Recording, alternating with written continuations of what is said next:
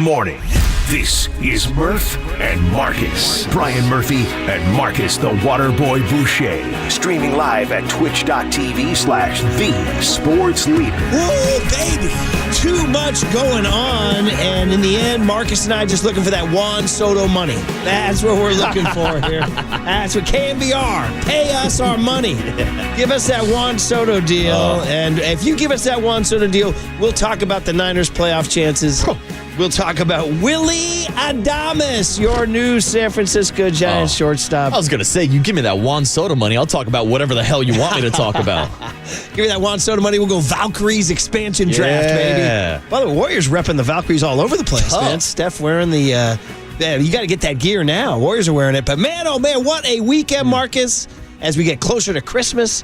The Murphys got their tree finally. We got it's all up. The eggnog is out. Bing Crosby's singing White Christmas. Willie Adamus is a Giant, and the Niners finally said, the hell with it, let's blow somebody out. No fourth quarter choke yesterday. Big old Hawkin win. So, good morning, dude. Man, oh man, what a difference a week makes, Murph. Last Monday, we were crying about the 49ers losing back-to-back games. The Warriors were on the losing streak. Blake Snell was going to the Dodgers. And here we are 7 days later, with Willie Adamus getting the largest contract in franchise history with the San Francisco Giants, with the 49ers somehow, someway keeping their playoff hopes alive with the win over the Chicago Bears, and then Draymond Green with the ultimate night-night celebration last night, the dunk dagger against Rudy Gobert. It's a world and night difference between last Monday to this Monday. Yeah, Murph. You nailed it there, buddy. And by the way, the night, my kid was watching, just starts laughing right away, going, Daddy has no aura. Oh, come on. He goes, he has no aura, Dad. Look at how bad that night is. I mean, it was hilarious. Draymond ran down the court with the night celebration. He was holding it so high, it almost looked like he was throwing up a shark's fin. That was a great call. Like he was going hunting down the street. Well, we know his affinity for Macklin Celebrini. That's it. Maybe it's a Celebrini shark celebration, not the night celebration. It was pretty funny, man. If you guys missed it last night, the Warriors finally got a win over the Timberwolves, who've been giving them a lot of problems. The Timberwolves matchup has been tough and had beaten them Friday night pretty soundly, but the Warriors held it down. Buddy Hield, coming out of that trade cycle. Here comes the cycle, Buddy Hield baby. Cycle, scored 27 last night. And even though Andrew Wiggins didn't play, the Warriors closed it out. The way the Niners couldn't close out NFC West games, and the Niners did close it out yesterday. In fact, let's start right there with the explosion of offense. Because by the time we signed off on Friday morning, and Courtney Cronin came on, and we talked about all those Bears, the last possession against the Lions, the last possession against the Packers, the last possession against the Vikings. I was like, dude, these Bears are better than you think. And like the Niners are limping, they stink, they've got no motivation, everything's going the wrong direction, they've been blown off the field their last two times we saw them. I left here Friday morning thinking, honest to goodness, Bears 50-50, maybe 51-49, and I'm in that pool I talk about all the time. I got a dirty confession to make, brother. No, you did Forgive not. me, Father, for I have sinned. No, Murph. I took the Bears. No, you and didn't. The points. Wow. I never take against the Niners. I was going to say, you always take the points with the Niners. Because I just spiritually don't want to do that.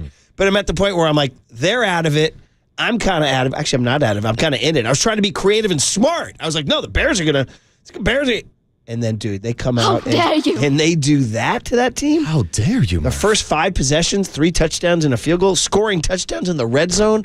And clearly Kyle Shanahan had his best game of the year because he found something in that Bears intermediate and deep pass defense and just exploited it. And then once he did that and they started thinking that, he brought in the screenplays, which we hadn't seen all year. Yeah. Next thing you know, George Kittle's got 6 for 151. Yeah. Purdy throws for 325 with no picks. Not too many bad balls at all.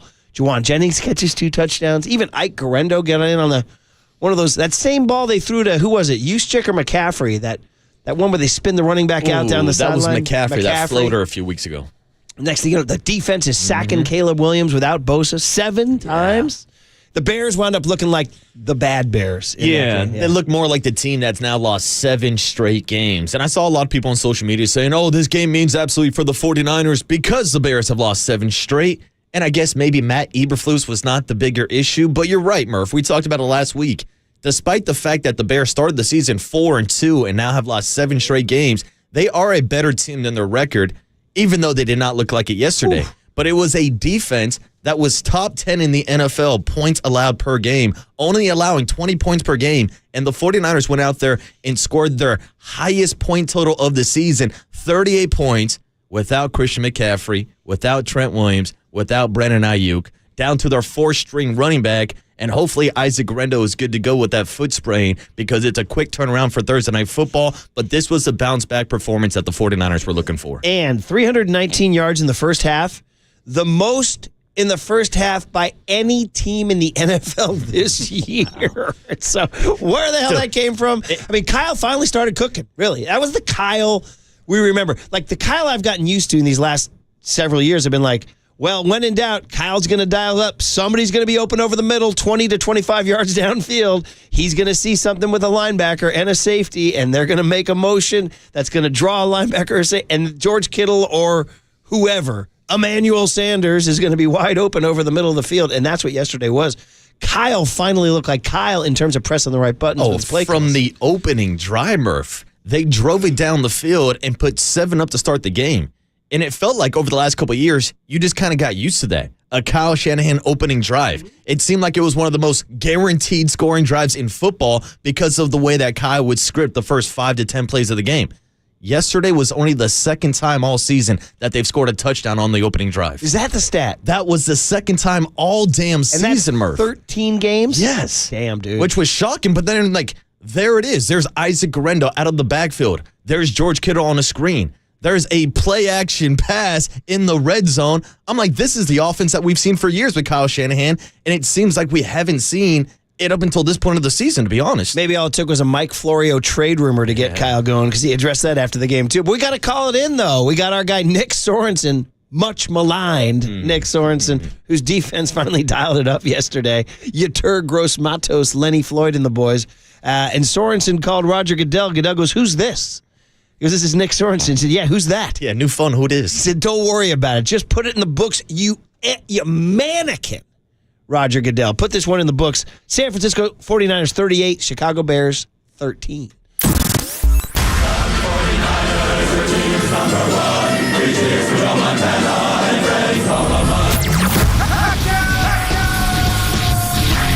Beautiful people. Beautiful people. Bang, bang, Niner gang. Bang, bang, Niner gang. Hell yeah, hell yeah, hell yeah. I love the Niners. This is really fun. It was fun. Oh, I love that. Oops, I stepped on his last one. My bad. That was from our interview, too. Well, you know why? It's been so long since we played the damn song, I forgot where it ended. So the Niners do that. Hey, I want to not get out of the first segment without talking about Adamus and Buster Posey because we are KNBR. And this has been a time where Farhan Zaidi angered the fan base after 6 years, and then Buster took over. And after he took over, October 1, we're doing that press conference down there. We're broadcasting from the stadium. And then you really started to see it. You got to get off social media because you start seeing people knocking Buster Posey. Yeah, for what? Because he hired Bobby Evans. For who? For why? And he hired, who were the other guys that were considered uninspiring? Bringing Jeff Barry, his agent. Randy Wynn. They were like, oh, he's just hiring his buddies. There's rumors about Madison Bumgarner coming back. Yeah, oh, Brandon Crosby. Turns around and frickin' goes down and hauls down the second biggest moose horns on the market. Really, honestly, Willie Adamus, other than, I mean, you could argue Corbin Burns, but position players, Soto. Moose horns. Yeah. I like that. Moose, you put them up on the wall there. The antler horns. Second biggest moose horns on the market. I like that one. It's up on the wall right there. When I signed for this job in 2004, I told Bob Agnew, I said, you have 3 moose heads on your wall.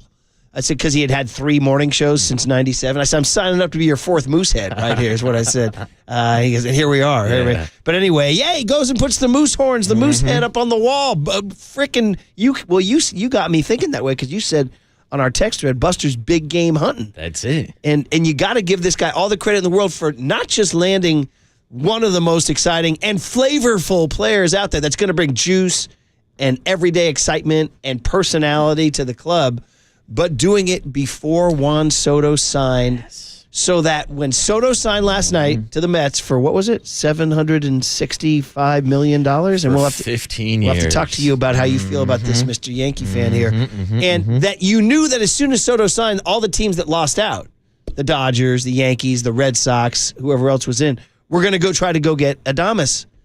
Buster out here playing chess. Locked him up before Soto. Knew the Soto deal was probably coming down. So, Buster Posey, maybe he's got a little something. Yeah, I What do you think, buddy? Buster Posey showing off some savviness. I'm with you, Murph. I think it's huge that they got the deal done before the start of the winter meetings and, of course, before that Juan Soto contract last night. If I'm Willie Adamus, I'm probably mad at my agent right now for not waiting a couple extra days because yesterday's price is not today's price, as Fat Joe likes to tell us every offseason. But this is huge for the Giants to cash in. And I know a lot of people are saying, yeah, this is Buster's big first move. I don't know. I kind of give him credit for the Matt Chapman extension also. So that means that not only has he locked down your shortstop, but your third baseman, the left side of your infield, is now taken care of for the next 5 to 6 years. And Buster Posey was able to accomplish that before the start of the winter meetings. Locked down with everyday dudes who are definite clubhouse leaders and pulse guys. Now, are they the Dodgers? Mookie? No, they're not. But they certainly are a lot better right now than they were Friday when we signed off. There's no question. Is he the three hitter? Yeah, I think you put him in the 3-hole, Matt Chapman in the 5-hole, and that maybe makes it easier to recruit a 4-hole hitter just because you have now a lot loader lineup than you had previously. So anyway, we got to get into that all morning long. We got to get into, of course, we got to call in the Warrior win on the other side too, and of course get into this 49ers. As Marcus said, they still have a chance at the playoffs. And I'll tell you exactly what it is. 8%. 8%, baby. Let's talk about great 8% things in life. On the other side, on KNBR 104.5 and 680, the Sports Leader. Second biggest moose horns on the market.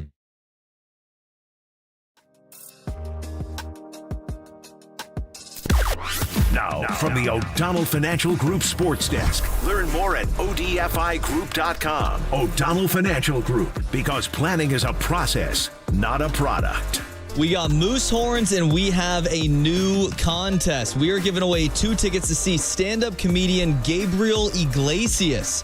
If you win, you get to pick between a show at the SAP Center in San Jose or a show at Chase Center, both next year in February. So how do you win? You got to stay tuned. We are going to give these tickets away in the 8 a.m. hour this morning. So when you hear the cue to call from Murph, be caller 10 to 415-896-KNBR, and you will win.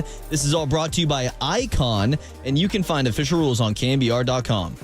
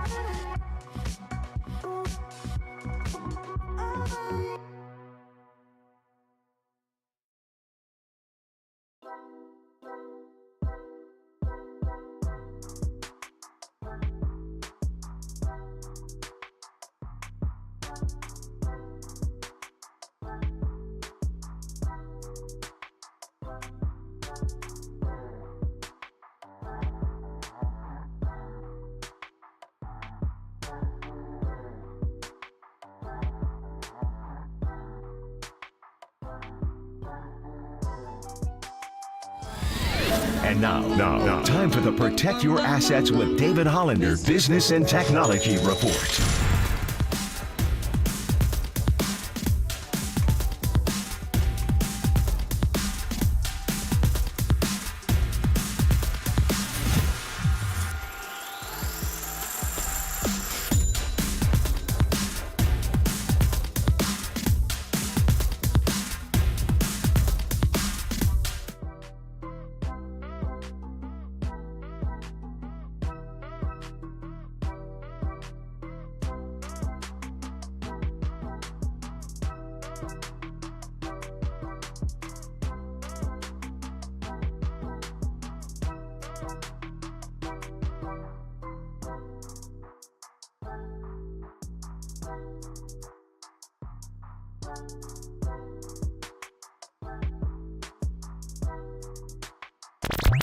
Faithful Murph and Marcus keep your morning moving. Streaming live at twitch.tv/thesportsleader. Bracket of play action. Bracket of throw out left. Wide open. Juwan Jennings. Touchdown. Use check right. He goes in motion left. Purdy hands off Gendo off the left side. Touchdown. Third down and 4. Purdy out of the shotgun. Looks right. Throws. Caught. Juwan Jennings diving into the end zone. Touchdown. He changed ends to start the fourth quarter. Going to get in the south end zone. Hand off to Gendo. Touchdown! Patrick Taylor straight ahead, diving into the end zone. A touchdown for the 49ers. There it is, a lot of touchdowns. Highest point total of the year, 38 points against the Chicago Bears team that had me scared coming in until they looked like the team that's now lost 7 in a row. Oh, we're going MGMT. I see you. Getting ready for a OO's Friday, Yeah, I believe. I was going to say, I thought we were doing MGMT on Wednesdays. I thought that was a new thing, but I'll take it on a Monday morning. Oh, it's a Wednesday thing? I don't know. Last week we played it in the middle of the week and then just started playing rejoins the entire day. Well, we do have an OO's Friday coming up, and we know that's on kids that hit the algorithm about their playing at a college party. That's eligible, I believe, for OO's Friday. I think a pretty good chance we'll hear it on Friday. So just like you're here Friday morning, we'll be talking about the 49ers and the Rams because adjust your brains, everybody. They play Thursday night against the Rams. And let's get into it for just a minute here because I am that guy. I broke out the scratch paper and the pencil and started looking at, the playoffs. Playoffs? Exactly, We're bro. talking playoffs? Exactly. 8%, bro. Let's talk about things that are like 8% and like 8%. Giants will drive in a runner in scoring position. Yeah, it might be lower than that, Murph. 8%. Give me another Bay Area 8%. 8% chance that me and Murph end up getting paid the same amount as Juan Soto. Exactly. Probably lower than that, too. 8% that, I don't know, whatever. 8%. 8% chance young Tony will open the door for me as the new doorman at KNBR. There you go. Gee whiz, that's a lot. 8%. A lot of pressure. So they're currently the 11 seed in the playoffs. I'm like, all right, what are we doing here? What are we doing here? They're 6-7. Okay, they're 6. I spit this out on Twitter yesterday, and we could do it today on the show. I said 6-7 never felt so. You tell me. You fill in the blank.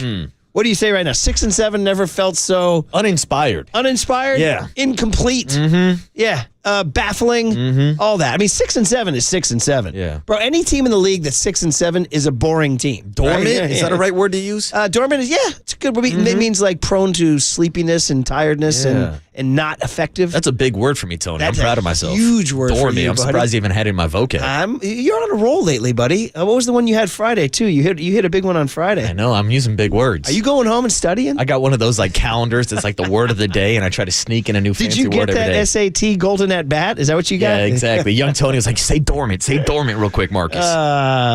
Okay. Well, anyway, they're 8%. So here's the deal. So the most likely way is like win the NFC West, right? Well, we got a problem. The Seahawks yesterday notched a significant win that causes a lot of problems for the Niners. Because now Seattle is 8-5, which means that they are 2 games up with 4 to play, which means the Seahawks are going to have to lose two out of their next 4, and the Niners have to run the table. That includes the Detroit Lions on a Monday night. That's that game that's looming out there. So even if the Niners run the table and Seattle goes 2-2, guess what?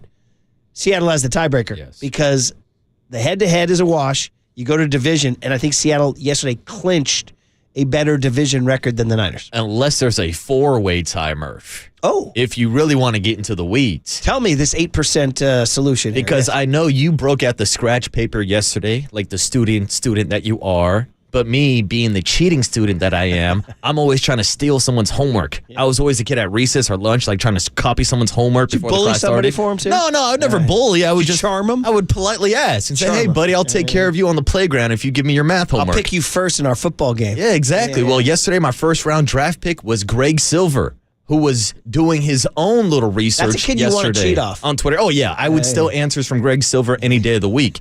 And he says the 49ers 9-8 playoff model would need the 49ers to end up in a 4-way tie in the NFC West, not a 3-way tie. Okay. A 3-way tie would eliminate them. Okay. But if Seattle loses 2 of the next 3 and then loses to the Rams, if Arizona wins the next 3 but then loses to the 49ers, if the Rams lose on Thursday, beat the Jets, lose Week 17 to Arizona, but beat Seattle, San Francisco can lose one of the Miami games or the Detroit games, and they must win both division games. And that would put everybody in a 4-way tie at 9-8, and the 49ers would get into the playoffs. I just got so confused. I'm going to accept my C and leave the class right exactly. now. Look, I'm not the one doing the research. Don't shoot the messenger, but that's the Greg Silver playoff plan for a 4-way you said tie. Seattle has to lose, 3 games? Seattle would have to lose 2 of the next 3 to Green Bay, Minnesota, and Chicago, and then lose to the Rams. So, yes, they would have to lose 3 or 4. Seattle ain't losing 3 of the next 4, are they?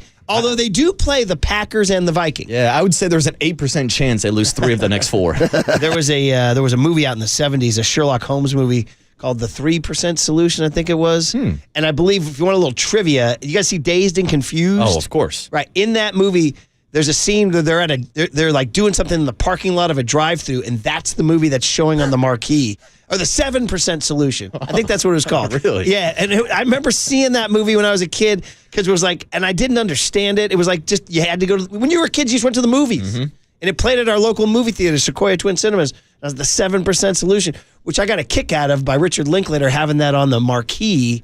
When, what do you not? Good morning, young Tone. Let's have you hop on. First of all, good morning. Good morning. Yes, you're right. 1976. Yeah, so the I was 7% solution. I was 8 going on to 9, and I went and saw it, and I was like, I don't understand what's going on. It was like Sherlock Holmes-esque. Sherlock Holmes is like as smart as Greg Silver. Yeah. You know? So anyway. So the Seahawks got to lose 3. Yeah. And, nah. So the one I'm looking at that maybe is a little more realistic Yeah, what do you got? is the 7 spot that's currently held by the Washington Commanders. Ooh, let me see your homework. Okay. So the Commanders are 8-5. Niners are 6-7. So you're 2 back, right? You're 2 back. So the Commanders, I need them to lose a couple. Who are they playing? They're playing at New Orleans.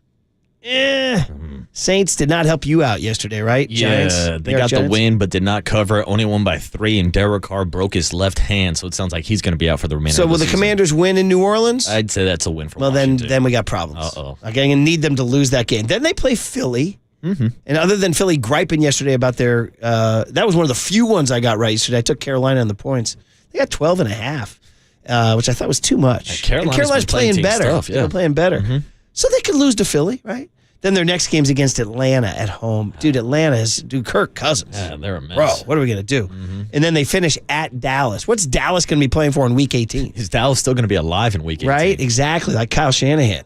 So in other words, counting on the Commanders to collapse, Saints, Eagles, Falcons, Cowboys. Anyway, it's another road possibly. And if they do, the Niners run the table, and if Washington goes 1-3 down the stretch, maybe you can sneak that 7 spot. But you're going to need the Saints to beat the Commanders this Basically, Sunday. you're telling me that 49er fans should just be praying on the downfall of the Washington Commanders and the Seattle Seahawks. A total Seahawks collapse, yeah. Which I don't know. I mean, they're playing they're peaking. That's it. That's the strategy now. Yeah. We're just out here preying on people's downfalls. That's it. That's what you do. Isn't that what the who was the rapper who talked about it? Meek Mill? Yeah, Meek Mill. Okay, there you go. All right, let's Preying get on the my guest downfall. get the guest list on a December 9, Monday.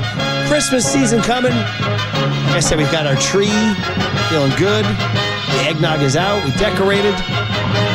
Feeling a little more Christmassy. Got the tunes going. Young Tone, you've had the tree up since September. Dude, yeah, and I was playing some Christmas music this morning. On your way in? On my way in, yeah. Just getting myself ready. Wow. What exactly were you playing? Like everything, all the hits, Bing Crosby, Michael Bublé, all the good ones. I got to say, I wanted to hate Bublé because I'm like, who's this new guy thinks he's Sinatra?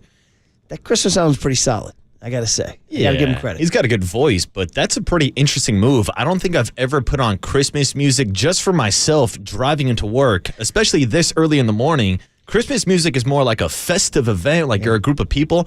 I don't think I've ever just turned on Christmas music for myself. Maybe you should try it and tell us how it makes you feel. We'll see. Maybe I'll prep for the show with Christmas music. After you've seen all the press conferences, you've done all your pre-show research, turn on some Christmas music. Now, let me ask the young Tony, do you have any EDM Christmas mashups? Nah. I don't think that exists. Does ISO I can guarantee you they exist. Yeah. There's got to be a jingle all the way with a bass drop in there somewhere. We got to come up with a young Tony. I'm dreaming of a young Tony Christmas. I'm sure there's some on YouTube. Started back in September. He's had his tree up since before Halloween. It makes no sense. I don't think it's a bad move. It's a hell of a move. Has it lost its effect? We've had some people come over, we were getting our AC fixed, cleaning people come over, and they're like, what the hell is this tree doing here? Yeah, well, you're like, what the hell are you not doing in the Christmas spirit? Exactly. Yeah. Throw on some Christmas music. What'd you think of Willie Adamus, buddy? Loved it, dude. Finally, we got a guy. We have a dude. We got Thank the moose God. horns, the big moose horns. Yeah, the second best moose horns on the market. All right, let's get the guest list. What do we got, All right, kid? coming up early in the show, 6:50 this morning, we will have your hums and your bums, your total weekend recall. The big hit is going to be Tim Ryan at 7:50 this morning. We're going to do a cooler content at 8:15 because we have Matt Barrows at 8:30. In his game story, he said the 49ers found their missing element, desperation. Ooh, I like that. Sounds like me on a Friday night. Desperation. Did you also win 38-13 on Friday night? Hey, now put Nice. some numbers, Murph. And then at 9:15, we will talk to Susan Slusser. She is on vacation in London, but she is still working. No, they flew her to Dallas. Oh, she's in town. And Nice. she tweeted grub. She's like, it's so gross here. Is what she's like. She's dropping all her because she didn't like the. She said something like, I'll find the exact Instagram thing. She said it was like because they had decorations for each team, and she was like cheesy decorations or something like that. Sluss. I'll tell you exactly what she said. She doesn't like cheesy decorations. Sounds like she would not enjoy young Tony's house. She goes, oh my God. She says, back to baseball and the weirdness. She called it weirdness. That is the winter meetings. Exhibit A, the glowing slab for every team. What's wrong with the glowing slab? We'll ask her. We'll ask her. Well, those are the hard-hitting questions. All right, what was the Niners' secret weapon, really? Oh, the old-fashioned motivational speech on a Saturday night. Who gave it? We'll get into it next on the Sports Leader.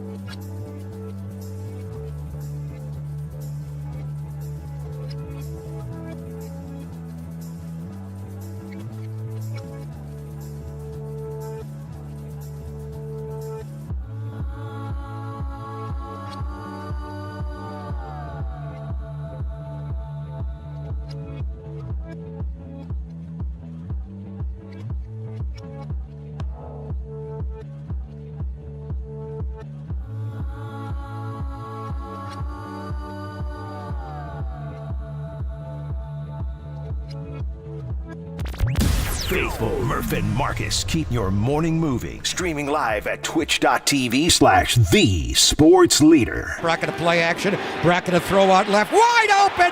Juwan Jennings. Touchdown. San Francisco. Can you say first and Juwan? 3rd down and 4. Purdy out of the shotgun. Looks right. Throws. Caught. Juwan Jennings diving into the end zone. Touchdown. San Francisco. Yeah, guess what? It was 3rd down, and Juwan Jennings shows up. Ooh, I like it. Little house EDM for the 49ers 38-13 win, which we called in. Yeah, what the hell is this? Young Tone? They actually played this on the broadcast, and every one of my friends instantly texted, yo, dude, Miracle Maker by Dom Dalla on the Niners broadcast. They tagged out with it. Was it going to a break one time? I think it was after one of the touchdowns. I can't remember what it was, but it was early in the game, and they tagged out with this. I was like, dude, let's go. Dom Dalla. Sounds like it's related to D-Light's Groove is in the Heart from our 90s Friday. Wow. Probably not. Yeah, it does. Sounds like the same kind of thing. Wow. And you're telling me the name of this track is Miracle Maker? Yes, sir. Or is that the artist? No, Miracle Maker by Dom Dalla. Why aren't you doing your oh my God dance right now? Yeah, I mean, we hit the drop. Oh my God. Yeah, more like the build-up here. Well, why don't you do your little hand thing? There you go. There you go. That's my... Now, I got to ask, as somebody that used to run the board and used to send out subliminal messages with my rejoins all the time, do you think that maybe the people who played the rejoin during the game yesterday were saying that the 49ers would need a miracle to make the playoffs? Yeah, good call. I like it.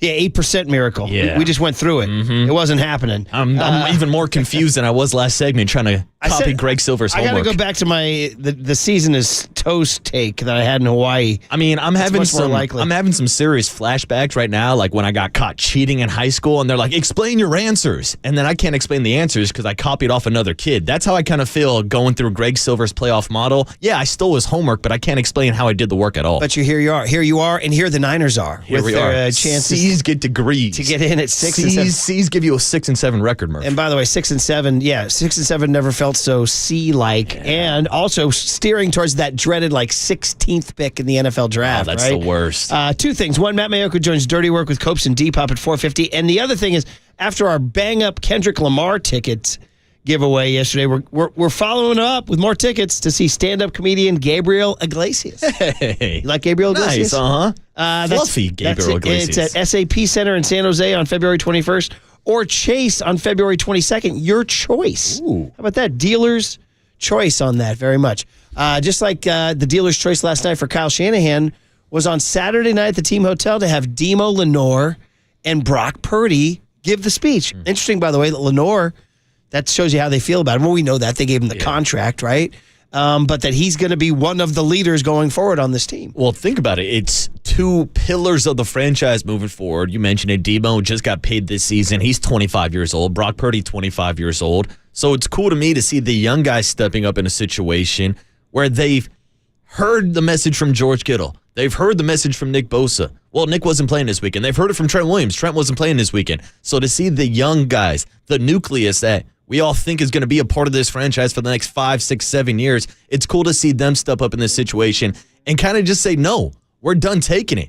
I mean, it's the same message that John Lynch kind of told us last Friday. You can't get your ass kicked back-to-back weeks and not bounce back. Yeah, that was the John Lynch thing on Friday. That actually got some traction from people who listened, and Eric Branch wound up writing a whole Sunday story about it, saying, have the Niners surrendered their competitive pride? And he used the Lynch interview and the Steve Young interview on KNBR Wednesday. I was like, look at KNBR steering the conversation here in the Bay Area, because they use Young's comments on Wednesday in the afternoon show and Lynch's comments Friday with us to piece together a story saying, do they have the grit? Do they have the spine? Do they have the backbone? And the evidence going into that game was no, they don't. And I see everybody coming in and saying, it's the Bears. It's the Bears. Once again, I want to say two things to you. One, did you see the Bears the last 3 weeks? Go ask the Packers, Lions, and Vikings how it felt taking the Bears to literally the final second of each game. So what does that say about the Packers, Lions, and Vikings? Okay, so if you're going to say it's just the Bears, what's your answer to that? And number two, Since when did Niners fans in 2024 get choosy and picky about their team winning a game? Yes. Bro, you should be freaking happy that this dead team walking freaking got out of the coffin for a day against a team that has been competitive. Listen, I'm the guy who said their season is toast, so I'm the one I'm ready to bury him like anything. You got to give him credit for yesterday. You got to give him credit for doing it with Gendo as their back and with all the reasons in the world to get crushed. The Bills ripped their hearts out. The Packers ripped their hearts out. They had been showing nothing in terms of guts and pride. And also, they had no players. They had no Trent Williams, no Christian McCaffrey, no Nick Bosa. So I'm going to go ahead and give them this one. Now, still, we're at 8%. Yeah. You know what I mean? So, but this whole, I'm kind of over the it was the Bears take. All right, guys? They crushed. Kyle cooked. Yeah. They found something defensively in the Bears that they could exploit. Purdy was on point. I'm giving them this one. Look, it reminds me of the phrase, beggars can't be choosers. Because 49er fans have been begging to see something different from this 49er offense, to see some different play calls from Kyle Shanahan. Hell, we've talked about the lack of screens and play actions this year in this system. Well, they went out yesterday and scored 38 points, their highest point total of the season. And we can get into the metrics of the Bears and if they're a good defense or if not. You play who's on your schedule. You could say this about the Carolina Panthers. Oh, it's just the Panthers. Panthers have been pretty damn competitive the last couple weeks. Hell, I saw the Raiders almost sneak out a win on Black Friday against the Kansas City Chiefs. I saw the Raiders beat the Ravens earlier this season, and now they're one of the worst teams in the NFL. Any given Sunday is a common phrase in the NFL, and this past Sunday, the Bears went out and got beat down by the 49ers. Let's revisit that. The Raiders beat the Ravens this year. How about that? People forget about that. The Raiders beat the Ravens. In Baltimore. I believe it was in Baltimore. 10-point comeback in the fourth quarter. That's incredible. I mean, it just goes to show that anything can literally happen in the NFL. And the Niners live to fight, to play Thursday. Okay, they'll play Thursday against a Ram team who, by the way, exploded. And I'm mad at myself. I was in that big showdown in my pool, and you have to pick one game as your triple value game. And I took the Bills. And as that game was unfolding, I was like, duh, use your brain. The Bills, definite letdown. They had just clinched the East. They're flying west. That was a dumb pick. Although Josh Allen tried, 6 touchdowns. I mean, it was 3 on the ground, 3 in the air. I got to say, 44. I was with you. I took the Bills in that game also. I think that's a little bit of a tough look, taking it as your triple score game of the week just because of how competitive that game could have been, and it obviously was with one of the highest point totals of the entire season. But man, oh man, the Rams looked good yesterday. We're coming in Thursday, which we'll address coming up. But George Kittle on, first of all, what a game. 6 for 151. I got to tell you, I don't know what it is about Kittle this year. Maybe it's the fact that maybe it's the fact that McCaffrey's out. Maybe it's the fact that Ayuk is out. Maybe it's the fact that Debo is not Debo anymore right now. But I'm on like a George Kittle appreciation year. There's something about Kittle this year. We had a good chat with him on the radio. There's something about him with the ball this year. Maybe it was receiver too, where you just see what a lunatic he is and everything. I'm really like, and I thought he was going to be off the team after this year because of contract. No way. No. Are you kidding me? You can't. And he is playing. Is he playing the best ball of his? He's not playing. I don't know if he's playing the best ball of his career.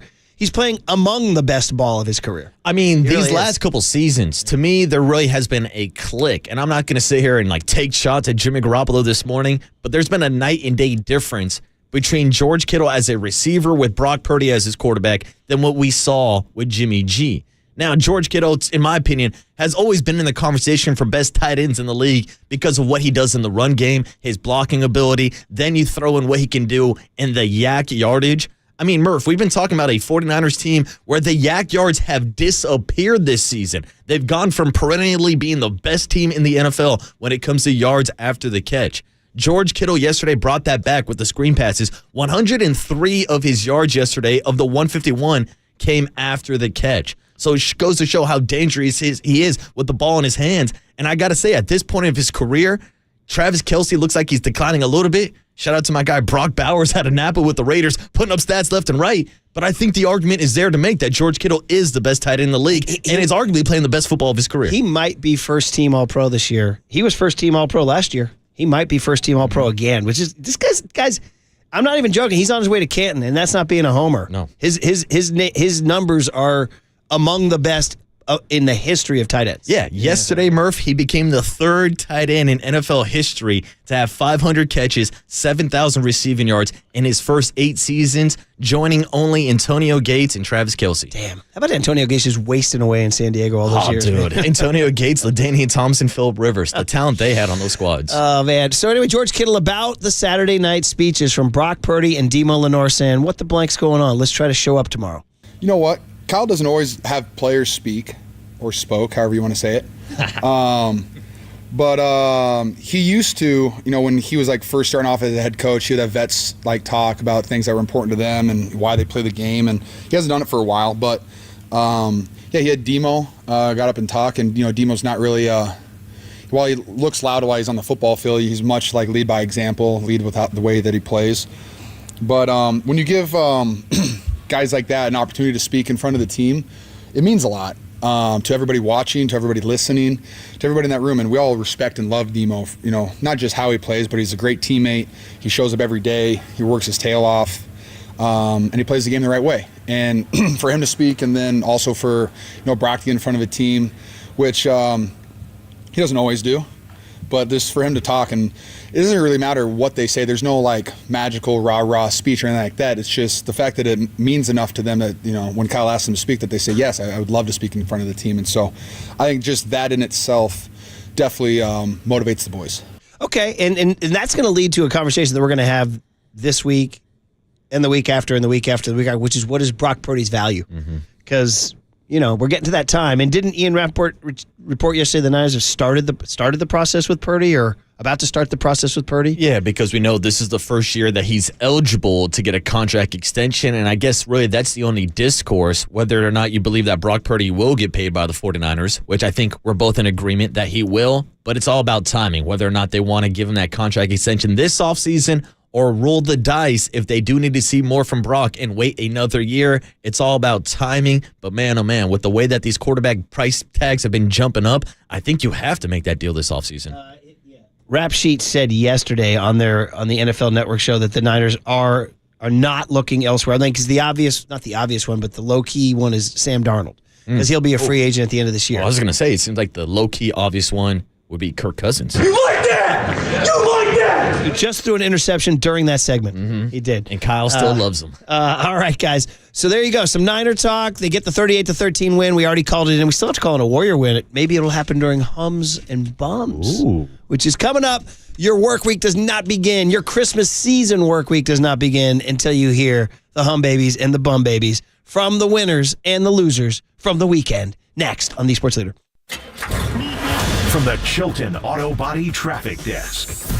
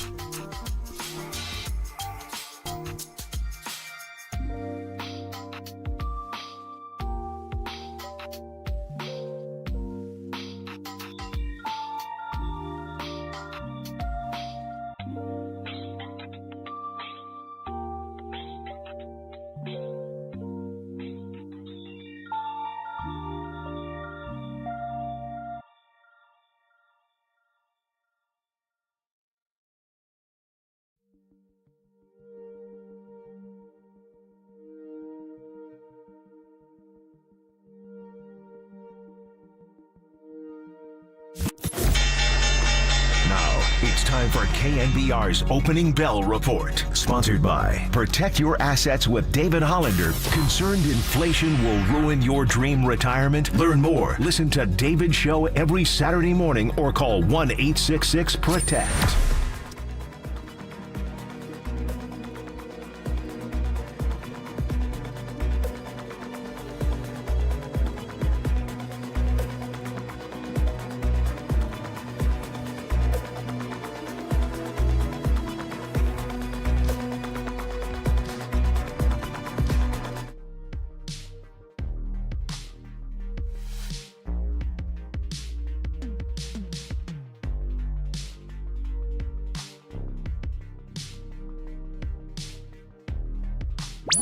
Murph and Marcus continue live from the KNBR Casino Matrix Progressive Jackpot Studios. Casino Matrix. Progressive jackpots are here. Where are you? Just drop in. Please play responsibly. 1-800-GAMBLER.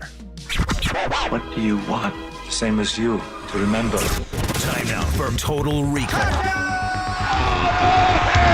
San Francisco! Adios, A look back at the highs and lows of the weekend in sports. Get ready for a surprise!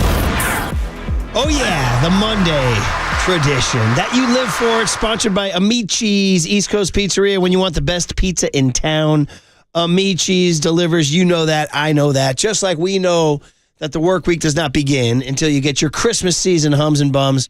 And your weekend does not end until you get your Christmas season hums and bumps. So the weekend's done. We're here on a Monday at 6:52 a.m. to tell you what's what.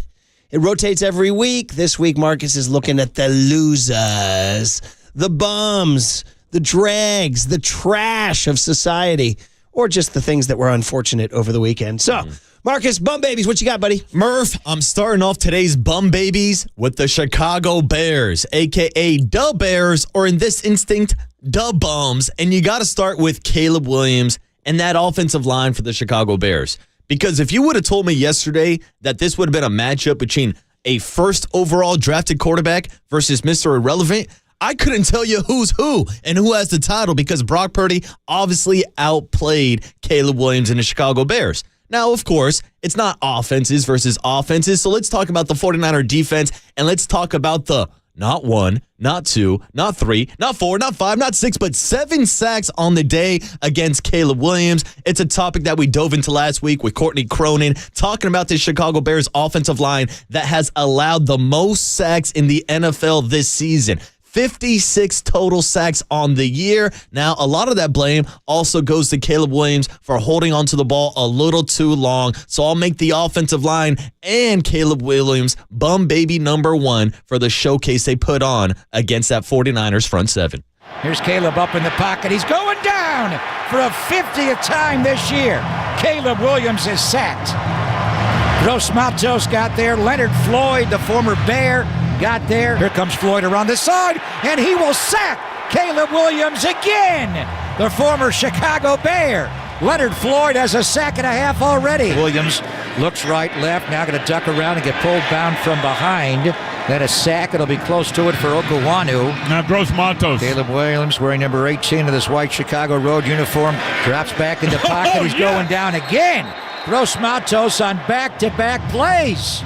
Gets 2 sacks there. I don't know if Thomas said it like this, but we got our ass kicked today, and there's no way around it. You can.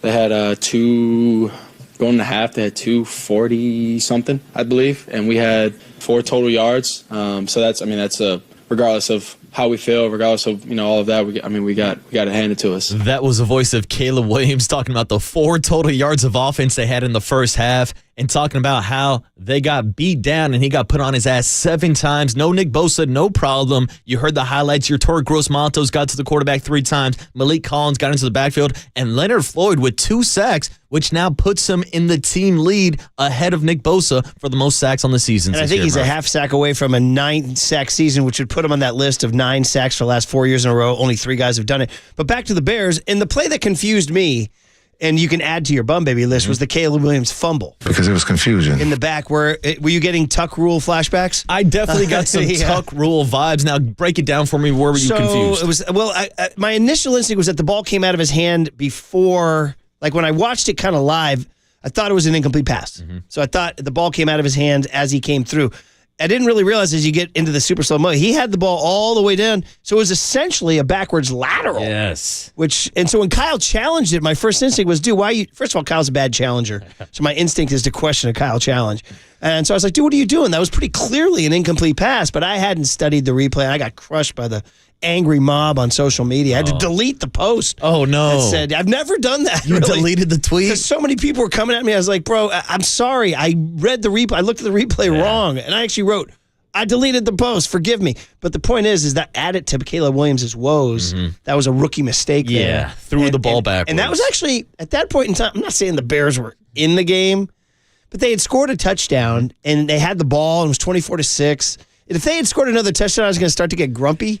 But that turnover kind of set everything, just killed off everything. Yeah, that third quarter did start to get a little sketchy. Bears came out with the touchdown, got a 3-and-out against the Niners in their first drive, and then we're driving it downfield. But yeah, a backward pass led to a fumble. That's a turnover for Caleb Williams. Add that to the 7 times he got sacked, and that makes him a bum baby. Pocket is going.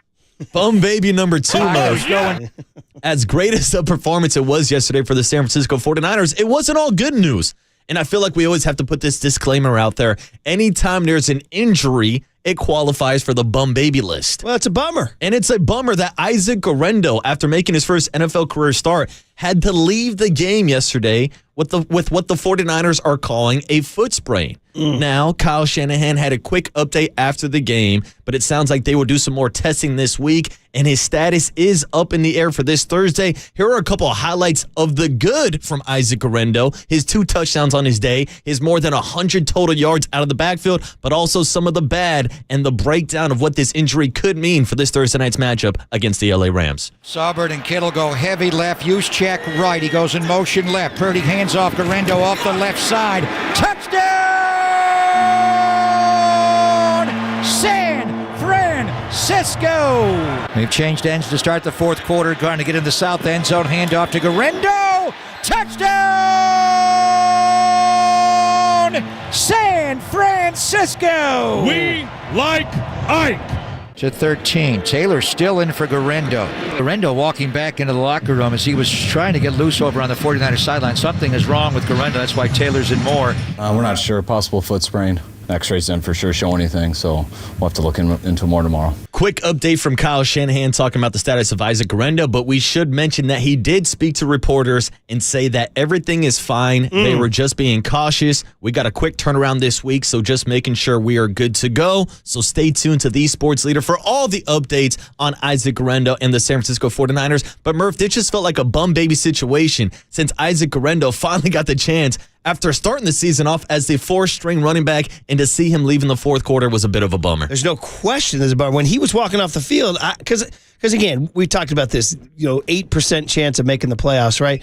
And you start to think as they get good, you're like, wow, Kyle's cooking again. They're finding something. Purdy's finding Kittle. The Gendo can carry the ball. He is that explosive, strong athlete that they drafted. And then when he was walking off, I was like, well, there you go. It's all gone. I mean, if they have to go into the rest of the season with Pat Taylor, and the thing is, this guy has an injury history. That's the problem. The reason why he was kind of forgotten in the draft is he had his entire college career was checkered by injury. Now you could say some of them were a fluke or what, but the point is, then he gets his first chance to be the main guy, and he walks off the field. So definitely a bummer, and I'm not at all counting on the fact that I don't have him Thursday night. To me, like, we're going to find out Monday. How many Monday Kyle press conferences have we had where he just drops a bomb on you? He's like, let's go through the injuries, guys. Jordan Mason out for the year. You're like, wait, what? Where'd that come from? I mean, so I'm very fearful of what he's going to say. Now, I'm hopeful that he could play Thursday, but if he can't, you're really down to Pat Taylor, who's not terrible, but at this point now, CMC, Elijah Mitchell, Jordan Mason, you're talking about your 5th stringer. Yeah. So, I mean, Murph, that's why it's a bum baby situation. Quick turnaround for the 49ers this week on Thursday Night Football, where they are a 2-point favorite over the Rams, but we will continue to dissect that game as we get closer and closer. Murph, to wrap it up, bum baby number 3. We got to go into the world of baseball. And yes, let's talk about it. Juan Soto is going to the New York Mets. And as much as I'd like to personally make Juan Soto the bum baby here, Murph, he's not the bum baby, because he accepted the largest contract in baseball history. Marcus, the largest contract in professional sports history. Wow, it's even bigger than some of those soccer contracts? This is insane. Juan Soto is signing to the New York Mets on a 15-year, $765 million contract. Juan Soto gets the bag, but it's not in the Bronx. He's doing it with the New York Mets, which is why I'm making the New York Yankees bum baby number 3. George Steinbrenner must be rolling over in his grave right now that his kid Hal let Juan Soto go to the New York Mets. The New York Mets are supposed to be the little brother of baseball in New York. But all of a sudden, Cone shows up with all this money, and it's like the Mets suddenly hit puberty, and now the younger brother's bigger than the older brother. Now the younger brother's beating up on the older brother. Now the younger brother's got a better looking girlfriend, and now you're like, what the hell's going on? My entire life is changing. This should not happen. The Mets should not be outspending the New York Yankees, but here we are, despite the fact that the Yankees offered $760 million over 16 years. Juan Soto took the slight raise to go to the New York blanking Mets. And here's Jeff Passan last night on Scott Van Pelt explaining why he chose the Mets over the Yankees. The Mets weren't that much at a different place, Scott, than the New York Yankees were. The Yankees had a $760 million offer, only $5 million less, spread out over 16 years. So it wasn't a huge demonstrable difference. In the end, I think Juan Soto looked at the New York Mets future and looked at the New York Yankees future and believe that the Mets have a better future than the Yankees, which is a wild thing to think, right? The Yankees have been the most successful franchise in North American professional sports history. They have 27 championships. The New York Mets have been the New York Mets. Hey, Juan Soto, I got 2 words for you. F*** you. That's right. F*** you and the horse you rode in on. Nikki T sums it up perfectly. Yankee fans are not happy that Juan Soto is leaving the Bronx and going over to play for the New York Mets. Yeah, so that profane rant at the end is Nick Turturro, our friend, a actor who has been one of our favorite sports content guys on social media. He put one out last night. Do we have the whole? Is it worth playing the whole thing right now? Oh, it might be. I think we should. Do we want to make people wait for the cooler content? Now, did we bleep everything, Young Tone? I hope it's all censored. This was the Yankee fan, Nick Turturro. He's been on our show. Mm-hmm. We use him all the time because of his deep passion for sports and the Yankees. And how does he feel about the Yankees, by the way, offered 16 years. If you're Soto, maybe don't you take the extra year? And at that point in time, can you tell the difference between 760 and 750? Not really. And if you're at this point, if you're the Yankees, why not offer him $775 million? If you're willing to go up to 760, why are you stopping at 765? Let's see what Nick Turturro had to say about it. Hey, Juan Soto, I got 2 words for you. F*** you. That's right. F*** you and the horse you rode in on. And the cavalry behind you. That's right, motherfucker. Yeah, I'm taking it personal. We gave you our love. We gave you our heart and soul. It wasn't enough. You turned your cap around after the World Series. I saw that move. 700 million, 730. Yeah, it wasn't enough. It wasn't enough. Guaranteed years, it wasn't enough. You don't even choose the Dodgers. You don't even choose the Dodgers. You go off Broadway to the Mets. You don't want to be on Broadway, and you don't want to be Judge's guy. You don't want to be Judge's partner. Oh, that's right, Judge. Now it's your team. That's it. Let's stick it up his ass. That's right. Let's go out. Let's get Burns, Fried, Bregman. Let's Teoscar. I don't give a Now we're not around. Take those grungy, whatever those those stupid Mets.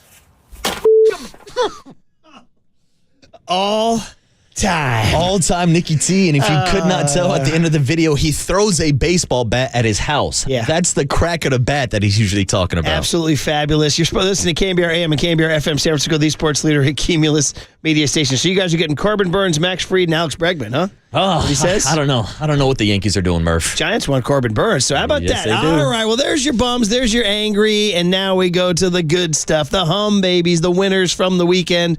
Little honorable mention action to Juan Soto's bank account as a hum baby. $75 million signing bonus, by the way. They say that was one of the things the Yankees did not offer. And, of course, a little hum baby action for those who were the winners of the college football playoff drama. Oregon getting the 1 seed, SMU squeaking out Alabama. We can talk about that later this week, too. But we're going to start down in Santa Clara. Hum baby number 1. You got to go just straight up 49er offense. I'm looking at you, Brock Purdy, 325 yards, 2 touchdowns, no picks. I'm looking at you, George Kittle, 6 catches, 151 yards. I'm looking at you, Isaac Gendo, even though you had your foot sprained in the bum babies, 128 scrimmage yards and 2 touchdowns. I'm looking at you, Juwan Jennings, 2 touchdowns. I'm looking at you, Kyle Shanahan, for cooking up your highest point total of the season, all right? This is without Christian McCaffrey, obviously without Brandon Ayuk and Trent Williams. Their first half yardage total was the most by any team in the NFL this year, 319. 24 first half points, 3 touchdowns and a field goal in their first 5 possessions. Where has this been all year?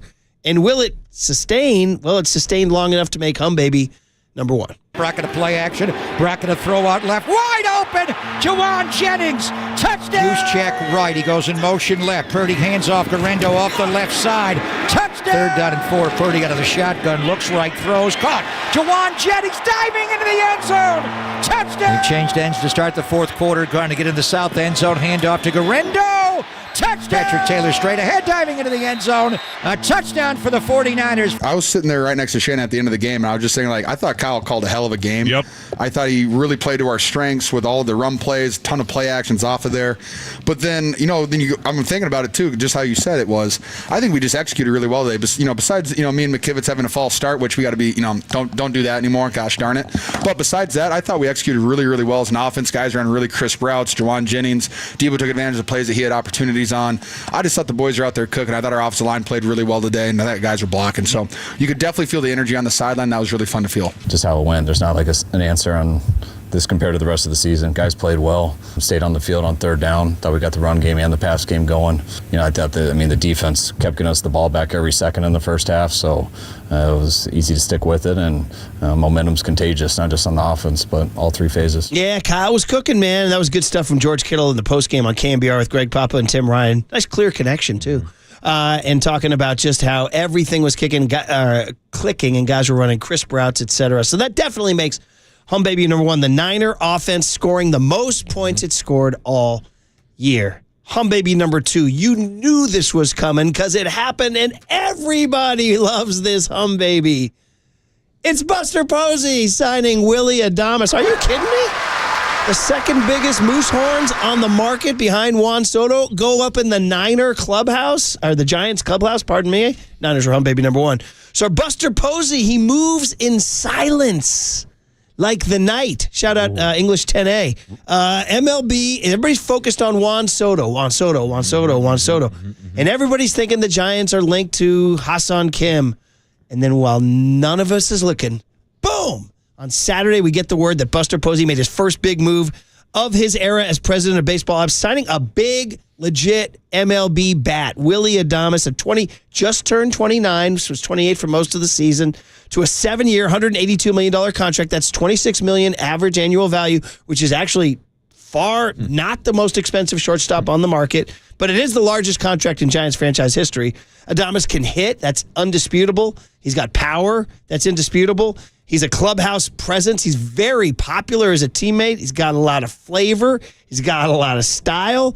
Left side of the infield suddenly looks very stylish and gamerish with Matt Chapman and Willie Adamus. Now, his defense is debatable, depending on which stat you want to look at, and the length of the contract does take him to age 35.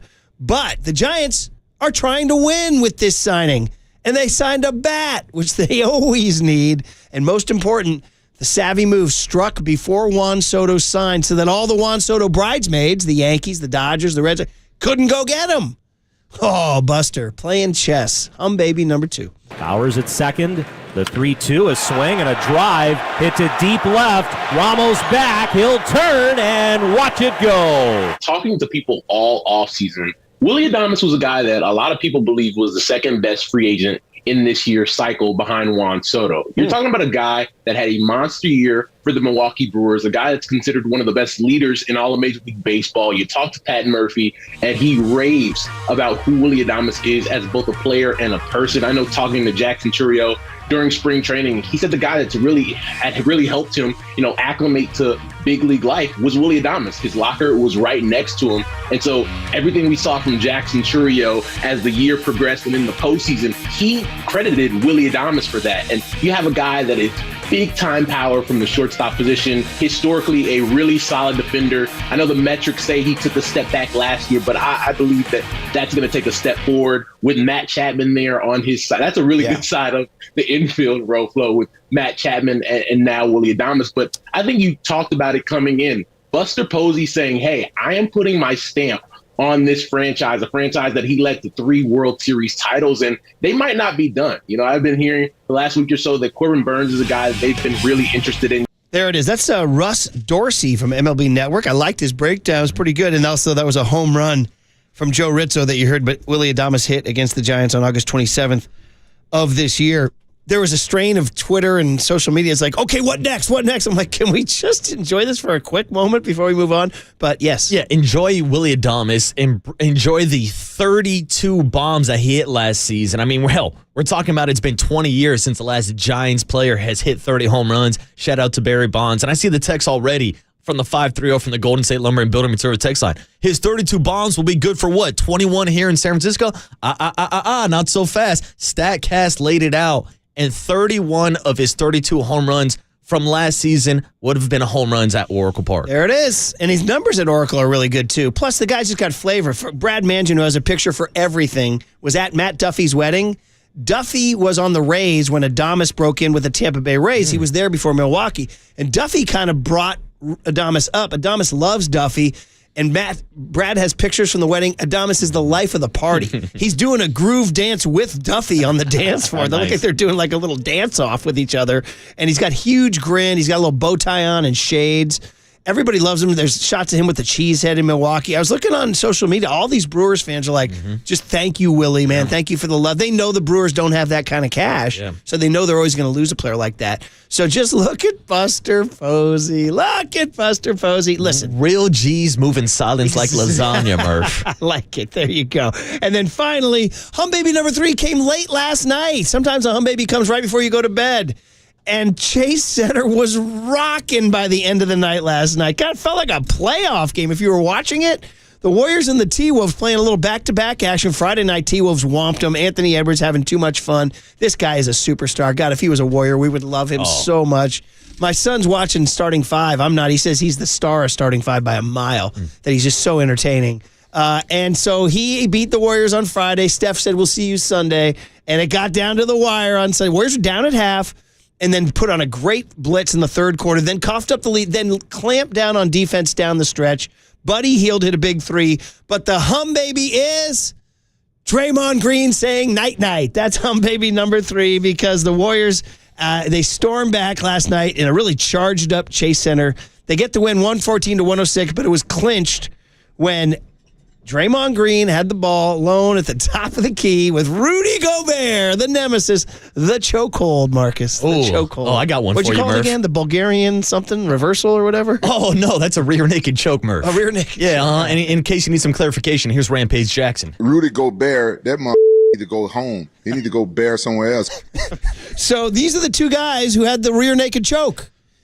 And Steph comes up to set a screen on Gobert, and Gobert's so soft, he doesn't even go through the screen. Draymond drives. I didn't know Draymond could dunk anymore. I really didn't think he had it in his knees. He rises up and throws one down to clinch the game. Chase explodes, and then Marcus was doing it on the Twitch, on the YouTube, it's like a shark, like you said. Somebody said it for the old heads, it's like Jimmy Buffett fins. Swing fins to the left, fins to the right. Nice. Young Tony, I think we might have our young Tony learn today. Yeah, I got no clue. Jimmy Buffett fins? I don't even know if he knows who Jimmy Buffett is. Rest in peace, Jimmy Buffett. I do. Oh, yeah, when you go to a Jimmy Buffett concert, you go fins to the left, fins to the right. That was Draymond last night. Cue it up for young Tony, dude. That'll make the Buffett heads very happy. In fact, they're called parrot heads. But anyway, it was just a classic Draymond fun moment. I mean, as my 17-year-old was like laughing, he's like, he's got no aura, Dad. Look at that, how bad that night is. Steph said, it's a little higher than mine, but it was fun. Buddy Hield scores 27, makes 7 threes. Getting out of that cycle, maybe. Steph scores 30. Johnny Kuminga scores 20. First time they've had 3 20-plus scores in one game all year. We do need to talk as the week goes on, though, about the big news Friday night that Draymond might move to the bench for Johnny Kuminga. And, oh, by the way, as the smart people were saying, is that because are they bumping up Johnny Kuminga's trade value? They're looking to maximize his value, Murph. Because Shams Charania says the Warriors are still looking for that big Giannis. Are they going to get Giannis? You might be on to something. All right. Anyway, the point is, something. let's stay on last night's Hum Baby. Draymond said night, Hum Baby number 3. Draymond down the lane to dunk it down! Exclamation point! And he went night himself! He's doing the night all the way down the floor. I know he was in Paris for the gold medal game. I'm sure he'll hit a dagger 3 at some point, but the dagger dunk in the night, that's new territory for the night because you won't see me doing that. I thought he almost broke his neck doing it. He wasn't even playing defense at that next possession. He was just doing that the whole time. So to see him kind of break out something that's so special with Steph, was pretty cool. Time to go home. It's time to go home. Knockout punch. I think he did the whole night through the whole possession. That was great. That makes the NBA fun. We get to compete like that. Both teams out there, battling, competing with all they got, and trash talk, going back and forth. It makes basketball fun, and we was able to see that tonight. All right, so you heard the call from Fitz and Buki, Curry saying Draymond was in Paris when Steph hit the ultimate night. Then you heard Pod saying it was fun. Gary Payton saying time to go home. And Kevon Looney saying that was a lot of fun. So it was definitely an earned Hum Baby status late last night. So there you go. Hum Babies are Niners offense. Buster Posey signing Willie Adamus. And Draymond saying night. So that was fun. And what we do is we get ready for Tim Ryan, our big hit at 7:50. Happy Monday morning, everybody. Merry Christmas, everybody. On KNBR 104.5 and 680, the Sports Leader.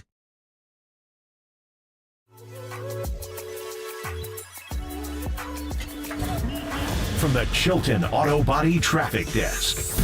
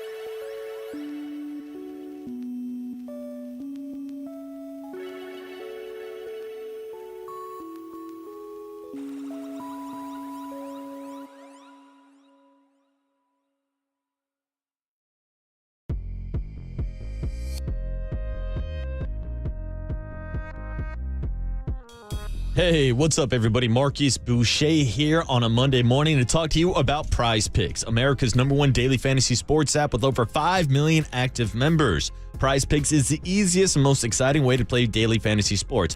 Unlike on other apps, on Prize Picks, it's just you against the numbers. All you need to do is pick more or less on 2 to 6 player stat options and watch the winnings roll in. And I've been telling you guys, I love to throw down some action anytime you get a primetime football matchup. And tonight, you've got the Dallas Cowboys taking on the Cincinnati Bengals. I like the Bengals to win, but I also expect the Cowboys to pass a lot, playing from behind. So that's why I'm taking more than 69.5 yards for CeeDee Lamb.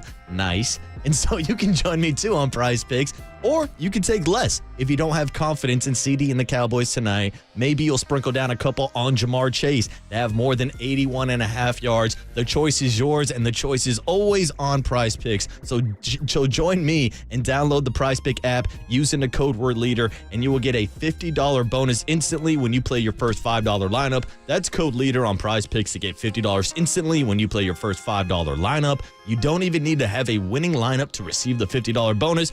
It's guaranteed, and it's only on Prize Picks. Run your game. 69.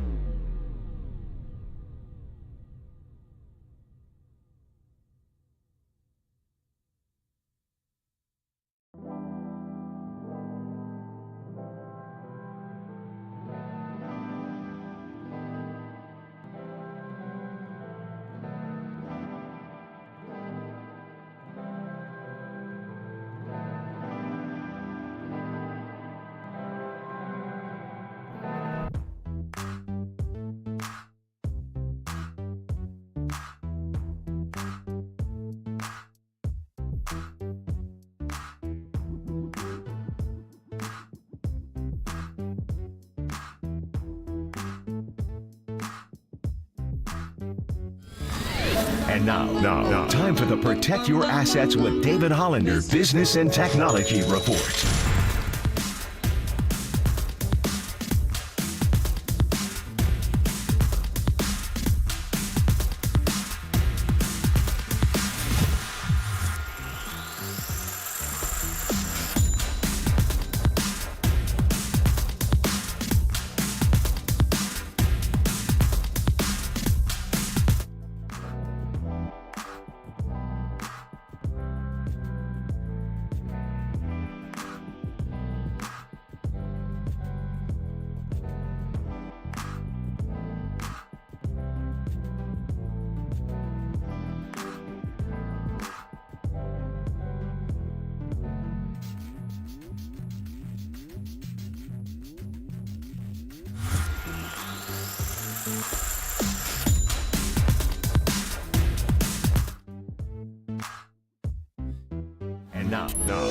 Now, back to Murph and Marcus on the sports leader and streaming live on KNBR.com and the KNBR app.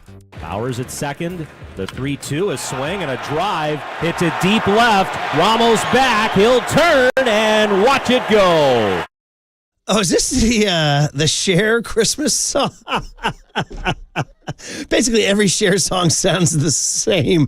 What's the difference between this Christmas song and Believe? Nothing is the answer. I'm feeling very Christmassy right now. Da, da, da, da, da. It's Christmas time. I'm opening presents. Yeah. Wow. Give me some eggnog. Whoa. I don't know. Well, I got to say, Murph. It's Christmas time. You really are setting the Christmas vibe. You told us this morning that you got your tree, and guess what you woke up to earlier this weekend? I'm distracted as hell by Murph. This is like how you feel like you should dance to this song. Murph's doing the shimmy over here. This feels like I should be doing this, like kind of a cheesy disco kind of shimmy. Anyway, go ahead. Yes, you look like you should be one of those dancers out in Vegas, shaking it like it's a backup dancer for Elvis. But sorry, I was going to say, Murph, you got the Christmas tree this weekend, and look at the first present that Buster Posey put underneath the tree, Willie Adamus. I'm just so excited. Okay, I will confess that initially my thought on Adamus was qualifying offer. That was my big thing, was that Ha-Seong Kim did not have a qualifying offer, and Willie Adamus did. So for hardos know that, but the casuals who don't know, that means that the Brewers made an offer to Adamus, and by making him that offer, the Brewers get something in return if somebody signs him. So the Brewers get the Giants' second and fifth round draft picks coming up, and $1 million. Giants lose $1 million to sign international free agents. So this comes with a little bit of a price. But as Krueger said to us about Corbin Burns, who also has a qualifying offer, he said, so what? I mean, what are these draft picks? We've been waiting for draft picks for forever. I'm just going to throw a guy under the bus right now, like Wade Meckler. Yeah. Or, I don't know, throw another Hayden Bird song. Hunter Bishop. Hunter Bishop, yeah. So, I mean, again, I'm just trying to chuck prospects under the Marco bus. Luciano. Oh, boy. So there's that thing. Like, yeah, there's also a guy who's done it on a big league level at the highest level, was a top 10 MVP finisher this year. So just super excited that Buster, and I trust Buster, has the grease board out. And he's like, we're going to lose these draft picks. We're going to lose this $1 million. But what are we getting in return? We're getting a guy who's one of the most reliable shortstops in the game today. What did the Giants have at shortstop? Nothing, brother. They had nothing other than Tyler Fitzgerald, who was, we saw, he's not ready to play everyday shortstop. Yeah. Marco Luciano, who we had some sort of pipe dream fantasy that he could play shortstop. And now you got a guy, and not just more important, like, it's like the Giants got flavor. Like this is a guy, like, fans love this guy. Clubhouse guys love this guy. It was one of the sound bites we played from that guy, Russ Dorsey from MLB Network, was talking about how one of the players was saying he raised him. Oh, Jackson Chorio of the Brewers. You know, my first thought was, think of a guy like Elliot Ramos. Or even like Luciano if he makes it to the bigs. Because Adamus is Dominican, so you're talking about the Latin players here. Taking a Ramos under his wing, saying, bro, here's how you become a pro. Here's how you play 161 and drive in 112. So, I mean, wow. I mean, honestly, if you want to be negative about this, it's the qualifying offer and the fact that maybe his defensive metrics slipped a little bit. Yeah. But to be honest, that pales in comparison to what they're getting in return. Yeah, well, I'll start with the critique of the qualifying offer. And I will simply say, you got to bring A to get A. It's as simple as A. If you wanted Corbin Burns, if you wanted Juan Soto, if you want Pete Alonso, all these guys are going to come along with a qualifying offer. So you're going to have to pay up at some point. And to me, this is the start of building your nucleus and recruiting even more free agents to come. Like, I don't think this is the end-all, be-all, despite the fact that Willie Adames is getting the largest contract in franchise history. But how many times have we talked about going out and recruiting Shohei Ohtani and saying, yeah, you want to come hit between Wilmer Flores and A.J. Pollock? Like, as a riff. And so now you start to look at this lineup with Jung-Hoo Lee returning, hopefully fully healthy. You put him in the leadoff spot. Throw in Willie Adames. Throw in Elliot Ramos, who was an all-star last year, who also has 30 home run potential. You throw in Matt Chapman. Maybe we start getting excited by Bryce Eldridge. I know he's a couple years away, but you start thinking about a young nucleus and what this lineup not only looks like to Giants fans, but to other players around the league. And to me, that's the building blocks you're looking for. And then you get into the defensive metrics. And yes, by the advanced analytics, his defensive numbers did decline last year. I think he's a little bit better defensively as a shortstop than those numbers would suggest, going based on what we've seen earlier in his career. But also, you now talk about the added benefit of having Matt Chapman playing right next to him. And we know Matt Chapman can take away half of that side of the infield. So I think that's only going to make Willie a better player defensively. And so overall, I think this is a great move. And as you mentioned earlier, Buster Posey went out and got the second biggest moose horns on the marquee. Moves in silence, too. None of us saw this coming. Nobody saw this link to him. And I just went to sfgiants.com, and there's a picture of just Buster, that freaking mug of Buster, and his Lil Romo high, tight cut, and his smile, and his, like, he just already now, like, image-wise, he's looking like a guy who's running the show. Like, there's an image to him. Like, you're like, this guy's here kicking ass. This guy's here. He's a champion baseball player. He just landed Willie Adames. And like you just said, he might not be done. And now you get to the point where, what else is, we had a great text from 559, who's a good texter, saying, what do you give me from Murph, saying, can I just enjoy this? And Rod Tidwell lying in the end zone at the end of Jerry Maguire saying, just let me enjoy this right now. Remember that when he got knocked out? That's it. Just let me enjoy it. Yeah. And Rod's like, because then he wanted to hear the cheers. Yeah. But I mean, I did want to, like, because I did, literally within like 10, 15 minutes, people on social were like, yeah, what's next? I was like, whoa, just cry. I get it. And I am interested in what's next. Believe me, I am. But I do want to take a moment. Give me the Rod Tidwell moment in the end zone. Just take a moment to enjoy what this means. First of all, we all thought, and we all rightfully thought, that, Greg Johnson, two things that happened pissed off fans. One, Greg Johnson at the press conference with Bob Melvin said somewhat break even. Some fans will never forgive him for that. People don't forget. And the second one was the Andy Baggerly story that they were going to cut payroll. So, dude, the vibe was like, bro, what is going Buster's here? And then he's hiring all his buddies, Bobby Evans and Randy Wynn and all that. And all of a sudden, he goes out and signs the biggest contract in Giants franchise, goes against those narratives. I mean, so Greg Johnson, to his credit, said, go ahead and sign him. By the way, $26 million a year, just giving you a sign of other shortstops. Corey Seager's making $35 a year. Frankie Lindor's making $34 a year. Carlos Correa, remember him? He's making $33 a year. Trey Turner's making $27 a year. Dansby Swanson's making $26 a year. and Adamus comes in at 26. Yeah, and I think that's fair value for a guy who, if you want to take a small sample size when he's really blossomed into the prime of his career, Murph, since the start of the 2021 season, he's tied for first with 112 home runs hit by shortstop. He's first in that time frame in RBIs, Murph. And I know everybody hates the RBI stat, but since 2021, he's hit 363 home runs. He's also top 3 in games played, so he's reliable and he's out there, and top 5 in runs scored. You're talking about one of the best shortstops in baseball, and now he's going to be locked into San Francisco for the next 5 to 6 years. More stats. Last 4 seasons, only shortstop with 20-plus homers and 70 RBIs in each of those seasons. Here it is. Here's his WRC plus. Now, I would never quote WRC plus unless it helped me. With bases empty, he's a 94. With men on, he's 144. And with runners in scoring position, he's 187. So, I mean, the numbers just show he likes to drive runs in, as you were just saying. So, anyway, we just wanted to hit that real quick before we get back to the Niners, because Tim Ryan's coming in at 7:50. And obviously, we'll talk. The winter meetings are starting. We'll talk to Susan Slusser at 9:15 today about it. And we'll see if Willie Adamus is best friends with Corbin Burns, maybe bringing another Brewer to the Bay Area. Well, like you said on Twitter, another Willie coming to the Bay. There's a new Willie in San Francisco. I was laughing because I was thinking of other Willies. You remember Willie Montañez was a Giant for a while. And then don't forget, Benicia's own Willie Calhoun was here in 2022. That's right. Willie Calhoun, forever Giant. All right. Hey, shout out Benicia. All right, Tim Ryan at 7:50, but we got to hear on the other side before that some of the jaw-dropping, or that's a little bit of an overstatement, some of the eye-opening 49ers offensive numbers yesterday, and who gave the speech that you didn't expect on KNBR 104.5 and 680, the Sports Center.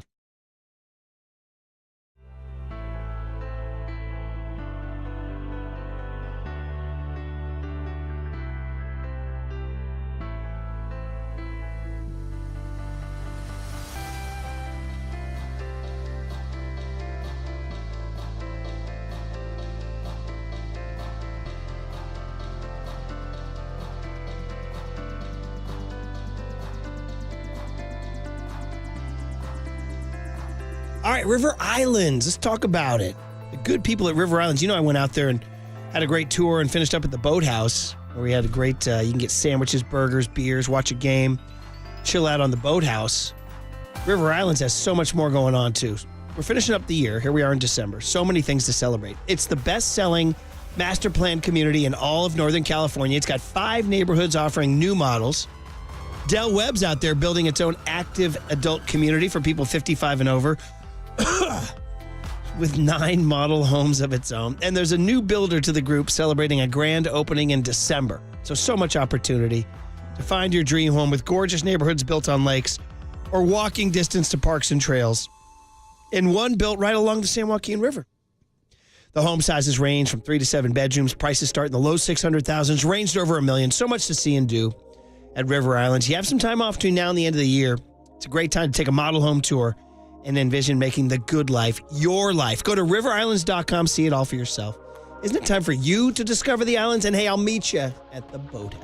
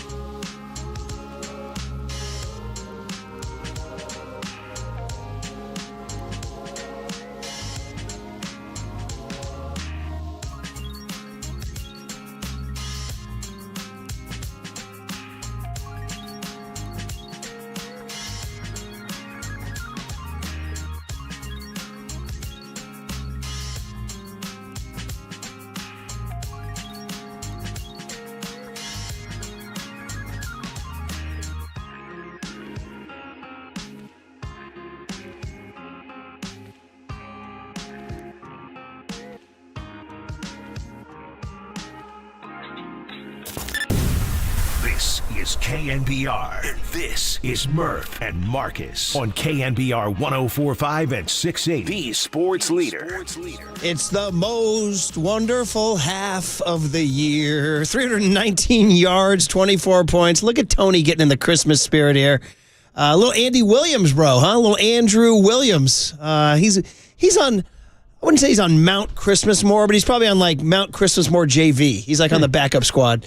Damn, you put him on the B team, Murph? That's all right, though. I mean, nothing wrong with being B team. Hey, look, Niners just won with a fourth-string running back, dude. You're not wrong about that. Too bad about that. And a backup tackle. And right? a backup defensive end. And a third-string left guard. We talked about Ben Barch went out, too. My new favorite guy, Ben Barch. You're a Ben Barch head. I'm a Barch and Pooney guard head.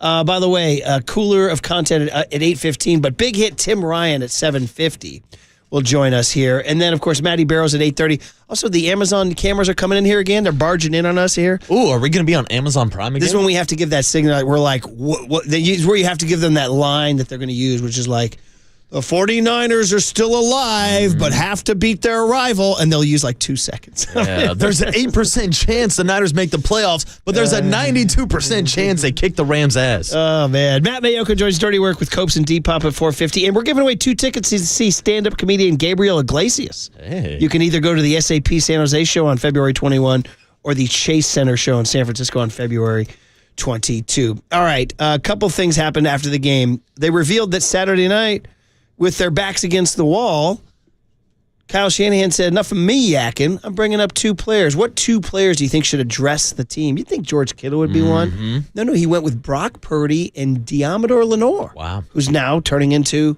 sort of a Willie Adamus type leader. That's right. I just said that. Look at you. All right. So here's George Kittle about, Saturday night, hearing from their peers instead of their coaches. You know what? Kyle doesn't always have players speak or spoke, however you want to say it.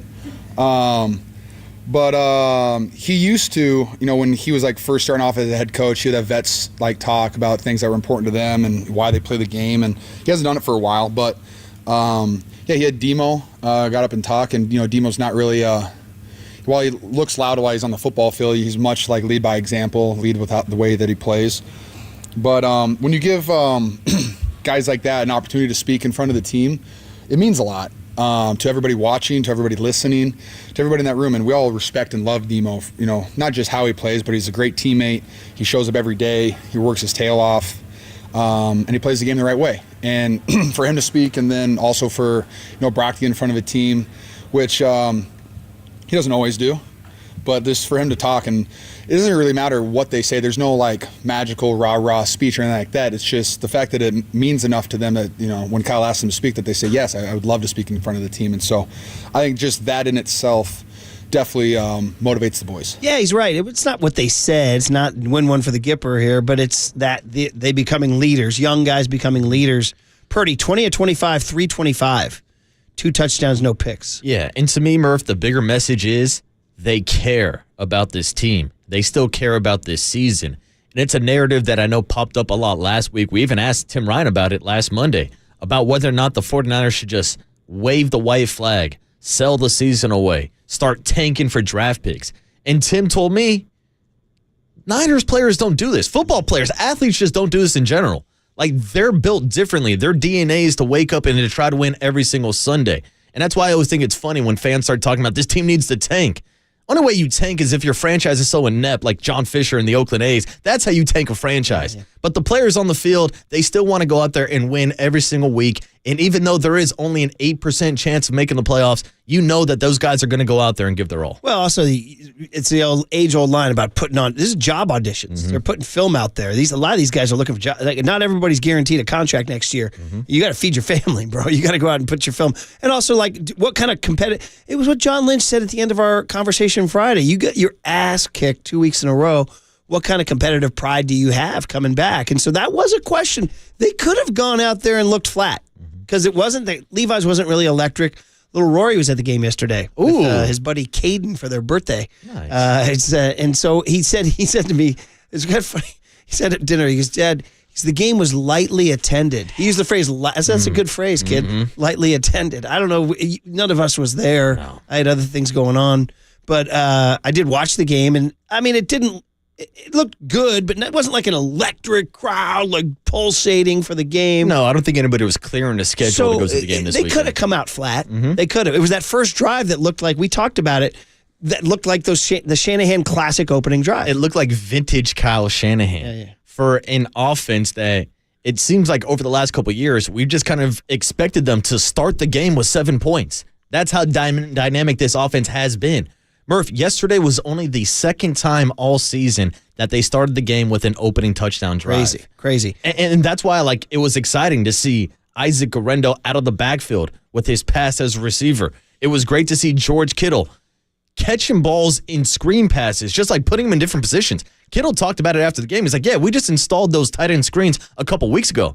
I'm like, a couple weeks ago? I've seen those for a couple years now. Where have they been all season long? And then they get down to the red zone where they've been struggling all year. What do? Play action, wide open in the corner of the end zone. Juwan Jennings, you're like, yeah, this is how the offense is supposed to look like with Kyle Shanahan. I mean, it was just everything you've wanted from them. And again, I addressed this earlier. I hear from everyone, oh, the Bears. I'm like, first, I got two reactions to you. Number one, dude, I took the Bears so exceedingly seriously that by Friday afternoon, I wound up picking the Bears and the points in my pool, and it cost me. Wow. I got knocked out of the Sweet 16 in my big bracket. But the point is that the Niners, I looked at the Bears' last 3 games.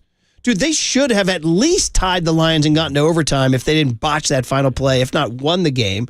The Vikings game went to overtime, and the Packers game was 20-19. All 3 games came to the final second. I'm looking at that Bears team coming in. They fire Eberflus. They should be renewed under their new guy. They're coming off of a Thursday game, a little rested. So I had maximum Bears awareness coming into this game. Plus, did you see the Niners the last 2 games? Yeah. So number one, don't take the Bears as lightly. I know they've lost 7 in a row, but the last 3. And number 2, hey, Niner fan, when did you suddenly get picky and choosy about the style points of your team? This team has been getting dragged through the dumpster the last 2 weeks, and they go out there and actually play their best offensive game of the season, and you're like, yeah, it doesn't matter. No, it matters. Now, I'm not guaranteeing anything, but I am saying, dude, take this one for a positive step against a team that has been competitive. What does this mean for Thursday? Well, obviously we'll address that in the coming days, but you know what I mean. Yeah, absolutely. We're talking about a Bears team that started off the season 4-2, and people are like, damn, are the Bears going to be competitive in the NFC North, arguably the best division in football? But look at their similarities, kind of to the same similarities we've seen with the 49ers. Losing games in the fourth quarter against division opponents. And yes, we can talk about the 7 straight losses. I'm sure there's fans out in Chicago right now saying, hey, look, we're 2 or 3 plays away from having a winning record instead of a losing record. But at the end of the day, you are what you are on the back of your baseball card. And when you flip that card over for the Bears, coming into this matchup, they were a top 10 defense, points per game allowed, only allowing 20 points per game, and the 49ers went out there without Christian McCaffrey, without Trent Williams, without Brandon Ayuk, without half their offensive line, and put up 38 points, the highest amount of points they've put up the entire season. And scored and gained more yards in the first half than any team has gained in the NFL this year. So, again, what does it mean for Thursday? Well, they got to avenge Thursday's. This Rams team is the team that started the bad narrative this year by blowing the game down in L.A., right? So they got to avenge that on Thursday and keep that 8% alive, baby. If only Ronnie Bell catches that ball. We're in a whole different situation. I believe that was the Ronnie Bell game. He's back on the practice squad, I saw. Yeah, congrats, Ronnie. Maybe he'll give the speech on Saturday night. I hope the 49ers are not ringing his bell. On Wednesday night, I should say, yeah. It's a Thursday game, y'all. Get ready. All right, Tim Ryan. We love our conversations with Timmy. He'll answer all the questions. Big questions, the small questions, and all the questions in between. Tim Ryan next on KNBR 104.5 and 680, the Sports Leader. Pocket is going.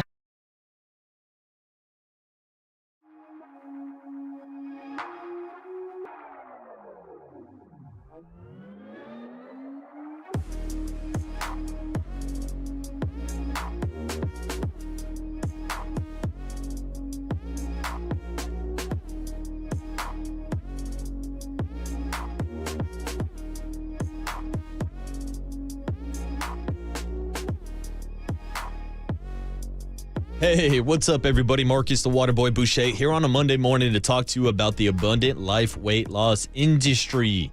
Because if you've been searching for the secret to losing weight and getting healthy the natural way with no drugs or injections, the team at Abundant Life Weight Loss has the secret to losing up to 1 pound of fat every day. Their weight loss program makes it easy to lose weight and get healthy naturally and safely. I've been on this program for over 3 months, and guess what? I hit my goal of losing 25 pounds, and I did it without counting any points or calories, without any prepackaged meals, and without any surgeries, drugs, or injections that have serious side effects. So if you want to learn more about the Abundant Life Weight Loss Program, go ahead and schedule your free private weight loss consultation by calling 925-594-7110. That's 925-594-7110, or visit them online at AbundantLifeWeightLoss.com. That's AbundantLifeWeightLoss.com.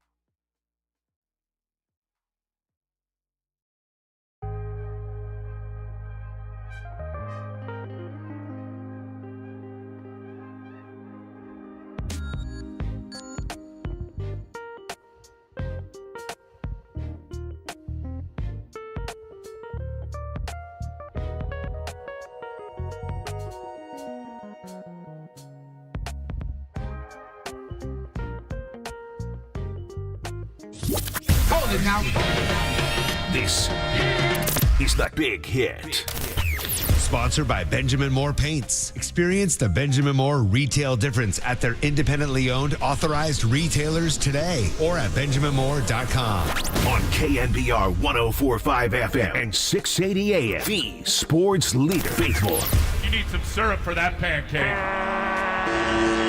Now here's 49ers color commentator Tim Ryan on KNBR 104.5 and 680. The sports leader.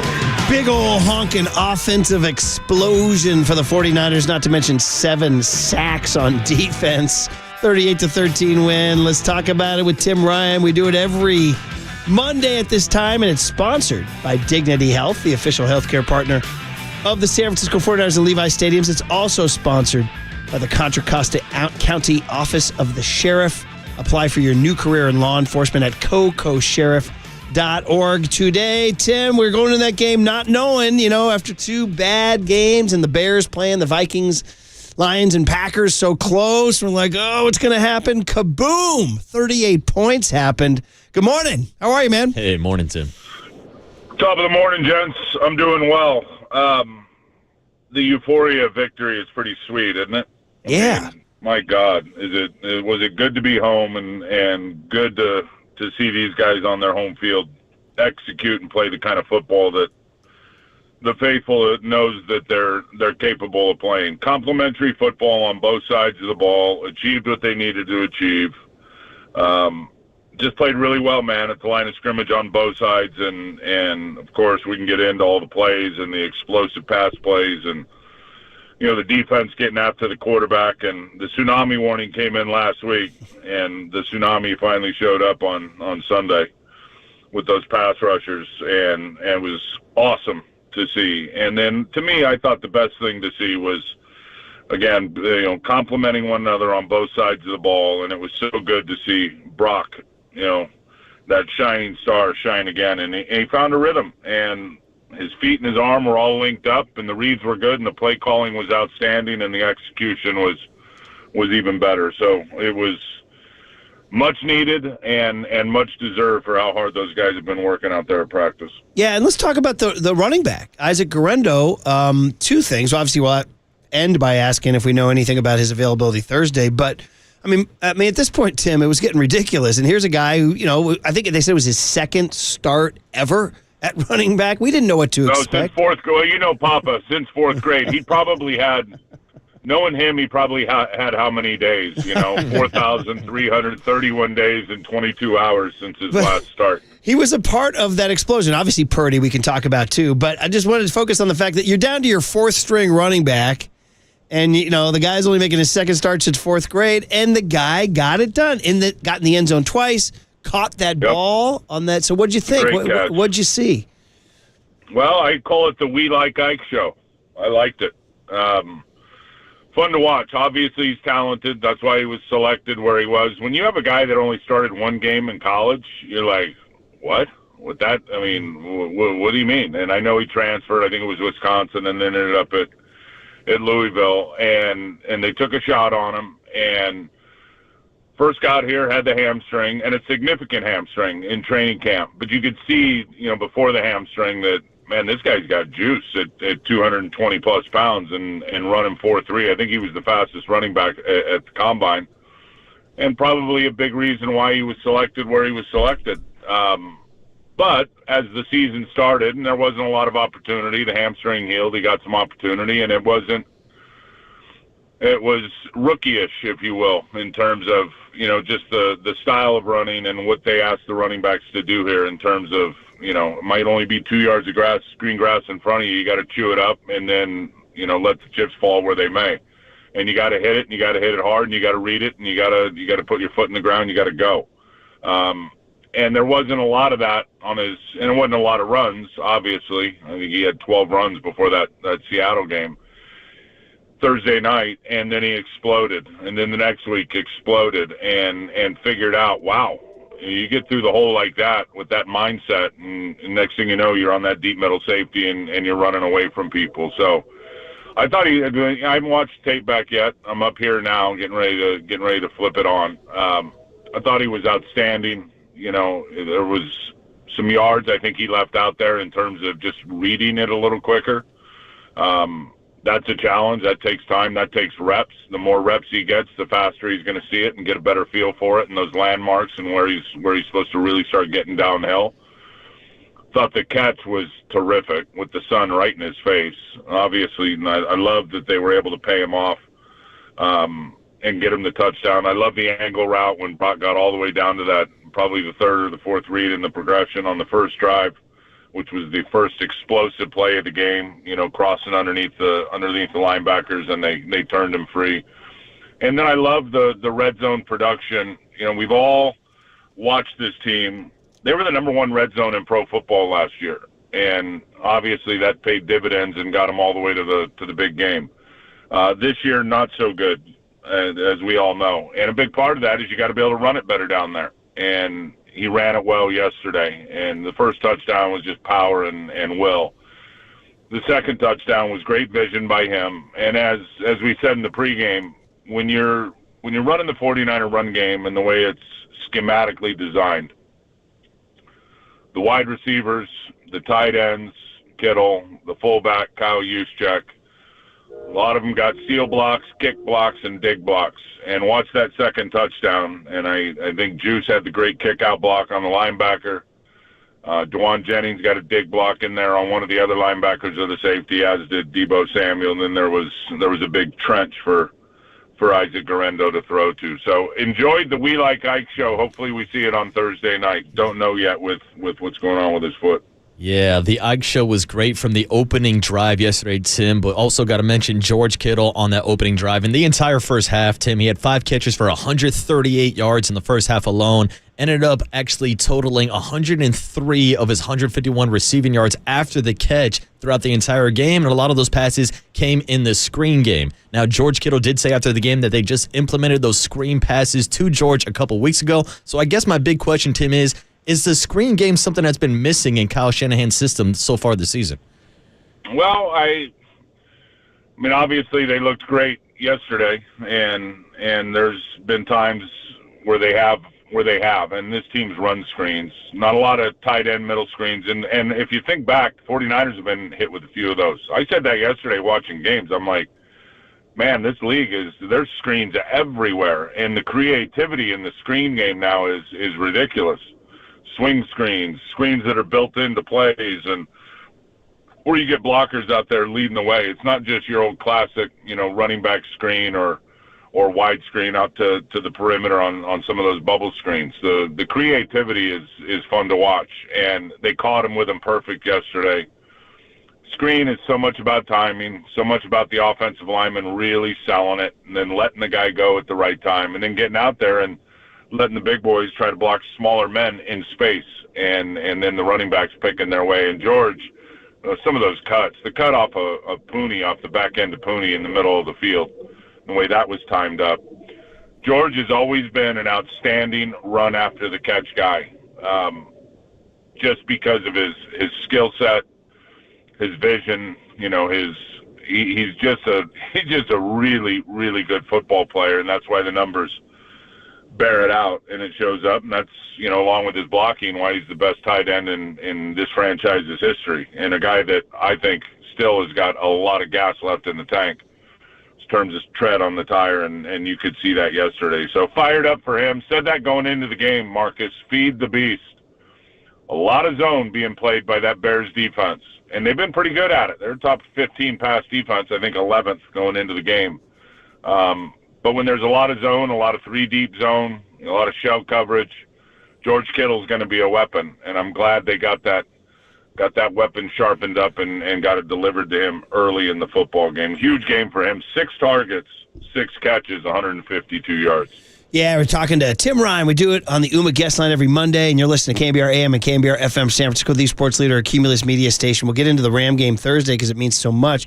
And we do at some point have to ask about the defense, the return of Hufanga, et cetera. But one more on the offense. You opened by talking about Brock Purdy. He spoke Saturday night, and they're saying it wasn't like a legendary speech, but it was like symbolic. This is your leader. There's a guy talking.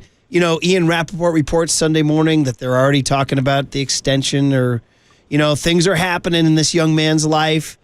I just wondered your take on after his 2, obviously the Buffalo game was terrible in the snow. He comes out, he puts up this kind of game. He gives the speech on Saturday. The contract situation's looming. I love the Tim Ryan. What you're seeing with Brock Purdy as a young quarterback who's had some hiccups this year and then yesterday turned in that performance. Yeah, well, a couple things. I don't know where the contract's going. I'm sure there'll be something there, and hopefully it works out for everybody. Way above my pay grade. So, but the right thing will be done, I think, and hopefully everybody's happy at the end of it. Brock is a perfect 49er in terms of who he is, what he stands for. His leadership is obvious, and it's a lot of it by example. The way he plays, the way he prepares, and then what he does on game day. Yes, there's been some rough spots this year. Yes, there's been challenges with the weapons and the timing, and kind of like the play yesterday to Ricky, the one deep down the middle. That's a perfect example of chemistry, reps, and the you to me factor between quarterbacks and wide receivers. Ricky may be a little unsure of exactly how he was supposed to run that route. I don't know what was going through his head. Brock saw one thing, he saw another. I think clearly he should have kept running and stayed vertical, and they got the matchup they were looking for on that play, and that's what's great about this offense is they get those guys matched up on guys they can run by. I thought Brock put it in a perfect spot, but it's been those kind of things when you constantly have interchanging parts, and losing Brandon Ayuk, and right when he was starting to get his football legs under him, losing Christian McCaffrey and not having him for the first half of the season, and then losing him as he got his his football legs underneath him. So there has been challenges. But I will say that the body of work speaks for itself. I had a long conversation many years ago with Mike Holmgren, the great 49er coordinator and Packer head coach, and then on to Seattle, and trained and developed and got a lot of quarterbacks paid. And I asked him when he did the Matt Hasselbeck contract. And back then, you know, they weren't throwing this money out to quarterbacks the way they're doing it now in terms of, you know, the Jalen Hurts and the Tua Tagovailoa. And I got no problem with it, but it just wasn't. They just didn't do it like that. And I asked Mike when Matt got the big contract, I said, how do you know, Mike, when that's going to be the face of your franchise? How do you know when it's really time to pay somebody like that? And he said, I'm glad you asked. I've done a long study on it. Minimum 32 starts. I'd like over 40 starts, but a minimum 32 starts. Why? Because a lot of guys can come out, and whether it's, you know, their ability to process or their physical skill sets, a lot of them can have success early, but then the coordinators start getting tape on them. Then the coordinators start building a book on them. Where does he struggle? Oh, he struggles when you choke off the middle of the field and force everything to outside the numbers. Maybe his arm strength isn't what it's supposed to be and able to really rip that ball out there on time and on some of those higher risk throws. Oh, he's not as good when you force him to his left. He's not as good if you force him to retreat and go backwards. And they start, you know, finding the warts on these guys. Then it's up to the quarterback to have a counter move and be able to fight his way out of that box that the coordinators are trying to put him into. And so Mike always said that. And I think that's kind of what Brock's going through now. In terms of the challenges with the receivers and in terms of the continuity with the weapons and being out there. Obviously, he's had a little shoulder thing that he dealt with after the Seattle game, and that's all part of it. That's all part of the evaluation. But based on what I saw yesterday, based on the guy that we all know and love, based on how he sees the game, and we all know, I mean, we love the guys that can extend plays, and he can do all that. Guys that can defy the X's and O's. He can certainly do that when it doesn't play out like it's drawn up on the grease board and you got to do something different. But I promise you, these play callers, head coaches, coordinators love the guy that can see the coverage on time, rip it on time with accuracy, and get the ball into those guys' hands and let them go. And that's a big part of this offense. That's why the yak yards were what they were yesterday. When plays are executed, and Kyle is an outstanding and Coob's designer of plays and getting these guys. I remember when Kyle first got here, I'm like, holy hell, how are the guys getting so wide open? Well, it's the play calling. It's the work they do during the week, and they do this, we'll do that. They're going to show us this, we'll show them that, but it's going to be that. And they can take defense's discipline and use it to their advantage.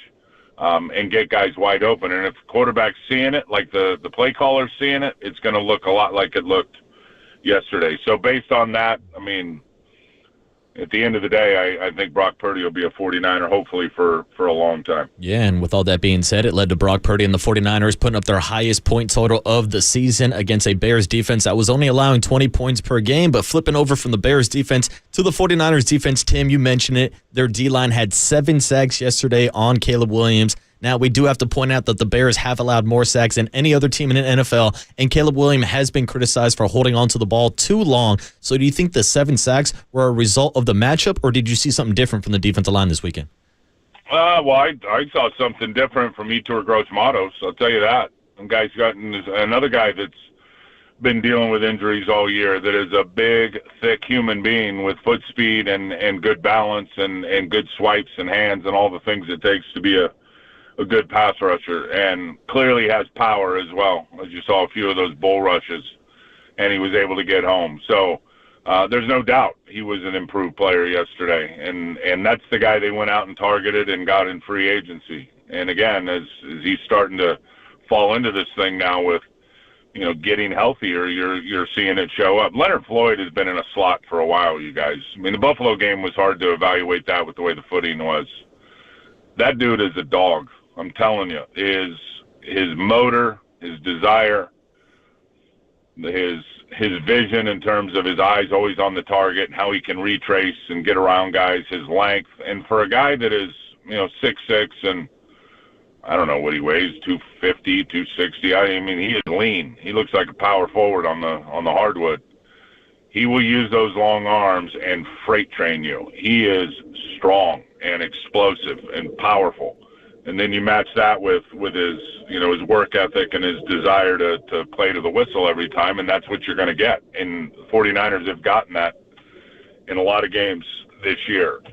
Loved the little blitz on the inside where, it was a little bit of a wrinkle, and we're able to get Fred behind Malik Collins and get him to go one way, Malik on the other on the center, through a great rush on him. He showed up. I thought, the back end, we always talk about linking coverage to rush. What does that mean? Well, show him something in coverage that's going to make him think. Show the rookie quarterback something that's going to cloud up his vision a little bit in terms of his processing. Make his brain have to work a couple of ticks longer. So they're showing simulated pressures, bang, who's coming, who's not. Then they drop into this, holy hell, what coverage is it? Those are the things that when you link coverage to rush that match it up, and now he's confused. He's not going to be able to get to his back foot on a 3 or 5 step and a one hitch and get it out to his first read because he's unsure of what he's looking at. Then the rush is able to get home. So I saw a lot of good things from Sorensen and the play calling, the design of the defense, and then again, I think most importantly was the execution. I thought Devondre Campbell played his ass off yesterday, and I know that, and there's been flashes of that for the longtime NFL veteran, but he was playing fast yesterday. Defense is about anticipating what's coming and then confirming that it is what you thought it was, and being on the track and being there fast and not being late to the party. He was early to the party so many times yesterday, and you could see it with some of those body rocking hits. And then, of course, it was great to get the big bad wolf back in the lineup on the back end. I thought he played well, and and Jair Brown hasn't been awesome of late, and you could see the difference a little bit. Hufanga tightened things up back there, so it's all good. It all leads to Thursday, Tim. So we have you like on a Monday, and we can almost end the interview by kind of giving us a little preview. I mean, the Rams put up 44 on the Bills yesterday. Like, whoa. Now, the Bills may be a little let down after clinching the East, but man, oh man. So Sean McVay, they go out, they beat the Saints the previous week, so they've won 2 in a row. They did lose to the Eagles 37-20, but this is all about the revenge game. If you can get your memory back, Tim, to September 22 in L.A., Niners have that lead in the fourth quarter. Shanny owns McVay, and then all of a sudden it all changed. And that really kind of changed like the season in a way. Those NFC West fourth quarter collapses. So revenge game, get it back, keep hope alive. What do you got? Well, bam matchup, big ass matchup. I like these ones. Yes. Thursday night football, prime time, division opponent. Hard to beat a division opponent twice. We all know that. We know what Stafford is. I don't know what the status is of Cooper Kupp. I haven't picked up news on him yet this morning and what his injury might be. We know what Puka Nacua is. You know what Kyron Williams is, and you know what McVay is as a play caller and being able to diagnose some of the things the 49ers are doing on defense and, running some routes accordingly. The 2-2 Atwell crossing route in week 3 when the 49ers were, mugging up, sending A-gap pressure. They couldn't cover that play in the structure they were in on defense based on, the can by the audible by Stafford, the anticipation of what the 49ers were going to do. They did it, and they had perfect plays called against it. That's the chess match between the coaches, play callers on both sides of the ball, and then Stafford being able to execute it. I don't know. I think Matthew Stafford's a first ballot Hall of Famer. In year 16, the way that guy has played, and he can put that team on his back, and he can get the ball in the end zone in a hurry. I think the biggest difference, and that's been going for a while, I think the biggest difference is how those young players play on defense. And there's some holes. I mean, there's some areas that, the 49ers, Brock Purdy, up until yesterday, that was, I would think, I haven't gone back and really thought about all of them, and it's just probably an unprepared statement, but that may have been Brock's best game in terms of that rhythm and how he was, getting the ball out and seeing the guys. And if Ronnie Bell catches that one at the end, that game's over. And that was an absolute rope down the field to Ronnie Bell. So this is going to be a huge game. It's 49ers have got to keep the playoff hopes alive. Who knows what happens with Seattle. They got some tough games coming up on their schedule. It really compounds those 3 division losses when the 49ers had the 10-point leads and gave them away. But, I don't know at this point if they control their own destiny. Certainly not in the division with where Seattle is in their record. But then you start looking at Washington and Atlanta and, the teams in the NFC North, both the Packers and those teams that are all up at the top in Minnesota, and of course what Detroit's doing and looking like they're going to get the number 1 seed. So probably going to need a little bit of help here and there. Got a little yesterday with the Divine Tuck rule takeaway, which I thought was awesome and right on time, and finally a break from the football gods for the 49ers. So it's going to be a huge game, man. Levi's is going to be lit, and the opportunity to keep the playoff hopes alive in a redemption game against a big rival will be something to watch and something to be part of. Niners Rams in December on grass, under the lights, everything on the line. Bam! Big ass matchup. Big ass matchup. All right, you get ready because it's Thursday, brother. Quick turnaround for you too. So you got to hit the recovery room, right? It's time to ram cram. Let's go. All right, the ram cram begins. Be good, Timmy. We'll talk next week. Yeah, thanks, Tim. Always good to talk to you, boys. The ram cram begins. I like it. All right, cooler content. Matt Barrows, Susan Slusser, all that good stuff next on KNBR 104.5 and 680, the sports leader. This is a BAM game. Big ass matchup.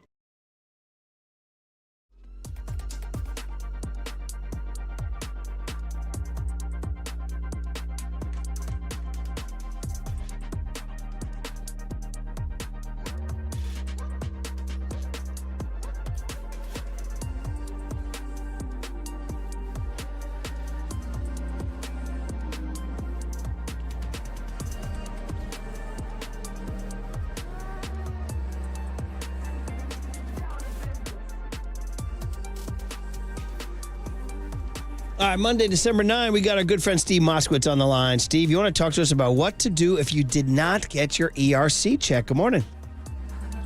Good morning, and you really want to call us. President Trump has established is establishing a new committee to go ahead and cut $2 trillion, that's with a T, $2 trillion from government spending. Will ERC be one of these programs? Who knows, but I don't want to take that risk with your listeners' money. If you're waiting for your check and you haven't gotten it, excuse me, there's a way to go ahead, and there's 3 different ways to hurry up the IRS. I want to talk to you all about them because, here it is December, January 20th, President Trump has promised to sign a lot of executive orders on day 1. I don't want you to lose the money. Or if you got a nasty gram from the IRS, there's no ERC for you, you don't qualify.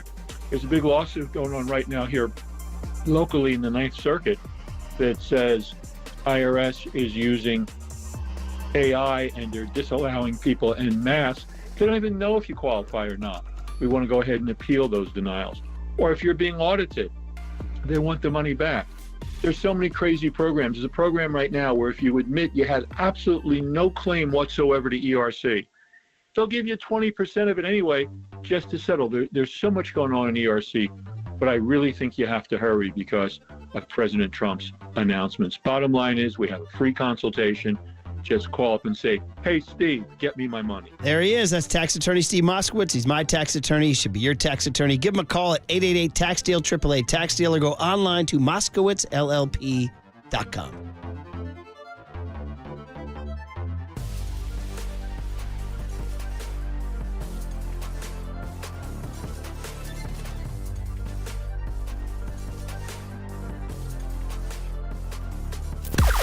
Now, from the O'Donnell Financial Group Sports Desk. Learn more at odfigroup.com. O'Donnell Financial Group, because planning is a process, not a product. We are giving away a new contest this morning. We are giving away 2 tickets to see stand-up comedian Gabriel Iglesias. And if you win, you get to pick between a show at SAP Center in San Jose or a show at Chase Center. Both shows are next year in February. So how do you win? You got to stay tuned. We are going to give these 2 tickets away in the 8 a.m. hour this morning. So when you hear the cue to call from Murph, be caller 10 to 415-896-KNBR, and you will win. This is all brought to you by Icon, and you can find official rules on KNBR.com.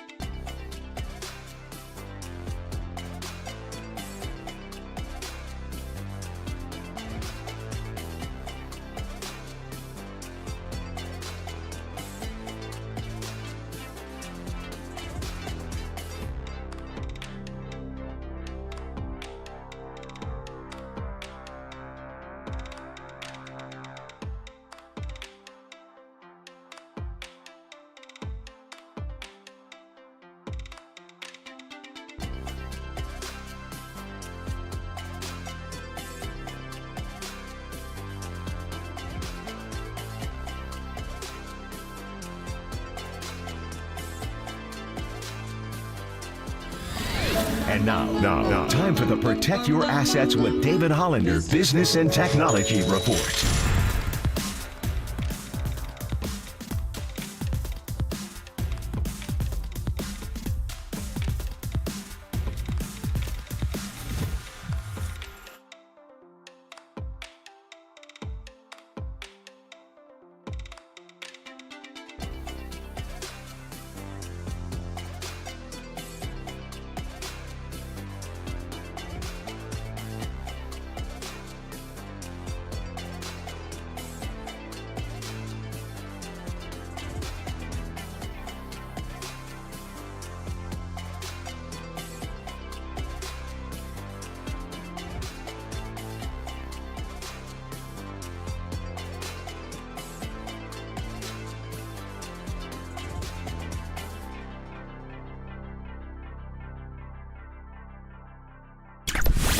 All right, everyone, chill. This is the cooler. You're not sending me to the cooler of content.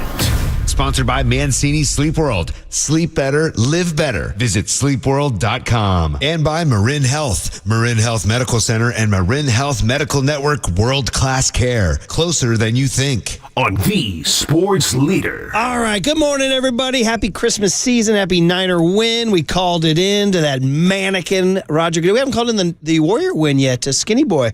We got to do that. But what we got to do, call in right now, is call you 2 tickets. We're always giving away stuff. What are we doing giving away stuff? We're giving away stuff all the time. It's freaking Christmas every day here. So after the Kendrick Lamar contest last week, that was so incredible, we're backing it up with more comedy this time. Comedy. Gabriel Iglesias, 2 tickets to see him. Your choice, by the way, dealer's choice. You can see him in San Jose at SAP Center on the 21st of February or Chase Center in San Francisco the next night on February 22. All you can do is call John Joe, 415-896-KNBR. John Joe Curley, 415-896-KNBR. Caller number 10.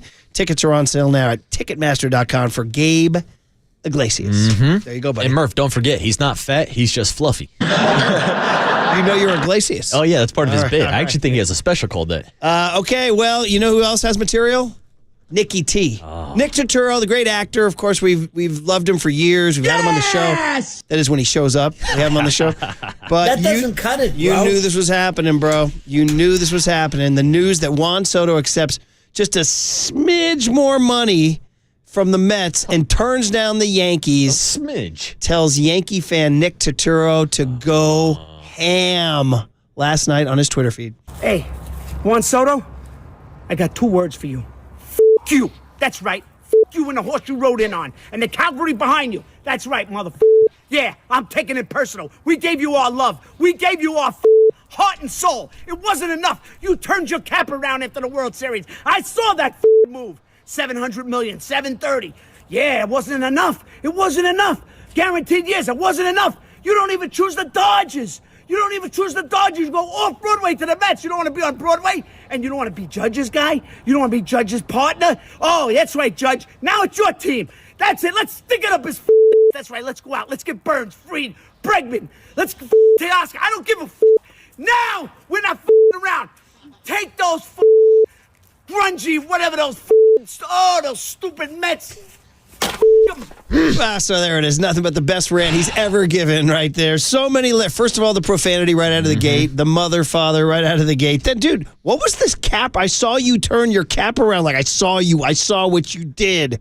Did he turn his cap around? Was he talking like physically? Well, he will do a backwards cap and untuck his jersey as a celebration. Now, as soon as Game 5 of the World Series ended, I ran out of a bar down in Manhattan, so I wasn't looking to see whether or not he turned his hat around. And you started doing a Nick Turturro rant about the Dodgers. Oh, yeah, I started saying like the Dodgers. I guess maybe that's the one positive here this morning, Murph, is that A, he's not going to the Dodgers. We should talk about that. We haven't talked about that angle. Me personally, I'm glad he's not going to the Red Sox after all of a sudden they were involved in the conversation. I saw Dan Shaughnessy tweeted out that the Red Sox did their job of driving up the bidding and breaking the Yankees' heart, too. Well, that's the thing. The price kept on going up and up and up. And somehow, some way, Juan Soto decided he's going to leave the pinstripes to go play for the New York blanket Mets. And you guys, Nicky says in there, we gave you our love, we gave you our heart and soul. Do you agree with that? The Yankee fans gave him anything, Murph. I was there, Game 4, sitting behind Juan Soto in right field. The bleacher calls, the bleacher creatures, they love this guy. And Juan Soto is now not only giving up the contract that he could have got with the Yankees, but he's given up a career high in home runs. He hit 41 of them this year at Yankee Stadium. That's going to go down with the New York Mets. He's given up the privilege of hitting in front of Aaron Judge, who's arguably the best hitter in baseball right now. So he's going to hit in front of Mike Vientos. Dude, and so he's telling me now that he thinks there's a brighter future with the New York Mets. For $5 million more. 15 years. $765 versus $760. And the Yankees offered $760 over 16 years. How the hell did the Yankees not give him $775? Yeah. How does it get to the point where the little brother Mets are spending more and more and more? Go $780. And that's the thing with Cohen and that money out there. He's just buying everything. They had the biggest payroll in baseball last year. He's the Joe Lake of baseball. baseball. And they didn't do squat with it, but now he's got Juan Soto. George Steinbrenner has got to be rolling over in his grave knowing that hell let Juan Soto leave the pinstripes and put on that damn city blue uniform. Agree that he said they went off Broadway? Are the Mets off Broadway? They're the Mets. Come on, dude, man. They're the little brother. They're the Oakland A's. Here's my question. Of that area of baseball. Are they now the little brother? That's what I said earlier, dude. All of a sudden, little brother hit puberty. Now little brother's got a couple inches of you. Well, this is what you did to your brother. Now little brother's boxing you up and stealing your girlfriend, Murph. That's where I'm at. It's incredible. Right now. By the way, Yankees will play the Mets this year. Of course. Can you imagine Yankee Stadium? Oh, bro. You want to hear the boo birds that Juan Soto is going to get out in the Bronx. Hey, not a Dodger. Not a Dodger. Yeah, that's the positive here this morning. Good. Not a Dodger. So listen, I remain a supporter of Saturday Night Live. My buddy Chris Kelly, running the stage manager there. He's great. They do some funny skits, and this guy Marcelo Hernandez, I think he's very funny. So they're bringing back Dana Carvey. Shout out Mill Valley's own Dana Carvey. He grew up in San Carlos, lives in Marin now.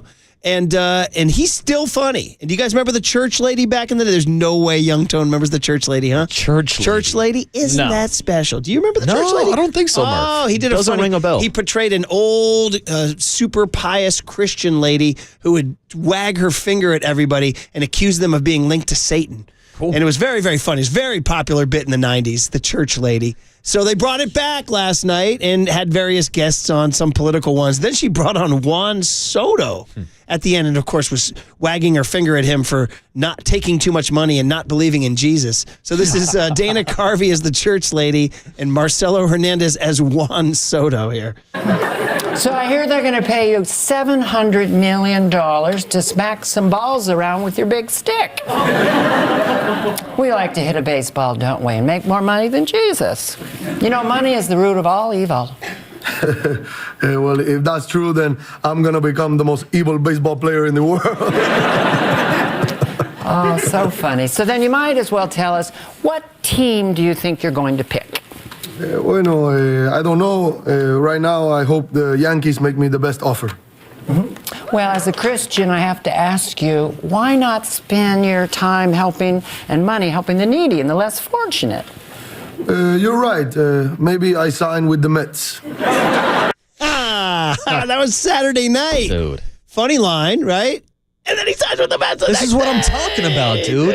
They're the punching bag. Or at least they were. Oh, man. Good stuff seeing Dana Carvey bringing back Church Lady and Marcelo Hernandez, who I think is one of the funniest new cast members, doing his Juan Soto.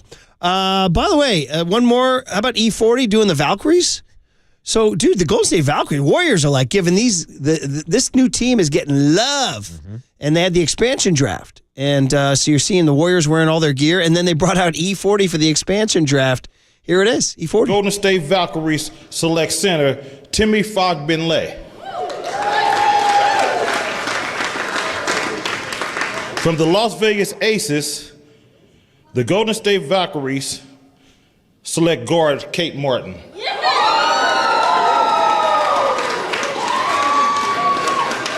From the Los Angeles Sparks, the Golden State Valkyries select forward Stephanie Talbot.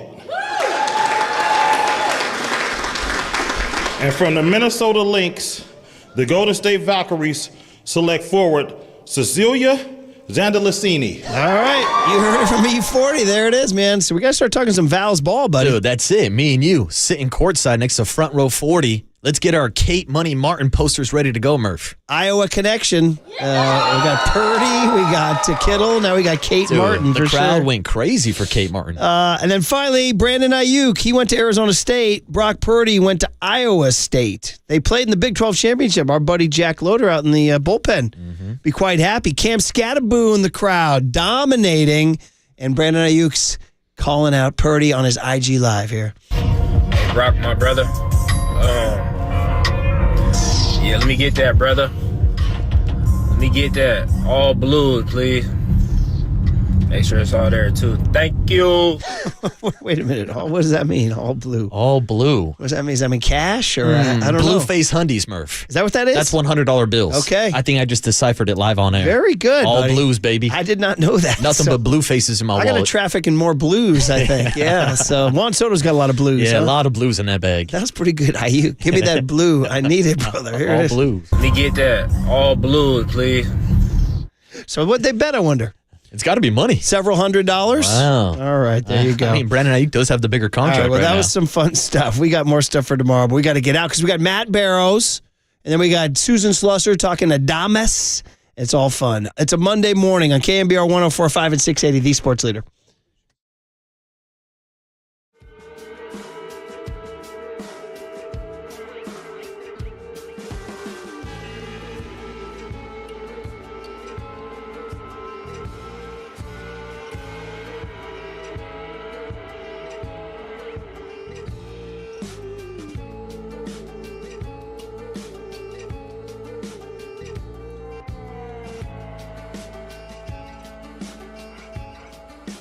All right, Amici's East Coast Pizzeria. We love it. We love talking about their great delivery service. Food's always fresh and hot. Drivers on time, always courteous, prompt, professional. Well, in addition to residential deliveries, Amici's also delivers to businesses and full-blown catering menus for larger events. Why do we bring this up? Because it's the holiday season. Got company holiday parties, company holiday gatherings, little gatherings for yourself.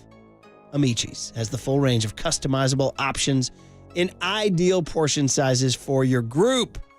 I'd like to add the Detroit-style pizzas in there, too. And other items individually. New York-style pizzas, of course. But the catering menu gives you options to order pastas, salads, and flame-roasted chicken wings in larger sizes so your group can help themselves buffet-style. It's a more economical way to feed a large group while still offering them Amici's full range of menu items. So check out the catering menu at amicis.com. And when you want to enjoy a fully customized and catered holiday party this year, Amici's delivers. I just want some pizza.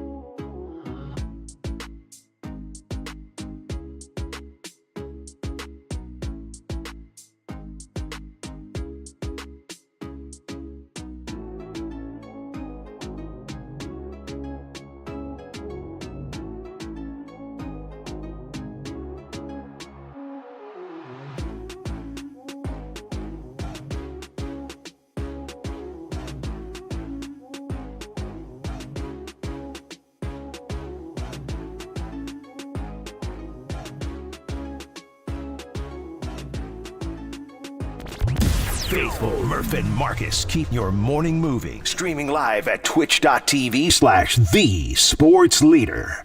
All righty. Oh, there you go, buddy. More. Young Tony's getting in the mood. He's getting in the mood, the Christmas mood. Larry Krueger joins Papa and Silver at 10:50 this morning. Susan Slusser will be checking in from the winter meetings in Dallas, talking Willie Adamus. But let's talk Niners right now with Matt Barrows of The Athletic, who said the Niners finally found the one thing they needed: desperation, which Marcus and I were joking frequently. Well, affected me in my younger days, and Marcus right now on Friday nights in the city is a single man. A lot of desperation out there, Murph. A lot of desperation. Did you put up 38 points? We'll find out. Hey, now. Matt Barrows, good morning. Merry Christmas season. Happy holidays. All that good stuff. Matt, good morning. Yeah, what's up, Matt? And good morning and happy holidays to you two, too. Yeah, buddy. How about that scene down there? 38 points, 319 first-half yards. Matt, is all well with the San Francisco 49ers? Yeah, all well, except for the fact that their awakening occurred on, I'm looking up the calendar right here, December 8th, which a little bit late in the game. And so now not only do they have to go on a roll, they have to rely on one of their division opponents, namely the Seahawks, to really mess things up towards the end. So a lot has to go right in order for the 49ers to do what they want, which is get into the playoffs. Yeah, I mean, are you even like, there says 8%. I don't know how they figure that stuff out, but I mean, what's the path? It's not an NFC West collapse because that Seahawk win yesterday was pretty damaging, right? I mean, that closed a lot of doors for the Niners, I think. Are you looking at the Washington Commanders collapse? Is the NFC West still out there? What's the best path?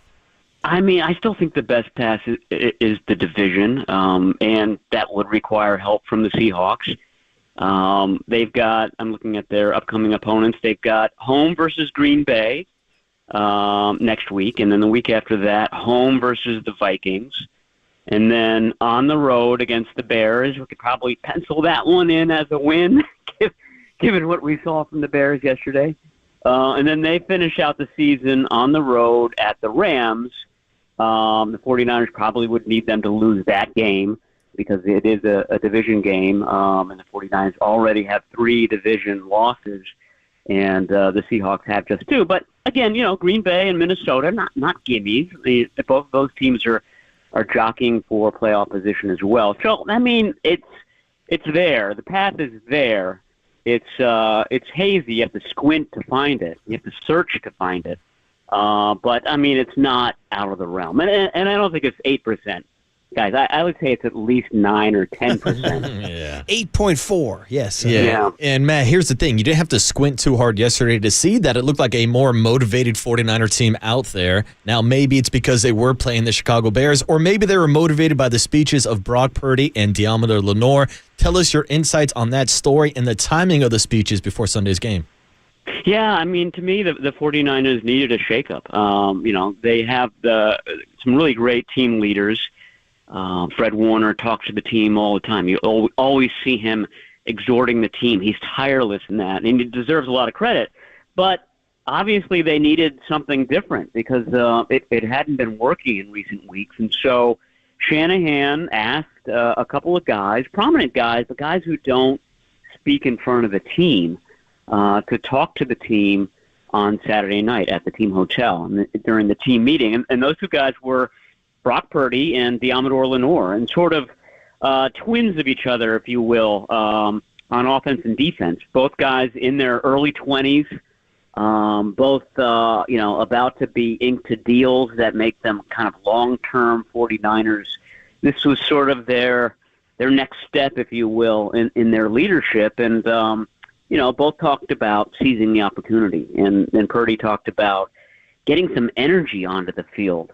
And I should note that there was a third speaker, George Kittle, not in that category I just described, and who is accustomed to speaking to the team and who is really a good sort of weaver of themes, if you will. And he's the one that hit on this need for desperation. And I think all three of the speakers, their messages worked in concert. But the bottom line is that the message worked, and they came out, against a Bears team that I think we have to acknowledge was in flux after losing their head coach the week before. So it was sort of the planets aligning a little bit, which is why you had that massively lopsided first half. But, I mean, if you're a playoff team, you think that you're a playoff caliber team, you should wallop a team like the Bears. And that's exactly what happened. So, yeah, the Bears weren't very good, but the 49ers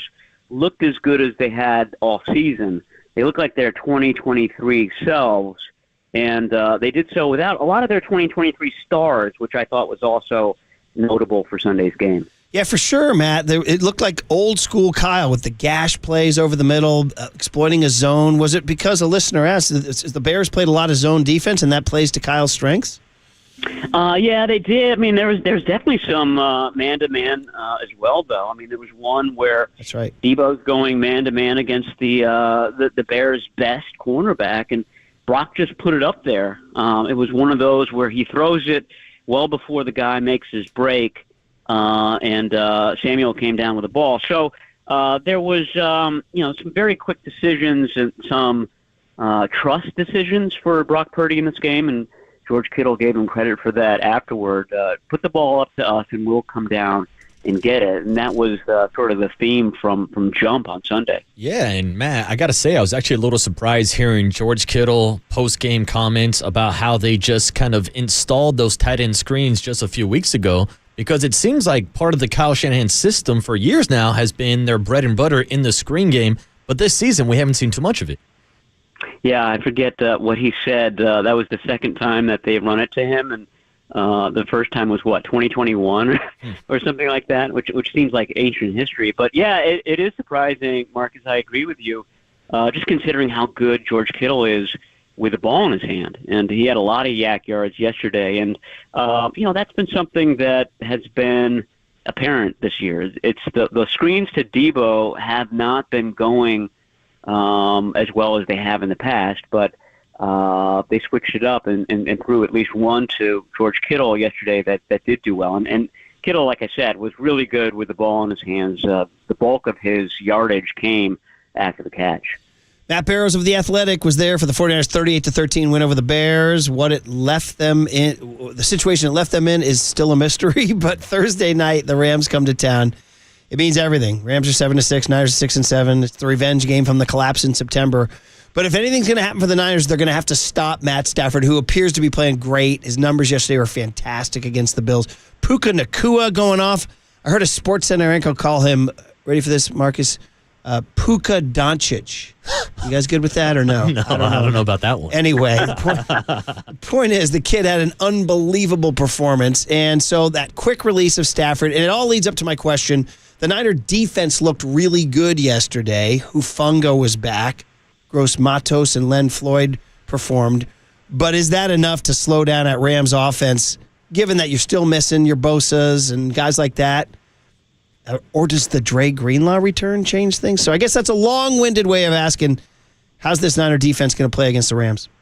Yeah, there could be some reinforcements. Dre Greenlaw being one. I think Nick Bosa is a possibility.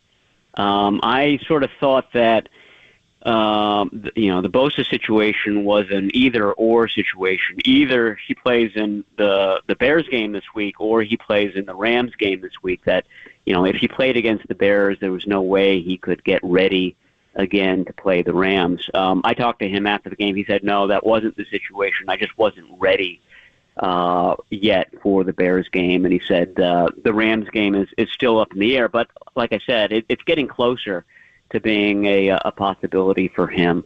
But yeah, I mean, it's that's it. I mean, the good news is that the 49ers are playing the Rams defense, which gave up a lot of yards to the Bills and Josh Allen. The bad news is that the 49ers are playing the Rams offense, which put up even more than the Bills did. And yeah, they're on fire. And Kyren Williams is really probably one of the more overlooked running backs in the league.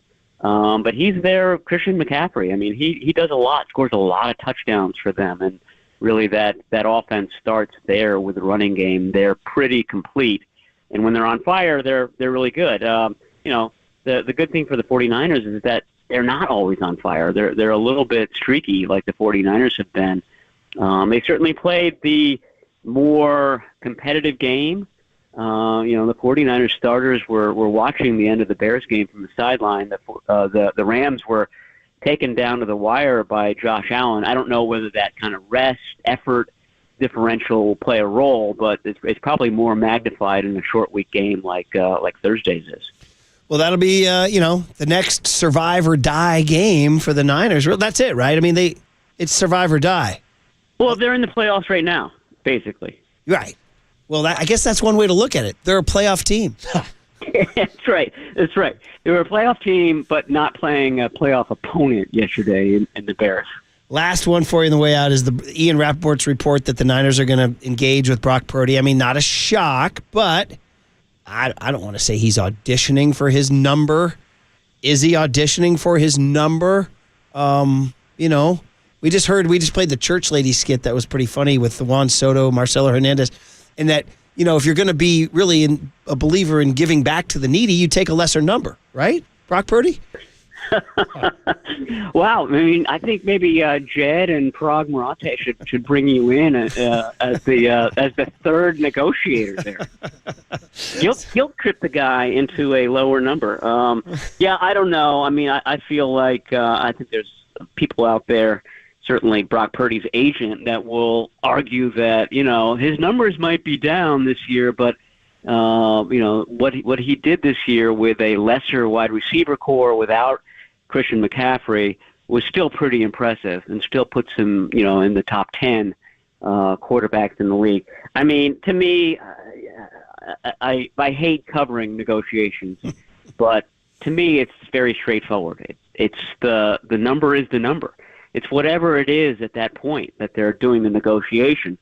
And the lesson from the Brandon Ayuk situation is that the earlier you do it, the lower that number is, the more reasonable it is. The longer it drags on, the higher it becomes, and the more you regret paying that amount. So, I mean, it would be wonderful if the 49ers get this done in January or February. Here's the thing with the Purdy negotiation. They don't have to wait until the league year begins in, March 8 or whatever that first week in March is. They can do it as soon as the 49ers season is over. So we're talking, they don't make the playoffs, they can do it in early January. If they do make the playoffs, they do it as soon as the playoffs end for them. Dude, okay. By the way, you mentioned regret. It's a heavy word. Nobody wants regret, Maddie. Nobody. Nobody wants regret. You don't want to live with regret. Regret is a heavy, heavy thing to carry around. All right, Matt. Always enjoy it. Good coverage, and you turn around quick. Go cover and have fun Thursday. Yeah, thanks, Matt. All right, anytime, guys. Talk to you soon. Matt Barrows saying you don't want to regret what you did with Brandon Ayuk. And the number is the number.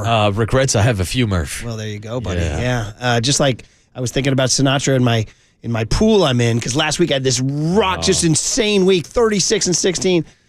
Riding high in April, shot down in May. Yeah, not good I'm last sure week. Murph's got some regrets this morning, taking the Bears plus the points. Yeah, although on the radio, look at Saturday Murph. Saturday Murph. Coming back, and I think that's your first offer. No, I went 1-1. What are you talking about? What do you mean? I have you down with the... I got a win. Dolphins covered, bro. I just went and checked. No, they did not. They won by a touchdown. They won by 6. Yeah, I had you... Oh, 5.5. Okay. Come on. I had 6.5. This guy's trying to back the bus over me. In my pool, I had the Jets in 6.5. I'm not in your pool, Murph. Okay, well, that's the difference. We can check the tape. So the spread 5.5. changed from 6.5 to 5.5. Which means I got a winner. Well, I went 2-0. At a kid. What did I tell you? Stay hot. And it would just wipe away that early one, and off we go. Well, then that means between the two of us, we went 3-1. Look at us. So we're winners. Free That's what money. We are. We're freaking winners. I want winners. All right, buddy. Sorry about that confusion, because I actually won with the Jets plus 6.5 in my pool. How about that? But you know what kills me in this pool this week? Because we have fewer college games now, they're adding more. We have to do over-unders. Bro, teach me an over-under. I guess wrong on every freaking over-under. Over-unders are tough, man. I guess wrong on every over-under. Like, for example, Penn State, Oregon. I'm like, well, Penn State has a great defense, so that's good. We're going to have the under. They scored like 100 million points. Not so fast. All right, buddy. What's the over-under for us getting out on time? Well, we were. John Joe Curley's getting mad. We're fine. What are these guys from Amazon? They'll come in. They'll be fine. They'll be fine. Susan Slusser at 9:15. Willie Adamus. 49ers. The big questions next. 8%. What does that mean to you? Next on KNBR 104.5 and 680, the Sports Center. I want winners. From the Chilton Auto Body Traffic Desk.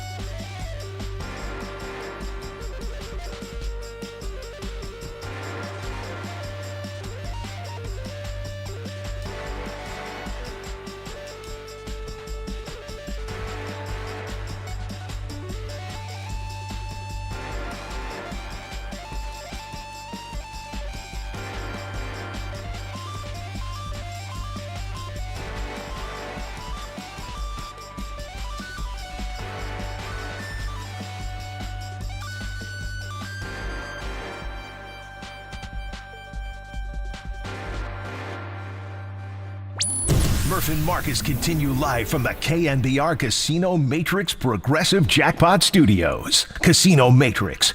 Progressive jackpots are here. Where are you? Just drop in. Please play responsibly. 1-800-GAMBLER. So Purdy in a shotgun. Gendo goes out. Purdy off his back foot, throws a wheel route. Garendo's got the catch. Rolls to the goal line. He's down at the 1-yard line. He looked like McCaffrey there running it out and up. Purdy hands off Gendo off the left side. Touchdown! San Francisco. Hand off to Gendo. Touchdown! San Francisco. We like Ike. There it is. Greg Papa and lots of touchdowns Sunday at Levi. Wait a minute. Frank Sinatra, Let It Snow? Bro, that's Buffalo last week, man. Come on. The skies are clear, How Tony. great, by the way, one of the angles we were hitting was how great was it to see a game in California sun versus Buffalo snow? Oh, well, dude, you're talking back-to-back weeks in Green Bay and in Buffalo. I'm sure all the 49er fans and players were happy to see him back in Santa Clara last night. That said, Young Tone, you can play Sinatra anytime you want, buddy. So, all right, good morning, everybody. It is the Murph and Marcus Show. Brian Murphy, Marcus Boucher, you know the deal. 49ers got the big win yesterday, 38-13 over the Chicago Bears, raising the question, just what did they accomplish? Did they keep your playoff hopes alive? The NFL has them listed. You ready for this? 8% chance to make the playoffs. So you're saying there's a chance. Exactly. What does 8% mean to you? Oh. Well, it means that it's larger than zero, and it means that had they lost yesterday, I don't even know what they'd be at. They might be out of it entirely. And what's interesting is we're actually running into fans who are nitpicking this win. They're saying the Bears are terrible. You can't count it. I got news for you. The Vikings, Lions, and Packers played the Bears to the last second. They're also saying, oh, you know, it's just the Bears and it doesn't matter. Dude, you can't be choosy at this point in time with the Niners. They've played so bad for so long that to get a game where you scored the most points you've scored all year, set an NFL high water mark for yards in the first half. You're a Niner fan. You got to take it, Marcus. Dude, Murph, beggars can't be choosers, and it's as simple as that. Yeah, the Bears are not a playoff team, spoiler alert, but it's looking like the 49ers are not a playoff team this year either. And so when you're talking about beating the teams that are on your schedule, this is what you wanted to see from the 49ers. To your point, they went out there and scored 38 points without Christian McCaffrey, without Trent Williams, without Brandon Ayuk, with backup offensive linemen all over the place. And they did what they were supposed to do. They took care of business, dominated the Chicago Bears, and even though this has been the season for hell, there's a slight glimpse of hope that they can win on Thursday and maybe make a run down the stretch. Well, that's what we're talking about here, because you turn around, Thursday's right here. It's right in your face, and they're taking on the Rams, and this is everything, because if you look at it, the Ram game in September was where the season started to turn. You kind of forget about this, that we were feeling they blew out the Jets in week one, and then you go into the Rams game, you're 1-1, and you're feeling good. You're up 24-14 in the fourth quarter against the Rams. Marcus, I'm going over some of the play-by-play. It's painful to revisit the play-by-play from that. Do you guys remember a Jake Moody missed field goal in the fourth quarter? I remember, Murph. I remember. Do you remember a Ronnie Bell dropped pass in the fourth quarter? I can't forget that drop pass, And do you Murph. remember the inexplicable surge where the Rams score 13 points unanswered in the fourth quarter? And guys, that started this downfall, this battle that they're in to this point started against the Rams in week 3. The Niners fell to 1-2, and they've really been running uphill ever since. I mean, this is a 49er team that has dominated the division. You want to talk about all the success they've had going to NFC Championship games and Super Bowl. It starts during the regular season with their dominance of the NFC West. And going back to that first matchup against the Rams, that's where the season started to slip away. And then we saw a fourth quarter blown lead to the Seattle Seahawks. We saw one to the LA Rams. We saw one to the Arizona Cardinals. And that's why you're sitting here talking about the 49ers with a losing record, because they did not take care of business in those division matchups. And really, we just joked about it. Like, are they in the playoffs already? They're kind of in the playoffs already. I mean, it's do or die. It's win or go home now at this point of the season. And honestly, their division record has been damaged heavily by those 3 losses that started with the loss against the Rams. And to pull off some sort of miracle and win the NFC West, at minimum requires a win on Thursday, and then more after that. So that's what we're talking about today. 808 KNBR is the phone number. 415-808-5627 is the Golden State Lumber and Building Materials text line. I mean, I've felt more positive about that game than I think most texters and callers felt, because I saw Brock Purdy look like himself again. I saw George Kittle look like the best tight end in the NFL again. I saw Juwan Jennings, dude. People have asked the question, is Juwan Jennings a better wide receiver than Brandon Ayuk? I mean, that's a large statement, but... Yeah, he's been the number one wide receiver this entire season, and week in and week out, you can count on Juwan Jennings. But Murph, every name you just mentioned, whether it's Juwan Jennings, whether it's George Kittle, whether it's Brock Purdy, let's throw Kyle Shanahan into that conversation. Yesterday looked like a Kyle Shanahan offense. Yeah. From the start of the game, on that opening drive, they marched down the field, get Isaac Gendo involved out of the backfield, George Kittle. There he is, Kittle over the middle. Then it leads to a play-action pass, Juwan Jennings in the corner of the end zone.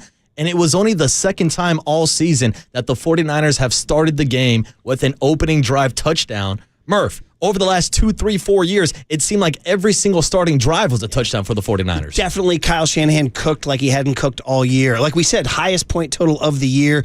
No team in the NFL gained as many yards in the first half as the Niners did yesterday. It's Kyle Shanahan you knew from 2021, from 2022, and from 2023 that we had not seen in 2024. So to do it against the Bears, I know it's not an NFL elite team. Their defense was not statistically bad, though. So to me, it was the line Matt Barrows had. The Niners found something the Niners found something they needed, and that's desperation. Now, again, is it too late in the game? No, it's not too late in the game. There are paths to the playoffs. There's not just the NFC West path that requires help from a lot of other outside players, but there's also, believe it or not, that 7th spot in the NFC where I have my eye on the Washington Commanders. They could collapse down the stretch. So now you do not control your own destiny. No. But what you do control is Thursday night and beating the Rams Thursday night. And that you can control. And if you win that game Thursday, you come out of that, you're 7-7.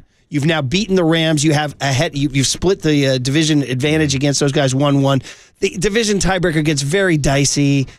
I'll tell you what was damaging was the Seahawks beating the Cardinals yesterday. Yeah, no doubt about it. And now they're 2 games up in the division. And look, we can get into all the tiebreakers, whether or not the 49ers can get in with a 4-way tie, a 3-way tie, what that means, or if they can backdoor themselves into a wild card berth. Murph, you're absolutely right. They need to control the controllables, one game at a time. Their strategy outside of that is just preying on the downfall of the Seattle Seahawks and the Washington Commanders. But they need to take it one game at a time. I've seen crazier things happen in an NFL season. Any given Sunday is the mantra, Murph. So we'll see how it plays out down the stretch. Or as we like to say, any given Thursday. Like to say. Nicely done. You're listening to KNBR AM and KNBR FM San Francisco, the sports leader, a Cumulus media station. And, of course, we'll talk to Susan Slusser at 9:15 about Willie Adamus. There you go. Talk about Talk about hope and desperation. The Giants, we can talk about all the layers that Buster Posey accomplished there. We already put that on our hum baby list. But after the game, several things came out after the game. One was that Brock Purdy and Deommodore Lenoir were chosen by Kyle Shanahan to speak to the team. And some see that as like a symbol of the future. Like these are in 2025, those guys, when the Niners convene next summer, those 2 guys are going to be, no matter what happens with personnel, we don't know who's going to come, who's going to go, who's going to leave. But we know that those 2 guys are going to be among the sort of the respected voices in the locker room. So that was kind of a little preview of their 2025. But also before the game, you had Brock Purdy and Lenoir speak. George Kittle spoke, and then after the game, Fred Warner spoke about the big picture here. Yeah, I mean, I think the message across the board from, all the guys, whether it was Brock or myself or all of us, honestly, was just to fight, for one win. It was everything today. We treated it like a playoff game, and that's what they are going forward. Every game means everything, and so we're just treating it 1 week at a time. It's a 1-0 mentality, and it's just one game coming up. That's our entire focus. That's it. Like I said, they're in the playoffs now. Let's talk about Brock Purdy here for a second here, buddy. Because he goes out there, and the numbers were crazy, right? 20 out of 25, 320. Was it 320 on my numbers right in front of me? Was it 320 or 325? 325. 20 for 25 on the day, 2 TDs, no turnovers. I saw like a decisiveness to Brock in this game that I don't know if it's been missing. I don't know if his guys were more open. I don't know if it's because of desperation. I don't know if it's because the Bears weren't up for it.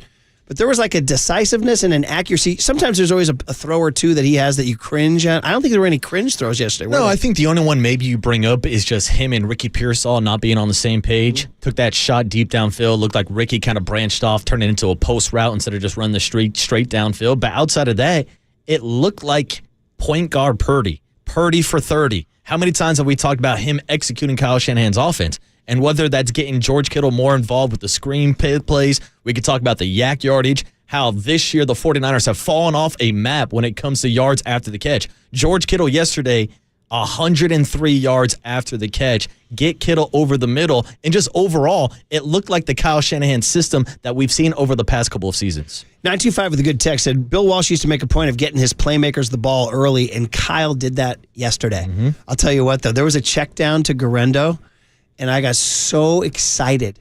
Dude, you know me. Yeah. I've been dying for the check down. Murph's captain check down. I am. Dude, I can't, how many times do I need to say this? I'm going to say, there's a reason why Roger Craig is on the border of becoming a Pro Football Hall of Famer. He was not a wide receiver, folks. He was a running back who caught balls from Joe Montana time and time again. Do you guys get that Mike Brown sound I sent to the cooler of content where he talked about possession after possession after possession? Did you hear that? No, I missed that one. Oh, you missed that one? Mm-hmm. Well, that's how I felt about, like, Roger Craig used to catch ball after ball after ball. And Tom Rathman used to set receiving records as a back. And you don't, I'm not saying every play. I'm just saying it's there when you need it. And Brock needs to understand that. But it was really funny yesterday. There was a play in the third quarter where Gendo fanned out of the backfield and Brock, the pocket started to collapse. And I'm yelling, Marcus, on my couch. I'm yelling. I'm like, the check down is there.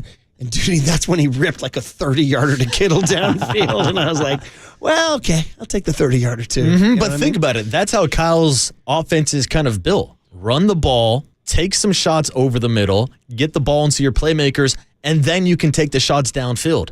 And really, over the last 4 or 5 weeks, we've seen the lack of deep throws from Brock Purdy, whether or not that's related to that shoulder injury, how his elbow is doing. I got to say, the arm looked great yesterday on all the throws he made. Yeah, and so I wanted to talk about him for just a second because then Ian Rappaport reported, that the contract is they're beginning to talk about the contract for next year for Brock Purdy.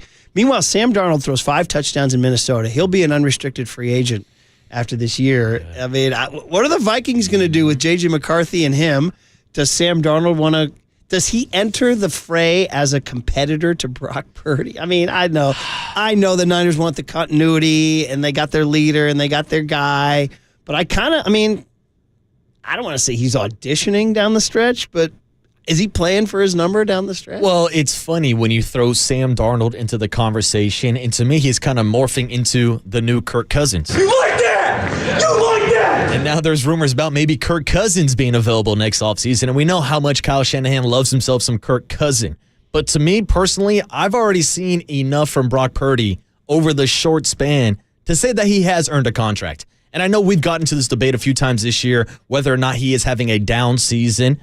Absolutely, when you're looking at the numbers, they're down from last year. But that's a season where he was breaking franchise records for the most passing yards in franchise history. It's a season where he finished top 5 in the MVP voting. So even though he has stepped back slightly this year, he's still top 10 when it comes to QBR. He's still productive. And he did it yesterday without Christian McCaffrey, without Trent Williams, without Brandon Ayuk, without a lot of the playmakers that people have been carrying him the entire season. And he didn't just tuck it and run yesterday. In fact, Marcus, I'm looking rushing. What do you have?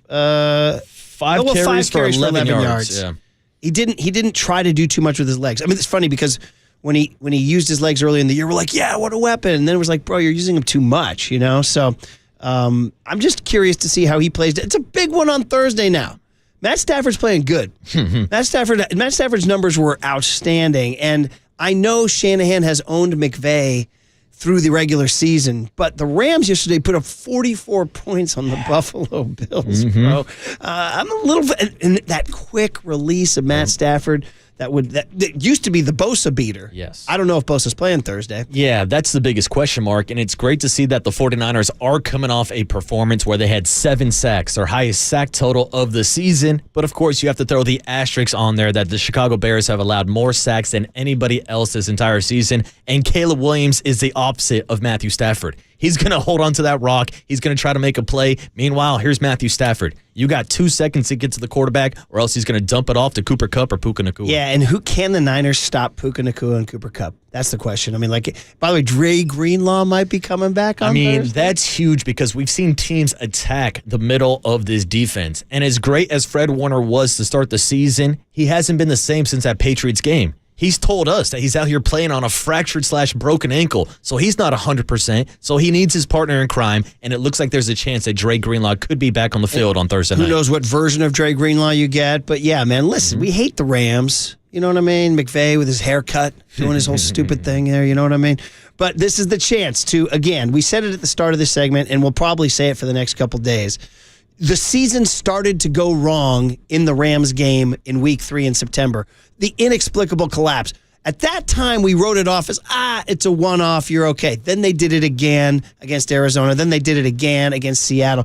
They've been fighting uphill ever since that Rams loss in week 3. Yep. Here we are now. That was in September. Here we are in December. 3 months later, we're 3 months older. We're worldwide. We're world weary. You're 6-7. You're desperate. You're barely staying alive. And there they are again, the Rams. And you owe them one. You owe them one from what happened in September. I mean, seriously, if you're up in the fourth quarter now and you're up 10, you better win by 20. Don't be losing by 3. You know what I mean? This is the time for them to show that they can finish like they did yesterday against the Bears. Now that Caleb Williams fumble, it was 24-6 and the Bears had the ball and Williams fumbled. But this is their chance. So if you beat the Rams on Thursday, you come out of that 7-7.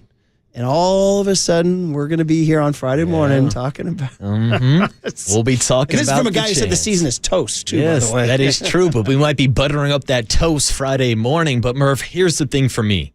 It's Rams week. Yeah. It's what Ronnie Lott says every single time he calls into the show. It's the Rams week, baby. You can throw the records out the window. When you're playing against a division rival like the Rams, I don't care if you're 7-6. I don't care if you're 76-6. You got to go out there and beat the Rams. Yep. So that's what we'll be talking about for the next couple of days. It's short. It's a quick turnaround, guys. They take on the Rams Thursday. Tim Ryan called it a big-ass matchup. And don't forget, Shanahan has owned McVay. I mean, that's what we fall back on every time. And he owned him all the way up until about 2 minutes to go in week 3. NFC Championship game, too. And here we are throwing Ronnie Bell under the bus. No, dude. Got to catch that ball, Ronnie. And this was one where I criticized Brock Purdy. Because you remember in that game, it was 24-24. After the collapse and the Rams tied it, I just went back and looked at the play-by-play. The Niners got the ball at the 30-yard line and couldn't get into field goal range. They got the ball with 1:51 to go, and they got it at the 30-yard line. And I said, the surest bet in sports is to have the ball on the 30-yard line with under 2 minutes to go. At minimum, you're getting a field goal. And they they had to punt. And then the Rams went down and won. Yeah, that was a series where Ronnie Bell dropped the ball, right? But that was only on second down. Yeah. They still had a third play down changes everything. But even back then, you were calling for the checkdowns, Murph. I was calling. That's true. I am. Hey, Captain Checkdown. That's him. Me and Alex Smith, right? Look at you. All right, man. All right. Well, listen, obviously we'll talk a lot about it going forward. It's a quick turnaround, which I know that, it's brutal. I know Thursday Night Football is so brutal on their bodies, but to be honest, kind of excited for a Thursday night game. I mean, it's nice when you get a little Thursday night delight when your team's playing. So here's the deal. We'll take a quick break. We'll come back, and we're going to talk to Susan Slusser. Willie Adamus, who made the Hum Babies list. Buster Posey. There's a new Willie in the city. I know. We talked about great Willies. We're going Mays. We're going McCovey. We're going Adamus. We're going Calhoun. Ooh. All right. Shout out Willie Calhoun. Montañez. Any others I'm forgetting? Ooh. There's got to be a couple there. Willie McGee? Willie McGee. Bang, there's another one. I say Willie Kirkland. Ooh. I think it was an old early 60s. Did Will Clark ever go by Willie? He is today. Wow. He's going by Willie today. Put him on the list. All right.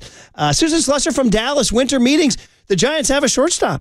Buster Posey is, all those memes you see about guys strutting in, whether it's like pro wrestlers or UFC guys or Conor McGregor. Is he walking in like McGregor? Dude, he's doing the billionaire strut this morning. Is he walking in like McGregor? Swinging those arms, Buster. I mean, guys, he got you Willie Adamus, man. That's pretty good. And people say he's not done. Yeah. Coffee is for closers. Buster. And Buster's got a mug this morning. You said they didn't want that Farhan money. No. A little different now. You said Buster's big game hunting, which led to my moose horns. The second biggest moose horns on the market are on the wall now. Juan Soto's a Met, but Willie Adamus is a Giant. So we'll talk about that with Susan Slusser next on KNBR 104.5 and 680, the Sports Leader.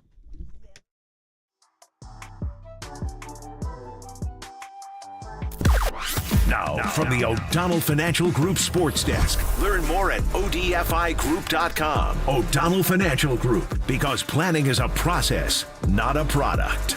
Matt Mayoko joins Dirty Work with Copes and D-Pop at 4:50 this afternoon. You can hear that interview live on the KNBR app and KNBR.com. It is also that time today. It's time for the Young Tony and John Joe question of the day. All right, so the question that we have decided to go with, what grade would you give the 49ers offense? Marcus says C's get degrees. Would you give it an A, a B, a C? You let us know. You can join the conversation in the YouTube chat now.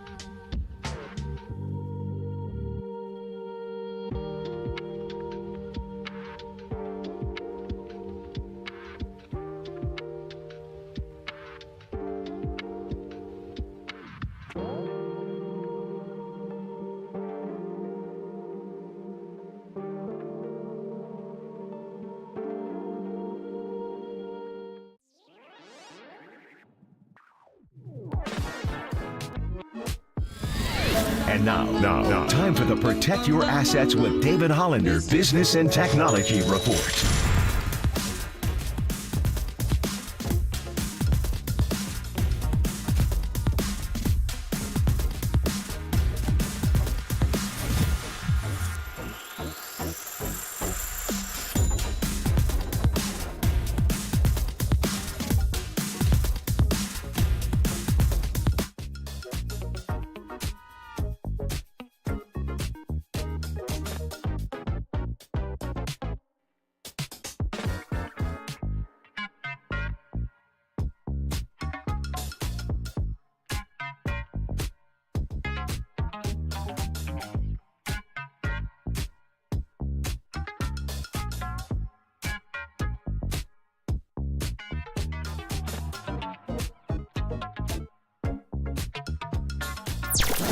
Quite simply, Susan Slusser knows baseball. That's why she's the Chronicle's senior MLB beat reporter. And that's why she joins Murph and Marcus on KNBR. Now.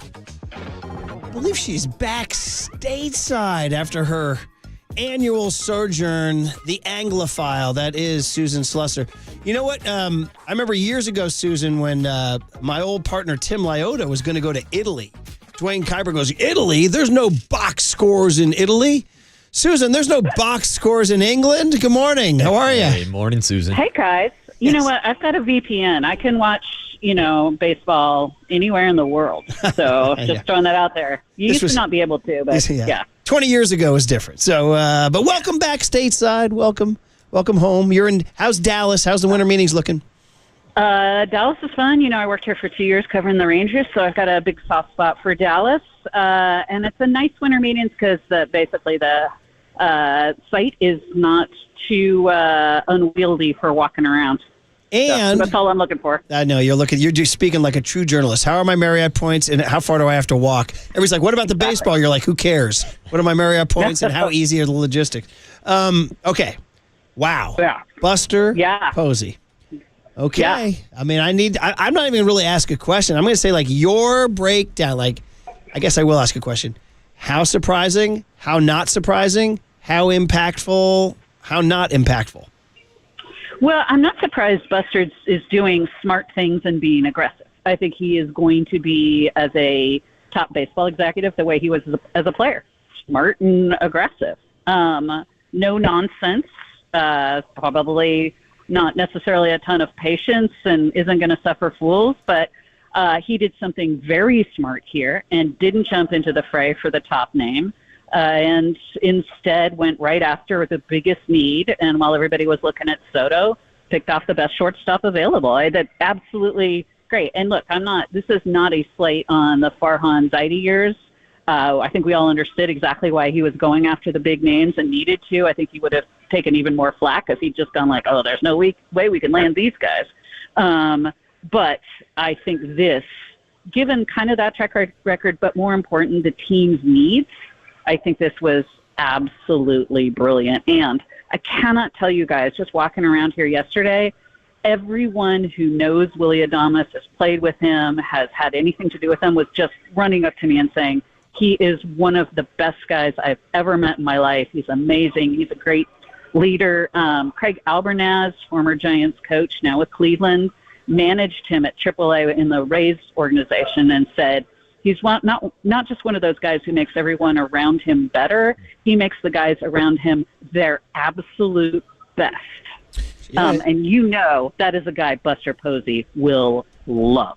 Yeah, and Susan, we actually had the chance to talk to Buster a couple weeks ago, and when I asked him what's the biggest need on the team, he said shortstop. And here we are with Willie Adamus signing to his contract now. So when it comes to Willie, how does he fit into this lineup, and how do you think his skill set, will translate to San Francisco?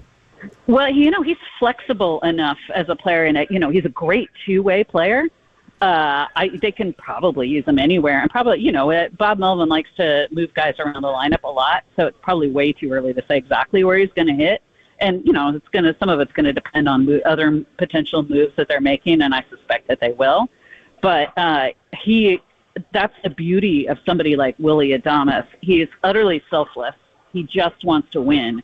He will do whatever the front office and Bob Melvin ask of him and do so happily and, make sure everybody else is kind of on that same page with him, which is phenomenal. I mean, he's just described as one of the best leaders in the game. Man, I mean, it's just gushing stuff. That said, most Giants fans who are burnt over the last 3 years of mediocrity, their first reaction was, cool, what's next? It was like, wow, they didn't give me give Buster a minute to even enjoy it. So what do you think realistically is next? I think Corbin Burns is not out of the realm of possibility. It's funny, I think especially given Zach Nazian's background, I think we're going to see obviously it's going to be a little Brewers heavy maybe. But nobody's going to turn away Corbin Burns. He's one of the best available pitchers, obviously, on the market. He's going to be pricey. But look, you wind up not spending $700+ million on Juan Soto. If you think, last year they were willing to give Shohei whatever he wanted. For that kind of money, you can fill some big holes. And obviously they're, even though they've got the signing bonus still that they're going to have to pay Snell at some point. He's off the books. Conforto's off the books. They do have some wherewithal, and they have we all know they've got the resources to spend what they want. So they have to. If you get somebody like Willie Adamus, you're clearly going pitching and defense in that division, which is the smart way to go, given the firepower two other teams have. Really three if you throw in Arizona. The best way to contend in that division is going to be pitching and defense. You got to go out and get another ace kind of guy since you've lost Snell, and there's no ifs and or buts about it. So for me, I'd probably be looking at more than one starting pitcher, but if you land a Burns and then maybe kind of a 3 or 4 type guy, I think they could be in pretty good shape. They've got a few other areas they could brush up. They could make some trades too as a means to fill some holes, and I think they probably will. This is going to be fascinating, you guys, because like I said, Buster's very smart, and he's clearly going to be aggressive. And what that translates into on the roster could be really interesting. And we'll see who on the current roster he likes and who he doesn't like. Yeah, and Susan, circling back to one of your first original points, to me, the timing of this is what's key. The fact that they were able to strike this deal before the Juan Soto news came down last night. So just everything that we've talked about so far, how would you grade Buster Posey's first big move as the president of baseball operations? I mean, I think it's genius. I mean, there's nothing that not to like about it. You know what? If just from a sheer baseball standpoint, if I have the means to sign Juan Soto, I would go hard after Juan Soto and give him anything he wants, given the age and the skill set.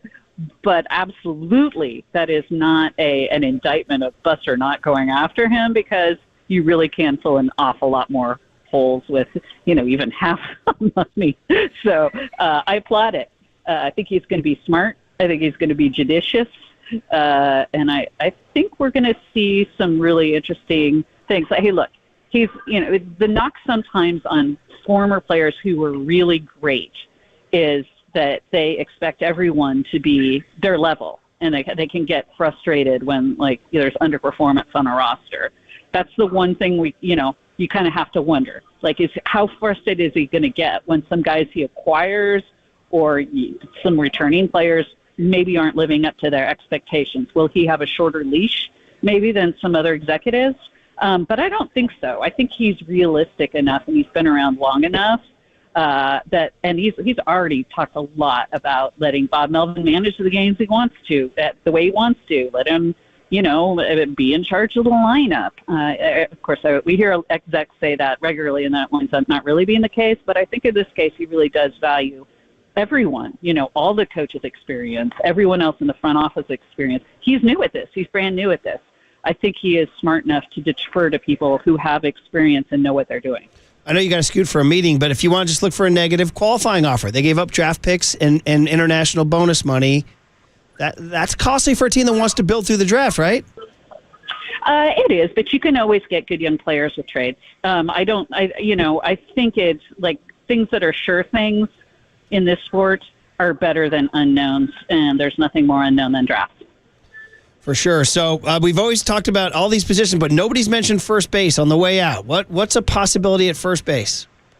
I think that they potentially could be looking at the free agent market there. That wouldn't surprise me at all. I think that's an area where they could trade from some of their existing pieces because, there would certainly be interest in some of their guys who are, an everyday guy like Lamont, everyday-ish. Wilmer Flores always has tons of value. Nobody would want to see either one of those guys go. But if they decide they want a full-time, everyday first baseman, there are obviously at least two on the market that are pretty intriguing in Walker and Alonso. One more quick one before I let you go, Susan. Any updates on the Giants' status when it comes to the Roki Sasaki sweepstakes? Oh, I'm sure that they will poke around on that for sure. I'm definitely not going to say they're the front runner because we all know who the big spenders are. But again, if they want to, they have the resources to do something like that. So, and I think we're seeing if Buster wants somebody, he really might go very hard at getting them. Well, he gave us his first indication. I'm looking forward to more, too. Could be possible trades. Who knows? Camilo Duvall's name has come up, too. We'll have to look into stuff like that. Sure. But we'll let you go. Welcome back to the States, and we'll catch you down the road, Susan. Yeah, thanks, Susan. Fantastic. Thanks, guys. There she is, Susan Slusser. I was looking at according to my Google search here, buddy, the 2025 tax threshold for baseball, according to this, if I'm assuming this is correct, it says $241 million. And then I saw one report that said with Adamus, the Giants are at 180. That leaves $61 million before you're taxed. Well, dude, if you're going to start talking about taxes, you got to call back Steve Moskowitz. Don't give me a call. There we go. What do you do? I was going to try to come up with a riff because they always type in what to do when you're waiting for your ERC check.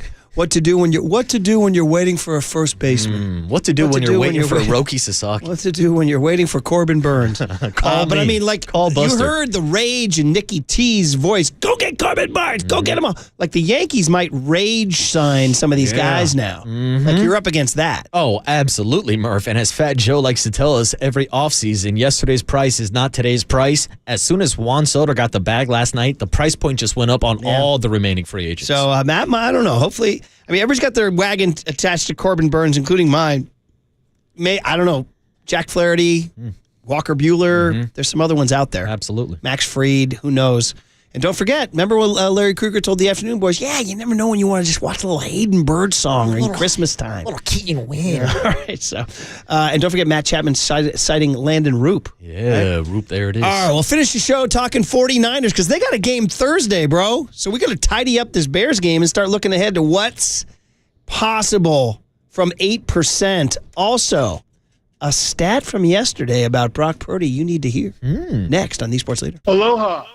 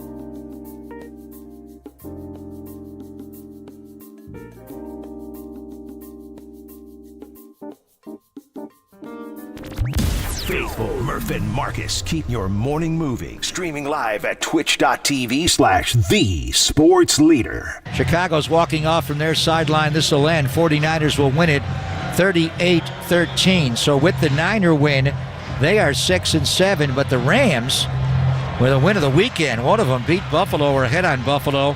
So they're going to go to 7-6. Arizona will fall to 6-7 as we get the final foghorn. There he is, Greg Papa, set to Christmas music. Mariah Carey. Is Greg Papa the Mariah Carey of, I don't know. That's a good comp. I'm just riffing. I'll take it. Well, good morning, everybody. It is the Christmas season. It's a big week because the 49ers get a big win. Fans, shall we say, withholding judgment. Not a lot of fans super excited about the win. I don't know what they wanted. I mean, they destroyed the Chicago Bears 38-13. They gained more yards in the first half than any team has gained all year. They scored the most points they've scored all year. And for the most part, we've heard from fans, who cares? So I don't know what to tell you. Listen, I'm the guy who told you that the season was toast. I have been as down on this team as anybody, but you got to give credit where credit is due. That Bears team had played the Lions, the Vikings, and the Packers to the final second. I was wary of this game so much so that I took the Bears and the points in my pool, which wound up looking terrible. But the point of the matter is you got to give the Niners credit for answering the call. It was desperate times. Their backs were against the wall. Desperate times call for desperate measures, and desperate measures with 38 points. George Kittle on screens. Brock Purdy is accurate. And I told you guys the stat, Marcus, thanks to Next Gen Stats from NFL. Did you not? As that game was going on, you're like, is Brock going downfield? Sure enough, he completed 4 of 6 deep attempts for 118 yards. His first completions over 20 air yards since week 8. Dude, his first completions over 20 air yards since week 8. Wow. That's surprising. Cue up Lindy Waters III. That's crazy because it's been one of the probably biggest benefits of having Brock Purdy as your quarterback is his ability to go deep downfield. Now, I think a lot of that has to do with not having Brandon Ayuk out there. That's his buddy from Arizona that they had such chemistry with downfield, despite the fact that Brandon Ayuk did not put up those same type of numbers this season that he did last year. And even Brock Purdy in a year where he's not putting up those MVP-type numbers that we did last year, yesterday was probably the closest to that version of Brock Purdy that we've seen all season long. And I think it was the closest to the Kyle Shanahan system that we've seen all season long. So Saturday night at the team hotel, we learned that Kyle Shanahan had Brock Purdy and Diamador Lenore talk to the team. Now, what does that mean? He was like turning it over to the young leaders to set the tone. Like, guys, if we're going to do anything with this season, it has to happen tomorrow. And we've talked about it all morning long. That first drive was exactly what has been missing from so many games this year. What was the stat? I mean, literally, it's been missing, Murph. That was only the second time all season that the 49ers scored a touchdown on their opening drive. And it looked like it looked different. It felt different. It was like I said that's as good as they've looked coming out of the gate in a long time, maybe all season. And look, I get that people say it's because it was the Chicago Bears, but they took care of business. They put up 38 points, more points than they put up the entire season. On defense, they had 7 sacks against that offensive line. So you can talk about their opponent, where they rank in the tiers of the NFL, but they went out there and took care of business. And I think that's the biggest gripe from 49er fans this morning. Oh, this is the game that they should have won. Well, guess what? They went out and won it. Now, those same fans would have gripes about losing games in the fourth quarter to the Rams, the Seahawks, and the Cardinals, which is exactly why the 49ers are currently in the situation they are now heading into Thursday night. Well, funny you mentioned that because this Thursday night is the rematch of the game that started this season on the wrong path. The 49ers opened the season with a huge win over the Jets. They go 1-1 into this game in L.A. Shanahan has great ownership over McVay. They have a 24-14 lead in the fourth quarter. Think back to this. This is where it all went wrong. And that was in week 3 in September. They blow the fourth quarter lead, 24-14. We can get into all the details of it, too. A Jake Moody missed field goal, a Ronnie Bell drop pass, pass defense that fails down the stretch. And they stunningly lose 27-24. At that point in time, I think if we recall, we probably thought, oh, that's a one-off. That's uncharacteristic. But it wound up being the script for the season. Then it happened they again. Blew the game against Arizona. They blew the game against Seattle. And that's why they've been fighting uphill ever since. So Can they not do that Thursday? Can they do something Thursday that they didn't do in week 3 in September? I mean, that's the biggest question. And you mentioned Brock Purdy and Deommodore Lenoir giving the speeches to the team on Saturday. That's the future of the 49ers. And so we can talk about whether or not they're going to be a playoff team this year. We can get into the odds. We can get into the 4-way tiebreaker and whether or not they can backdoor themselves into a wild card matchup. Throw all that out the window. The Rams are coming to town with a 7-6 record. The 49ers are 6-7. It's Rams week, baby. It doesn't matter what your record is. Both these teams might miss the playoffs, but it's Sean McVay versus Kyle Shanahan. It's Brock Purdy versus Matthew Stafford. It's Rams 49ers Thursday Night Football. Sign me up, Murph. Yeah, okay, well, there you go. It'll be down at Levi's Stadium. We'll see what the Niners do in terms of handling their – now, I'm a guy who said the season was toast, okay? And I did truly believe that if they lost to Seattle – I still am never going to get over the sight of Geno Smith running into the end zone. Oh, with the night celebration. You could choose any. That was brutal. Better or worse than Draymond's? I would say execution-wise, probably a little bit better than Draymond Green's. We've been joking all morning about Draymond's night celebration, which was, should we say, awkward or maybe not as smooth as Steph's? I mean, if he was trying to look like a shark, he nailed it, but it definitely wasn't the night celebration. He made hum babies, though. That's it. He made hum babies. But anyway, the point is, I said the season was toast in Hawaii, and ultimately, I've jock-blogged about this a lot, about just how many times can you talk about a Super Bowl hangover? We've been talking about it since the summer, and it's played out exactly as my experience taught me is you lose Super Bowls in excruciating fashion, it's very difficult to come back, and it has been very difficult to come back. That said, I'm still watching. I'm still there to see what happens.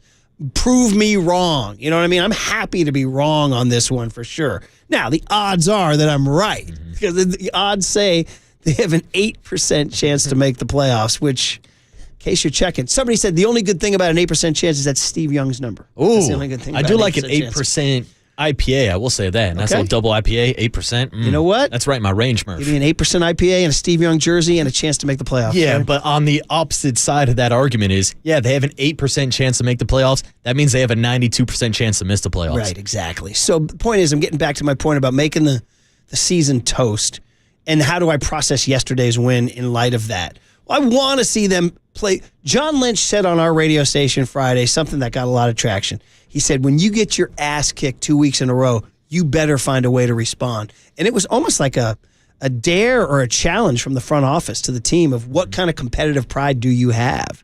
And that was an interesting moment. That, we sign off on a Friday, and sometimes, we just go off onto our weekend. But that got some traction on social media. That got some traction in the newspapers. John Lynch calling out the 49ers and their competitive pride. Well, they answered. They answered with competitive pride. Yeah. They scored 38 points. They destroyed the Bears. They never let them in the game. So there's one small step. You still have many, many large steps to go. Yeah. Murph, they responded, but we'll see if they respond Thursday night as a 2-point favorite in Santa Clara against the Rams. Okay. Well, we talked about Shanahan has ownage on McVay. It took an extraordinary sequence of events in L.A. in September to take away that Shanahan ownage. Prior to that, it was only that NFC Championship game, right? Where there was another big drop in that game, too. It's been regular season. So the way Shanahan called this game on Sunday looked like the Shanahan who could own McVay again. Like that was the 49ers we know and love. The George Kittle over the middle, deep balls, a run game that was effective. Will Isaac Gendo play on Thursday? We don't know. Dude, they could be down. So we go Christian McCaffrey, Elijah Mitchell, Christian McCaffrey, Jordan Mason. You'd be looking at Pat Taylor, your fifth-string running back. Dude, they're going deep into their starting five, Murph. Or the guy Young Tony wanted, the Abakanya. What was the name again, Young Tony? Israel Abanaconda. Ooh. He might be out there. You better check. I don't know. I might want to see Israel Adesanya instead. Was that one of your style bender? Hey, UFC shout out fighter. Brother Is. Yeah, I made a Brother Is reference on the Fantasize This podcast when we were talking about Israel. Does he have a Christmas album? Probably. We can find it, yeah. I'd like to hear his... Somewhere over the rainbow. I'd like to hear his Mele Kalikimaka. All right, dude. 650 says, beating the Bears is like getting your ass kicked twice at school, then taking your frustrations out on the poor AV guy. Come on, man. That's harsh. You got to beat up somebody, right? That's harsh, man. So anyway, listen, I'll take it. Even despite the fact that I picked the freaking Bears like an idiot. That's why I lost my pool this week.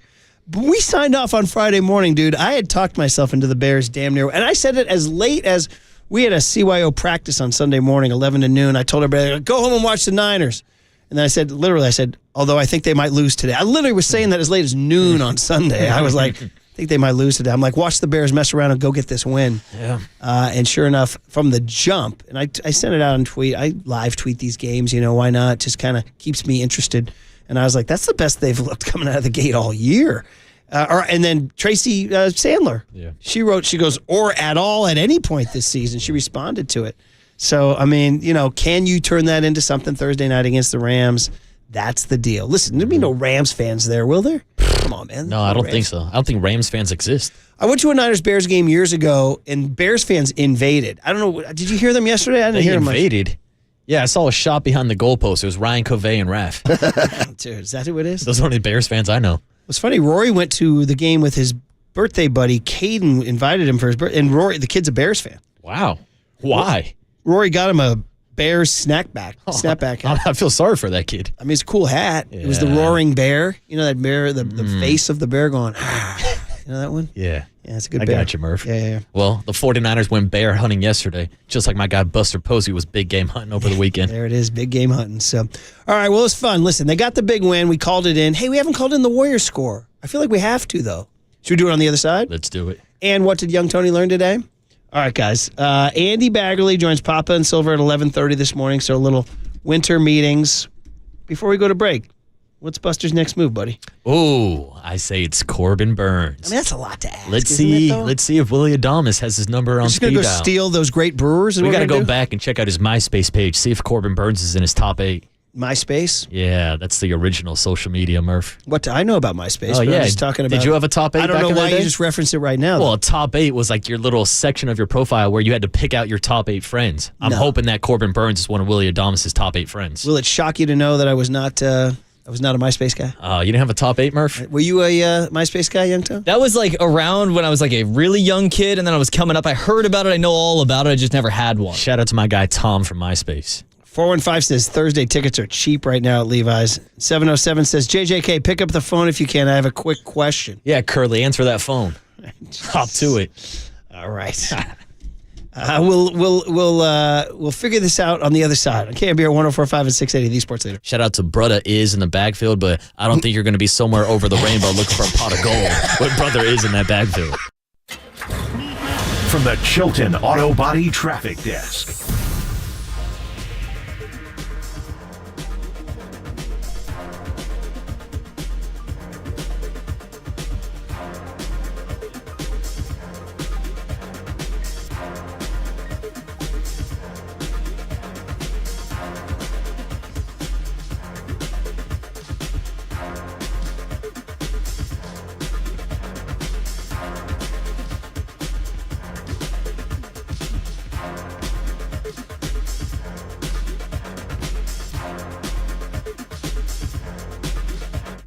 Bigelow Tea. It's Bigelow Tea time. It's Bigelow Tea season. Every season is Bigelow Tea season. That includes the Christmas season. Don't you like a little tea at Christmas with your cookies? Bigelow is the #1 tea in the Bay Area. We have it here at KNBR. We reach for it, and when we do the chamomile, we think about Gwen Stefani, and no doubt every time we smile. We love all of Bigelow's different flavor options. Perfect for those of us who make our living behind the mic. Soothing. Keeps me going, keeps you going, keeps us going. Bigelow Tea right here in the studio. So, grab a mug full of your favorite Bigelow tea and tea proudly. I'm just sipping on chamomile.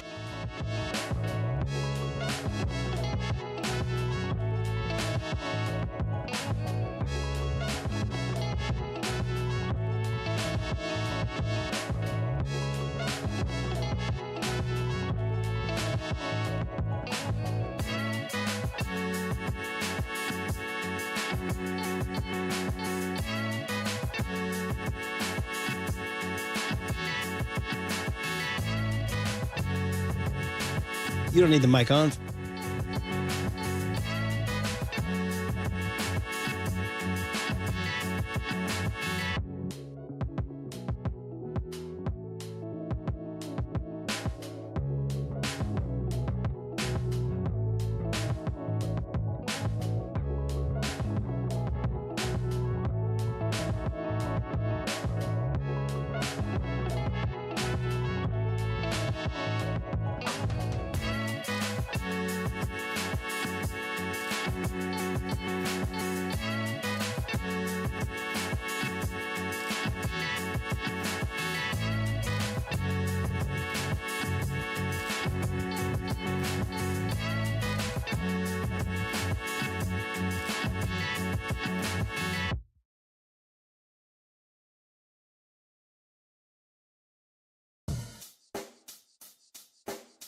Check the mic and make sure it sound right, boys.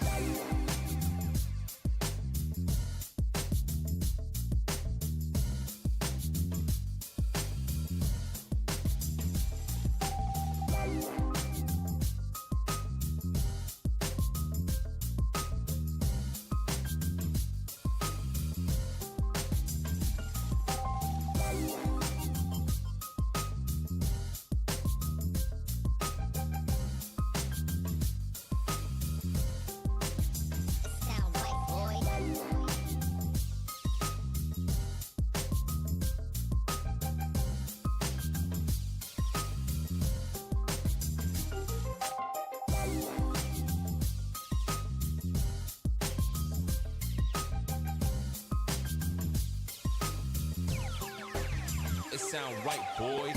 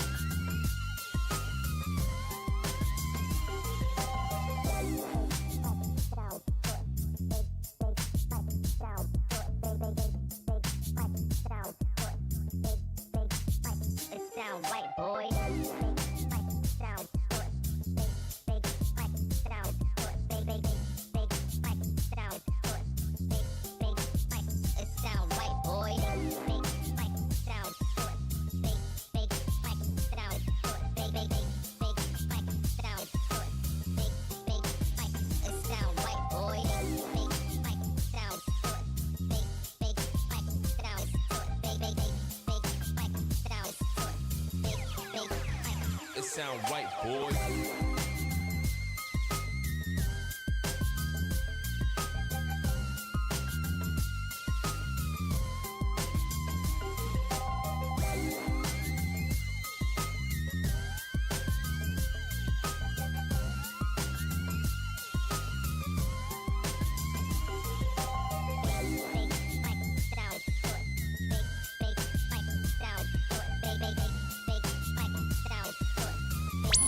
Murph and Marcus continue live from the KNBR Casino Matrix Progressive Jackpot Studios. Casino Matrix. Progressive jackpots are here. Where are you? Just drop in. Please play responsibly. 1-800-GAMBLER. John Joe wanted Jingle Bell Rock. I have to His admit, favorite Christmas song. Well, I mean, God bless him, and I wish Johnny nothing but the best. I have to admit, this is one of those ones when I hear it, I'm kind of like, how many times we got to hear this one? Oh, I don't know, Murph. I hear this song and I think about Lindsay Lohan.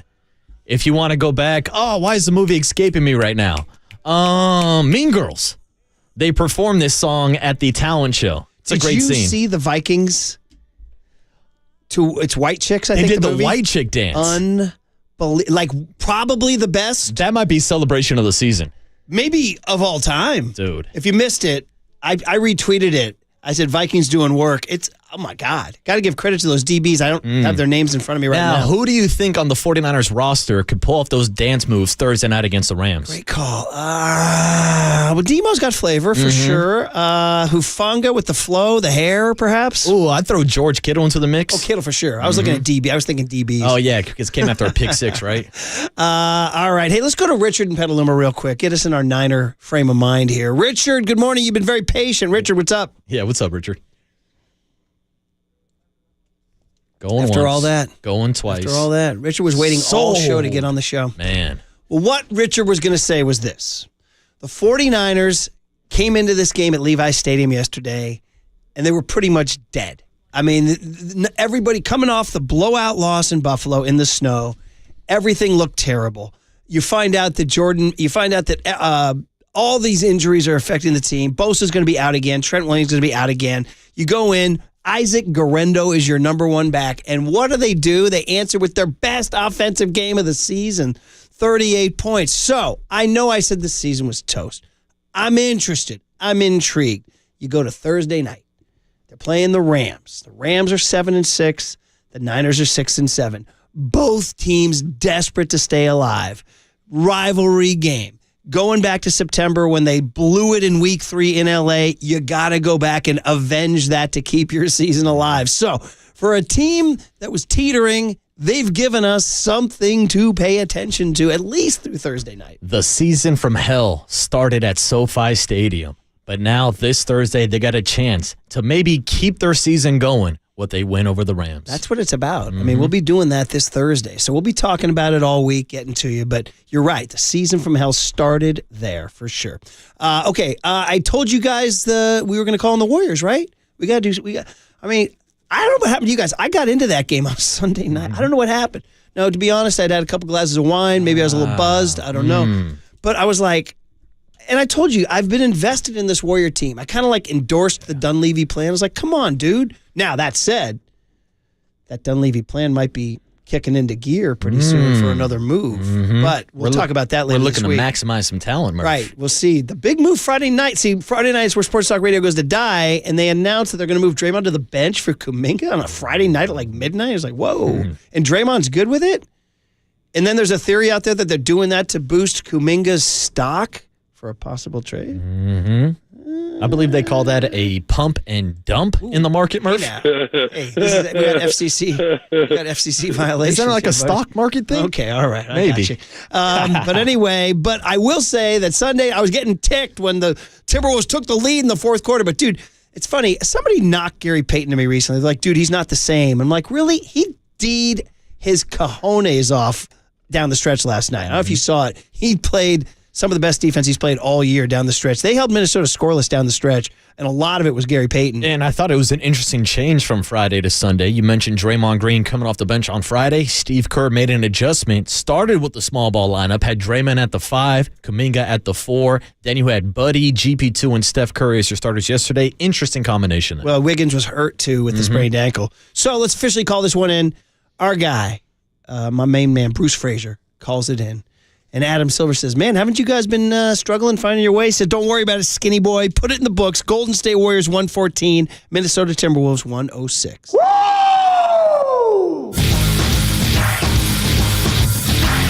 Beautiful basketball. Beautiful basketball. That is buttery. It's lovely. Yes, sir. Lindy Waters the third? That's crazy.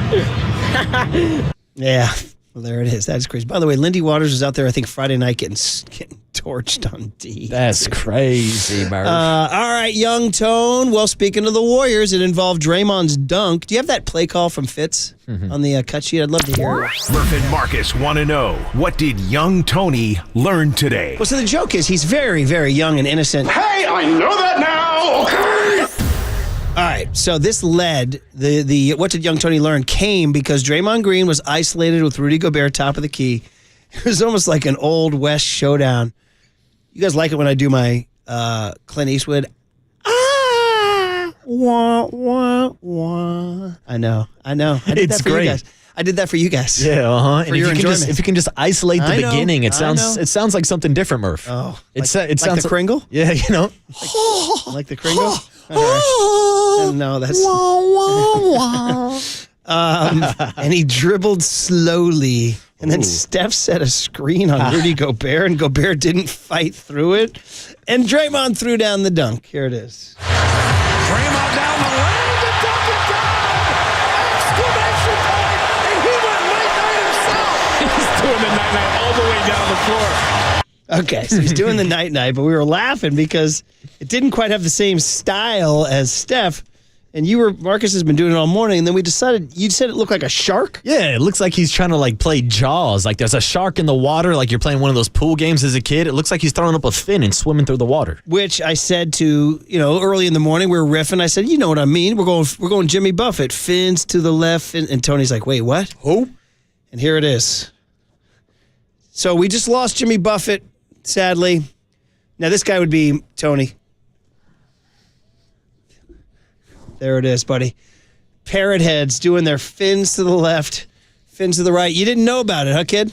I had no idea, no. Where are you with Jimmy Buffett? Margaritaville? I love him. What's not to like? Yeah. Ooh. You support? Yeah, absolutely. When's your last Jimmy Buffett show, Murph? Never went. Wow. Damn. Oh, wow. You're not a parrot head, huh? You know who I found out about fins from was Sam, the great Sam Farmer.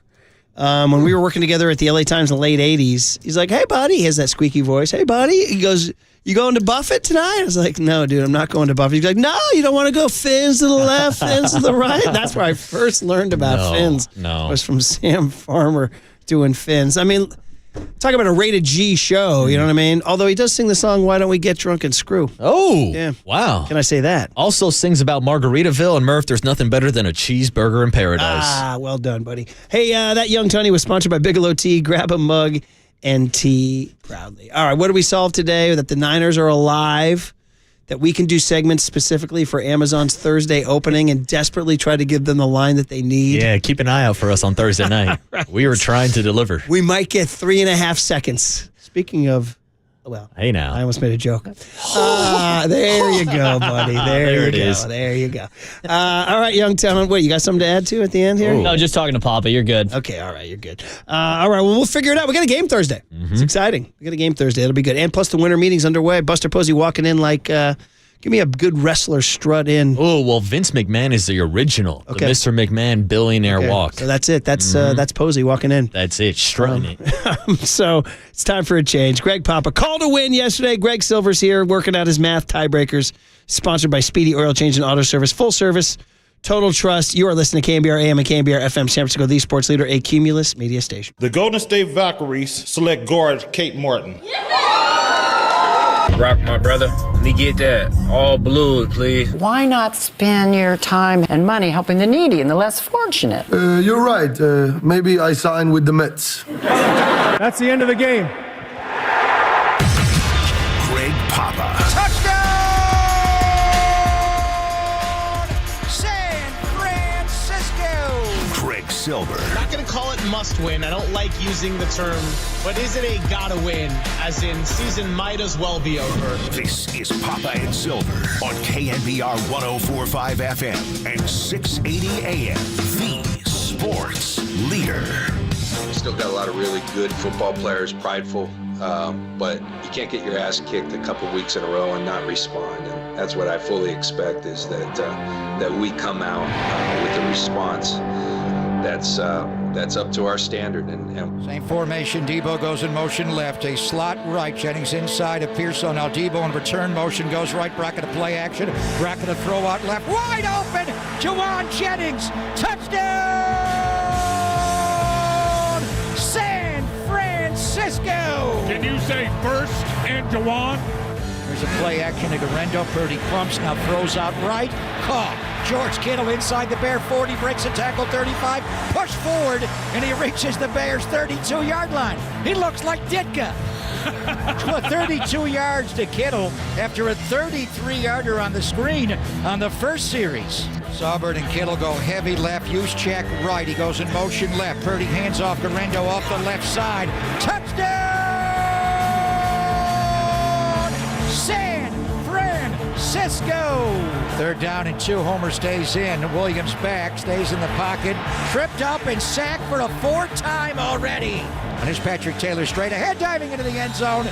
A touchdown for the 49ers for Patrick Taylor. Touchdown, San Francisco.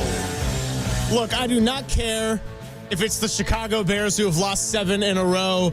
I am here for our first victory Monday together, and you got the foghorn holding it up proud on the stream for YouTube and Twitch. Happy Victory Monday. I'm just grateful for the change of pace, if anything. Wow. Did you put that audio replay together to open the show? I sure did. And we're going to have a full-blown audio replay because the Niners have not won since when? Tampa Bay, the first game coming out of the bye. It's been a while. The exorcism may have taken a little while. We are going to get a shot of Gold Bar whiskey later in the day, but we do thank our folks from Faithful Foghorns for all of the touchdowns yesterday, and it was right on the first drive of the game for the first time since the Ram game, Greg. Week 3, the Niners went right down the field and scored a touchdown on the over route by Juwan Jennings. So I told Mike Kohler, when the Niners lost to Seattle, Nick Bosa got hurt, and Geno Smith ran into the end zone at the end. I saw the schedule. We all saw it since May. At Lambeau, at Buffalo the Sunday before Thanksgiving, the Sunday after Thanksgiving. I know global warming and climate change, but damn, it's going to be cold there. Not so much at Lambeau. The Buffalo blizzard hit hard, and I just said to him, we're going to go to Green Bay and lose. They're going to go to Buffalo and lose. They're going to come back in the California sunshine, and they're not going to lose again. But everybody jumped off the 49er bandwagon. They wrote them off. That's all I heard the last couple of weeks. Nothing but they're done. Draft selection, getting rid of players and moving on. Michael Silver was the one guy that kind of left out a little bit of hope when he was at the facility because you could feel the vibe. Just getting back into the California sunshine. The guys were actually wearing shorts during practice getting ready for the Chicago Bears. It was 67 degrees at kickoff yesterday, not 27 degrees like it was for the Buffalo Blizzard. They went right down the field, and they looked like themselves. So need I remind everybody in the Bay Area and beyond, the 49ers have won the NFC West each of the last 2 years. They have won this division 3 times in the last 5 years, advanced to the NFC title game 4 times in the last 5 games. They are not dead. They are alive. They are kicking. They went right down the field. The only bad part of the game yesterday was the first half. I don't want to say I stopped watching, but the Niners had 14 first downs to Chicago's 1. They outgained them 319 yards to 4. I barely paid attention to the second half. I think the Niners won the game 38-13. I think that's what happened at the end. Gendo may have hurt his foot because I was watching the Seattle-Arizona game more than I was watching the Niners game. I was watching the Rams buffalo the Bills and lay 44 on that defense. What a game for Josh Allen. So as I'm watching the Niners, I'm thinking they are back, but are they going to have to run the table? We thought maybe Detroit, Miami would be hard games, but looking at the schedules going ahead, and I know you had it all figured out with the algorithm, a 4-way tie at 9-8. The Niners get in. Nix that after what Seattle beat Arizona. I was conflicted about that game, and then what the Rams did. It don't matter. Well, we'll figure it out. The Seattle Seahawks got a really tough schedule. They got Green Bay coming in for Sunday Night Football. They go to Minnesota. We'll go through all the permutations of what it means. If the Niners do win out or even win 4 out of 5, Greg, I think that they got a chance, and they did win yesterday. But just the solid football they played on all aspects of the game. Jake missed the landing zone a couple of times, but overall it was offense, defense. It was special teams. I don't care that it was the Bears. I've watched them play just about every game this year. They're a better team than 4-9 with a 7-game losing streak. They took a lot of these good teams down to the end. They won games early in the year. The Niners just played Niner football. It's not about the Bears yesterday. It was about the Niners returning to form. And honestly, without Trent Williams, Nick Bosa, and Christian McCaffrey, among others, even I thought, can they do it? Can they show what they are? Yesterday, they showed what they are. They got a short week. I love this. Just roll into this momentum. Beat L.A., right the wrong of week 3, and let's bring on the Rams after what they did yesterday. So just the Niners are not dead yet. They have won this division 2 years in a row. They can still win it for a 3rd straight time. I'm very much with you that yesterday was not about the fact that the Chicago Bears have been a losing, skidding franchise this year. It is the Niners finally looked like themselves. The 319 yards, I think, was the most yards gained by any team in a half this year, and they looked like the 49ers of old. It took them 2 minutes and 40 seconds to go down the field. Purdy was perfect, 70 yards through the air, found a wide-open Juwan Jennings. So all these people have been like, relax, it's the Bears, and then, the 9-8 scenario, it's like, okay, hold on. Yes, the fact that Seattle beat Arizona, not good. The fact that the Rams even beat Buffalo makes things even a little bit tougher now. Now, the short answer to this, Papa, is there still a 9-8 4-way tie scenario on the table that gives it to the 49ers? The answer is yes.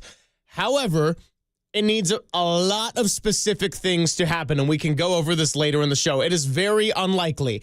Everybody's saying, why can't they just go 10-7? Well, yeah, obviously that's the easier way to go and make the playoffs. It's probably mathematically pretty much the only way that they can do this. But really, the technical answer is they can lose one of their non-divisional games and not be completely done. So that is where we're at now. It is not the 9-8 model of last week or 2 weeks ago where it was looking like, hey, this could happen. You need Arizona's schedule to go exactly a certain way. You need LA's schedule to go exactly a certain way. And then Seattle needs to lose 2 of their next 3 and the finale at SoFi against the Los Angeles Rams. And, of course, the 49ers have to take care of business. That starts on Thursday. We'll worry about Detroit. We'll worry about Miami after the Rams. But I mean, Seattle, watching them yesterday, and it's a lot of it in sports, as you well know, is just matchups. Seattle beats Arizona. The Rams beat Seattle. It's just the way it goes. The 49ers own the Rams until week 3 when they gave up a 14-0 and a 21-7 loss. And that's going to be motivation enough. I mean, Seattle's got Green Bay on Sunday Night Football, as we said, and then they got to play Minnesota. They got the Bears, but that game's going to be at Soldier Field. We'll see how it all goes. You're going to need some breaks, obviously, along the way. And they do. I mean, I think it's possible Seattle loses their final 4 games of the year. I mean, they've been a streaky team after the 3-0 start. They lost 5 out of 6, and they come here and beat the Niners. And what have they won? 4 in a row since that point. So, I mean, they've been up and down and all around. We'll see. But it's all about just having momentum. Had they lost this game to Chicago, and they weren't in any danger of losing the game after they went right down the field in 70 yards touchdown of the over route to Juwan. And how good was he yesterday? How good was George Kittle? How good was Isaac Gendo? How good was Brock Purdy? He had so many great plays where he looked like the Brock star of last year and earlier this year. But the play where he checked out of that, they were in an I formation under center behind him. He checks out of it and goes shotgun with Gendo to the side. He gets maxed up with their slow linebacker, Jack Sanborn. He looks like McCaffrey running the wheel route. Brock had to throw it off his back foot, but he got it out in time, and he rolled out of the 1-yard line, and then Gendo scored on the next play. I mean, that is the big brain Brock we need running this offense, and he did yesterday. But I just what this does, when we came back from Buffalo, was you got to win the next 2. And no, one game at a time, that's all. Well, you beat Chicago. You look like yourself. You routed them. It sets it up for Thursday. The Rams got a lot of injuries. What's going on with Cooper Kupp? They got guys on their defense. They got to fly here. I know it's a short week, but beat L.A. Beat L.A. And let's figure it out here. But the fact is the season has not been canceled. You have meaningful football games yet to play. Maybe you put yourself in too big of a hole. I don't think you have. We'll get into it. But you just wanted them to be competitive. You didn't want to lose 38-10 anymore, 35-10 anymore. So you flipped the script, and it was 38-13, and it worked. We got the foghorn going. If we have to do more gold bar shots today, it worked. I'm back in the touchdown San Francisco business. Kyle was smiling and dialing. So is that the team that this team really is and capable of being? Will you get Trent Williams back at some point? Nick Bosa's starting to move around a little bit. We'll find out. Kyle's going to talk at 12:30 on the teleconference what's going on with Garendo's right foot, or whatever foot it is that he had the sprain. I think, judging by the way he acted in the locker room after the game, all smiles, talking to the media, I think he's fine, but you got to look at imaging. There's so many bones in hands and feet, you don't really know. But it's back on, and the season is not over. Faithful, don't listen to everything you're reading. And everybody that I've connected with, they've turned on the Niners. The season is over. I'm trying to stay, again, I'm not optimistic. I'm not pessimistic. I'm realistic. Realistically, they got their ass handed them, as John Lynch said, at Lambeau and at Buffalo. That's not who they are. They haven't been that team since Nick Bosa arrived. Now, Nick hasn't been playing, so he had to kind of reinvent yourself, but the way they played yesterday is the way they're capable of playing, especially under the California sun. You go to South Florida, come home, play Detroit, play in a dome. You don't have to go outdoors in a Buffalo blizzard the rest of the year. We're going to have a great show ahead of us. We got Larry Krueger coming up at 10:50. We're going to talk about his guy, Isaac Gendo, and his health and the big day he had yesterday. We also got some good baseball to discuss, Papa, with the Willie Adamus signing. So we got Andy Baggerly stopping by at 11:30. Chris Rose will join us at 1:30. Silver Linings Playlist will be at 1:15 as it actually relates to baseball more so than football today. We got Walter in the back. Everything's right on a Monday. One day at a time here, faithful. We're taking it for what it is. 808 KNBR to join the conversation. And a big shout out to the YouTube chat. As always, love seeing the regulars in there. Tacky, Pine Needle, AJ Cruz, Mike, many others. So join the conversation if you must. It's Papa and Silver here on a Victory Monday for the first time on KNBR 104.5 and 680, the sports leader.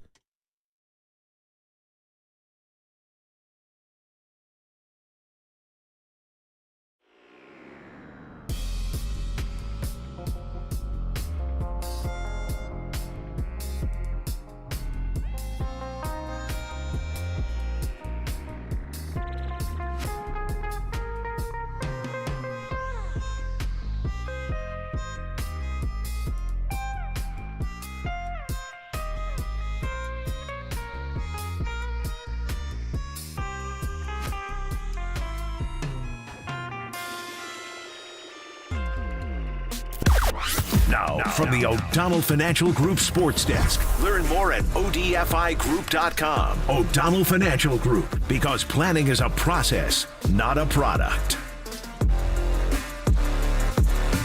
The 49ers finally get back in the win column this weekend, but with the Seahawks and the Rams winning as well, is it just a little bit too late? Let us know on our YouTube chat, the only place to let Bay Area fans sound off, and join the conversation instantly on KNBR, the sports leader.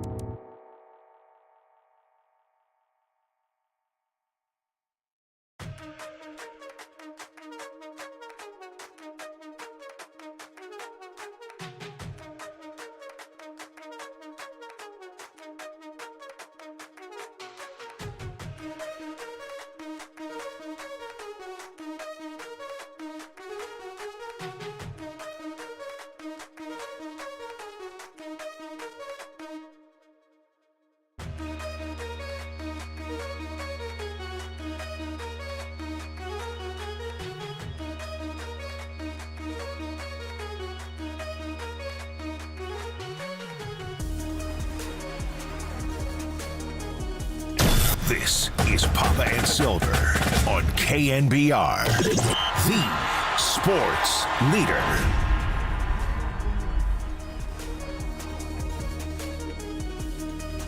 There's a play action to Gendo. Purdy pumps, now throws out right. Caught. George Kittle inside the Bear 40, breaks a tackle 35, push forward, and he reaches the Bears 32-yard line. He looks like Ditka. 32 yards to Kittle after a 33-yarder on the screen on the first series. And a really good play. Just a combination route, clearing it out with a vertical, running George on a corner route. Brock pumped it like he wanted to go deep, pulled it back down, able to reload and find Kittle on that 7 route outside the numbers. Nice pump. He dropped it right over Tremaine Edwards, the new middle linebacker, second-year Bear after a 5-year Buffalo Bills starting run. He is long. Here's a play action to him and a throw out left, wide open. George Kittle, 20. Good block from Jennings down the sideline. Bang! Out of bounds inside the 5-yard line. What a first half for George Kittle. Nice block by Juwan Jennings. A perfect play there. Another explosive to Kittle. He goes for 31 more yards. Yeah, feed the beast.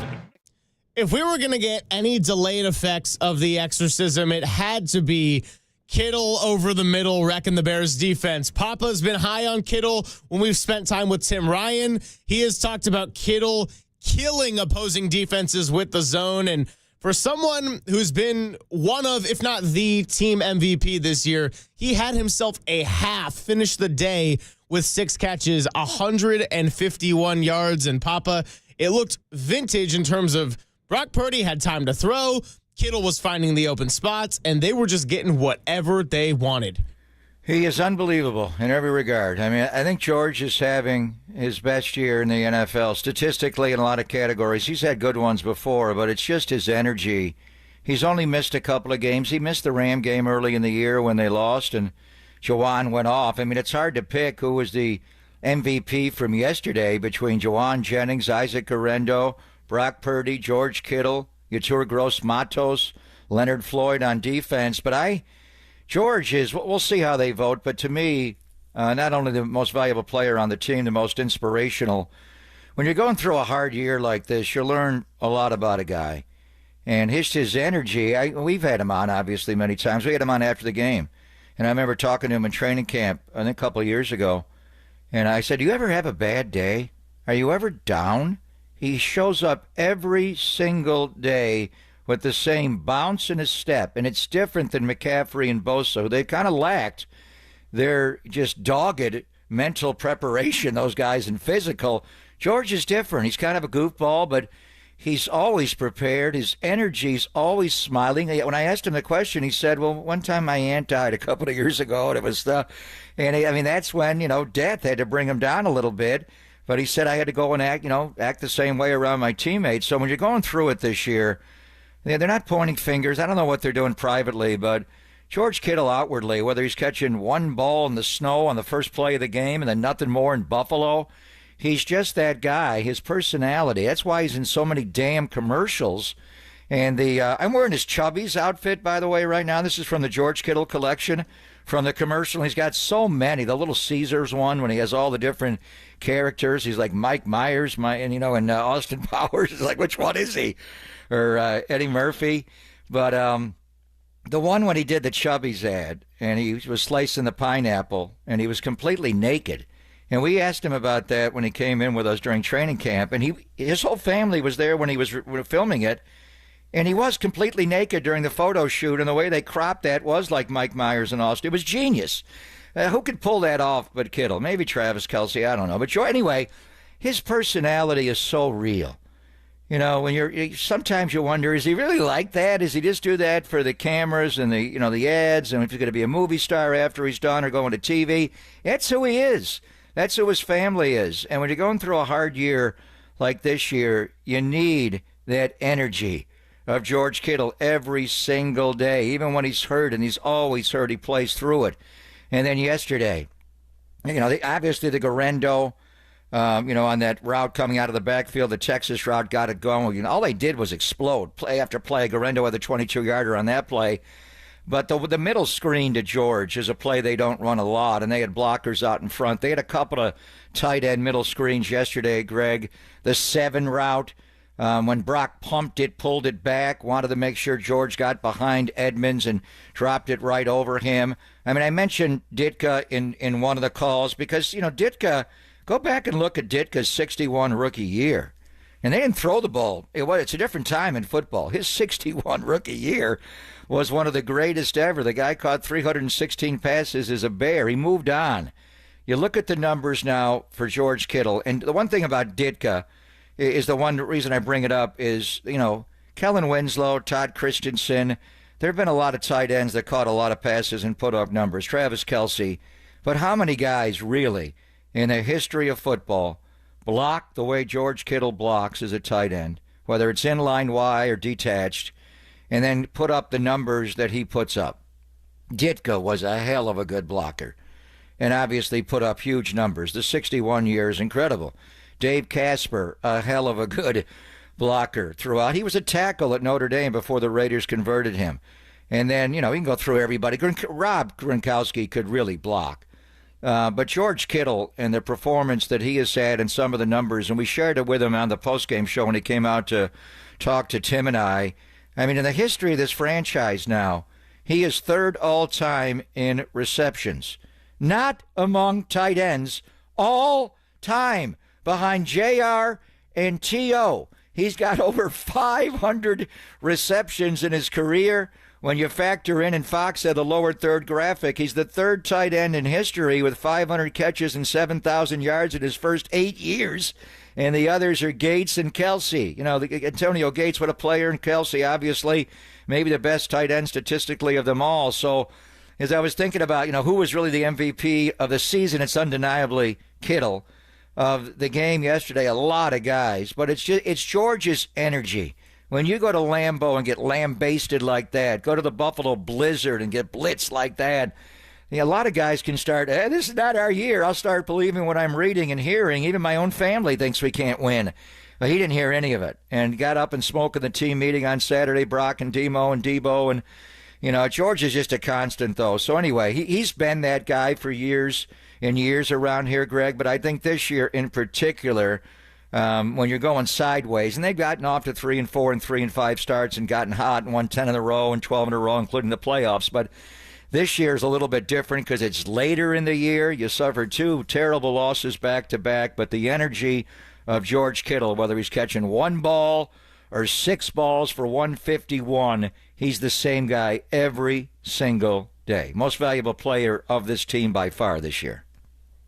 I always looked at the 2019 season when they went to the Super Bowl the first time and lost to Kansas City as one of George Kittle's best years because more of the unsung hero attributes of how dominant that run game was, and the NFC Championship in particular, of course, the Raheem Mostert, 200-plus yards, 4 touchdowns, and Kittle just blocking the face off of the Green Bay Packers defensive line.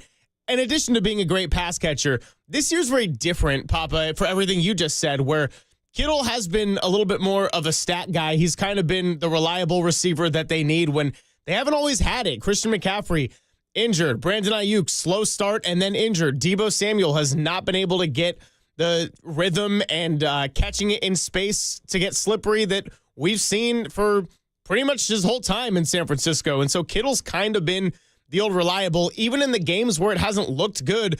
Think about the Lambeau game in which, that was a blowout. We know that. But there was a second there when Brandon Allen finally put together a good drive and it capped off with the Kittle touchdown right before half. It made you think Niners might have something here, and Kittle's kind of been the steadying force for that regard. So we'll talk more about Kittle. We also want to get into Isaac Guerendo and his big day, of course, his foot injury. Jennifer Lee Chan said she spoke to him afterwards, and he was pretty optimistic. But the 49ers also have had a lot of things surface late or come out to be worse than expected. And J.P. Mason, of course, was the example of that last week. So we're not going to get ahead of ourselves on the status of Guerendo. Didn't sound too bad in the moment. Hopefully he's able to go again Thursday because he looked good on his 15 carries big day and then 2 catches to add to that. So more 49ers coming up. Then we're going to have Larry Krueger joining us at 10:50. Then we're going to get into the Giants, bringing in Willie Adamus, and we'll talk to Andy Baggerly at 11:30. 808 KNBR to join the conversation. Finally, a relaxing Victory Monday, and let's just have peace for one day here on KNBR 104.5 and 680, the sports leader. KNBR, the sports leader.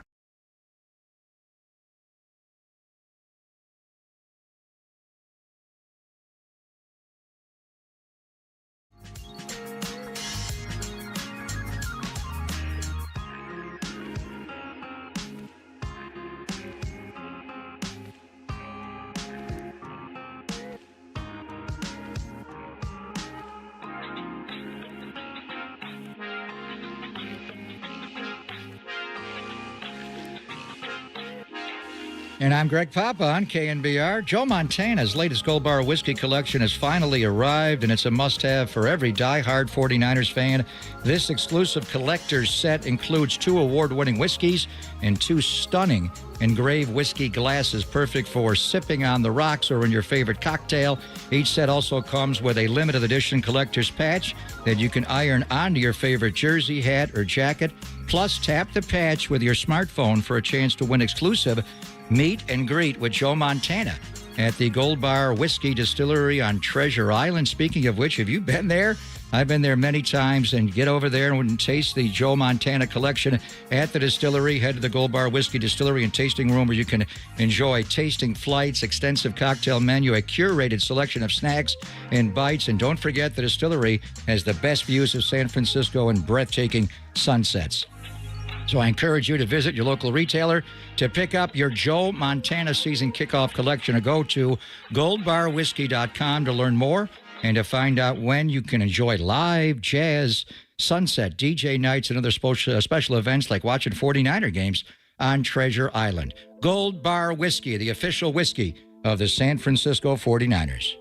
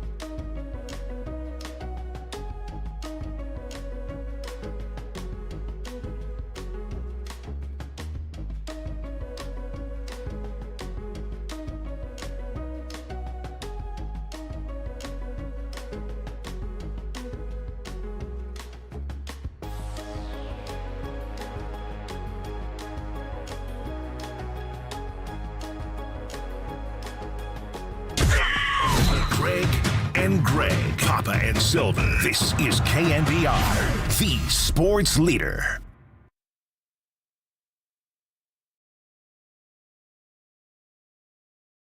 Second and 6 Niners on the Bear 28. They go into a true eye. Kyle Juszczyk. Now it's an alert to Canada. Here's where they can get him in the 5-man front with some shots. So Purdy in a shotgun. Garendo goes out. Purdy off his back foot, throws a wheel route. Garendo's got the catch. Rolls to the goal line. He's down at the 1-yard line. He looked like McCaffrey there running it out and up. A wheel route. Brock off his back foot hit Garendo as they went under center. Got out of it, put him to the sidecar in the shotgun. A better ball, but Brock had to throw that off his back foot. He rolls in the end zone, but Garendo picks up 27 yards. A really good can by... Well, Isaac Garendo had a nice day on the ground. He also had a couple nice catches, including that 27-yarder to set up his first touchdown of the afternoon. Doing a very Christian McCaffrey-like wheel route, as Papa and Tim Ryan mentioned. It's Papa and Silver here on a 49ers victory Monday. They get the blowout over the Chicago Bears 38-13 to keep hope alive for now, but they got a big one coming up on a short week.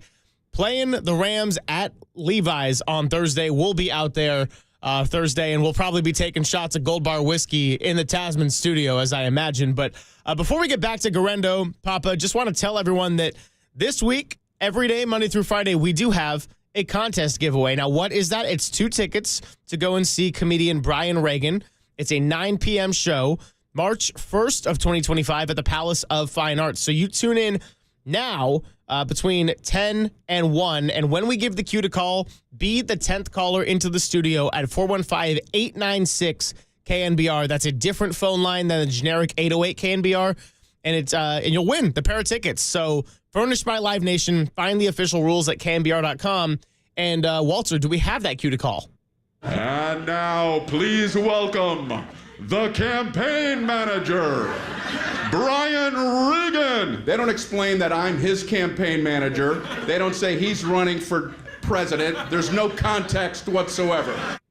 So there you go. Brian Reagan, when you hear that cue to call between now and 1 p.m., make sure you call into 415-896-KNBR and go and win a pair of tickets. Now back to Isaac Garendo.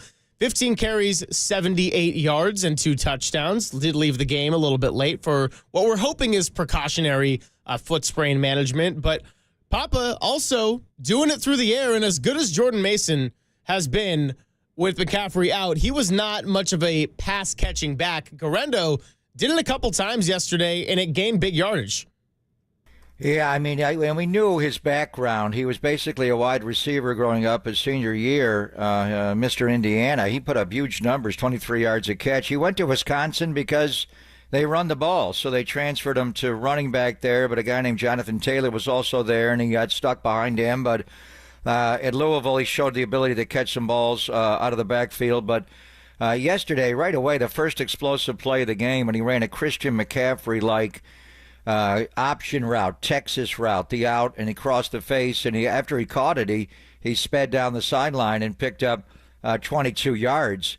We are going to talk to Larry Krueger. Larry's been big on Isaac Garendo, obviously, and we hope his foot is okay, and we'll hear from Kyle Shanahan on the teleconference at 12:30 to get the latest, just based on Garendo in the locker room yesterday and his energy, and it seems like he's okay, but you never know. Do they do the imaging, and you may see something in there, but he's a different back. But on that play, we just had the call from yesterday's game. It was just, I mean, that is Brock Purdy and the brilliance of Brock Purdy on the call.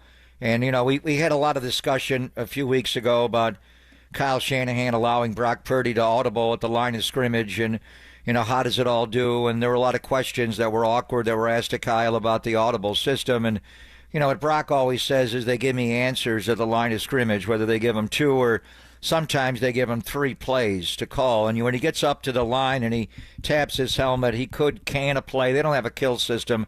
Can's the same. And then an Oscar where you flip the call from one side to the other. If it's a run or a pass, you just flip sides. But they went into a true eye. And, you know, it was 2nd and 6 in the Bears' 28-yard line.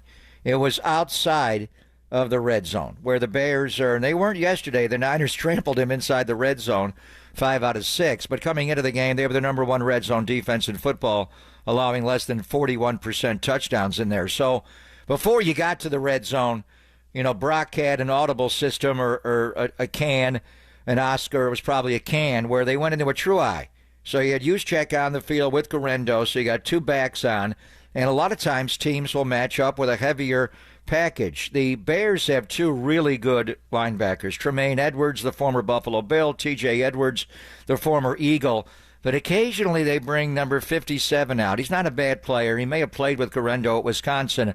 A third-year linebacker who was undrafted in the NFL in 2022 named Jack Sanborn, number 57. Not a bad player, but a guy you could attack a little bit more than maybe Edmonds or Edwards. But so Brock immediately went into a can, and he flipped the whole play where they had a true eye under center, power formation on 2nd and 6, and then let's change it. And now Gendo goes to the right sidecar. Juszczyk goes out. Brock backs up into a shotgun. It's like this. Now what are they doing? They're going to run a McCaffrey wheel route, a rail, and out and up. Gendo gets behind. Brock gets pressure, has to throw off the back foot, and he hit him. Log rolled onto the 1-yard line. Next play, Gendo touchdown. So Kittle played great. Jennings played great. Gendo played great. But if big brain Brock does not run this offense to his full capabilities, you're not going to win. The Seattle game, he got hurt diving forward, or maybe it was earlier in the game, whatever it was, and then he didn't play at Lambeau. In Buffalo, he had one strong out going to the left to Juwan Jennings and set up Moody's 55-yard field goal before half. Jake was short on it. But otherwise, he threw for 94 yards. He had that like in the first drive. He threw for 325 yards yesterday. It could have been more. They got so far ahead. He was so efficient, 20 of 25. Obviously, the two touchdowns to Jennings, very different plays. The over route, the slant route where he was able to beat Kyler Gordon, the nickelback, and quarterback rating 145.4, whatever that means. He played great. You're not going anywhere if Brock Purdy does not play like Brock Purdy played when he came in when Jimmy got hurt, when he played the whole year last year all the way to the Super Bowl, Greg. So all the pieces around him performed well. But really, that was one of the best games we've seen Brock play in a long time. This year, he played well against the Rams earlier this year when they had that lead, and Ronnie Bell dropped one right down the sideline. If Ronnie Bell makes that catch, the Niners win the game. It's over. They get into field goal range, and, it's over. But he looked like himself after not looking like himself in the Buffalo Blizzard. So many people contributed, but it is the most important position in American sport. Brock Purdy looked like Brock Purdy yesterday. Well, most importantly, and along with Brock Purdy looking like Brock Purdy, Chicago, we said it all week, best red zone defense when it came to touchdown percentage. The 49ers, the only time they didn't score 7 on a red zone trip was when they got in, but then Ricky Pearsall had the holding penalty to back them up, and it ended up being a field goal. They played on it a Brock safe. Purdy zone read touchdown. That was great. By the way, I thought of you and Tim Ryan and Greg Olson all at once yesterday, twice, when Brock Purdy dove into the end zone on that play, and when Juwan Jennings on his second touchdown dove across the pylon. He had plenty of space, but Jonathan Vilma mentioned it on the broadcast. Usually you don't want to do that unless it's fourth down, and I'm thinking, like, if Juwan Jennings got hurt on that play, I just would have been like, oh, we can't do this again. Yeah, but the one where Ricky killed, and that was the first penalty the Niners had. Yep. I botched that call completely, and I think the cameraman did. The read on that play was for Brock to give the ball to Gendo. Gendo walked to the end zone for a touchdown. Why didn't he give him the ball? He pulled it out, and he still ran in. But one of the mistakes that Brock made in the game was not just giving it to Gendo. So Gendo had 2 touchdowns yesterday. Greg, he could have had 3. Him out of the backfield. When McCaffrey was down, we were saying J.P. Mason's a great back, but he can't catch the ball. I know he bought the jugs gun, and when he went back to Nashville this offseason and worked with his dad, but he just doesn't run routes the way McCaffrey. This guy Gendo was a wide receiver in high school. He went to college as a wide receiver. Can't they throw him the ball? And you could see it in training camp, and Larry will speak to it. The one thing you can tell in OTAs, there's no pads on, they're not hitting, was this guy catches everything. Even when it's to the wrong side of his body, he catches the ball. He can run routes. I mean, I wish that in looking back on it, they would have used Gendo more in that McCaffrey role, but that's going to tip things. But it does open it up the playbook because he ran hard yesterday. He ran the ball yesterday like J.P. Mason, but he caught the ball at times yesterday like Christian McCaffrey. And how many running backs in the NFL we can say that about? So let's just hope the foot's okay. But have they found in Isaac Gendo, their fourth-string running back this year, another guy after McCaffrey, after Mitchell, after Mason that can lead this team into the playoffs? Well, it's going to be something to talk about with Larry Krueger, who's going to join us next. We know that Larry Krueger has been big on Isaac Gendo. This may be the day where he joins us with a glass of vindication in his hand. Krueger next. It's Papa and Silver here on the Sports Leader.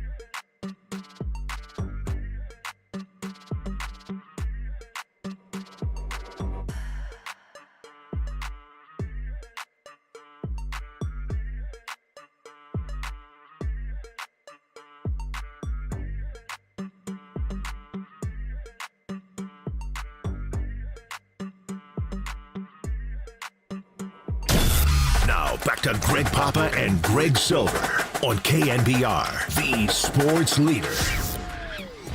Saubert and Kittle go heavy left, use check right. He goes in motion left. Purdy hands off Gendo off the left side. Touchdown!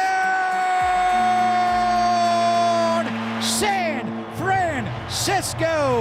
Well, there's the size and the power from Isaac Gendo. Tremaine Edmonds had him at the goal line, and Gendo at 220 plus, getting behind Pooney, just spun and pounded it back inside. Okay, so Walter, we have the Larry Krueger soundboard, but you might need to split it up now into positive versus negative side, because for the first time, we have Niners Nightly host and host of the Krug Show on YouTube, Larry Krueger, joining us on a Victory Monday. Larry, how are you? We're back, baby. We're back. You really believe that? You really believe that? Well, I kind of do. I don't know. I don't know. I thought there were some really good things, really, really good things yesterday from Kyle, from Purdy, from D. Winters, from the defense. There were the special teams. A lot of good things yesterday. Larry, I will start with the Kyle Shanahan front of this, because we got a bunch of people being like, the season's over. It was the Bears. The season might be over. They might not make the playoffs. And yes, the Chicago Bears are not playing good football. They just fired their coach. But all that aside, just forget the opponent. The 49ers have not looked like this offensively hardly at all this year. So what were you seeing in the play calling that made things look like the 49ers of old?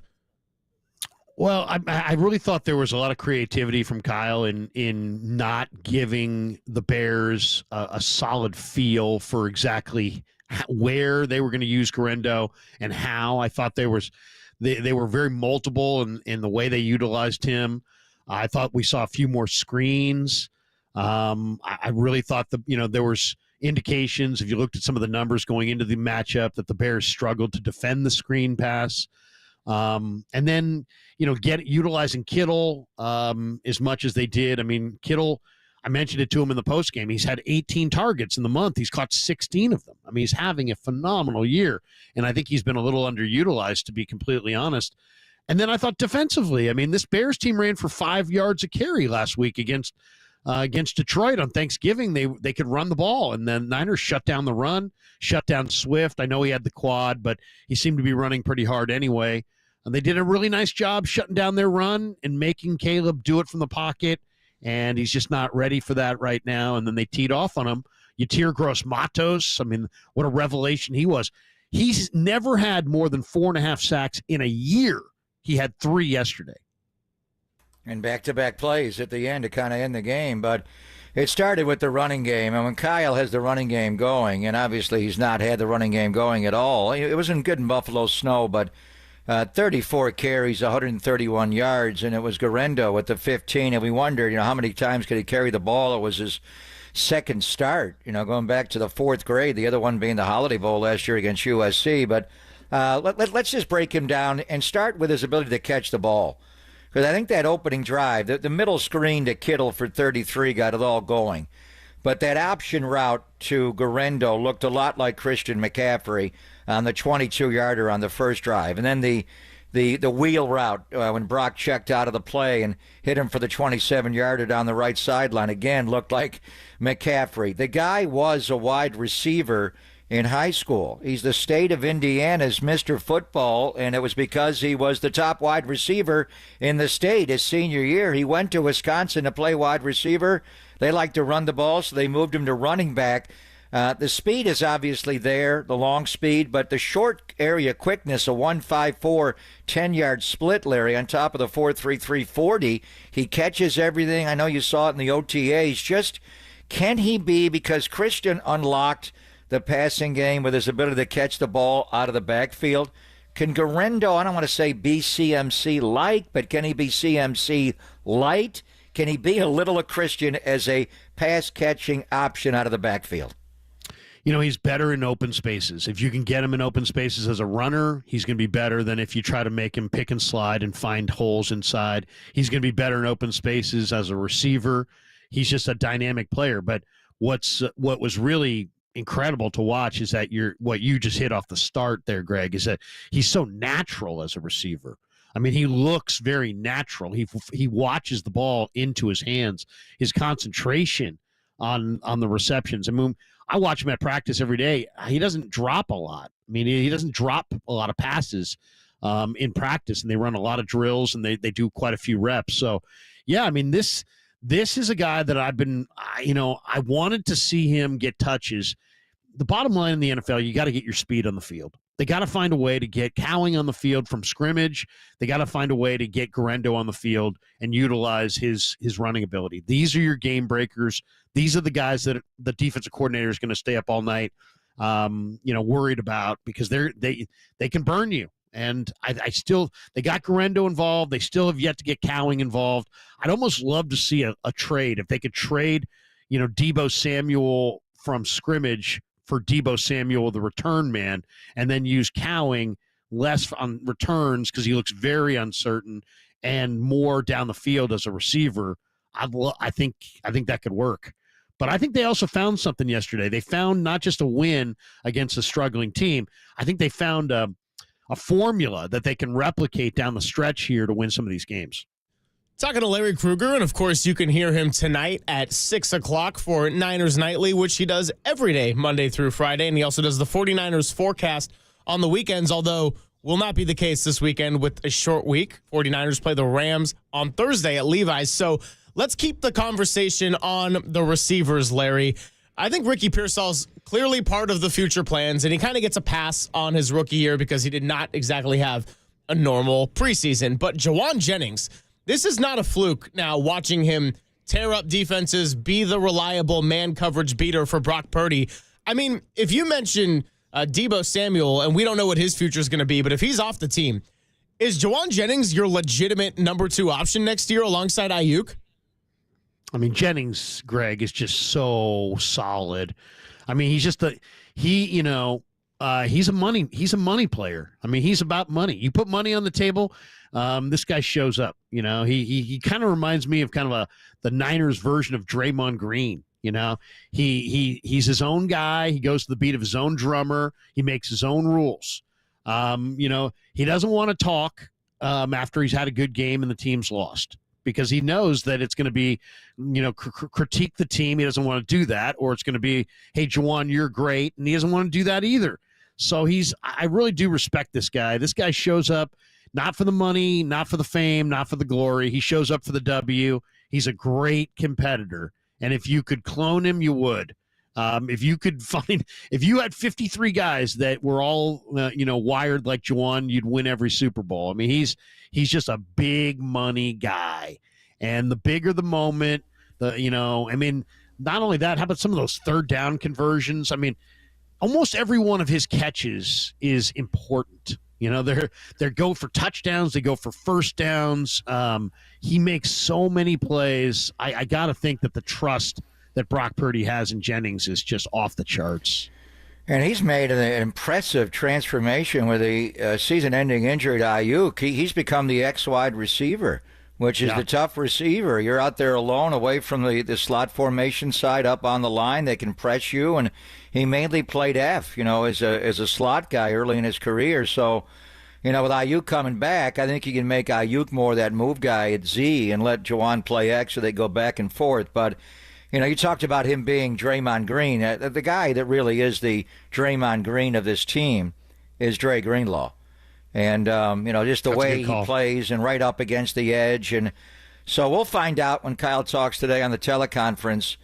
The reason I bring it up, he may need one more week and a week and a half to get ready for Miami. It was a bad injury because Devondre Campbell keeps getting better and better. And I know you liked D. Winters yesterday, but Devondre Campbell was the 49ers' top tackler yesterday. He had 7 total, 6 unassisted.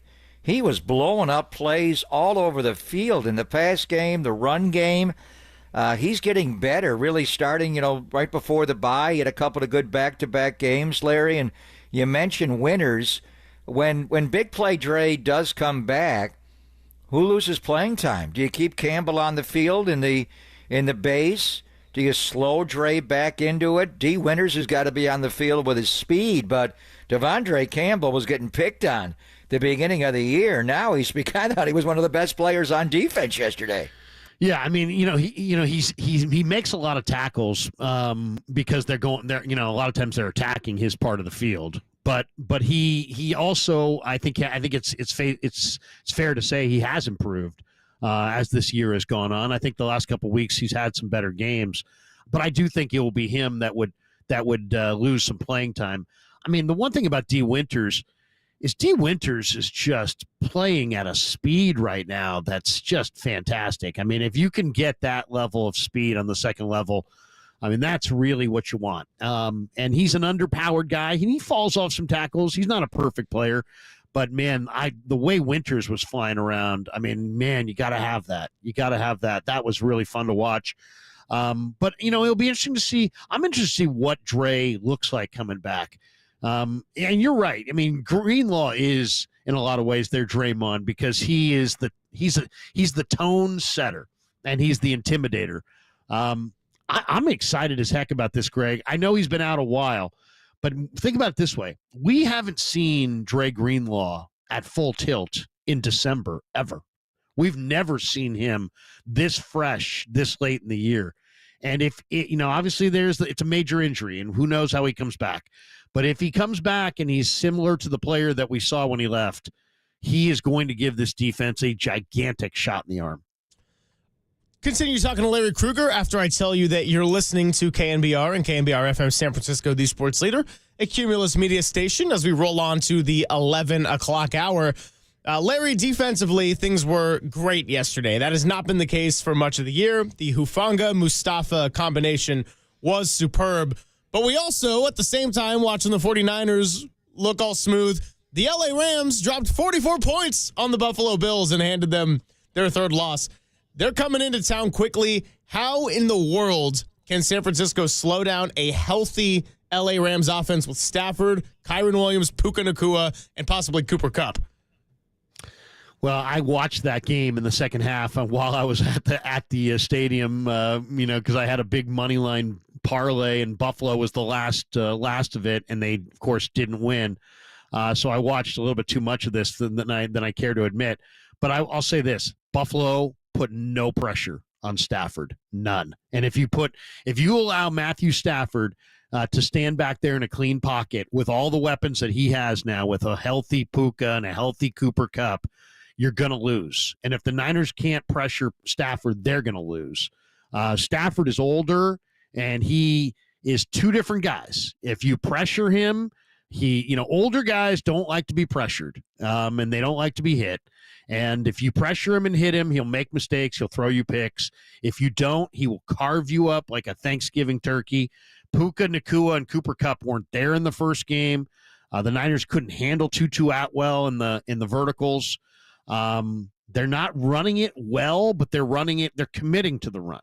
They ran Kyren yesterday 29 times. He only got 3 yards a carry.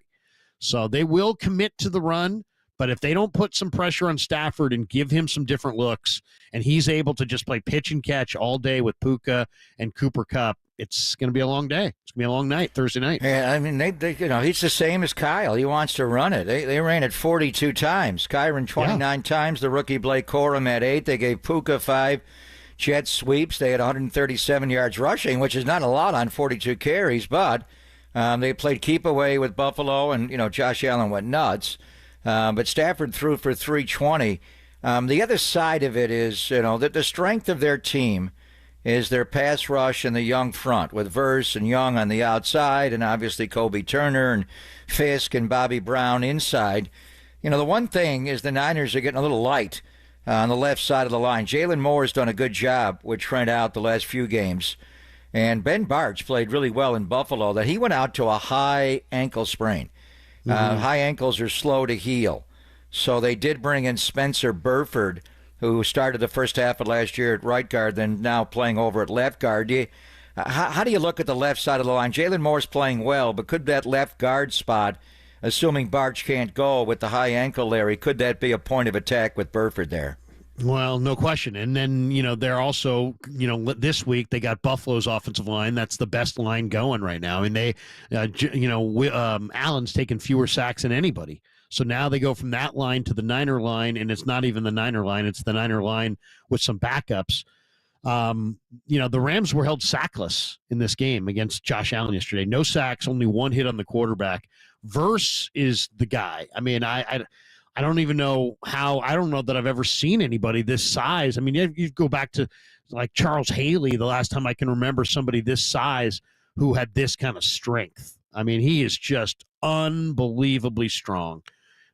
He's got the greatest play strength of almost any defensive end I've seen in 20 years. I mean, he literally can lift up offensive tackles and throw them back. He's got crazy strength, and he's got a relentless motor.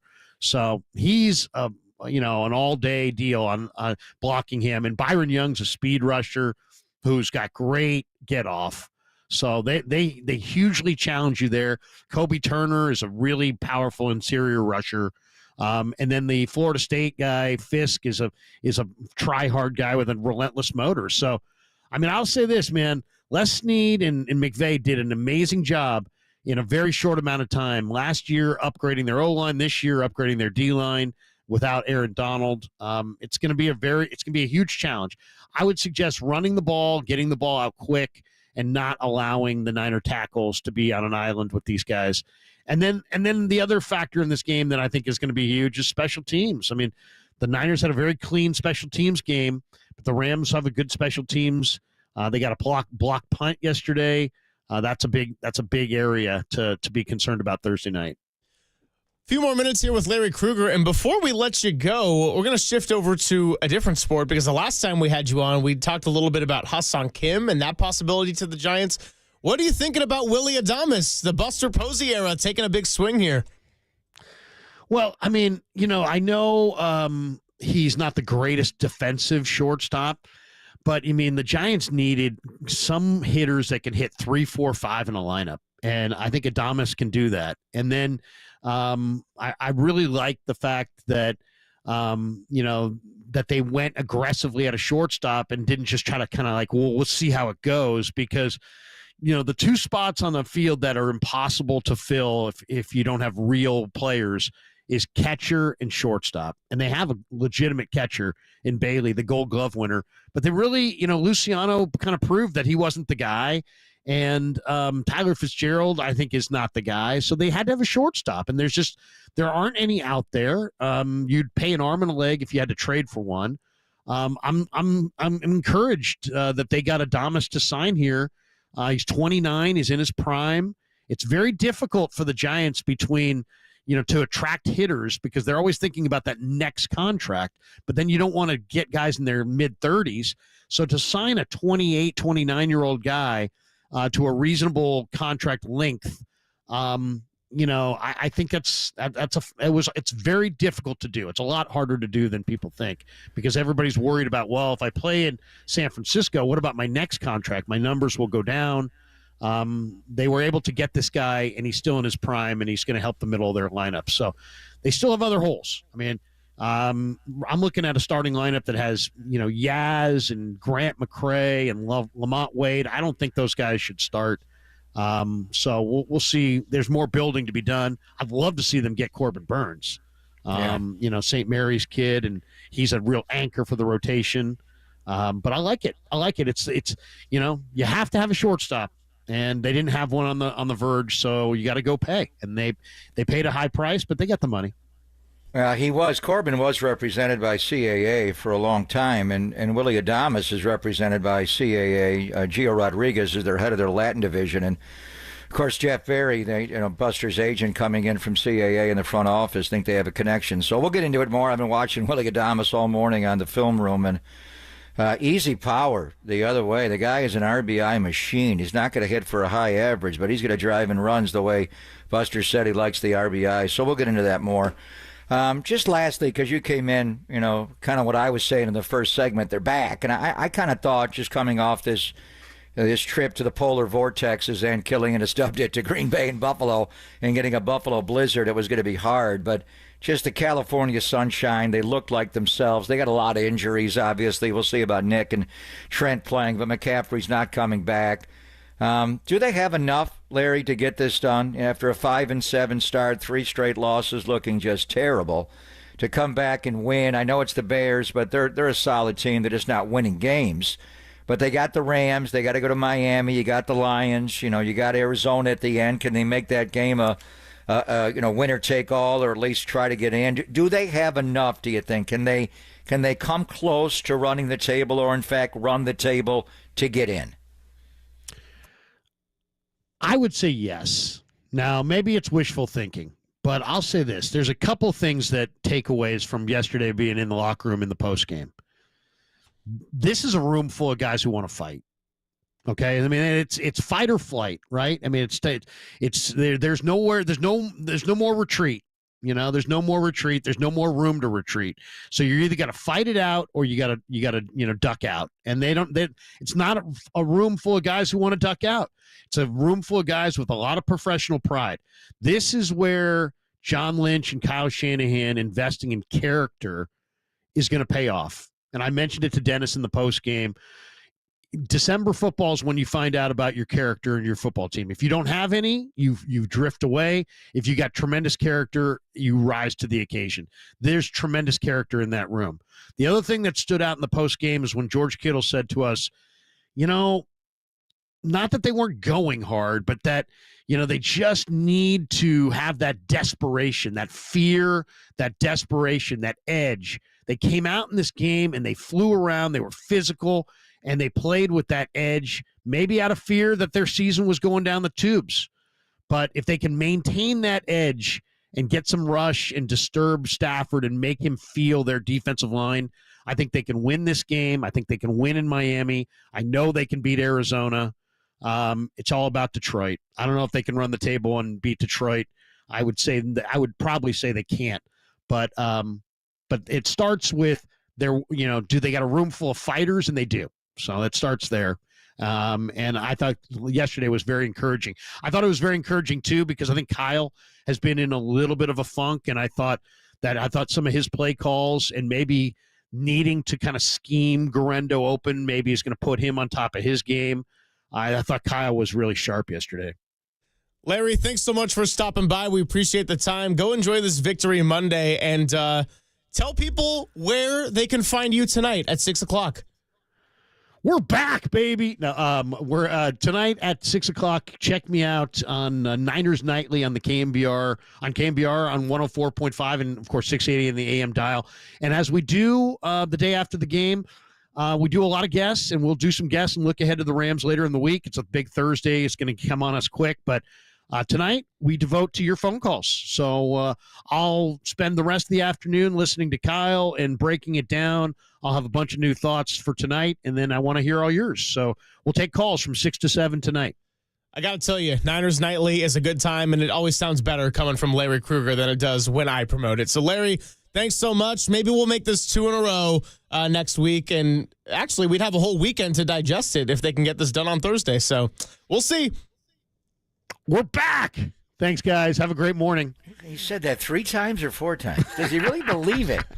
Does he really believe it, Greg? Are they back? I mean, I would say that our show has no right to talk because we're the artists of manifestation with the exorcism, and you've been pulling up the foghorn for the camera a couple times already. So sometimes you got to say it to believe it. I don't know, chicken or the egg, you tell me. But we'll keep this conversation moving, and we're actually going to shift over to a short baseball segment because we got Andy Baggerly joining us at 11:30. So it's time to talk some offseason Giants, which we haven't done a whole lot of here in the last few weeks, but the largest contract in Giants history, surpassing Buster Posey, initiated by Buster Posey. That's next on KNBR 104.5 and 680, the sports leader.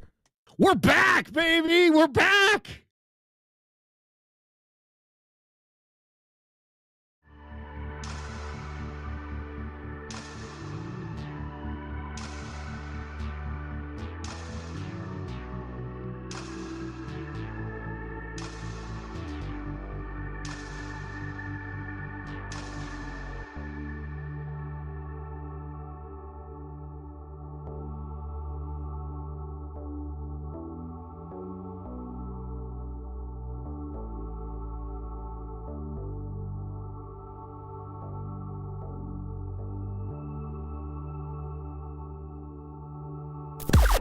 Now, from the O'Donnell Financial Group Sports Desk. Learn more at odfigroup.com. O'Donnell Financial Group, because planning is a process, not a product. In Buster we trust. Buster Posey has done more for the Giants in 2 months than Farhan has done in the last 6 years with his latest signing of Willie Adamus for 7 years, $182 million. And they aren't done. Trust me. Is your faith restored in the orange and black? Let us know on our YouTube chat, the only place to let the Bay Area fans sound off and join the conversation instantly at KNBR, the sports leader.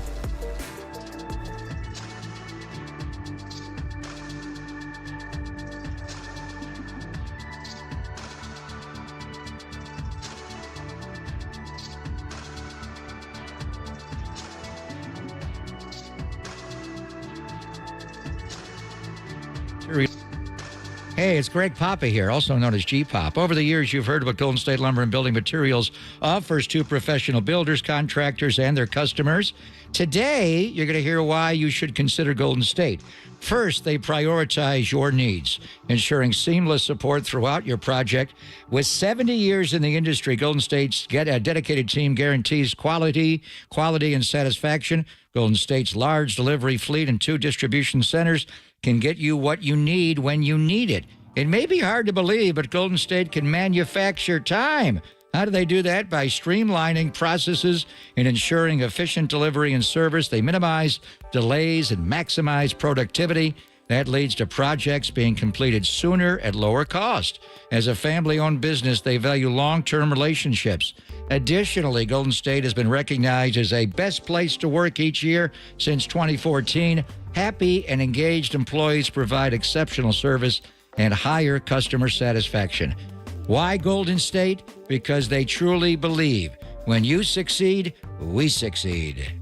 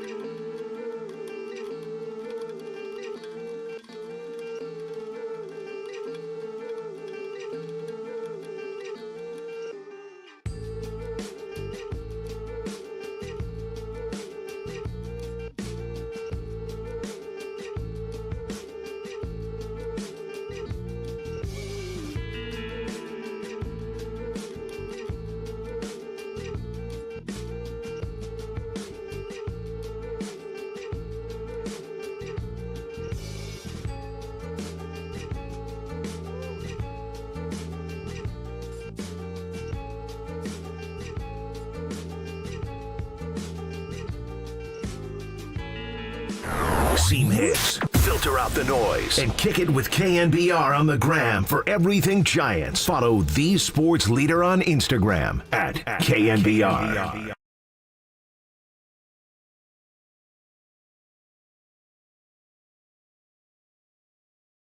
As far as the Giants, this is shocking to me. I thought maybe they were going to go Ha-Sung Kim, something a little lighter. I love that Buster Posey, this is his first big move. For years, we have waited for the Giants to do something special, whether it was Arson Judge, offer something more than a 3 or 4 year deal to Bryce Harper, Carlos Correa, bad ankle. They have never been able to close the gap with that big dude. Willie Adamus, as great as a player as he is, he's not a needle mover the way that some of those other guys that we mentioned.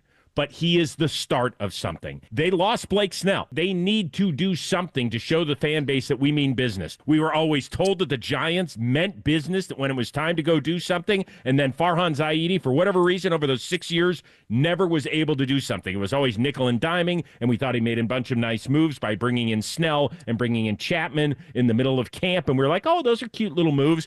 No, this is something where before the winter meetings, you are putting your foot down and you're saying, we mean business.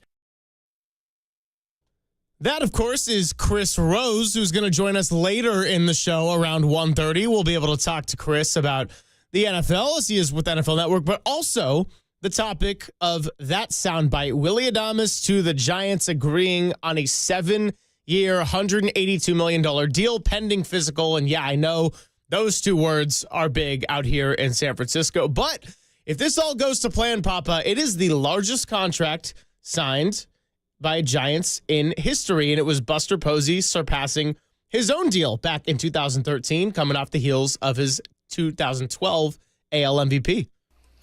And batting championship and second World Series. So Buster's was a 9-year deal. Adames is a 7-year deal for $182 million. And Matt Chapman has the third biggest contract in Niner history, which Buster just signed when he stepped in at the end to get it done with Barrows. 6-year, $151 million. So do the math. This is a very expensive left side of the infield. Chapman did offer to play shortstop temporarily, which I've been advocating he should move there full time. But he's a great third baseman, Gold Glove, Platinum Glove, caliber player. Would he be as good as short with his range? Probably don't want to do that. But Ha-Sung Kim is the guy we thought that they would go get. I mean, we had Bob Melvin on a few times last year, and the last time we had him on, he all but said, without saying, because you can't tamper, he was still a San Diego Padre, that Ha-Sung Kim's going to be the guy. But then he had the injury with the labrum tear, and when's he going to play? So, I think Bob may have been saying, I want my guy, and we can play Fitzgerald and Casey Schmidt there until we get him. But this is Buster Posey going to get an RBI guy. Listen to what Buster Posey says, pitching and defense. And, we had reservations about Adames. We talked about him middle of last year. Brian Anderson, our good friend from Turner Sports, is also the TV voice of the Brewers, and we've been texting this morning. And the air total soared for Adames. He's a little bit bigger bodied. Shortstop like Craw, but he still makes the plays. I've seen him make some really hard plays. He's smart. Defensively, he's going to be solid. I do wonder in time, with these guys signing a 7-year deal and a 6-year deal, if you want to flip them and put Adames at third and Chapman at short, but we're not doing that to start. He's here, and you want the bat. And the one thing Buster said was the value of the RBI.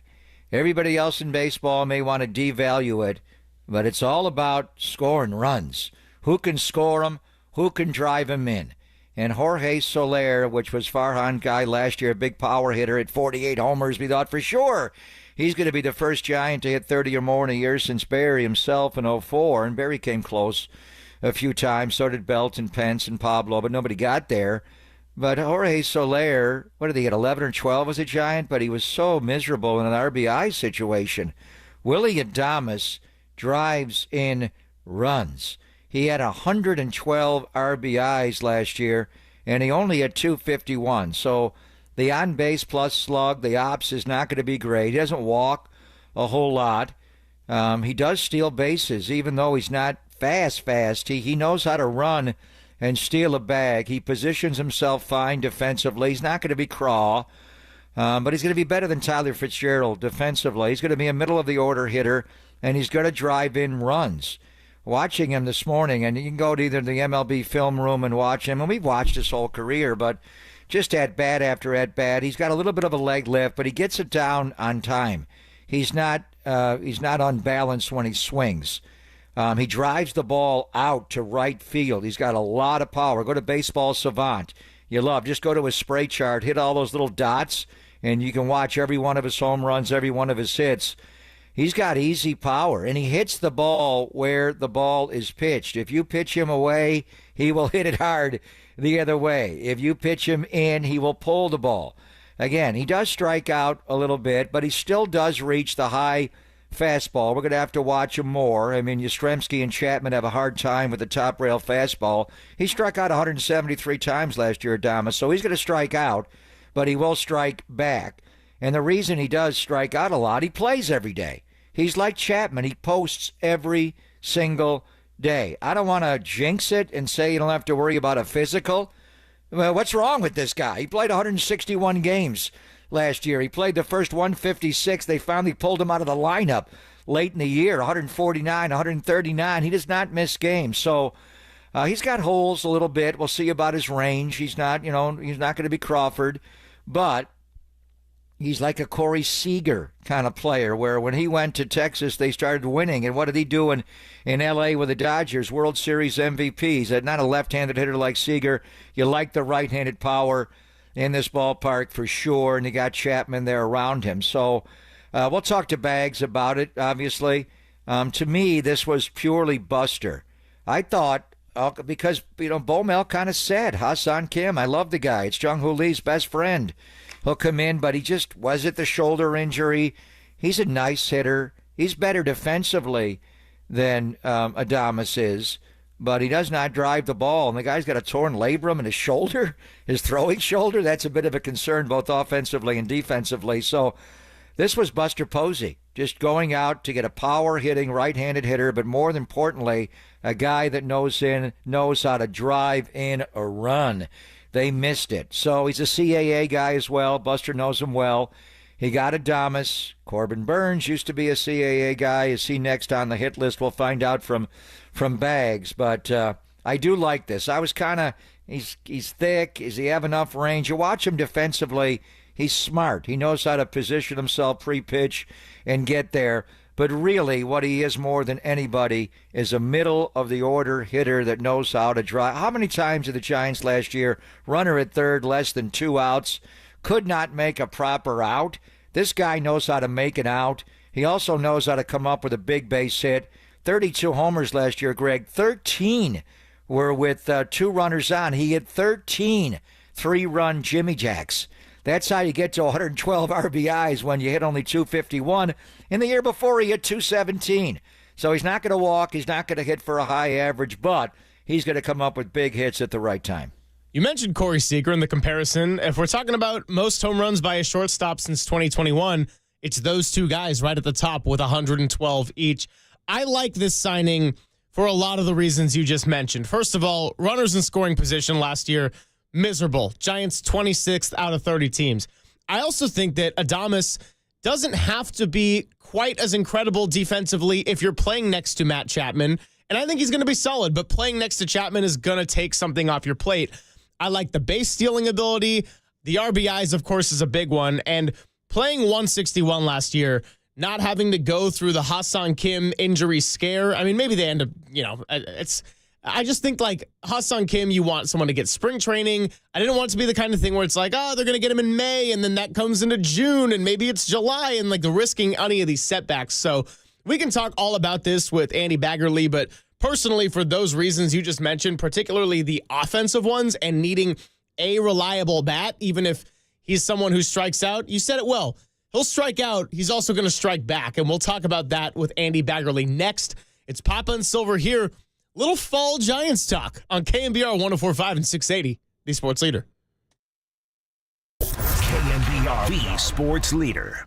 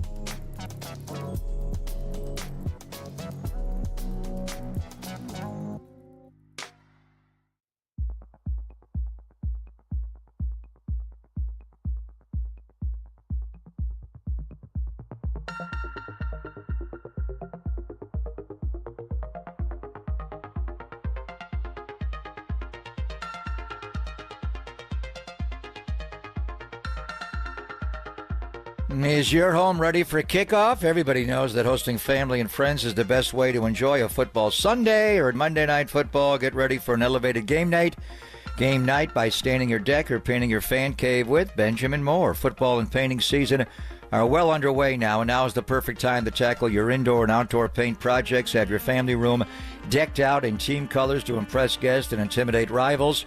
You can update your kitchen with a fresh coat of paint for prepping tailgate treats and pregame snacks. A freshly stained porch or repainted exterior will allow you to grill outdoors in style all season long. So change your luck with a fresh coat of paint, whether you're calling it audible or following the playbook. Find all the right products, the perfect colors, and plenty of advice at your Bay Area Benjamin Moore retailer. So support your team and your local independently owned and operated business with Benjamin Moore.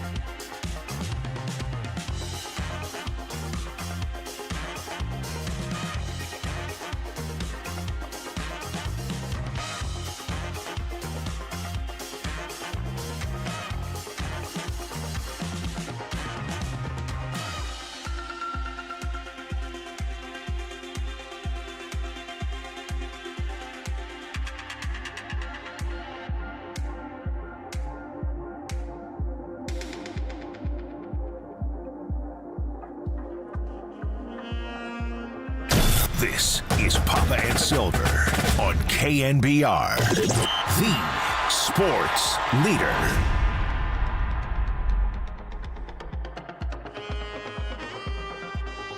Swinging. There's a high drive in the deep left center field. Really crushed, and that ball is long gone. 2/3 of the way up into the bleachers. Well to the right of the 354 marker. That was a hanging slider, and Adamus hits his 19th home run of the year. Adamus to right. Got a chance. It is slicing. It is gone. How about number 30 for Willie Adamus? An opposite field rocket out of here. Milestone homer for Adamus. What a year it's been. 30 home runs, 101 RBIs. Well, this year, you're hopefully going to get the John Miller voice with the Brian Anderson level of excitement there for a Willie Adames home run as he will be suiting up in the orange and black. Winter meetings are coming up. And here to talk about the Giants is our good friend Andy Baggerly of The Athletic, who will be coming on the airwaves a lot throughout the baseball season. So, Andy, great to have you on. I believe it's our first appearance of Papa and Silver here in the Bay Area, but this is probably appearance number 798 on KNBR and counting. So appreciate it and welcome. Yeah, first time with the Greg Squared. Good to be on with you. Absolutely. So you wrote a good column about Buster Posey, just kind of the level-headed, see a problem, fix a problem. What was it about this Adames signing and Adames's game that had Buster Posey sold to go for a big swing like this before the winter meetings? I mean, there's a lot of things, but I think if you boil it down, I look at two numbers. One is 161. That's the number of games he played last year. And the other one is 112, and that's the number of runs he drove in. And I know that RBIs are maybe not the best way to evaluate players. But, Buster's talked about how you have to have that want to be someone who drives and runs. And that's how you help a team win. And, they see a guy who's durable, who wants to be out there every day. And I'll tell you, I really started to get a little insight into Willie Adamus a couple of years ago when we were in Milwaukee. I don't know if you remember this. He's leaning on the dugout rail, and he gets whacked in the face by a line drive. I forget who hit it. But just one of those where it just staggered him backwards, and they put him on the concussion list for a couple of days. And I just remember people around that team just being crestfallen, thinking, oh, man, not only concerned for his welfare, of course, but, just basically talking about how much he meant to that team. Not only what he did offensively, defensively, but also just as someone who really is a leader in that clubhouse. And so you look at what they value with Matt Chapman and getting that done before he's a free agent. It's the willingness to post and to be a leader and to play every day. And I think that a lot of those attributes they like about Chapman, they saw in Willie Adamus, enough to not really worry about things like draft picks they'd have to give up. I mean, they really did keep it simple here. They needed a shortstop. That's their biggest need. This was the best shortstop on the market. And they kind of got it done. And they got it done, by the way, convincingly, so that, if you're Willie Adamus, you might want to wait until Juan Soto signs. And then there's going to be some teams disappointed, and your market might grow. And they basically, I think, said, look, we value you. We want you. We're willing to give you what you're looking for right now. Let's get it done. And it's kind of what they did with Matt Chapman back then in September, too. So we're seeing kind of get a window into how Buster Posey is going to operate, I think, here. Now, that visual you laid out was one of the first things I thought of. I remember that. It's one of the few times that Adamus wasn't playing and he got just whacked on the railing. And it was the reaction of the Brewers. And even going back to when he was a younger guy in Tampa Bay before Milwaukee got him bags. I mean, he is such a leader, bilingual from the Dominican Republic, but he speaks to the media in perfect English, but he can speak to his teammates in multiple languages. And just a leader along with Matt Chapman. So the one thing that was interesting to me was Chapman did over the weekend. I read a report where he did come forward and he volunteered to temporarily move to shortstop had they gotten Hassan Kim. Now they don't need to do that. But, I mean, I wonder, Adamus, to me, is a guy that with his body and the range may be better suited to ultimately going to third base.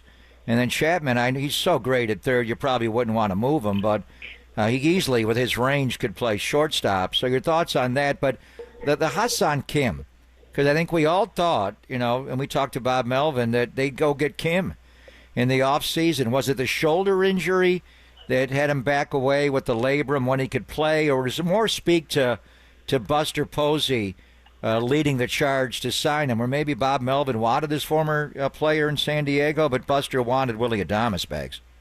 No, I mean, I think that if you talk to Bob Melvin, he probably, maybe he wouldn't say this publicly, but if you ask him which player do you want, I mean, Adamus is the better player. And he's also a guy not coming off labrum surgery. And, you don't know what you're going to get with a shortstop coming off labrum surgery where he, you don't know what that throw is going to look like from the left side of the infield. So, I think there was some risk there. And also, if you do move Chapman off of third, you're weakening yourself in multiple spots. So, I don't think that's something that they're looking at. And, Adamus, if you look at the metrics last year, were not as robust, obviously. In some ways, it kind of fell off a cliff, even though the eye test, he looked okay. But if he's a second baseman for the back half of this contract, not unlike, Xander Bogaerts in San Diego, that's not so bad either. I mean, because you know what he can do on the offensive side. You look at what a Marcus Semien got from Texas a couple years ago. I mean, he'd still I think easily be a $25, $26 million player. That's the way they're looking at this. But I would expect that Chapman would be the everyday third baseman. Adamus will be at short as long as they feel he's playable there. And, you hope that if Adamus does move to second base at some point, by then they have either an internal option at short or they're able to get somebody else and further strengthen themselves. But, this allows them, I think, for now, assuming that they don't make a play on Kim, you could have a Fitzgerald there. And if it turns out he's a flash in the pan and it doesn't work out, you could have a Schmidt-Wisely type platoon situation. I know fans don't want to hear platoons, but almost every team has at least one position they platoon at.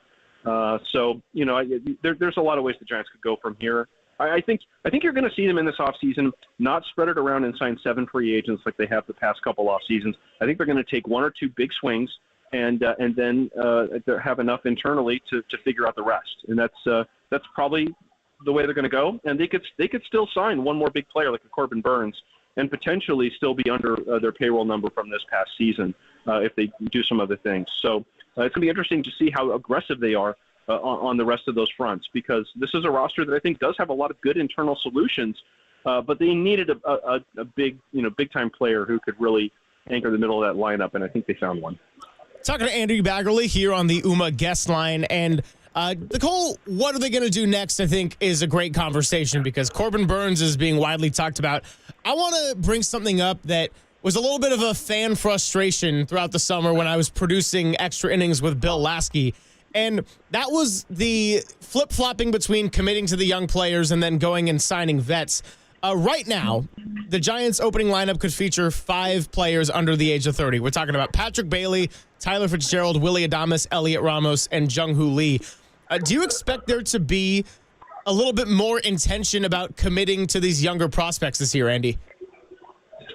Well, I think it's going to be, you got to be ready to compete at the big league level. We've seen guys be hustled up to the big leagues when, and then all of a sudden they're playing a position they never played before. And they're making mistakes defensively like Luciano, or they're striking out 45% of the time like Grant McCray. And I think what you're going to see under Buster Posey is, you're going to need to do X, Y, and Z. You're going to have to be proficient in all the ways that we need you to be a winning baseball player, and not just show one skill or 2 skills, or show that you've got some really good average exit velocities or spin rates or whatever. You're going to have to show if you're a pitcher you can command the strike zone. You're going to have to show if you're a position player, you're not going to give back your value on the defensive end. And they're going to look for well-roundedness. And if you're able to demonstrate that as a young player, and that you can play the game and play to the scoreboard and be a winning, piece, that's what they're going to look for. They're looking for people who can compete, not necessarily for people who can develop individual skills, which is not like a total huge pivot from where they were. But I think that, they're going to look at things a lot more holistically, I think, than maybe the previous regime did. Bags joins us from the winter meetings in Dallas, and right after he gets done, he is going to talk to Buster Posey, so we'll get a little more insight on what's going on. But you mentioned Corbin Burns, and we always kind of thought, Buster, Willie Adamus is a Buster Posey guy. There's no doubt. The way he drives and runs, the right-handed power. And Corbin Burns, and, just maybe looking at it, is more of a Buster guy than Blake Snell. So do you think that'll be, you mentioned they're not going to sign 7 guys or whatever it was last year and spend a lot of money. They're going to be in a couple of big guys. They got Adamus, and now do you think the next target will be Corbin Burns, Bags? Well, I think they're going to make their play, and it's going to be competitive. There's a lot of teams in on him. I think they recognize that they may have maybe not an advantage, but a comfort level built in because, he is a St. Mary's guy. He's from the Bakersfield area. So, going to California, I think, would be something that, you wouldn't have to sell him to go to California. He's not like a Trey Turner where you knew he was going to pick an East Coast team a couple of years ago. So, they may feel they have maybe not some advantages going in, but some things that wouldn't rule them out for him to consider. And, if you're going to take a big swing, that's the guy to go for. I mean, he's the guy who posts every day. I know his strikeout rate was down a little bit last year, but he's a guy who's posted. He's a guy who stays healthy. It seems like every time I'd look in those Orioles box scores last year, it'd be 6+ innings and 2 runs, and so every start seems to be a competitive start. And I don't think they're too worried about the fact the strikeout rate was going down because in their ballpark, you can be Logan Webb and not strike out the world and be effective. And this is a guy who I think they think would be a really, really good co-ace for them. And he's obviously won a Cy Young Award. And don't forget that his time in Milwaukee, Zach Manassian, their GM now, spent a lot of time with Burns. And Burns was, not a top prospect. I think he was a 4th-round pick, but, really was kind of coming on strong in the minor leagues. And Zach Manassian was one of the main voices who was telling the GM at the time in Milwaukee, Doug Melvin, look, this guy's untouchable. Do not put him in any deals. So there's been some affinity for him for a long time. And I think that maybe there'll be some influence there. And then if they don't, if it doesn't work out, the market gets too crazy, if he goes somewhere else, I don't know if they'll necessarily pivot to another of the names that would cost them draft picks. They might look at Sugano from Japan, a guy who's a reliable innings eater, That's the thing. They need some more stability in this rotation because I don't know how they did this, but they did. They threw the fewest innings of any National League team by rotation, even though they had the guy, Logan Webb, who threw the most in the National League. That's hard to do, and I think they just need a little more stability, another guy who can really give them a ton of quality starts and then stabilize things from there with a lot of the younger pitchers and allow them to kind of, shine without putting too much stress on them. Bags, we hate to cut this short, but we know you got to go do some real things like go and talk to Buster Posey and give us more insight that we can use the next time we have you on the show. So appreciate your time and stopping by, Greg and Greg, for the very first time. We'll do this again plenty. All right. Thanks, Greggs. Appreciate it. Absolutely. Thank you, Bags. Andy Baggerly joining us from the UMA guest line. And it is now that time to pivot where you can ask Papa anything after the break. That's right. You can call in to 415-808-KNBR. That's 415-808-5627. You can also chime in on the Golden State Lumber and Building Materials text line. Or you can hit us up on the YouTube chat where me and Walter are kind of floating around monitoring some of our favorite screens and faces and usernames. So, Papa, I hope you got a lot in your head because the people are going to be ready to ask you whether that's the Giants. We haven't done this in a while. The 49ers, the new show, the merch. Oh, boy. The clothing that you're going to wear in the next segment. Ask me anything? Ask. I don't have to answer whatever you ask. You can ask anything you want. I may not answer it. Yeah, well, I mean, hey, that's part of the segment. Ask Papa anything, but, depending on what it is, you might not get an answer right away. Ask Papa, 415-808-5627. It's Papa and Silver hanging out here on a Monday on KNBR 104.5 and 680, the sports leader.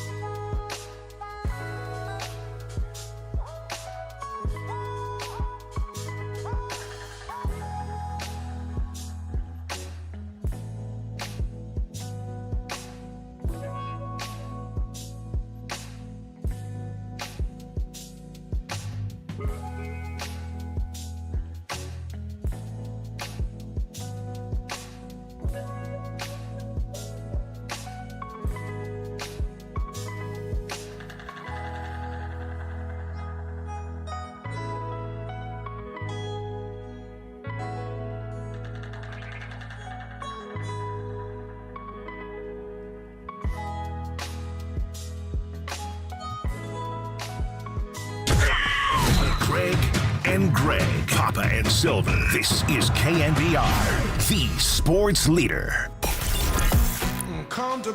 It's time to ask Papa anything. Anything. Come to Papa. Oh, wow.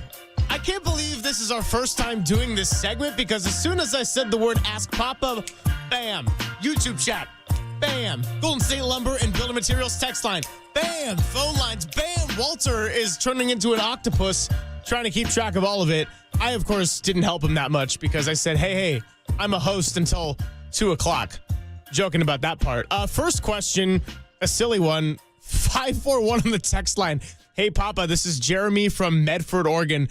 Came up with a new call for Gendo touchdowns, and he wants you to get your thoughts on if you'd use it. Touchdown, San Fran Gendo. Touchdown, San Fran Gendo.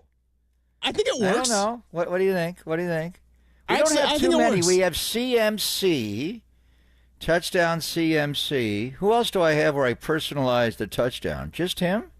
Well, you have the Ayuk is on fire. Ayuk is on fire.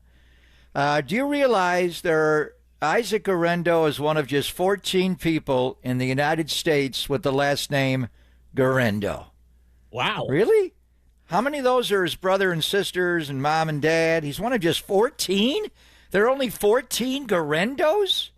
I find that hard to believe. Yeah, I don't know. I'm pretty surprised by that, too, considering his family's got to make up at least another 3, 4, 5, a handful. We got to ask him.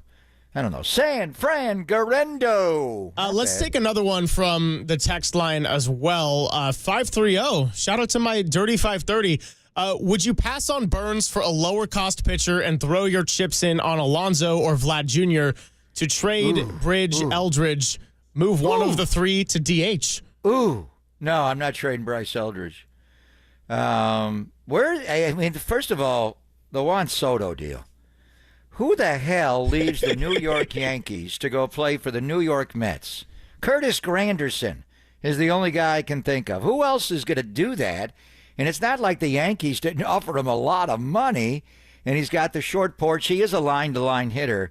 But that shocked me that Juan Soto left the Bronx to go to Flushing, Queens and hit at Citi Field. But so what does Pete Alonso do now that they've got him? Steve Cohen has become, he's George Steinbrenner now that Hale and Hank are running the Yankees. So it's not George. That one is shocking to me that he left and went to the Mets. So is Alonso going to re-sign with the Mets? I mean, Cohen's one of the richest men in professional sports, so he could sign them all.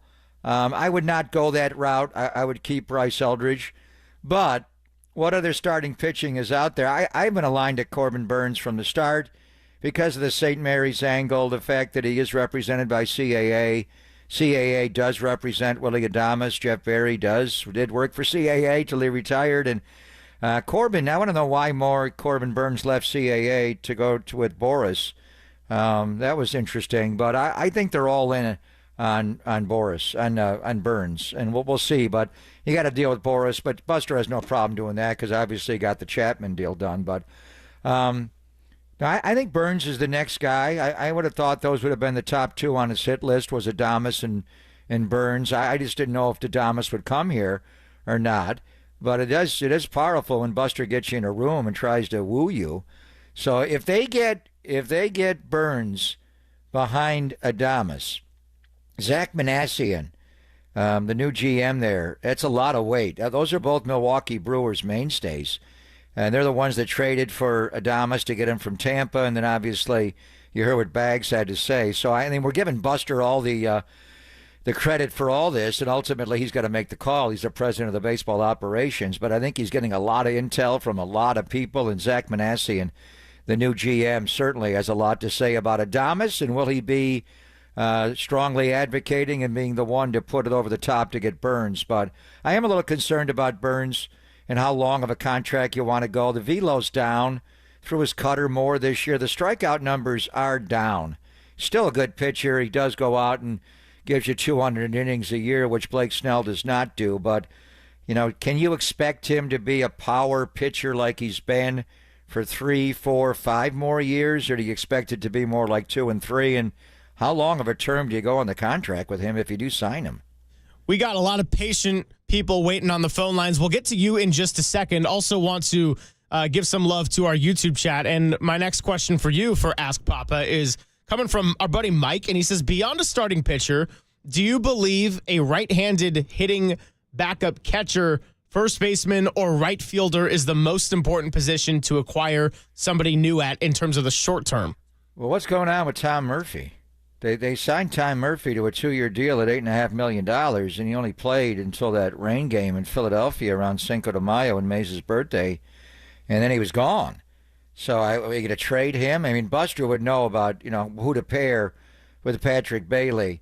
Why do you want it to be a right-handed? I guess right-handed would be better. I think Bailey may want to think about giving up switch hitting, as we talked about. But Casale has been a good backup catcher around here for a long time. He wore down last year, frankly, but he catches such a strong game, and he's going to right field. He's not pulling the ball as much as he used to. So I think that's a back burner ask. Eldridge, I don't expect him to be a giant out of spring training. I could be surprised. They know how to develop guys, but he's so young.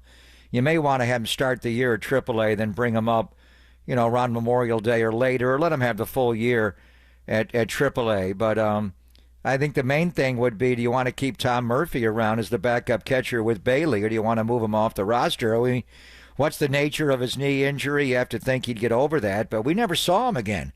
I kept asking, where's Tom Murphy? Is he going to come back and play? And then they had to go out and bring Kurt Casale back in the organization.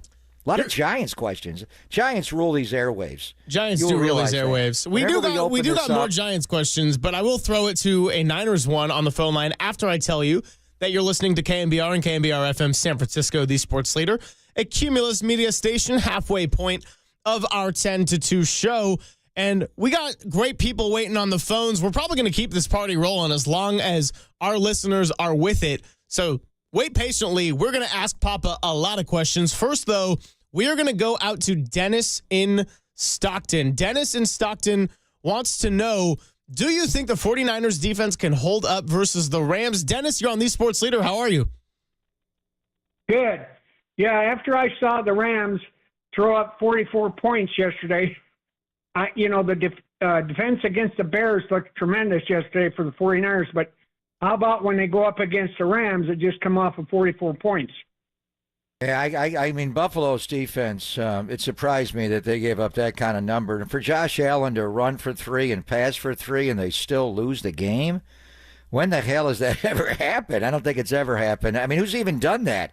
Otto Graham had one of those games for the Cleveland Browns in the mid-50s, but they ran it stubbornly, 42 carries for 137, the yards per rush. Corum came in and played better. When we saw him early in the year, he wasn't playing much from scrimmage, strictly a kick returner. And Kyron Williams has changed their team when he came back after the 3-6 start. He got a couple of touchdowns. So the guy you got to deal with now is Puka. And we saw him last year. What was it, his second NFL game? And the Niners won that game. But who is this guy? I mean, wow. They fed him the ball, and obviously he had the best rookie year any wide receivers ever had. They targeted him 14 times yesterday, Greg, and he caught 12 for 162.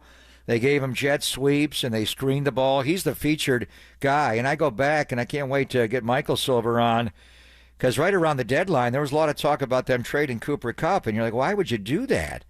And Cooper's playing well, and we'll see if he'll be able to play. He got 5 catches and 92 yards and a touchdown yesterday, but it's because they clearly are feeding the ball to Puka Nacua. 14 targets to Cooper's 8.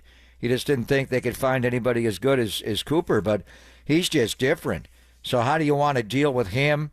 I thought Charvarius Ward played better yesterday than Buffalo. It's just so great to have him back, and obviously Renardo and Demo in the slot. But the key element to slowing down the Rams is to get pressure on Stafford, middle pressure on Stafford. Can Bosa come back and play in this game would be huge. And then, obviously, what are you going to do with your coverage on Puka Nacua? Yeah, Puka Nacua, monster performance yesterday. He and Josh Allen, I hope you had them both on your fantasy team. I think that was a combined 95 points between the two and a lot of standard scoring, so kind of ridiculous there. Let's keep it rolling on the phone lines. Dwayne out in Stockton wants to talk about the rookie draft class. Dwayne, you're on the Sports Leader. Welcome to the show. Hey, what's up? What's up, though? Thanks for taking my call. I don't get to talk to you too much, Papa. I really just have I want you to give me a grade on this year's draft class for the 49ers. I'm the guy that said that they whiffed, and I'm going to stand on that. I'm going to double down on that because I really think that Pearsall is a bust. Ooh. Ouch. Number one pick, straight bust. He was projected like maybe late second round for most of the mocks, and to reach for him in the first round, if you compare what he's doing compared to what Worthy's doing in Kansas City, McConkey, the Chargers. It's not even close. McConkey is balling. That guy's always open. He's one of those guys who's always open. So you can't even see Pearsall. So for the number one draft pick, it's a straight bust. So I just want you to get me a grade if you could, because in my mock, I actually had a mock draft and I had him taking Cooper DeJean and the kid out of Texas, Jatavion Sanders, the tight end. I thought that would have been a good replacement for Kittle. So they went a whole nother round. So I'm just wondering what y'all think about the draft class, because I really think that's going to determine where they wind up at the end of the season, because these guys aren't rookies anymore. They're 14 games in, so 13 games in. So let me know what you think, guys. Thank you, man. Cooper DeJean has turned Philadelphia's team around since they put him in the slot. I don't know if you saw him in the walk-ins yesterday against Carolina. The guy had a suit on. He had a tie and a suit, and he was carrying a briefcase like he was going to work as a businessman, and he has that mentality. I'm surprised he's playing as well as he's playing, but Lord Fangio has a way of getting that out of guys. So anyway, as far as the Niner draft class, Renardo Green is a second-round pick, and I think he was the key to the draft to be able to get him at, 64 late, and how well he's playing, and Dominic Pooney in the third round, Malik Mustafa. When Talanoa came back yesterday, it was Jair Brown, who was a second-year player, still a young player that came off the field, and Mustafa stayed out there. But as far as, Gendo and what he was able to do yesterday, so overall, I would not label this draft class a bust. I think it's John Lynch's best, outside of getting Nick and Debo in the first and second round in 19, and then getting Brock in the seventh round, and getting Warner. They've had good picks here and there, but from top to bottom, Greg, this one's been rock solid. It's been the strength of the team, and I do take offense to people saying Ricky Pearsall's a bust. You're looking at it strictly from the box score, and you're looking at it from a fantasy football perspective. I watch every practice, and I watched him in OTAs and mini camps, and he's not getting the ball, obviously, since the Tampa Bay game. But he's running routes. I think he's the best separator on the team, and Juwan Jennings is really good. Ayuk's hurt. Ayuk can beat man coverage. Yesterday with Chicago, how much man coverage did they get? It was mostly zone that they got. That's the way the Bears played, going back from Eberflus in Indianapolis and being the head coach, and even with the change to Eric Washington, they gave the Niners zone. And Ricky can settle down in zone, but I don't know about the deep ball down the middle of the field. Brock did say it was his fault. It may have been a mid-flight adjustment for Ricky on that ball. Did not look good. But you have to look beyond. There are a lot of guys that just don't perform well as wide receivers young in the NFL, because they can't separate. It's different. College football, they're playing soft and off. You're running through these secondaries basically naked. Ricky Pearsall can beat any kind of coverage. Why he hasn't gotten the ball, I'm not sure exactly. He may not be the primary, and Brock goes through his reads, boom, boom, boom. And if you're the third and fourth, if first and second pop open, they're getting the ball. And if he has pressure after two, he's out, or he's on his back, or he's running away. So to just say Ricky's skill set shows me nothing that he can't be a difference maker in the NFL, because he can separate.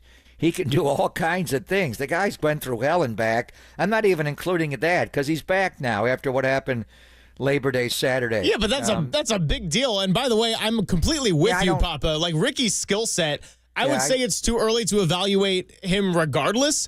But considering he got shot, it's like he gets a redshirt year for me. Yeah, I know, but and that may be affecting him in other ways. And he was open when Eric Branch sat him down. He's still the most confident guy in the building. He bounces in like Kittle. There may be something that's bothering him, but to say that he's a bust, what I would still put his skill set, and there's some good rookie. I mean, Worthy cannot run a route. That guy runs strictly go routes and crossing routes. That's all he can now. He runs a 4-2-1 or where the hell it was. So he's got a skill set that Kansas City could use. And when you can run like that, you do get easy cushion on comebacks and curls because they're afraid. But he's not a refined route runner like Ricky Pearsall. So give it time. To label him a bust at this point, there's nothing that I watch practice. I'm like, he's the best wide receiver on the team. Get him the ball more. I think there are other guys in the progressions that just are eligibles early, but to say he's a bust is so far missing the point based on his skill set. It's still there. And then the overall draft class, is that what the question was? The draft class this is John Lynch's by far from top to bottom best draft class, is it not?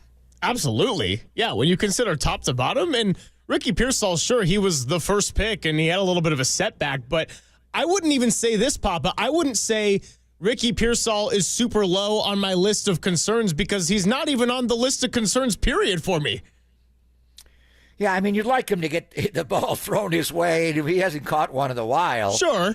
Was it Tampa Bay's the last time he caught it? I mean, the Buffalo game, he slipped on the ball. The guy never saw snow.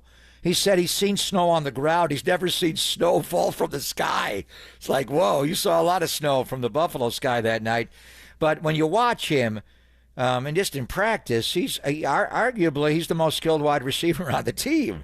He runs routes differently than Debo, and, Jennings can separate, but Jennings can't run, fast. And so when you look at it all, Ricky Pearsall still is a guy you want to get the ball to. I'm not sure why, or they even know why he's not getting the ball.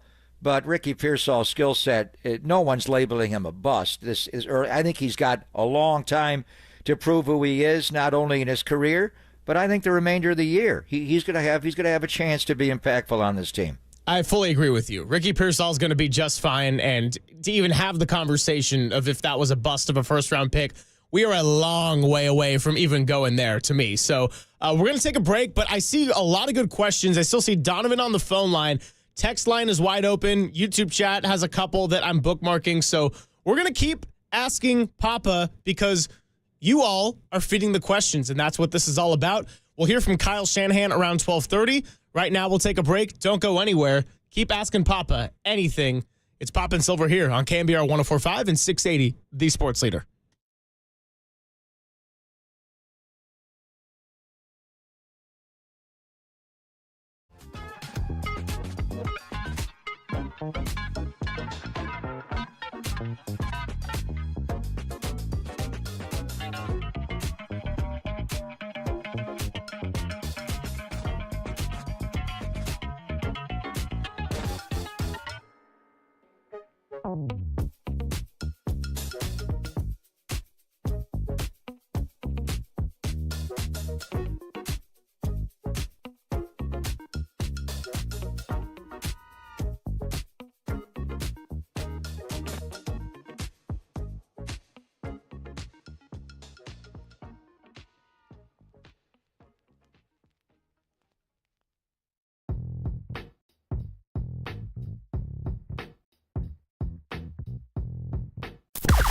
Now, from the O'Donnell Financial Group Sports Desk. Learn more at odfigroup.com. O'Donnell Financial Group, because planning is a process, not a product.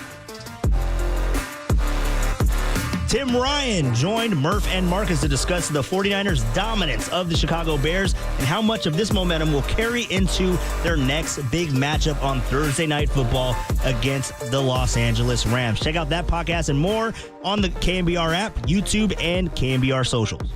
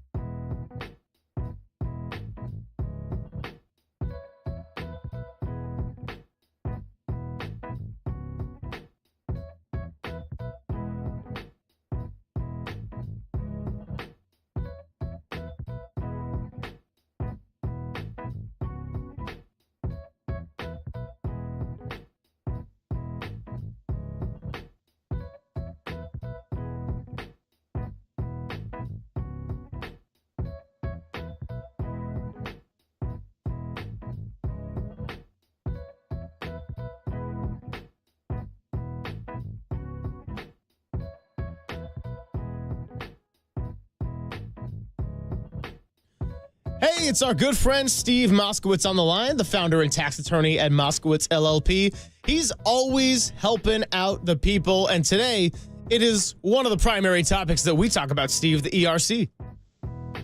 ERC, the big three. If you're growing a long white beard, waiting and growing old, to say, where's my ERC check? Where's my ERC check? There's three different ways we can hurry up the IRS. And we're really concerned right now because President Trump has announced that he plans on cutting $2 trillion with a T spending from the federal budget. And he's appointed a committee to carry that out for him. Will ERC be one of the things he takes away? Will he sign an executive order on January 20th eliminating it? We don't know. I don't want the listeners to take that chance. So if you've been waiting and waiting for your check, there's three different ways to hurry up the IRS. We want to hurry them up right now while there's still good law. Or if you received a nastygram from the IRS that said, you don't qualify for ERC, Employment Retention Credit.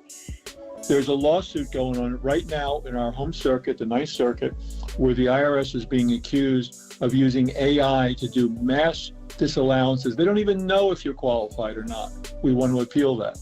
Or if you're being audited and the IRS wants the money back. And there's all kinds of crazy programs, like if you admit that you absolutely positively did not qualify for a penny of ERC, they'll give you 20% of it anyway, just to settle with them. Bottom line is there's so much going on in ERC. The big three: waiting to get paid, your claim was disallowed, or you're being audited. Call us. We want to explain everything to you, and then just say, hey, Steve, get me my money. Hey, Steve, get me my money is right. Steve Moskowitz, always great to talk to our good friend, founder and tax attorney at Moskowitz LLP. For more, you can give him a call now at 1-888-TAX-DEAL. That's 1-888-TAX-DEAL, or go to MoskowitzLLP.com.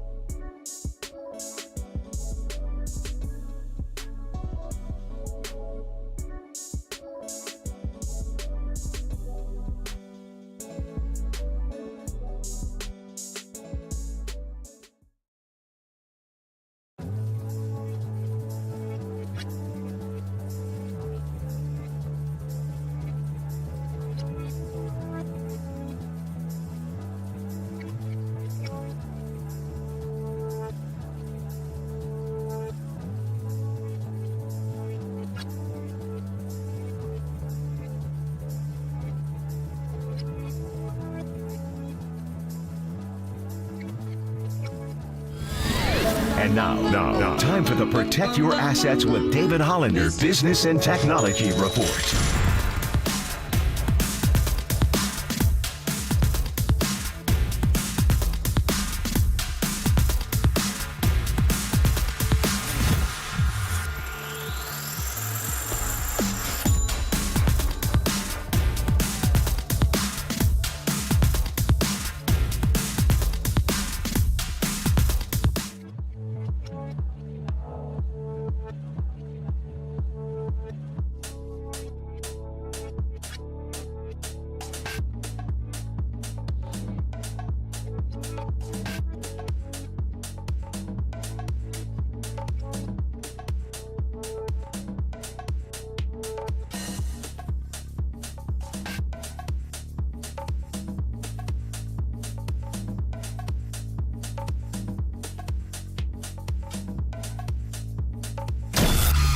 Back to Greg Papa and Greg Silver on KNBR, the sports leader.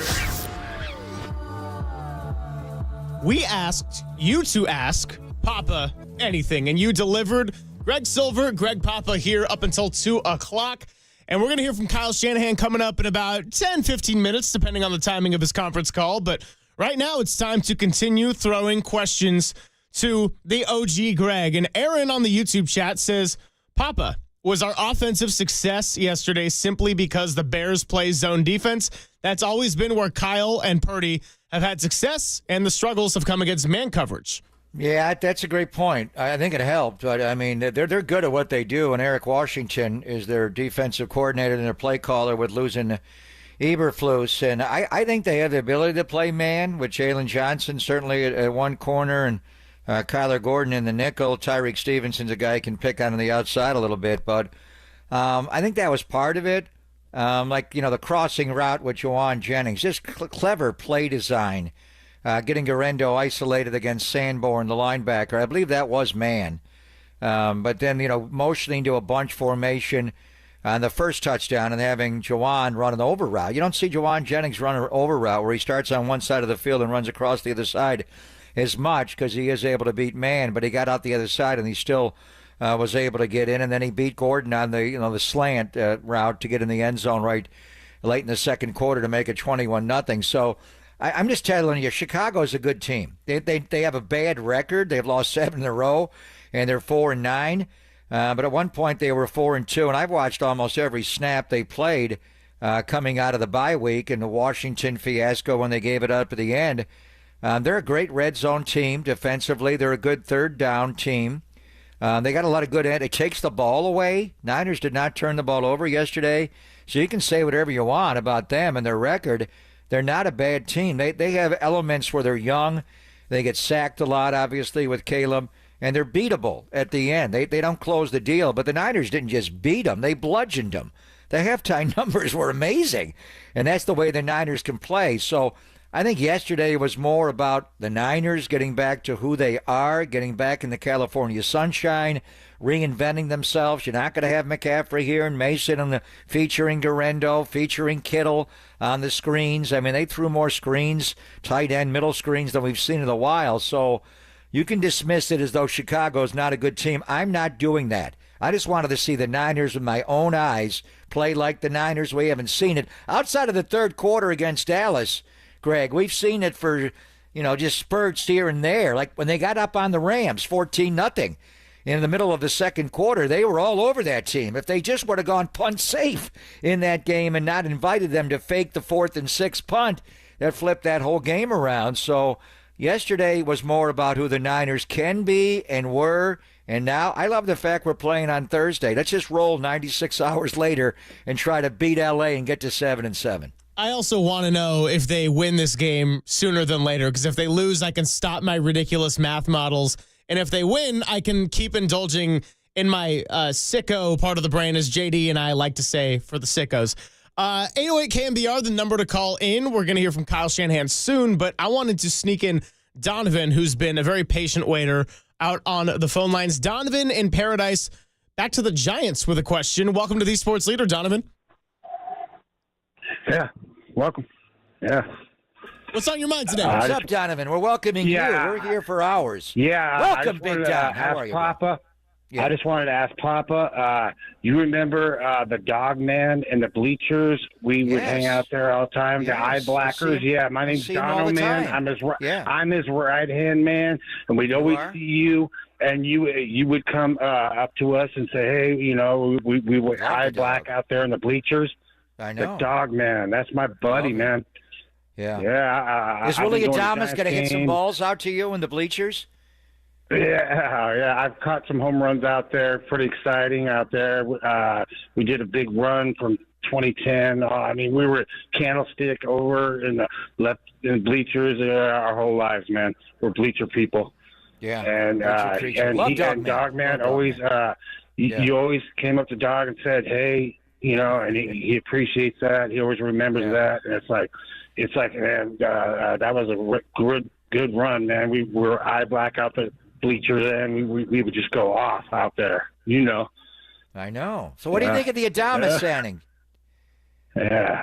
You like Adamus? Oh yeah. Well, I think it's kind of expensive. Yeah. Because, the Giants do some signings, and I remember the Zito, they gave him all that money, and he sucked, but then he came back with a World Series, Totally. I mean, it's like, the Giants need to spend money different, I think. Right. Yeah. All right, man. Tell Dog we say hi. Tell Dog we say hi. Yeah, hey, I'm gonna tell Dog he said what's up, man. The bleachers, man, that was We love the Dog. great. Love it, man. Thank you, man. Thanks for calling in. Appreciate the call, Donovan. By the way, Papa, a couple more in response to the original question about Garendo's touchdown call. That's actually gaining a lot of traction. 916 says, how about he could Garend go all the way? And then someone in the YouTube chat said, San Garendo flows off the tongue a little bit better. Yeah. Touchdown, Garendo. If Garendo plays on Thursday. He needs to score more of them. McCaffrey scored 21 last year. He scored a touchdown in 17 straight games. So he's got to play a little more. But I'm glad people are excited about Ike Garendo. We do like Ike. Yeah, we need people to be excited about this. Let's sneak in one more here before it is time to hear from Kyle Shanahan. And it's our buddy Orlando out in Napa. Orlando's called in a good amount and always like talking to him on the phone lines. Orlando in Napa, you're on the Sports Leader. How are you? I'm fine. Listen, I only have one simple question. There was a guy that I was impressed with 2 years ago, and he's been on the inactive, unable to play list for almost 2 years now. That's Drake Jackson. What's going on? He's hurt. He's out the year. The young defensive lineman from USC, he's been hurt just about the entire year. He's on IR. It's a tough one. He's put on the physically unable to perform list in the offseason. So that's a name to look forward to in future years. But he's not going to be playing this year. The question is, do they have enough to really affect Matthew Stafford? Matthew Stafford is an elite thrower of the football. I think you all know how much I admire him and love him. But he becomes a chucker and a ducker when he gets middle pressure in particular. Gross Matos yesterday was a monster. 3 sacks. The Niners had 7 sacks without Nick Bosa. And Leonard Floyd is starting to heat up. He had a 2-sack game yesterday. He knows the Rams well from winning a Super Bowl with them. So Drake Jackson from USC is not saving you on Thursday night, Greg. But let's just say, and we'll hear from Kyle on the teleconference. We'll hear about, Trent Williams and Nick. I think the more pressing situation is Garendo and the foot. What did the imaging show there? You want Garendo to be able to play in this game, to run on the Rams. Dre Greenlaw, what's his role going to be? He did get Talanoa Hufanga back on Sunday. Could Dre really come back and play? Devondre played well, and D. Winters is flying around. But the key thing is Nick Bosa. He's starting to move around a little bit with the double obliques. I mean, if you get Nick Bosa back and you got Leonard Floyd playing the way he's playing, put Gross Matos inside. How about the sack Malik Collins had when they lined him right over the head of the center? He looked like a runaway train yesterday. He had one of the 7 sacks. So Drake's not playing in this game. Could Nick Bosa be ready for Thursday Night Football? That's a big question, and that is going right back to the conversation that we had with Larry Krueger. Put some pressure on Matthew Stafford. If Bosa's able to go, even if not 100%, that makes a big difference. So a lot to monitor there with Bosa, Garendo, and many others. And in fact, in that spirit, let's hear from somebody who could tell us better than anyone, because Kyle Shanahan will begin his conference call shortly, so we're going to go take a break now. For those of you whose questions we did not answer, don't worry. We could still have plenty of time in the 1 o'clock hour to revisit a lot of these. But right now it's time to check in with the conference call at Kyle Shanahan after the break. It's Papa and Silver on a Monday on the Sports Leader. KNBR, the Sports Leader.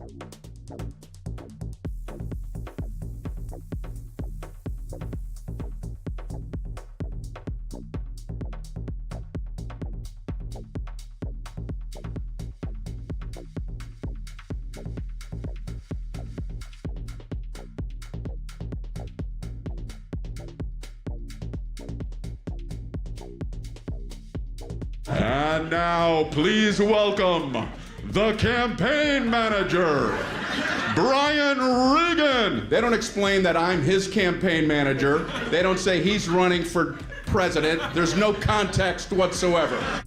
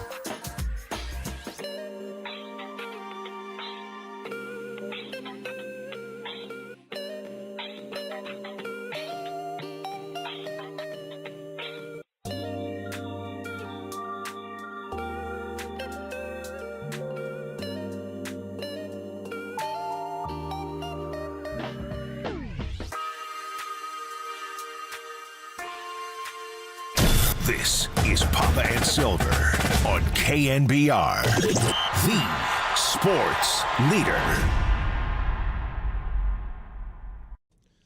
Greg Papa, Greg Silver, just a couple of Gregs on the reg, as he likes to say. And we're getting ready to hear from Kyle Shanahan for his Monday conference call. Perhaps learn something about Isaac Gendo, who left the game late yesterday, then told Jennifer Lee Chan of NBC Sports Bay Area that it was precautionary. He was optimistic. But that said, we're not going to know anything until anything is official. And last week, I spoke too soon saying, might learn about McCaffrey. Other than that, it was all good. No concussion for J.P. Mason. It was no concussion, Papa, but it was a high ankle sprain, and now he's on the IR as well. So lots of.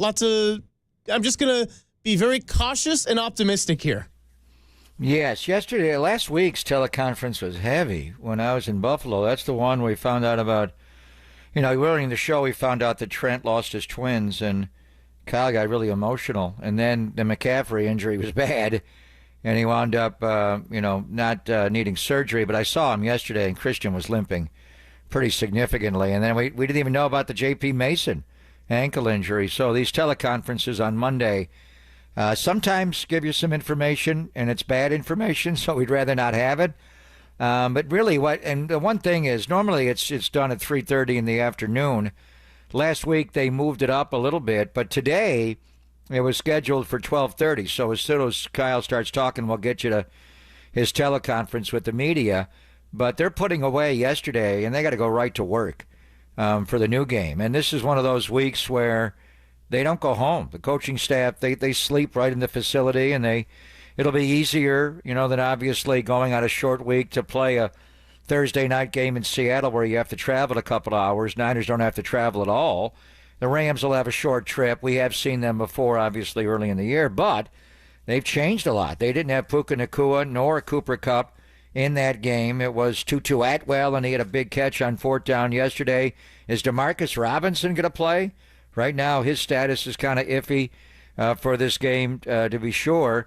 And the key one is going to be Cooper Kupp. When we hear from Sean McVay, is he going to be able to play after the injury yesterday against Buffalo? But we'll hear from Kyle. And what's the plan with Dre Greenlaw? I think they were all pointing towards getting him back for this game. Is that serious, going to be playing in this game? And Devondre Campbell played well. He graded out one of the best Niners yesterday, led him in tackles, and he left the game. He didn't even wind up playing the entire game. He played about 64% of the snaps, and D. Winters is playing well.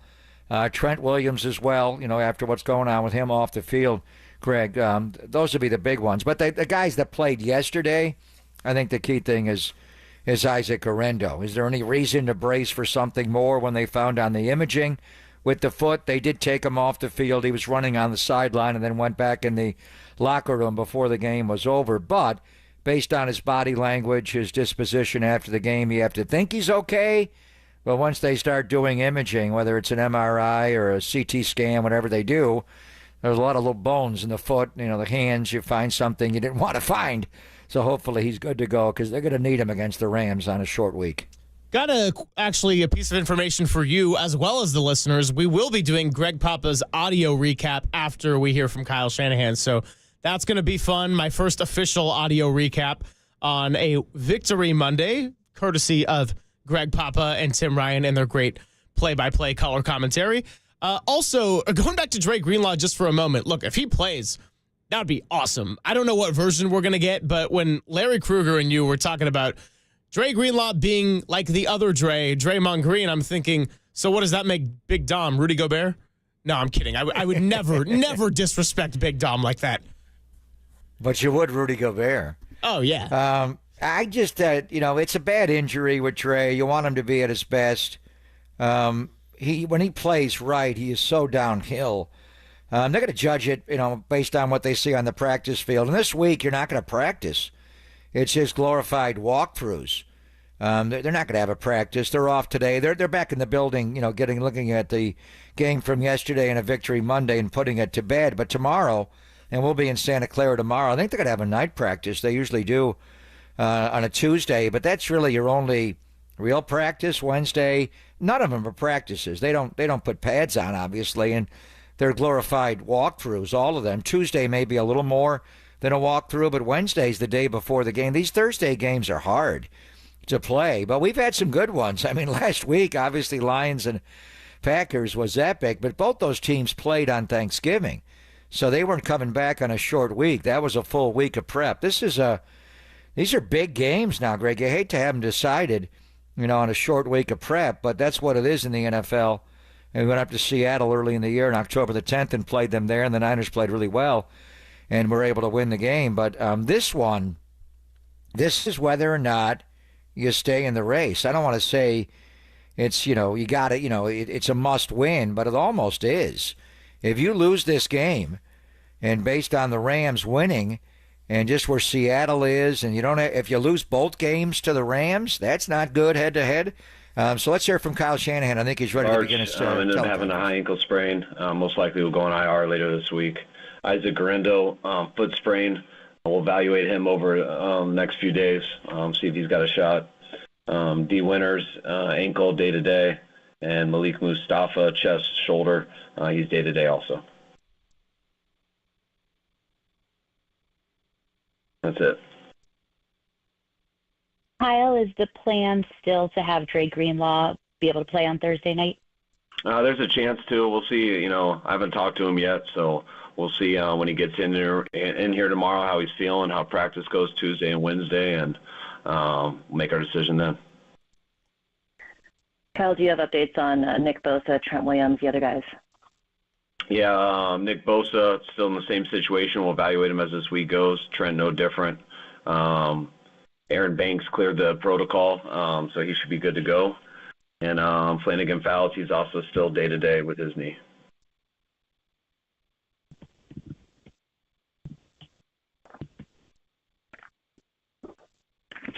After looking at the film, how did you feel Talanoa Hufanga did out there with Malik Mustafa?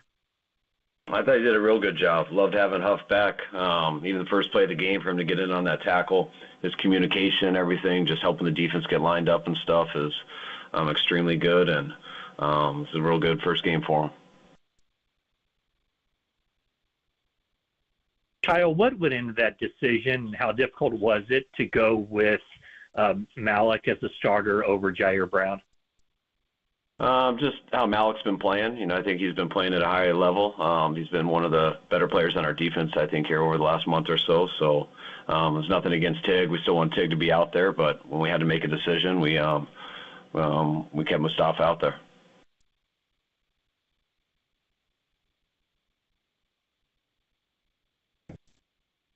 Do you feel like Jair Brown's production on the field or play on the field is I know he played really well last year. Is it up to that standard, or is it a little bit less? No, I think it's the same as last year. I think Tig's playing like a good starting safety.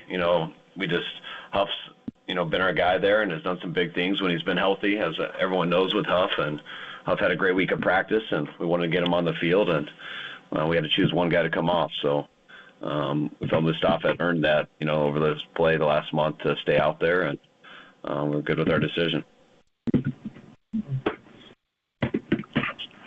So, Kyle, obviously Brock is fine. He talked about that kind of strange hit he took at the end of the game. He went back in, so there's no problem with him at all? Yeah, no problem at all. He talked that way, play after it. He seemed fine, but you never know till the next day. And but trainers talking to him and stuff, he felt good, and no lingering issues from that play.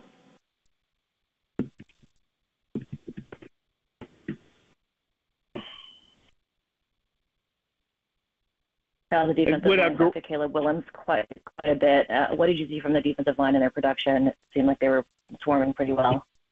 Yeah, I just loved how they rushed as a group. Gave them very few exit windows. I thought we had really good coverage, which made them took away the number one most of the time, number two a lot of the time, and whenever we had to get to number three, our D-line was there. So I just think collectively and individually they had a really good game. Kyle, it seems like Patrick Taylor might have might be forced to start. Obviously, you didn't necessarily view him, I'm sure, in a starting role, but you know how this goes. What, attracted you guys to him in the offseason and led you to acquire him? We look for guys who have the ability to make your team, and in order to have the ability to make your team, you got to have the running skills that we like, to where we feel if your opportunity ever comes that you're going to be a tough runner who hits the right holes and fights for yards. And also, if you can't make one of those top two positions, how well you can help on special teams. So he had done both of those things in his career at Green Bay, and he's been doing them for us since he got here. And, if Isaac can't go, it'll be his opportunity. And I think as you guys saw him run yesterday, or as we did earlier in the year versus Seattle, he's a solid good back. Isaac, after the game, didn't have a boot on. It seemed like he was putting his shoes on like there was no problem. But sometimes I guess the next morning is more difficult. That is he like 50-50, you think, or do you have any idea for Thursday? The only ideas I have is what I told you guys. He's got an ankle sprain and definitely couldn't go today. So we'll see if he can go on Thursday, but definitely can't go today. It's a quick turnaround, so we got to evaluate him hard each day. I'll be surprised if he does much tomorrow. But hopefully Thursday will be enough time for him. Hey, Kyle, with Juwan Jennings, what strikes you most about his progression at split end, and what have been some of the coaching points that go into that? I mean, just lining up in some different spots, and we still, it's different verbiage and everything. He's listened to certain words and stuff that tell him to do things and where to line up and everything for his whole time here. And then when you move to a position he hasn't ever played before, it's just completely different verbiage and stuff on how to get him lined up. Some of the spots in the field he's at, but Juwan he does it like he does everything. I mean, Juwan goes as hard as he can in every single situation. Doesn't matter whether it's the ball's in his hands, he's running around or he's blocking. Doesn't matter whether it's a deep throw, an underneath throw in practice or in games. Juwan is always just going 100 miles an hour and playing as physical as he can.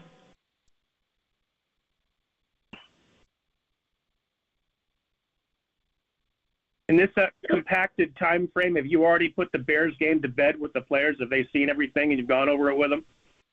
No, we don't ever address that on a Thursday night game. Players do all rehab and stuff today. The coaches come in and we put it to bed as coaches to correct our mistakes and everything, but we do it a lot faster than we normally do because right now it's in our mind it's already Tuesday afternoon as coaches, and in a few hours it's got to be Wednesday afternoon because we got to get into the third downs and nickel and everything, and so we have everything ready for the guys tomorrow. It's kind of a crammed week, and kind of gotten used to it over the years on these Thursday night games. It's a tough 4 days, but it can lead to a really fun 3 days if you handle your business right.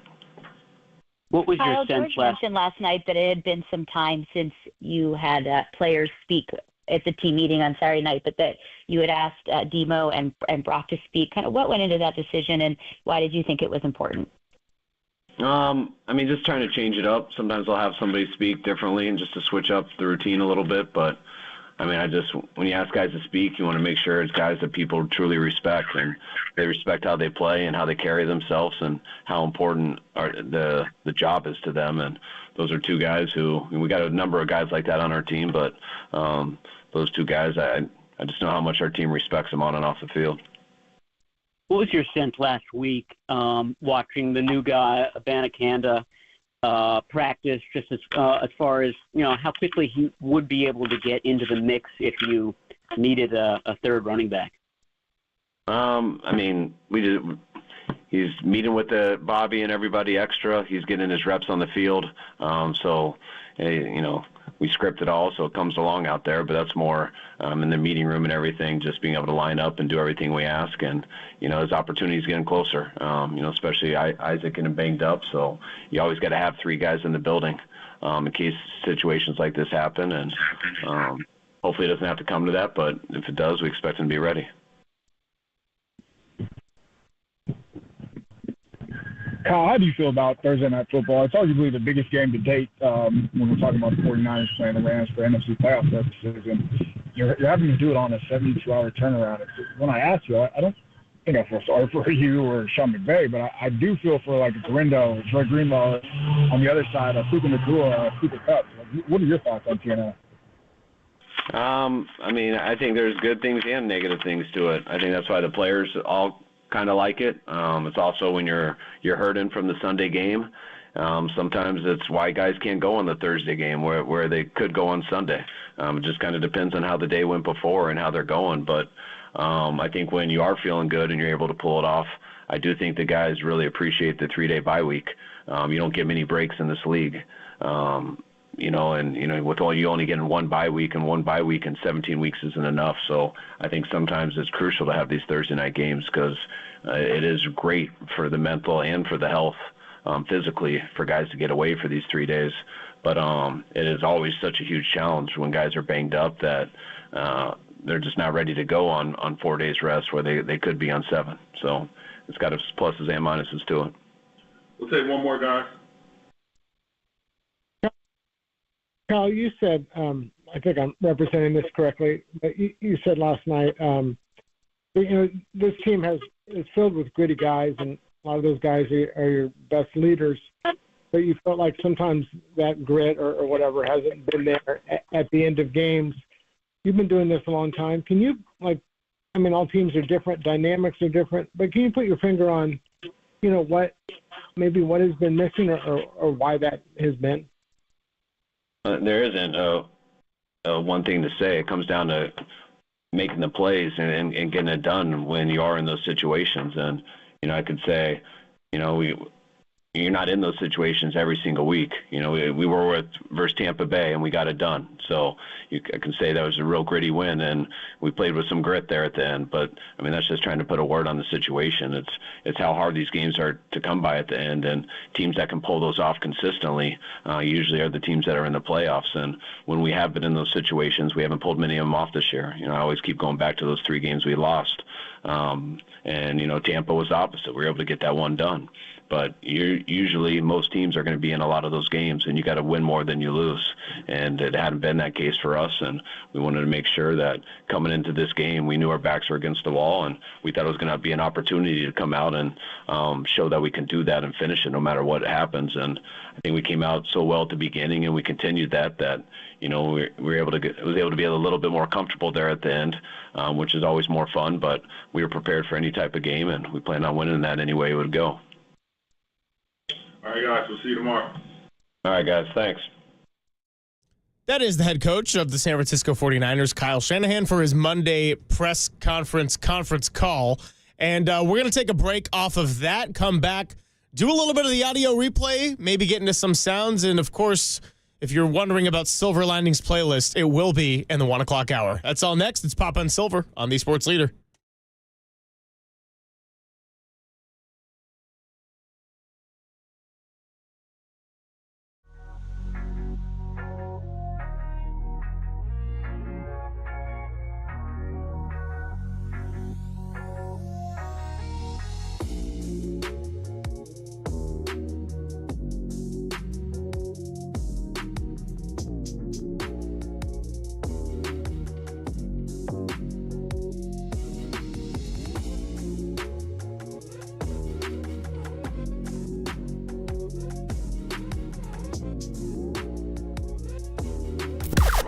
Now, from the O'Donnell Financial Group Sports Desk. Learn more at odfigroup.com. O'Donnell Financial Group, because planning is a process, not a product.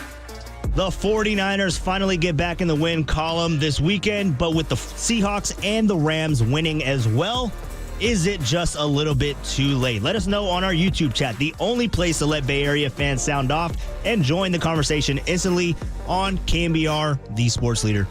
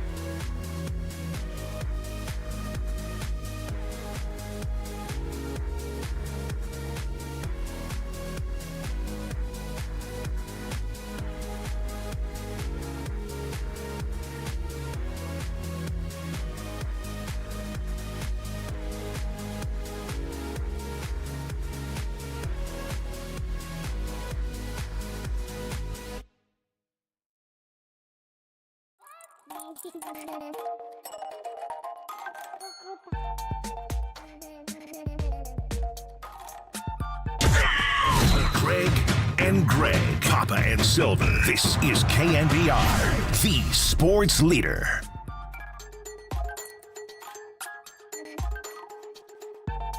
It is that time, my first time, for our 49ers audio recap. Papa, I don't know what I'm in store for, but I can't wait. Feels like the first time.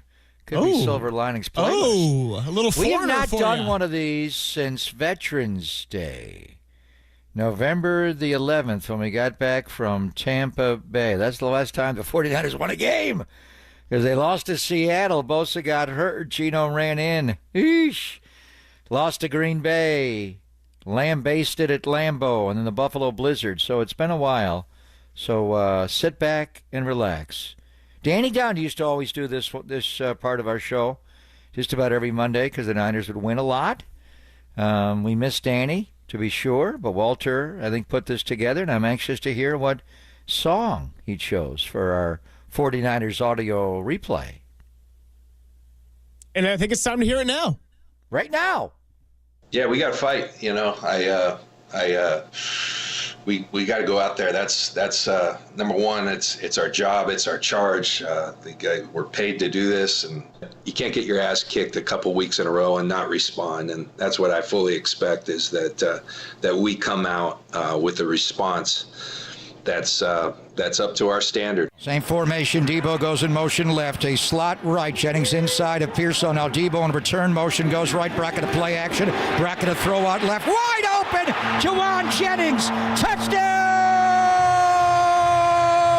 San Francisco. Can you say first and Juwan? They're down in 10 for Chicago. They have converted much better on third down since Thomas Brown took over. They were 29% early in the year, second worst in the NFL. They picked up 22 third down conversions since.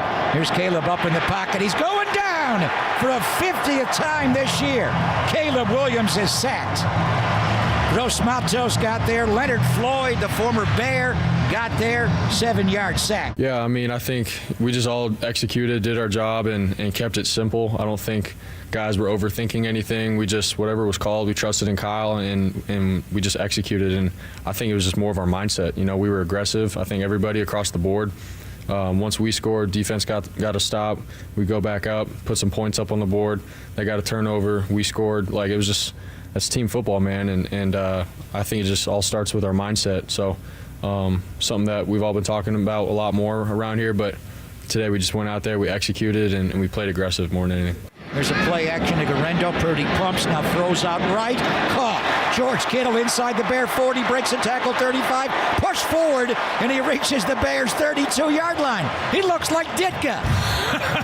32 yards to Kittle after a 33-yarder on the screen on the first series. And a really good play, just a combination route, clearing it out with a vertical, running George on a corner route. Brock pumped it like he wanted to go deep, pulled it back down, able to reload and find Kittle on that 7 route outside the number. I was sitting there right next to Shannon at the end of the game, and I was just thinking, like, I thought Kyle called a hell of a game. Yep. I thought he really played to our strengths with all of the run plays, ton of play actions off of there. But then, I'm thinking about it too, just how you said it was. I think we just executed really well today. But, besides, me and McKivitz having a false start, which we got to be, don't do that anymore. Gosh darn it. But besides that, I thought we executed really, really well as an offense. Guys ran really crisp routes. Juwan Jennings, Debo took advantage of plays that he had opportunities on. I just thought the boys were out there cooking. I thought our offensive line played really well today, and I thought guys were blocking. So you could definitely feel the energy on the sideline. That was really fun to feel. Purdy in a shotgun. Gendo goes out. Purdy off his back foot, throws a wheel route. Garendo's got the catch. Rolls to the goal line. He's down at the 1-yard line. He looked like McCaffrey there. Saubert and Kittle go heavy left. Juszczyk right. He goes in motion left. Purdy hands off Gendo off the left side. Touchdown! San Francisco! Well, there's the size and the power from Isaac Gendo. Tremaine Edmonds had him at the goal line, and Gendo at 220 plus, getting behind Pooney, just spun and pounded it back inside. Yeah, no, I mean, you said it. Younger guys, even though those guys don't seem young, in the way that they carry themselves, the way that they played, those are younger guys that we need that younger leadership to kind of step up now and use their voice, right, in the moments we need it most, and they have, man. And it's just about executing on game day. All the rah-rah speeches are great and all, but at the end of the day, you got to go out there, you got to play. 3rd down and 4. Purdy out of the shotgun, looks right, throws, caught. Juwan Jennings diving into the end zone. Touchdown! San Francisco! Yeah, guess what? It was 3rd down, and Juwan Jennings shows up. Yeah, definitely. In that first half went pretty well. So, having, I think, over 300 yards in a half, and I think our defense gave up 2. So, I don't think anyone in the league's done that in half this year on both sides. So, it was a hell of a first half. Chicago's walking off from their sideline. This will end. 49ers will win it 38-13. So, with the Niner win, they are 6-7. But the Rams, with a win of the weekend, one of them beat Buffalo or ahead on Buffalo. So, they're going to go to 7-6. Arizona will fall to 6-7 as we get the final foghorn. So the way the NFC West is right now, Seattle in first place at 8-5, the Rams in second place at 7-6, and the 49ers in Arizona now are tied at 6-7, but Arizona beat the Niners earlier this year, so they're in third. The Niners are in fourth. So we would have rather had Arizona beat Seattle, but it is what it is, Tim. We'll figure it out after. But the thing is, the Rams did beat Buffalo.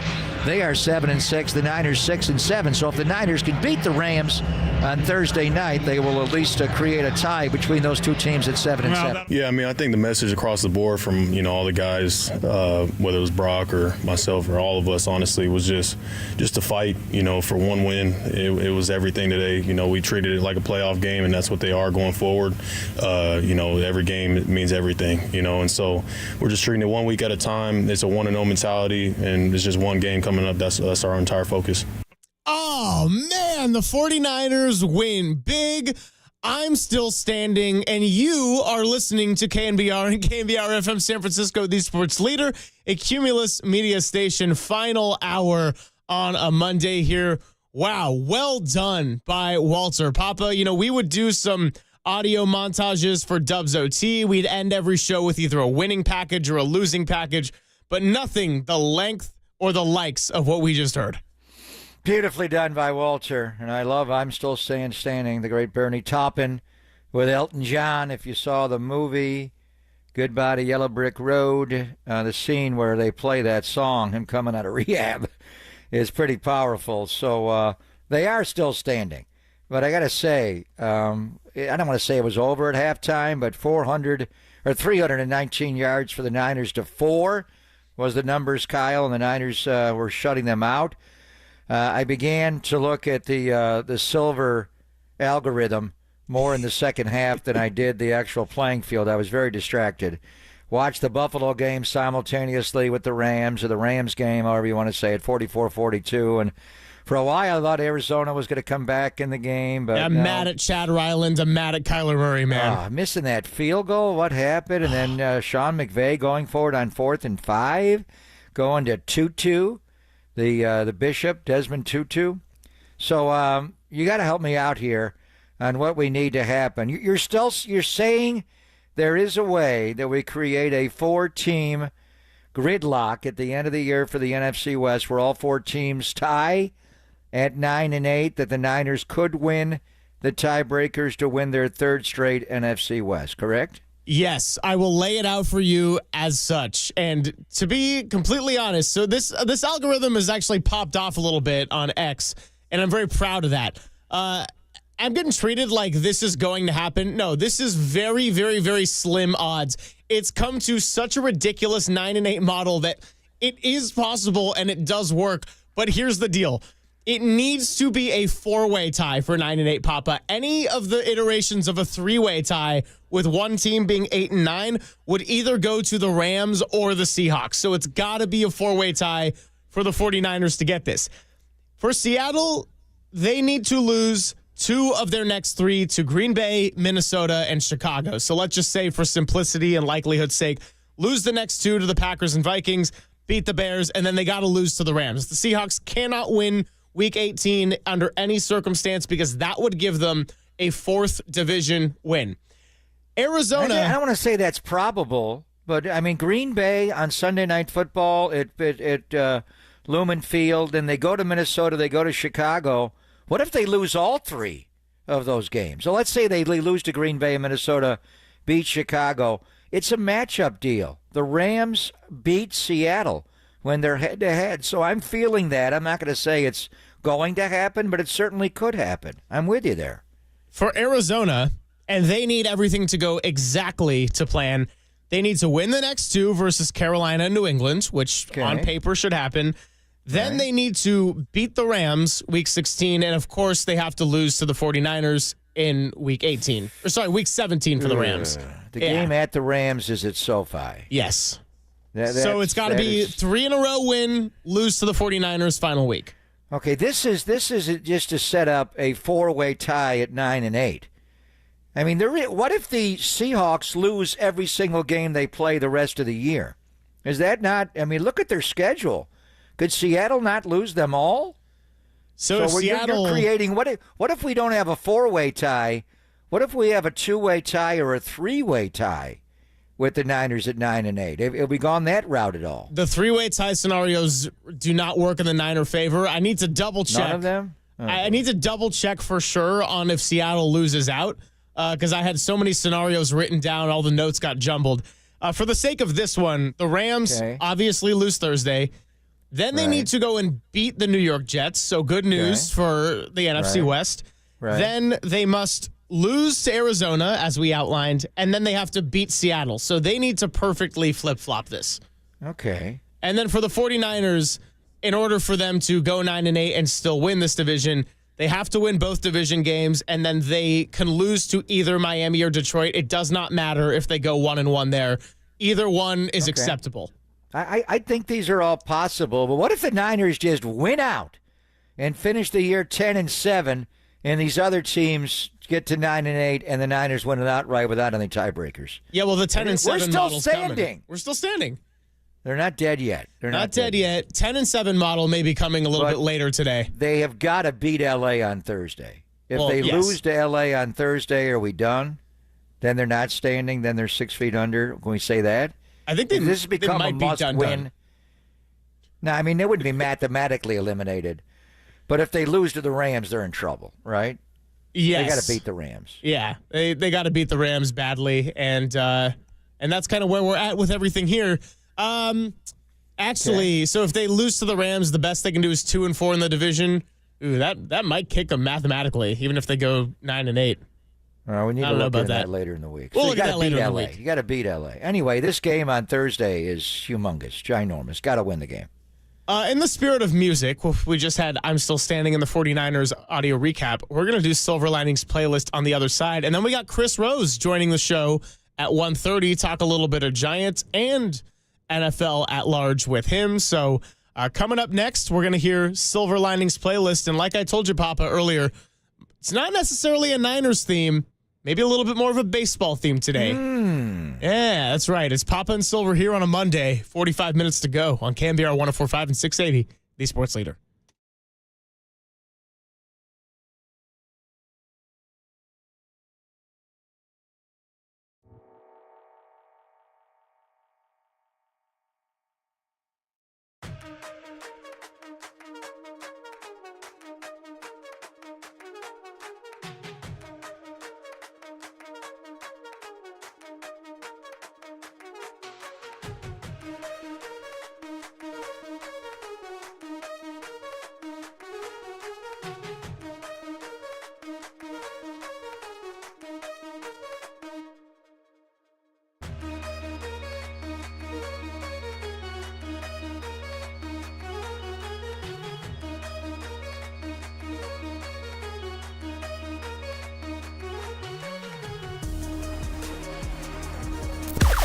Now, from the O'Donnell Financial Group Sports Desk. Learn more at odfigroup.com. O'Donnell Financial Group, because planning is a process, not a product.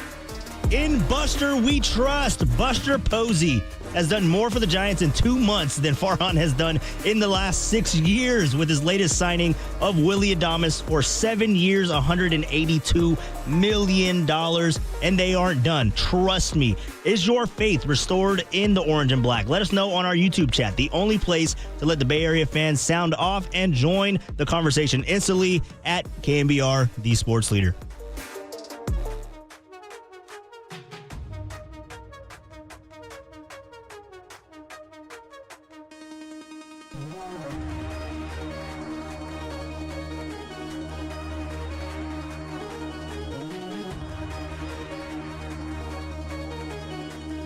In a world where justice is paramount and community matters the most, there's one name you can trust, and it's Habas Law. Founded by Omar Habas, a proud resident and legal luminary, Habas Law has been at the forefront of fighting for our community for over 35 years. And now Omar's son, Tarek Habas, joins him, adding a new energy and dedication to the cause.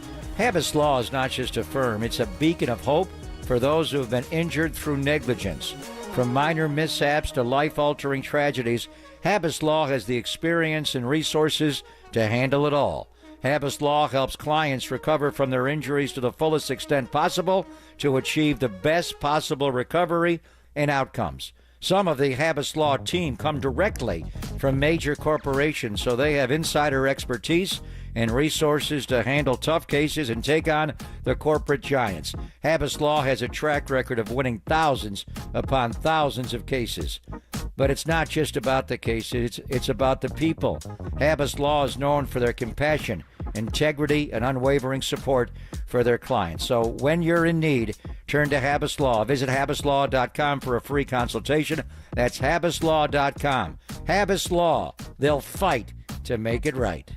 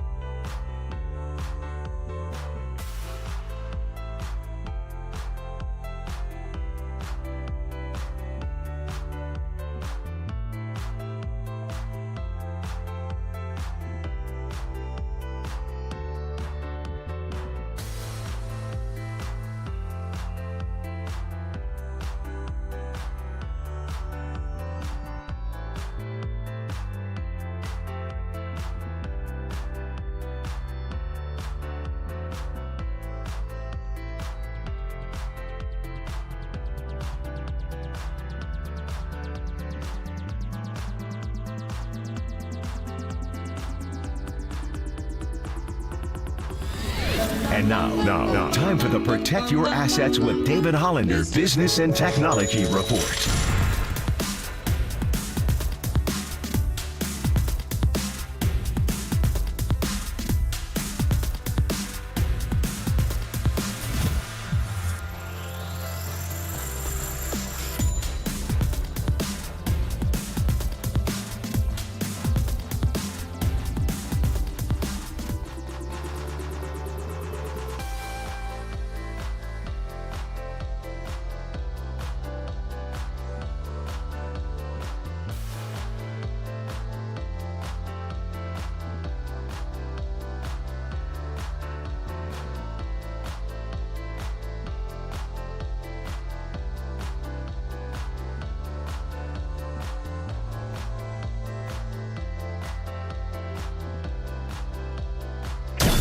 Now, back to Greg Papa and Greg Silver on KNBR, the sports leader.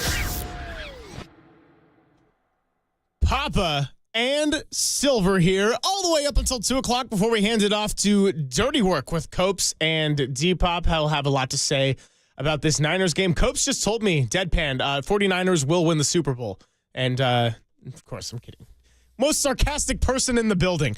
Let's get to the Silver Linings playlist of the day. We got Tim back there right now. Timothy, is your full name Timothy with 2 accents like Timothy Chalamet? Yeah, that's what my grandma called me. Oh, okay. That's what I figured. So, you can call me Tim. So Tim, who is now sitting in for Walter for a sec, let's hear Silver Linings playlist. Silver Linings playlist. So that's right. We've made it all the way to 120 without our song of the day. Papa, I couldn't do football related because Walter already stole our thunder. I'm still standing. Elton John nailed it as part of the audio recap. If you missed that, seriously, go back and check it out. It was incredible work of about 4 or 5 minutes there. Today has to do with the biggest contract in the history of professional sports. Juan Soto to the New York Mets? The Mets, not the Yankees, for 15 years, $765 million. So, Papa, of course, going from New York to New York, let's take it back to 1980. And the theme from New York, New York, shout out to our buddy Frank Sinatra. I mean, Juan Soto now going from the Bronx to Queens. The Yankees offered him just pennies. $760 million. Just not, that is nothing compared to the $765 that he got for 16 years. That $3.5 million difference in the AAV was enough to sway Soto to switch sides. And this is truly an underdog story. Kawhi Leonard chose the Clippers instead of LeBron James and the Lakers. The Mets, they did it. They outbid the Yankees. Do you think this changes the landscape of MLB and bidding? Because we were having that discussion about 15 minutes before the show. Yeah, I want to talk to Chris Rose coming up. I mean, who leaves the New York Yankees after the season that Juan Soto had to go to the New York Metropolitans? Seriously, Curtis Granderson did it. Outside of that, who leaves the Yankees? I mean, I think the Yankees just felt like no matter what we offer, Steve Cohen is going to offer more. So if Scott Boras and Juan Soto, if you just want the most money, go play for the Mets. Good luck. Your games are on SNY, not the S Network. So 15 years, $765 million, $75 million signing bonus. No money is deferred, unlike Shohei. And he can opt out after the 2029 season, and the Mets can void by increasing annual salary to $55 million. So, and he's got a full no-trade clause. So the guy runs New York now. He runs at least that side of New York, the Queens side of it, not the Bronx. I'm flabbergasted. Who would want to play for the New York Mets over the New York Yankees when you've never been a Met and you were a pretty good Yankee in a walk year? So, I think this is just Cohen wanted this guy. And now what happens to Pete Alonso and where does it go from here? But I am a bit surprised. When the Yankees offered that kind of money, wouldn't you stay in the pinstripes? Why would you leave, especially the way he hits the ball and how much the Yankee fans love him? But good luck. I mean, the one thing now is from a Giant perspective, he is back in the National League now. You got to deal with that guy. And he is not a Los Angeles Dodger. Thank goodness. Actually, before I say more about this, the morning show boys, Murph and Marcus, they love some Nicky T, Nick Totoro, raging Yankees fan. And as you can imagine, he released a video with totally no profanity, super clean. Here's what Nicky T had to say following the news with Frank Sinatra underneath. Hey, Juan Soto, I got 2 words for you. F*** you. That's right. F*** you and the horse you rode in on. And the cavalry behind you. That's right, motherfucker. Yeah, I'm taking it personal. We gave you our love. We gave you our heart and soul. It wasn't enough. You turned your cap around after the World Series. I saw that move. 700 million, 730. Yeah, it wasn't enough. It wasn't enough. Guaranteed years, it wasn't enough. You don't even choose the Dodgers. You don't even choose the Dodgers. You go off Broadway to the Mets. You don't want to be on Broadway, and you don't want to be Judge's guy. You don't want to be Judge's partner. Oh, that's right, Judge. Now it's your team. That's it. Let's stick it up his ass. That's right. Let's go out. Let's get Burns, Fried, Bregman. Let's get the Oscar. I don't give a Now we're not around. Take those grungy, whatever those those stupid Mets. To have Frank Sinatra's vocals and how beautiful they are underneath the Nicky T rage rant was even better than I expected. Yeah. I think he speaks for a lot of New Yorkers. I mean, we'll ask Chris Rosen. He's more of a Cleveland fan. But, I mean, who does that when the Yankees offer that much money? I'm with you. $760 million compared to the extra $5 million of the Mets.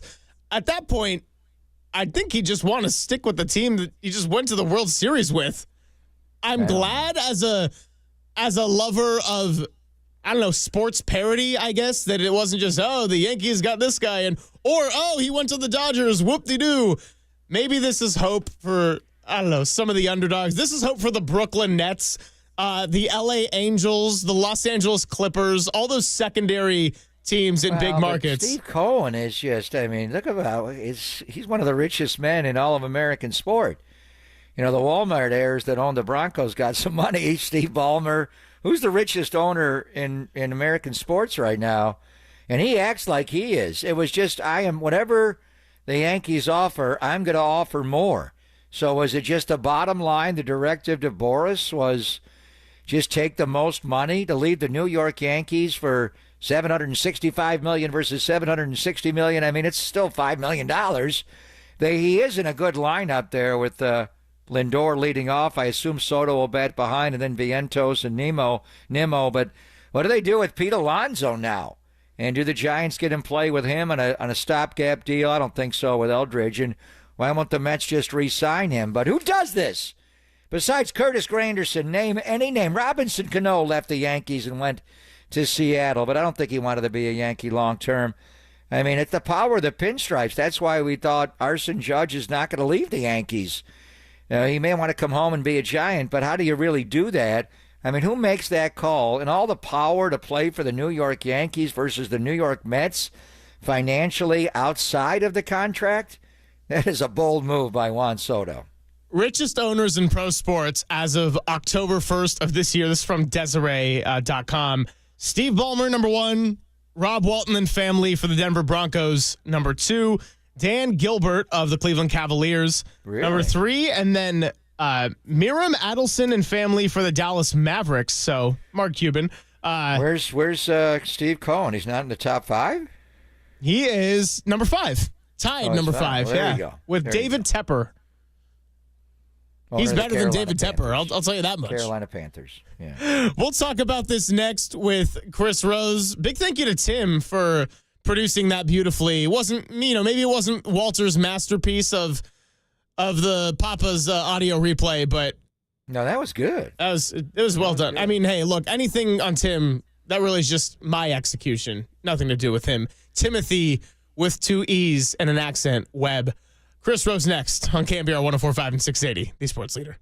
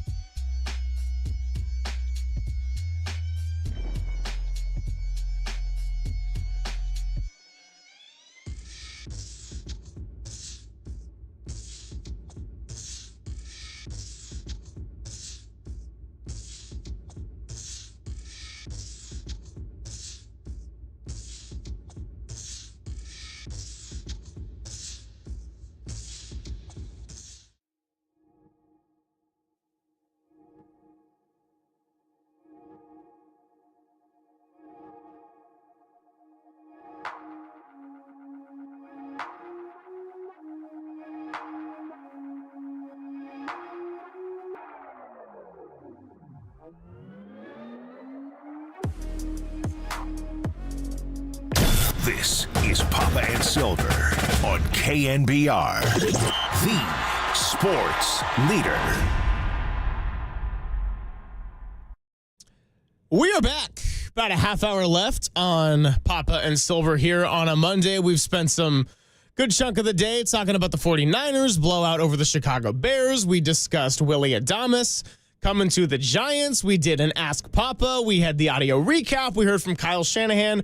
We've basically had a full day. Well, we will have a full day after we talk to our friend Chris Rose of NFL Network and the Chris Rose Rotation podcast. Knows a lot about baseball and football, and that's exactly what the focus of today has been. He joins us courtesy of the UMA guest line. Chris, always appreciate your time. Thank you, guys. How you doing up there, all right? Oh, we're doing great. Yeah, it's been kind of a rough few weeks of Bay Area sports, so to have a little bit of a victory Monday, it's given us a little pep in our step, and, you know, maybe caffeine has something to do with that too, but all in all, I'm feeling pretty good today. Yeah, you should. Obviously the Niners still a little bit of a ways to go, but it was nice to be winning a game by 25 instead of losing consecutive games by 25. So that part was nice. The Adamus deal, was something I felt like the Giants had to do. That shouldn't be a one-off. That should be like a stepping stone for Buster Posey, but I thought that was certainly nice to see. And then, it's a good Monday in the Bay Area, I would say, overall.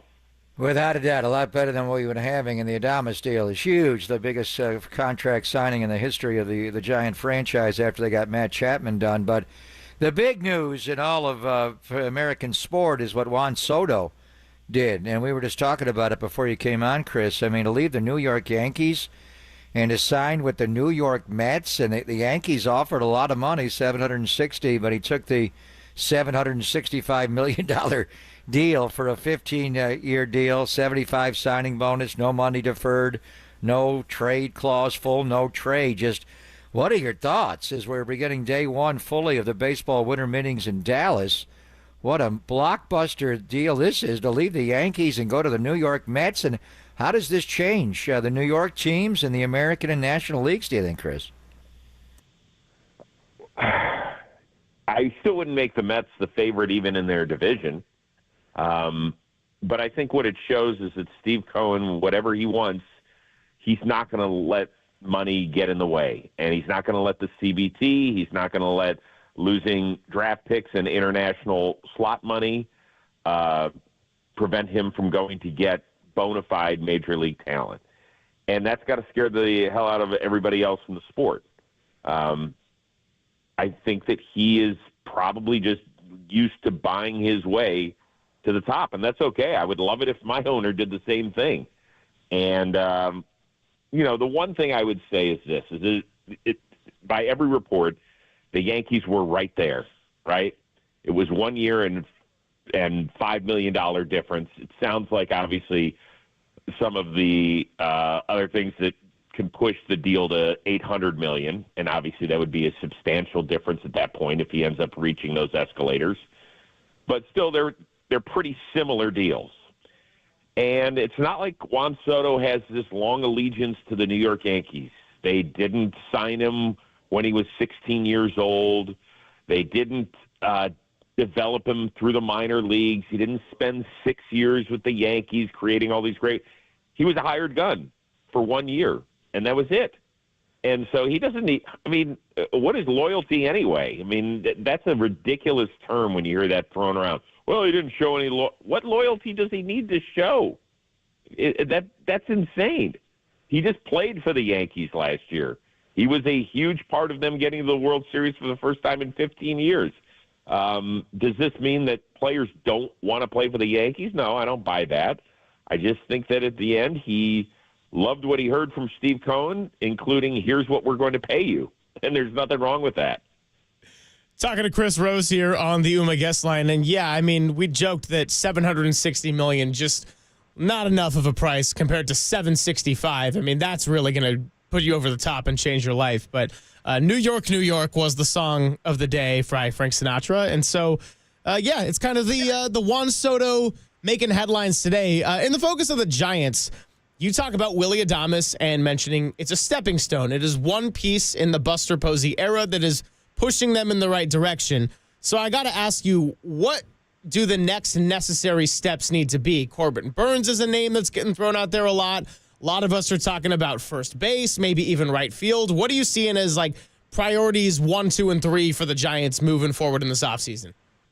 Yeah, you've got to have somebody that you can pair with Logan Webb at the top of that rotation. So yeah, you got to keep going. It's really, and I think at best that's going to put them in contention for a wild card. I just don't see anybody being able to stay with the Dodgers up top. Remember, the Dodgers went through an injury-plagued season and still won the division quite handily. And the Padres, the Dodgers feel like are their stiffest competition, obviously in the division and quite possibly in the rest of the National League as well. And then the Arizona Diamondbacks are only a year removed from a World Series appearance. So the Giants have some ground to make up. They finished 80-82, and I believe 9 games out of the wild card. What was it? Something like that. Am I confusing them with another team I've been close. talking about? The Dodgers won 98 games, so they were well behind them in the National League West. Yeah, so my point is this, is that they've got a long way to go here. And, some people say it's a gross overpay for Willie Adames, who's maybe a 3.5 WAR player at best. But I like him. I also like what he brings to the clubhouse and the temperament of a team, which is something that you cannot statistically put in a category at all. So I'm okay with them spending this money if this is the start and not the finish. Now we'll see after Blake Snell defected and went to the Dodgers if the Giants do sign Corbin Burns. But in any event, we'll be chanting beat LA, no matter how many games they win when baseball season starts. But we're going to be chanting beat LA on Thursday night at Levi's. And I watch you every time I get home from Levi's or a road trip or watch Sunday Night Football. We pop you on with Game Day Final on the NFL Network, and you're there with our friend Maurice Jones-Drew from De La Salle, who also does the Rams game. So yes, he does. Just give me your thoughts from, he's vociferous about that, and we'll see him on Thursday. But so many great games. You get a chance to watch them all and report on them all for Game Day Final. But 44-42, no punts, no turnovers. How epic was the Rams win over the Bills yesterday? Yeah, it was great. My wife rarely goes to NFL games, and so she went yesterday, and I kept texting her. I was like, boy, that was a great game. She goes, yeah, it seemed like there were a lot of points scored. I was like, yeah, you might have gone to the best game of the season. Like, it was definitely the highest scoring game of the season. I can factually say that. And it was super entertaining. I mean, it's just the thing about the Rams is that they are a scary, scary team, and I would imagine that the rest of the NFC would prefer to have Seattle win that division than the Rams. Now, the Niners are kind of their own category because this year I just don't, for whatever reason, these injuries have mounted up so significantly that I just don't see it coming together for them, right? But even if they were to sneak into the playoffs, you don't fear them the way that you have the last 5 years. I think we can all agree on that, right? There's a lot missing. The Rams, I think, are a team that can scare you a little bit. Young, energetic defense that's got some talent, particularly on that front line. Stafford, Kupp, Nakua, that is a great triumvirate right there, as long as they can all, be left standing upright. So they're an interesting team. This is a huge game Thursday. I'll be tuned in. I would like to see the Niners kind of stay in this thing. I've always enjoyed watching them play, although this year has been rather tough. Chris Rose, kind enough to join us here on the UMA guest line. Chris, last time I talked to you on these airwaves was back in July when Camilo Doval was getting close to being demoted from his closing role. Now, there have been reports that there's strong interest in trade, and then Buster Posey, reportedly from the winter meeting, shot that down outright. Do you think that the Giants should look to move Camilo Doval with how the season went forward from the moment we last talked in July? Well, if you're looking to save a little bit of money in some places, that's a possibility. As he kind of continues to move up the arbitration chain. If they hang on to him, I still think they have to make a move all the way at the back end of the bullpen. I really do. Tanner Scott is a left-hander that got traded from Miami to San Diego during the season and was great particularly against Shohei Ohtani after he came over in the playoffs. That's a guy I would look at. There's a couple of closers that are available on the market. I mean, Devin Williams of the Brewers. He's only got 1 year left before he's done, but he's had a very, very good career. My guy, Emmanuel Clase, I think it could be had for the right price. I don't know if the Giants and the Guardians would match up necessarily as trade partners, but that's one call I would make if I was Buster Posey. I do think that they need to go a different direction than Duvall at going into camp as their closer. So whether he stays or goes, to me, isn't the biggest question. Well, they got Ryan Walker, who took over as the closer. I think they see him more as an eighth-inning guy. But what Greg's referring to is Susan Slusser, who covers the Giants for the Chronicle for years, tweeted, unprompted, Buster Posey says he's not looking to move Camilo Duvall, still sees him as a shutdown-type reliever and valuable. So, Corbin Burns is the name that we've kind of aligned ourselves with, obviously from St. Mary's College here in the Bay Area. You know Logan Webb well from, you guys chat once a week during the season. To me, he's kind of like a Logan Webb, or he's an innings eater kind of guy where he's going to give you 200-plus innings a year where, frankly, Blake Snell is dominant, but he's not going to throw those many innings. If you get 160 out of him, you're lucky every year. But his numbers are down a little bit, as far as the velocity and the fastball. His fastball is down a little bit. Do you think that's the guy the Niners or the Giants will be all in on? Is Corbin Burns is the next on the checklist for Buster after they got Willie Adamus? Yeah, I mean, I don't know how much they're checking in on Max Fried, who obviously would, replace Snell on the left side. Burns he's an animal from this standpoint. Like, look at his games started since he went into that role full time. I would say in 2020 in the COVID season, like he only pitched 12 games. He made 9 starts. So he essentially became a full-time starter at that point. After that, 28 starts, 33 starts, 32 starts, 32 starts. There's a price to be paid. I mean, look at what a guy like Frankie Montas just got for doing nothing over the last few years. He got $17 million a year from the Mets in order to eat 150 innings. Not be good, just eat the innings. We just want you to eat those innings. That is it. So now Corbin Burns is going to get a $200 million price tag because he's 200 innings a year, and they're damn good innings. They just are. I mean, his ERA plus is well above league average. But yeah, his peripherals, they're not as good as they have been. And now he gets to age 30 here. I don't wonder if Max Fried is a better fit. I know he's had some quirky injuries over the last few years. But if maybe he's not a better fit than Corbin Burns out there. Chris, before we let you go, I just want to ask you a football-related question because the tweet that is pinned to your profile is your Super Bowl pick from 2 years ago, which was Eagles over the Bills. That's very much in play this year. Do you have a Super Bowl pick at this juncture?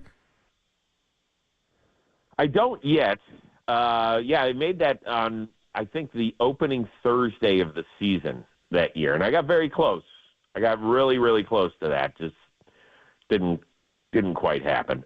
I want to say maybe that was the Josh Allen overtime loss where he didn't touch the football that game against the Chiefs? 13-second game when they lost it. Yeah, might have been that. It might have been that one. I've kind of lost track. No, I think that was the year before because that was the year of Eagles Chiefs, right? Yes. I mean, I know I hit the Eagles, so yeah, whatever. I forget where Buffalo got knocked out in the playoffs that year, but that was the DeMar Hamlin year when they hosted and got blown out by Cincinnati. Okay. All right. So yeah, well, in the snow. Screw Buffalo. They ruined my prediction. I take it. Yeah, I don't quite have it. I mean, listen, I think everybody's on Detroit, and they're interesting. I mean, I did make a prediction of Green Bay over Cincinnati. I feel pretty good that the Bengals won't be there. So maybe I should look for a new AFC team. And Green Bay is the team that is almost on the right track. Like they've been close in some stuff. And I feel like they could go on the sort of run that they had last year in the playoffs. It wouldn't surprise me if they could win 1 or 2 road games, but I don't know if they could win at Philly and at Detroit back-to-back, which is what they might have to do in order to reach the Super Bowl. Yeah, I'm with you. I think Green Bay is good, and I think if you look at their 9-4, they're losing to all really good teams. Detroit twice, including a last-seconder, Philly and Minnesota. So I think they're probably about a year away from doing something special, but they're a good team. I don't know if I'd have them doing 3 road upsets en route to a Super Bowl possibly, but yeah, should be a fun playoffs for sure. Yeah, I mean, what I would say is that the year that Aaron Rodgers actually did win, I think they were the 6th seed, if I'm not mistaken, and so they had to win all the road games to get there, and people probably felt like they were still a year away with that club as well. And Jordan Love, he turned it on the second half of last season, and, you guys up there got a chance to see what he did in the playoffs, and he had the Niners kind of shaking in their boots for most of that game until those late interceptions. Yeah, no doubt. If Jordan Love didn't have a poor last 17 minutes, we might not have been talking about a Niner team that was so close to a Lombardi. But that's all TBD, and so are the Giants, and so are the rest of free agency for the MLB. So, Chris, we always appreciate you, your breadth of knowledge, and your good sense of humor. No Bochy impression this time, though. No, we'll leave that. We'll make it around probably closer to spring training, something like that. Yeah. We can't use it now because then we need a reason to get you back on the show. So it's a long-term play. Absolutely. Good. Well done, guys. Thanks, Appreciate Chris. the time as always. Thank you. We got to get these bats going. Was it like Al Pacino? I don't know. Yeah. See you, love? I'm not sure. Chris Rose is great. You can catch him on NFL Network as well as the Chris Rose Rotation podcast and John Boy Media and everything he does there. We'll hand it off to Dirty Work with Copes and Depop when we come back on the other side and wrap up the show with some Monday thoughts. It's Papa and Silver closing out a Monday on The Sports Leader.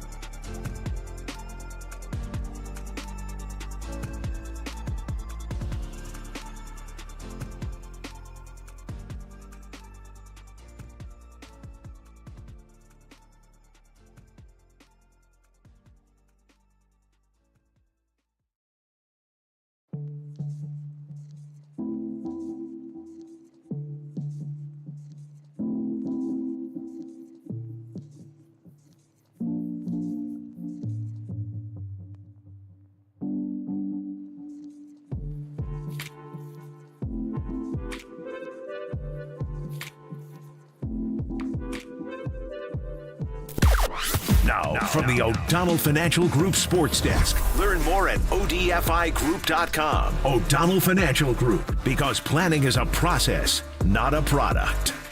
Tim Ryan joined Murph and Marcus to discuss the 49ers' dominance of the Chicago Bears and how much of this momentum will carry into their next big matchup on Thursday Night Football against the Los Angeles Rams. Check out that podcast and more on the KNBR app, YouTube, and KNBR socials. Stop letting high interest debt weigh you down. Pay it all off in days thanks to Loan Pronto's new Rapid Equity line. Greg Papa here. Listen up, homeowners. Imagine a completely hassle-free way to cash out your home equity. No appraisals, no paperwork, no waiting. Loan Pronto's all-new Rapid Equity loan uses AI-driven technology to get you approved for cash out in as little as 1 day. One client got $100,000 approved in under 24 hours. Wiped out their debt, launched a home improvement project that is now saving over $1,000 a month. Instant approvals, low fixed rates, fast transfers. Get cash to consolidate all your debt and get a fresh start for the new year. Call Loan Pronto and see how much you qualify for. Imagine this time next week you could be credit card debt free. Don't wait. Get your cash fast. Call 415-808-5721. LoanPronto.com. 415-808-5721. LoanPronto.com.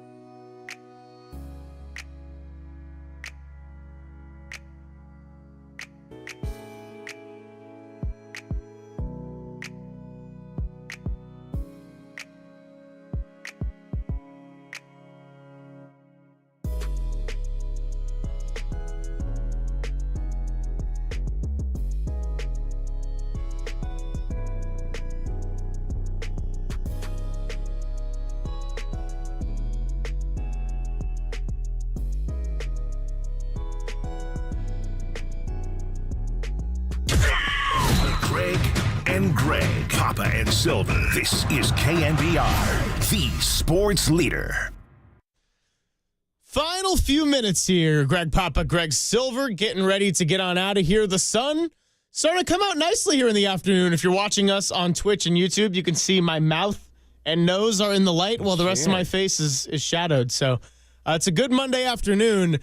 Before we get on out of here and toss it over to Copes and Depop and Tim for dirty work, one team we did not talk much about today was the Golden State Warriors, and they split with Minnesota over the weekend. They got the quarterfinals of the Emirates NBA Cup coming on Wednesday, so we'll have time to get into them a little bit later in the week. But the one thing we have to address is Draymond Green hitting the night-night. I think it's the first time a Warrior not named Steph Curry has ever hit the night-night. If you haven't seen the play, Draymond's facing up with Rudy Gobert, his best friend. Steph sets a screen.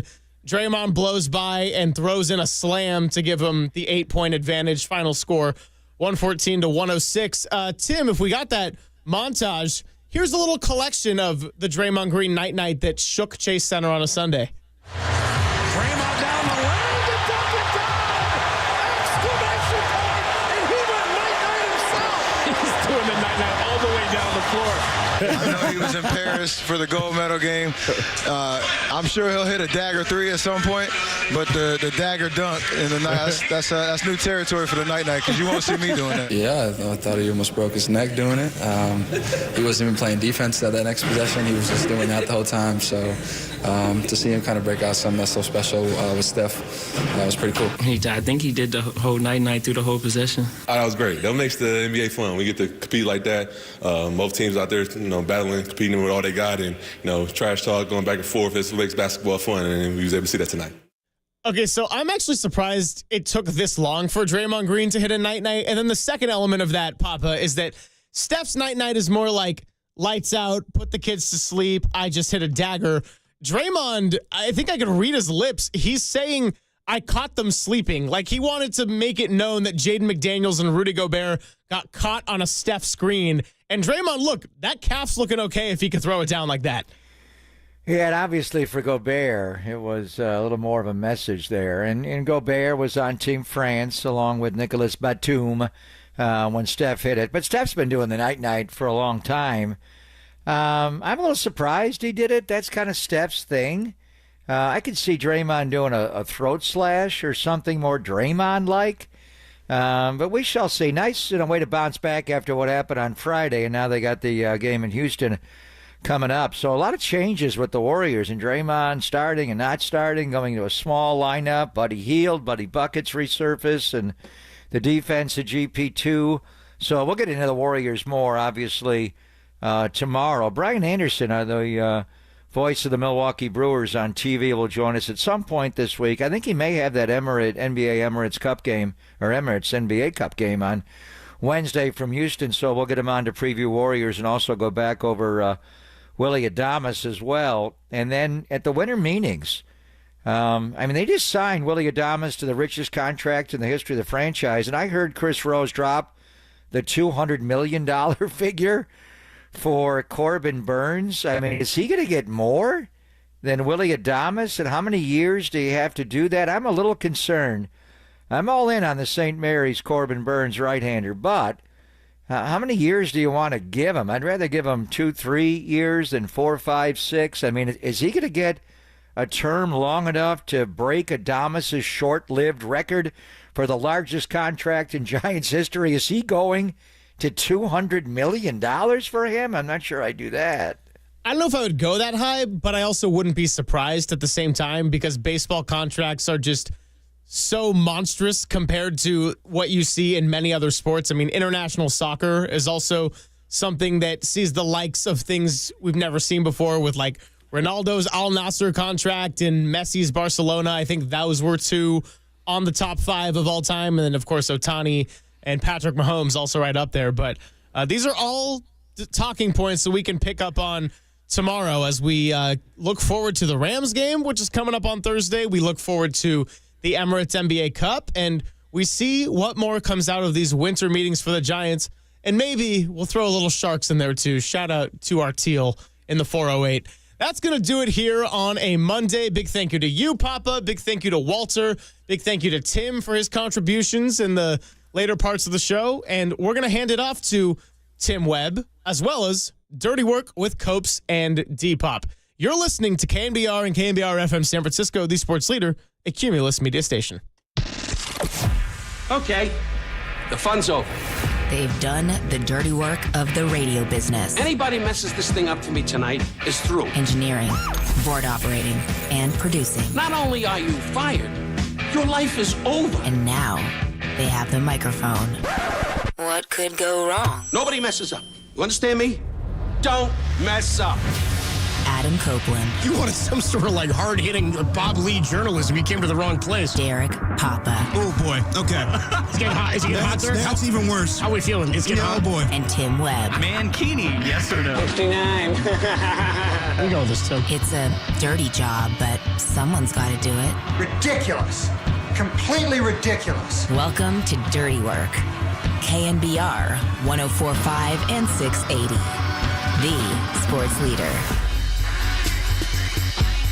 It's Dirty Work, Monday afternoon. Adam Copeland, D-Pop with you. Coming off a 49er victory, 38-13 over the Chicago Bears. The Giants land a shortstop, Willie Adamus. Oh, yeah. And the largest contract in the history of sports handed out this weekend, yesterday, to Juan Soto as he becomes a member of the New York Mets. And to the Yankee fans, I think you just say, oh, bummer. What am I supposed to feel bad? Yeah, I know. Am I supposed to have some feel-bad opinion for the Yanks? We were only $5 million off. Eat me. I don't give a damn. Man, I wish it would just work out for the Yankees. Yeah, Jeez. I wish the Yankees would figure something out. Damn. $765 for a guy who doesn't even pitch. And by the way, by the end of his career, probably won't even play the field. You know what I mean? Yeah. This guy's going to end up like Ohtani, just DHing, except at least Ohtani will be on the hill at some point. And didn't take any deferred money. No deferred money. So suck it, Dodgers. And by the way, just finding out the Dodgers were involved. I don't know that they were. How really involved were they? Here's what I would say. I don't know that they ever reached 700 plus, but if they're involved, you know they were in the 500 plus market. How much did Aaron Judge make a couple years ago? Aaron just got 10 for $360. Soto's getting I think it's 360 is what Aaron Judge got. It's an insane number. Oh God, yeah. Yeah, but the fact that the Dodgers, after all the money they've handed out, and again, they're up to $1 billion in deferred money on their roster right now with the contract they handed out to Blake Snell. The fact that they were even in the conversation means you know that they had. I mean, the projected dollar amount for Soto coming into this offseason off of the would have been an MVP caliber season had he not been on the same team as a guy like Aaron Judge. He's had the best on-base percentage of any player in baseball since he's come to the majors. He's won a World Series, been to another one. Been traded a couple times, of course, but if the projected dollar amount per like Jason Stark and Ken Rosenthal, when they were dollar slotting where they thought some of these free agents were going to go, I believe the one for him was like 620, 618 entering the offseason. So if you're the Dodgers and you pick up the phone, you know what the market is.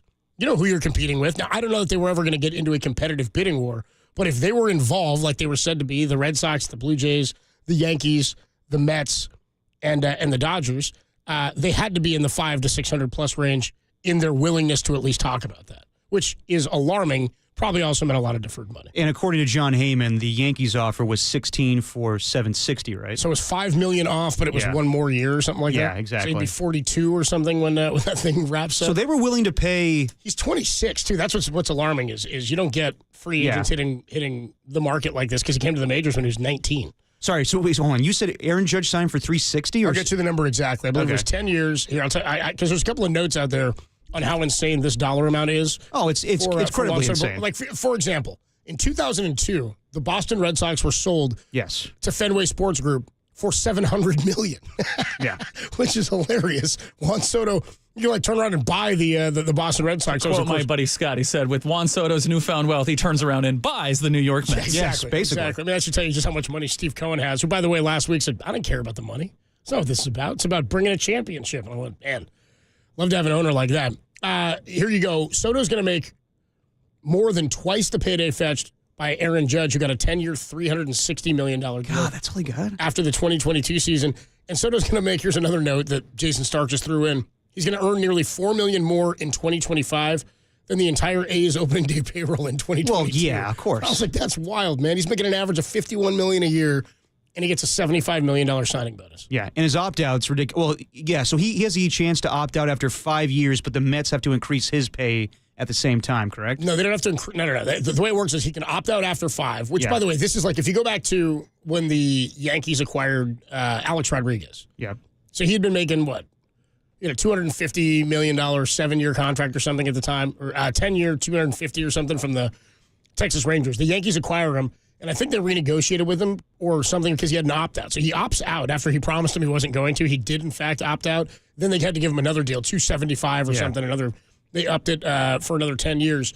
But that was just a straight opt-out. And a lot of times you give a guy a long deal like that, sometimes beneficial for him and beneficial for the team, because if he has an MVP caliber season, you know he's going to opt out and you could have to pay him more. Soto has an opt-out after year 5 when he'll still be, 31 years old or something like that. He's 26 now.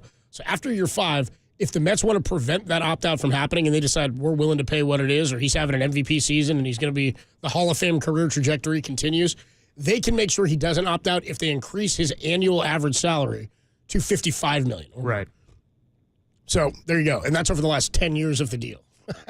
which is like adding an extra $40 million or something. So that move would prevent him from opting out. Then he would just be in the contract for the remainder of the 15 years. Yeah. Wow. That's insane. The 10 ensuing years. I mean, okay, can we agree, though, this contract is ridiculous? Like, he should not be making more money than Ohtani.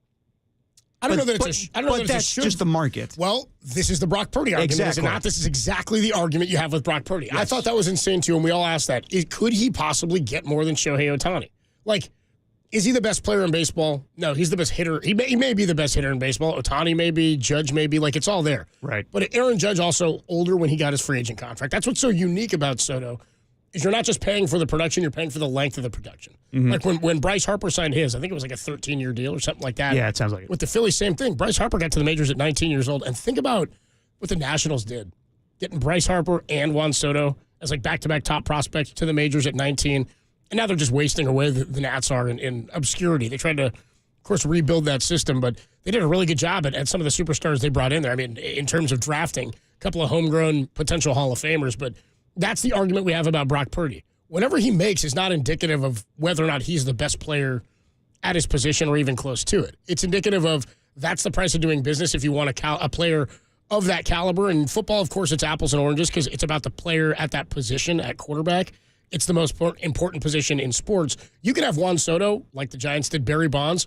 He could hit 70 homers a year, and you could not sniff the playoffs, or you could get bounced in the first round. Baseball is just such a different game. But that was going to be the price in the market of doing business with Soto. Don't forget, in 2021 or 2022, I think it's 22, the Nationals offered him a 15-year contract for $440 million. He made $200 more million or $300 more million by waiting a couple of seasons. So, one, good on him for waiting, but that's the market. I mean, Mike Trout, before the injuries, people would say maybe the best player of his generation, and it's probably not the case anymore. He's not in his prime anymore, and we don't know how much is still in there, but he didn't get anything near that. He got in the $300 million range, and that was all alarming every time a guy signed a contract that got bigger and bigger. Trey Turner got huge ones. The Giants were going to hand $300 million to Carlos Correa a couple of seasons ago, right? So, by the way, turn around now. After seeing the Correa contract a couple of years ago and this contract, Willie Adamus looks like a bargain. Well, let me ask you. That's a deal, man. If Juan Soto had signed that deal before Willie Adamus, would that have changed things with the way the Giants did the contract? What do you mean? Let's say Juan Soto signs his... Say that news comes out before the Adamus? Yes. Okay. Would that have changed the way that they structured the contract, you think? Well, why? Because they were creative with their I don't know. They're not similar contracts. I don't know. I know they're not similar contracts, but just the market heats up like that where you may... And now he's like, okay, if Juan Soto's getting that deal, maybe I should get a little more too. No, he's a different... I think totally I know he's a different type of player. Totally different position, too. So I would say that Juan Soto's in a class of his own. The Scott Boras had a line a couple of weeks ago in waxing poetic about Juan Soto with his stupid lines. He said, he's the Mona Lisa of this museum. I thought, yeah, okay, of the free agent class. He's also maybe a once-in-a-generation player. Yeah. I mean, he's had comps to Ted Williams and whatnot. So I don't think anything changes there. It's guys like Antonio Santander, the right fielder from the Orioles, who's a free agent, who's a 30-homer-a-year guy, maybe more than that in terms of the power he's capable of, and also Teoscar Hernandez. Those are the next two big outfield bats, big power bats that I think are going to command maybe more money because anybody who is desperate is now going to go and want to land one of those guys. But my question to you now, so Giants land Willie Adamus. Yep.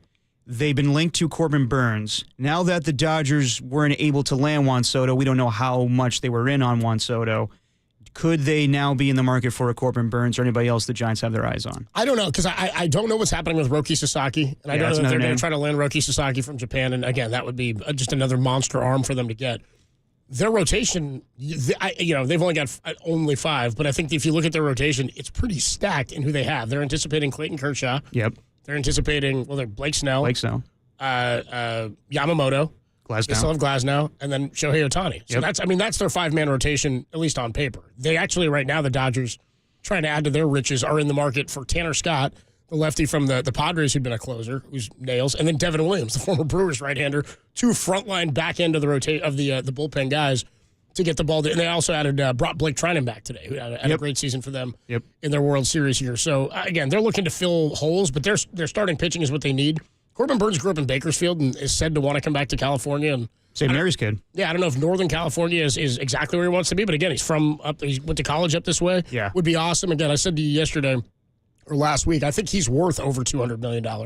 It's somebody I'd rather have at that price point based on his age and his track record and how much he pitches deep into games, the Cy Young candidacy of him year after year seemingly, I'd rather have him than a Blake Snell. Okay. Just because I think he's going to offer you more. I liked having Blake Snell. I did. I know I was griping about it last week. When he was pitching well, it was really exciting. And you thought sort of tantalizing to have a guy like him and Logan Webb at the top.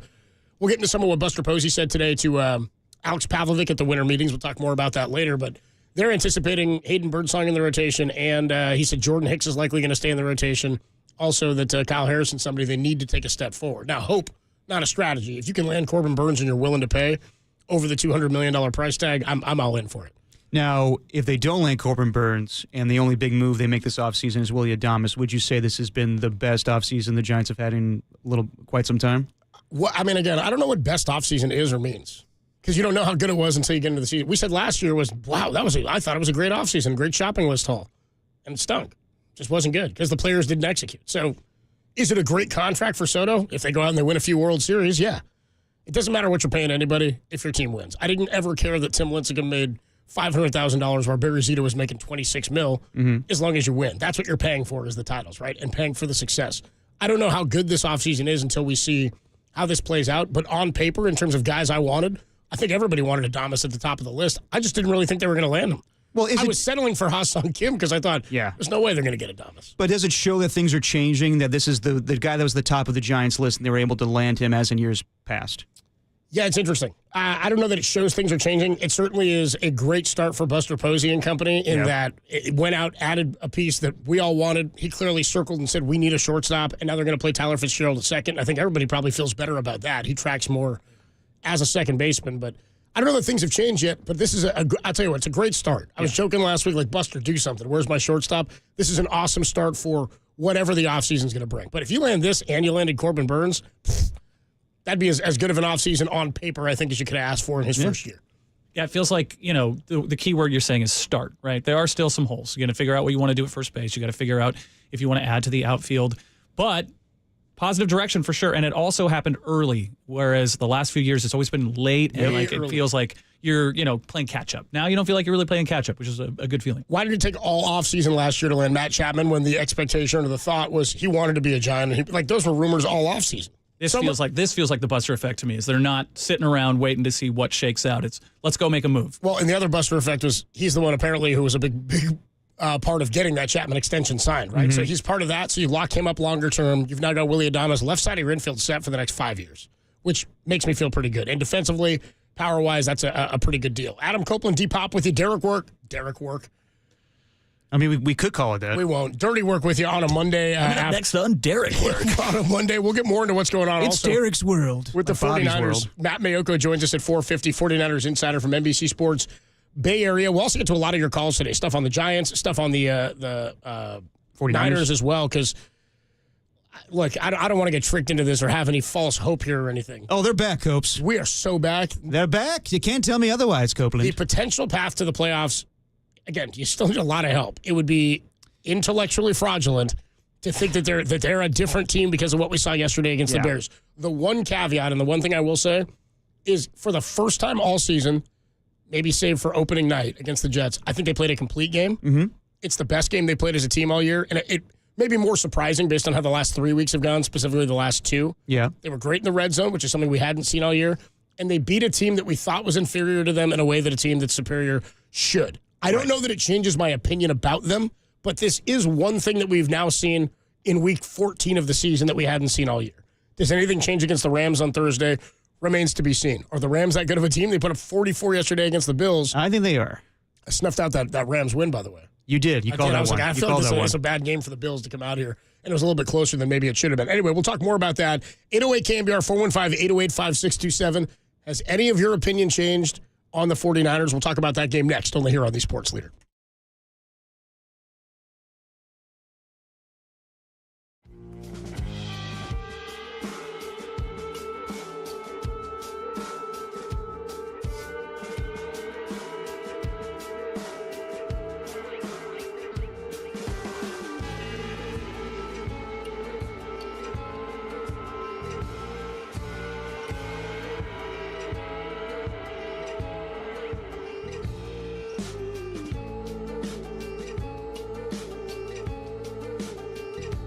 The 49ers snapped their 3-game losing streak by beating the Chicago Bears 38-13. But is it too little too late to make the playoffs?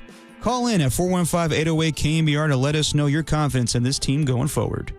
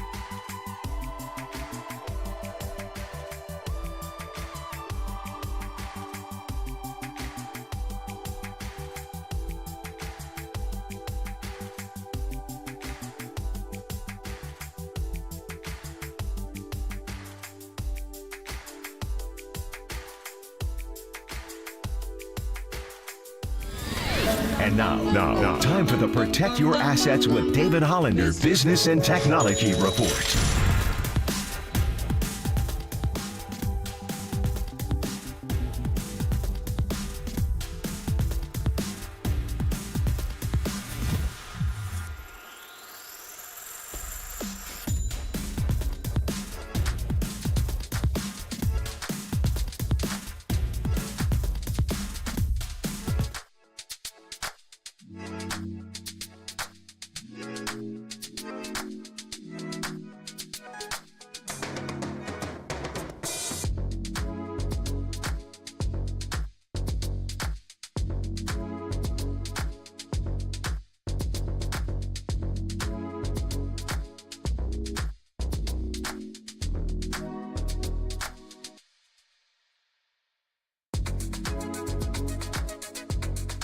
Now, back to Dirty Work.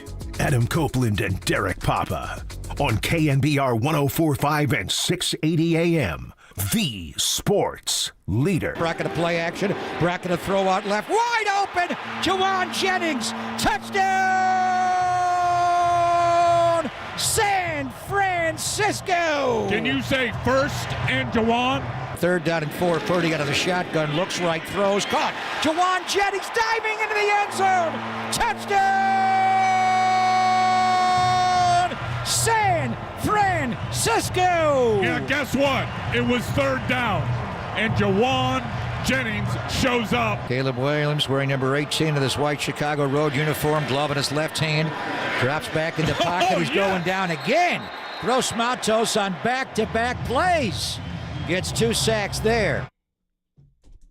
That's what it sounded like. 7 sacks of Caleb Williams yesterday in the Niners' 38-13 win over the Bears. And hey, can we just enjoy it? Can I like a Niner win? Well, like of course. a good Niner win, like a solid Niner win that didn't feel like they escaped with a victory? Copes, they're back. I'm not quite there yet. I tweeted that facetiously. Yeah? By the way, when I put it up, people got very upset at that. You know it's the Bears, right? Yeah, I know. I'm sitting here. I'm watching the game. I'm in the press box. It was a 14-0 lead. I was kidding. But I'll tell you this. First time they've come out on their Tim and I were talking about this yesterday. It's the first time the Niners did some things yesterday that felt like they were the Niners we expected coming into this season. Yeah. And what's interesting is they did it without some of their best players, right? Without McCaffrey, still didn't have Brandon Ayuk. Maybe he's not one of their best players. Deebo Samuel's still a non-factor. There was 8 explosive plays in the first half. They had 5 in the first quarter. They had not, since they played the Rams week 3 of this season, scored on their opening drive. Yeah. And that was something that felt very 49ers-like from the last year and a half, the last 2 seasons. That's what we've become accustomed to. And yesterday, I mean, really up and down all through the first half. Early in the second half, I did start to get, even at 24-0 after they marched down and they scored, the Bears did. I kind of got a little like, this is going to be weird. Are they going to punt a few times here and let the Bears come down and score? And after the fumble, when they were able to get the fumble, then it was like, okay, they put this thing away. But for a minute, I was like, they better not do this thing where they're front-loading this game and then letting the Bears get back. Well, that's what I thought. When they were up 24-0, I was like, okay. They got to score. Get to 31. Get to 31, and I think you're fine. Yes, I thought they were coming with the win. But it was the same thing as last week for the Chicago Bears against the Detroit Lions on Thanksgiving Day. Yep. Where they were down 16-0, did absolutely nothing offensively. And this was worse. What was the discrepancy in yardage? It was ridiculous. 319 to 4. They had 4 passing yards or 4 total yards in the first half. Ridiculous. By the way, great tweet from Cam Inman of the Mercury News. I think they had 2, maybe the play before that. They picked up 2 extra. Cam Inman said, late in the second quarter here, the Bears have as many yards as they've used head coaches this season, which I thought was a great line from Cam. Pretty funny. No, but I mean, there were moments in the second half where I was like, okay, this is kind of the same formula as last week. The Chicago Bears come right down and score, and they don't get the 2-point conversion. I never thought that they were going to come back and win this game. However, that second drive after the Niners went 3 and out, the Bears were driving, and not for that Caleb Williams tuck rule, I didn't know what was going to happen with that scoring drive. So, yeah, I mean, the Niners won in the end. And it was really impressive the way they won. Brock is 100% healthy again. By the way, he was as good as he's been all year. 20-25, 80% passing, 325. He was like 8, like I think in the first half or the first quarter, it might have been 9 of 9 or 8 of 9, something like that. Yeah, I mean he was dicing. And again, the first couple of drives they put together like 5 explosive plays. And for those who don't know the definition, it's plays that are runs that go for more than 10 and passes that go for more than 20. He had a Deebo 20-yard grab on a crossing pattern early. By the way, some of the other stuff we saw, I thought Kyle called a great game yesterday. He did. Aggressive 2 for 2 on 4th downs. Also saw some stuff offensively that we hadn't seen. Running that little wheel route kind of with Garendo out of the backfield. Not only Garendo, but Juszczyk too. They did with Juszczyk. They also, which is something they used to do a lot, and also the screen pass to George Kittle. And I want to point out, when that screen pass happened, I didn't know what play they were going to run. I thought it was going to be a run play because they ran Deebo and Juwan Jennings off the field, and the 2 receivers that ran on the field to replace them were Jacob Cowing and Chris Conley. Yeah. And I thought, this is interesting. Why would they pull both those guys off? And they ran the bubble screen to Kittle, who picked up like 30 yards up the sideline. A couple of great deep passes from Brock yesterday. One that he underthrew, I thought, to Juwan late in the game that could have been a walk-in touchdown. And he underthrew him, but Juwan came down with it. We'll talk more about him, the best receiver on the team, hands down. Hands down right I think at this point. But the way Garendo ran, the play calling, the defense. Tim did have a gripe with the special teams yesterday. Tim, you want to tell us what you hated about special teams? All I was saying is you were saying it was a perfect game. They said Moody did not get it in the drop zone, and so they gave field position on the 40-yard line twice in the game. Kick it out of the damn end zone. No, I hear you. I know that's the one gripe. No, but you know what? To Tim's point, that was a crucial last night in the Charger game. Exactly what happened with Kansas City. Led to the Chiefs winning that game. So I hear you on that one, Tim. But overall, I mean, to Kyle's play calling, this didn't count for a touchdown, but the QB pull read option with Purdy to score the touchdown, we haven't seen that since I believe it was Week 8 against the Dallas Cowboys. And this was the first time the Niners scored 2 touchdowns in a quarter since that game against the Cowboys. Wow. I will also admit it was a little nitpicky on my part. No, it's nitpicking, isn't it? As far as Debo, I mean, I was impressed the first possession. He caught a pass against Jalen Johnson. It was a tight pass. It was a tight pass in man coverage, but he didn't do much after that. Well, no, he didn't do anything after that. He had one more catch for 2 more yards after that, and he had 5 carries for 18. Yes, but the defense did a great job. What I say to you guys, 4.5 sacks over under. They got 6, and Yatir Gross-Matos 7, didn't they? It might have been 7 total. I think 6 players accounted for sacks. I think you're right, yeah. There's always that pesky team sack that I can't stand. Then who gets the sack? Someone should always get credit for a sack there. Was it 7 in the end? I think it was 7 total. 3 for Malik Collins, 2 for Leonard Floyd. I'll get I to see the total 6 numbers. right here. So 3 from Yatir Gross-Matos, 2 from Leonard Floyd, Flow Rider, and That's Greg's new nickname. Malik Collins. So I see 6 as far But as they're listed at players. 7, so there must be a team sack I in can't stand there. Give it to somebody then. So you can't just have an invisible person get a sack. That's Can't ridiculous. stand that. Bob Barker. But no, the defense played great. Yeah, it was their best win of the season. But you're also going to say, who the hell do they play? They play the Chicago Bears off a 6-game losing streak. They looked like a dead cat, not the dead cat bounce. They were just dead, yeah. Yeah, they were just dead. There were moments where you thought, okay, maybe, the Bears do their second half thing and the Niners do their second half thing where they piss the game away. But I don't really think you could gripe much in this game. Now, we'll get into this next segment. This would have been a great day for the Niners had the other 2 games gone their way. The fact that the Rams beat the Bills and the Seahawks swept the Cardinals this season is devastating to their playoff chances. I actually don't agree that it's devastating their playoff chances. I think, and I was with you watching those games. I mean, I was looking at, man, really would be beneficial if the Rams lost here. Really, what I was looking at was the tough thing with Seattle is they're now 2 games clear, right, at the top of the division. That was the tough thing about them getting a win.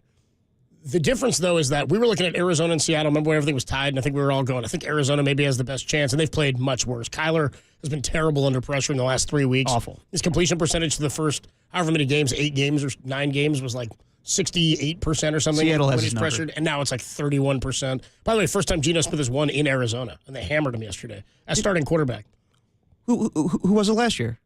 Did they win in Arizona last year? Yeah, I think so. Maybe I'm mistaken on that. I thought it was the first time. I think Geno's undefeated as Seahawks starting quarterback. Maybe I went the other way. Maybe Arizona's never beaten Geno. Yeah. Maybe that's the problem. Bottom line here is the Seahawks, while 2 games clear, have a much more difficult schedule than. They do. Like their next 2 games, they get Green Bay. They're at home against Green Bay, and then they get Minnesota at home. But then their final 2 games to Chicago, and then they go to L.A. They go to L.A. to wrap the season up. So final game of the season, final week of the season, Seattle and the Rams. So they're getting one more head-to-head. The Niners get Arizona. I don't feel, again, I have not felt for weeks, maybe month and a half, good about the Niners' playoff chances. But the road there, I think, still exists. And I actually think you can get more help than I would have thought otherwise if it was Arizona at the top. I think the help comes from the better teams like Green Bay and Minnesota who still need to pick up those wins and are jockeying for playoff position because they are going to the postseason. Sam Darnold played best game of his career maybe yesterday in 5 touchdown passes. No, he did. The Vikings look really, really good. It was 21-21 late, and then they pulled away after a couple of mistakes by the Falcons and another interception by Kirk Cousins. But the notion of getting help from other teams is still very much alive because of the 3 games that Seattle has to play against the Rams to end the season and Green Bay as well as Minnesota. Okay, but what about the Rams now at 7-6? You obviously got to beat. So basically, the Niners have to win unless out. You win out. Nothing to me. Nothing matters unless you win out. But the fact of the matter is, this is a winnable game on Thursday. It's the Rams. I think we know that. And then it's a very winnable game in Miami. Yeah. You win the next one against the Rams, you're 7-7. You beat Miami, you're 8-7. And it doesn't really matter what happens in the next couple of weeks. You have to win either way. So if you win those games, then you come up for air before that Monday night game against the Lions, and who knows what it means for them at that point. I say you see where you are at that point. If you can win the next two, you're still very much alive because of what could happen for Seattle or against Seattle, and you still hold a little nugget with a game at the end of the season in division, and they have 1-2 against the Rams. Okay, but we're focusing that final on... week could be incredible, by the way. If for some reason the Niners were to get hot and win, again, you'd be looking for something the Niners haven't done all year. They haven't won a game in back-to-back weeks all season. The one time they've won back-to-back games, there's a bye week in between. Right. So we're looking again on a short week now to do something the Niners haven't done all year. But we're focusing and the Rams on... are much better than the last time the Niners saw them. Totally. And we're focusing on what the Seahawks are doing right now because they're the division leaders. But the Rams, I mean, back-to-back weeks now, I did not expect them to go to New Orleans, and I did not expect them to win that game yesterday. But their remaining schedule is obviously the Niners this upcoming week. Then they go, I believe, to the Meadowlands, or not the Meadowlands, but they play the Jets at MetLife. I'm not sure what it is after that, but the last 2 weeks, I believe they play the Cardinals, then be the Cardinals, and then it's home against the Seahawks. I think the Rams have the easier path than the Seahawks. So do. Rams get 3 division games left. It's Rams at Niners Thursday, then it's Rams at Jets, then Cardinals at Rams, then Seahawks at Rams. And they would have swept the Seahawks if they win that last game of the season. Yeah. So it's shaping up to me that the LA Rams could be your division champions. I just think the whole thing is muddy right now. And because there's It definitely is. Them having 3 division games left of their final 4 makes it could be theirs to win. Yeah. You're right, because they can suppress everything. And if they go out and win, then if they go out and they win 3 of their next 4, regardless of who it's against, they're going to be division champs probably. But I would say this Thursday, this game matters more to the 49ers than it does to the LA Rams for their playoff success. Well, Cooper Kupp for sure. Not Cooper Kupp, Nakua. If he even knows he's playing a division opponent. Oh, dude, today on Pat McAfee? You guys know this? We never played this sound. It was a couple weeks ago. We're playing somebody. It came out that Puka Nakua didn't know he played in the NFC West. Was that it? Yeah, I believe so. He was like, I don't know, man. I'm a Hawaii guy. You know, dude, a lot of NFL players just don't keep track of their divisions or... They just didn't like remember when we played the Carson Beck sound? He's like, I'm not a football fan. Just some guys just play the game and just then they ask questions later. Do you think NBA players know what their division is? No, God, no. Divisions don't matter. I don't even know what divisions there are in the NBA. I couldn't even tell you what division, we're the Pacific West? The best one is the Atlantic Division. Is there an Atlantic Division? I think so. The Atlantic Division is the most obscure. Cavs, Celtics, Magic, Knicks, Heat. Divisions don't matter in basketball anymore. Who cares? Bizarre. Adam Copeland, D-Pop with you. It is dirty work on a Monday afternoon. When we come on back, 808 KNBR, 415-808-5627. Let's get into this deeper. Worst case scenario for the Niners happened yesterday is what Derek's saying, and the Seahawks winning and getting a 2-game clear lead, plus the Rams win against Buffalo. They've won their last 2, and the Niners see them on Thursday. I think it's going to be an electric game on Thursday, at least from a fan perspective. Might be the most hyped and the most fun a game has been in terms of potential all season long. And again, it's a sliver of hope for the Niners, but if you win Thursday, things do stay alive and there is still a path. Do you still think the Niners can make the playoffs, even with the road ahead? Still have a date with the Lions, but based on scheduling for the other teams, 808 KNBR, we want to hear from you. What are you thinking? Is there a playoff chance? We'll talk about it next on the Sports Leader.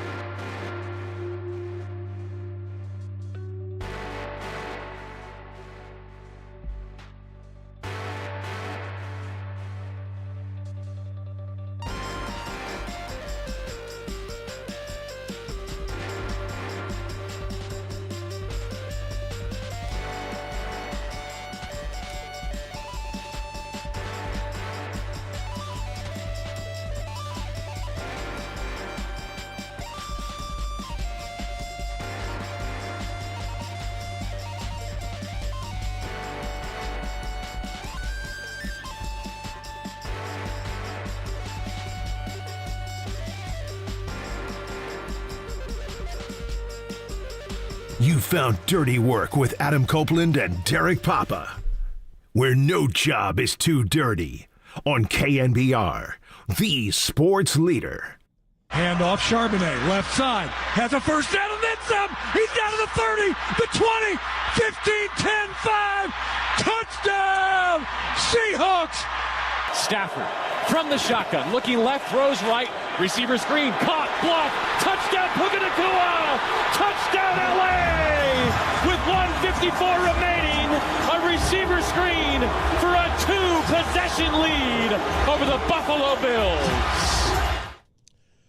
Was it 30-18 Seahawks over the Cardinals? I think that was the final in that game. 30-18 and then 44-42. I had the Rams winning that game. You did. But I did not have them winning in the way that they did. 44 points they put up. By the way, they allowed 42 points, and they were up double digits multiple times in that game, including 9 with just over a minute left after that Puka Nacua touchdown before Josh Allen, the Bills come down and score and then waste their time. Don't use their timeouts. Yeah, that was interesting. That was interesting. The fact that they had to score quickly, do the QB sneak, but Tom Brady was bringing up on the broadcast. You have 3 timeouts left. You most likely with the little time remaining you have to onside kick either way.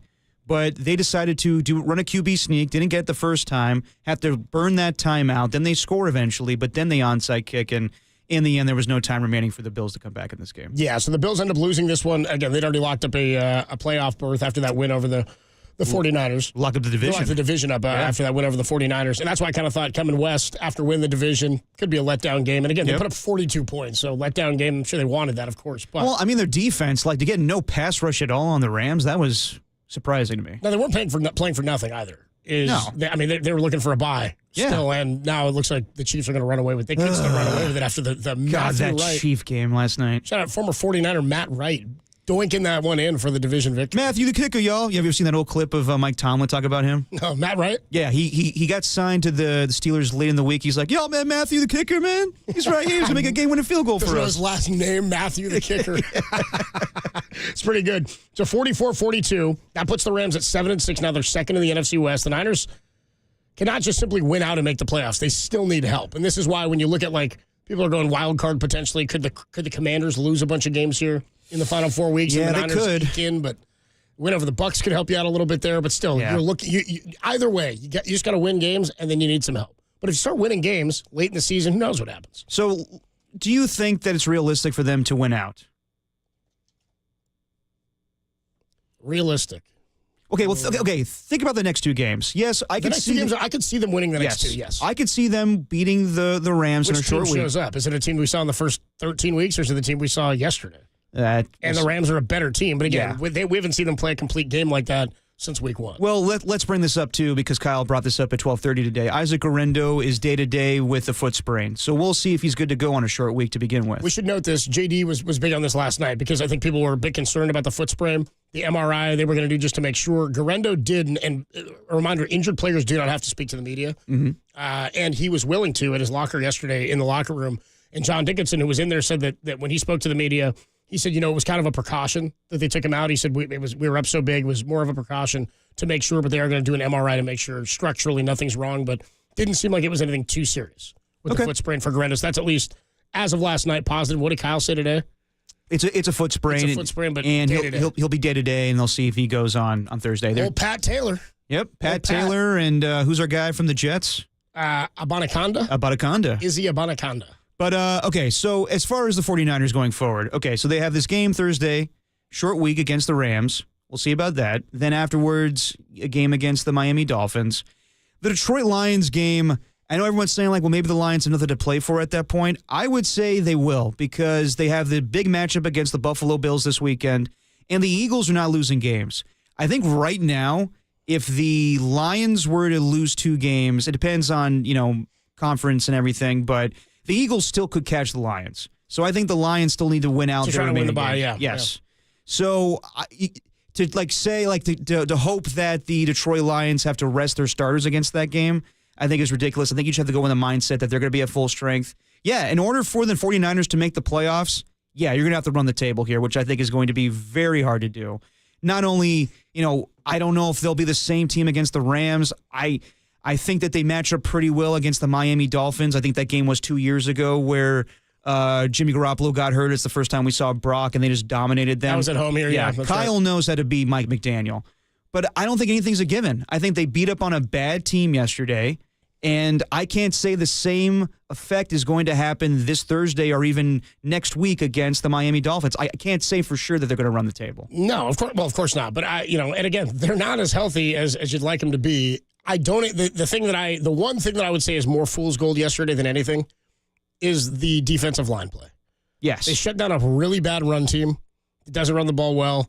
How many carries in total? They have 20-something carries for, if you look at what the Bears did yesterday, 21 carries for 68, 3.2 a carry. Now, the Niners as a team only went 3.9 a carry, but Gendo himself went 5.2 and had 2 rushing touchdowns, right? Mm-hmm. Say that line looked like they gave up 49 sacks. That line, yeah, and now 56 actually, Tim. But after the 7 yesterday. 49 going in, yeah. What I'm saying is that to me was an element of dominance in the game that I do believe. I mean, we've seen other teams do that to the Bears all season long, to Tim's point. 49 sacks entering play today allowed.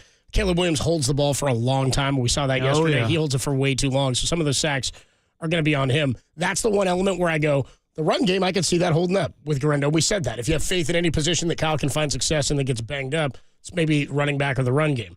I would also say the receiving game looked good. Juwan Jennings was good. George Kittle doing what we're used to him doing. Yep. It was the defensive line play that was maybe the absolute X factor in the game. And that hasn't been there. It actually has been horrible for most of this year, including the 3 previous weeks, specifically the last 2. So can you get Nick Bosa back by that Lions game? Is he going to be healthy by the time you play Miami? You probably won't get him back this week. That would improve. And I just, that's the one thing where I go, what can they build off of this game? Offensively, I think they'll be okay. The defensive line play is still going to be a major factor. And going up against that O-line and the run game of the Detroit Lions, I don't care that their defense has been a little porous of late, and they gave up, 27 points to the Packers this past week? 31. Oh, they won 34-31 yes. was the final. Yeah, that field goal. Who knows what happens with decision-making for them? And Dan Campbell, again, 4 for 5 on 4th down, but the more you do that, the more risk you run of putting yourself in a position in a tough spot that could cost you some yardage or some points in an important game. The D-line could show me more on Thursday if they continue to look like they have a different presence about them, or that they can build off of what they saw or did yesterday. That's the one I have the least confidence in, and that's what gives me pause about them being able to run the table against some of these teams.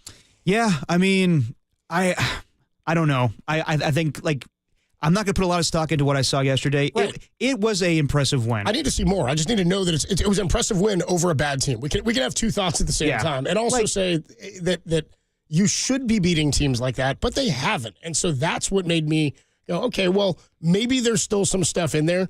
But again, it's not all up to the Niners anymore. How often are they going to have Yatir Gross-Matos get 3 sacks a game? Well, it was basically because that offensive line is putrid. And not often, but that is what they'd hoped they were going to have in terms of extra pressure when they got Yatir Gross-Matos, and he missed a lot of the season. So you do wonder, what could have been on the line. Would they have been a little bit better? But again, they played a horrible run team, and their run defense is really what's gotten gashed in the last couple of weeks and kept them from being successful at all. So the best run game you're going to see of the next 4 games or whatever is obviously the Detroit Lions. Kyron Williams, not bad out of the backfield, though. He had a rushing touchdown yesterday. Puka Nacua had a rushing touchdown yesterday. Yeah, a little end around. Yeah, a little end around from him. And then you're going to see, what's his name, James Conner at the end of the season. Yep. And you're also going to see a pretty good run game in Raheem Mostert. And I don't know if A-Chain is back. He's got the Guardian Devon cap A-Chain, on. Yeah, for Miami. So you're going to see some decent run games here in the next few weeks, specifically against the Lions. But we'll see on Thursday how porous the D-line looks and when Nick Bosa can come back. You also get Dre Greenlaw back on Thursday. That is true. Which is interesting. So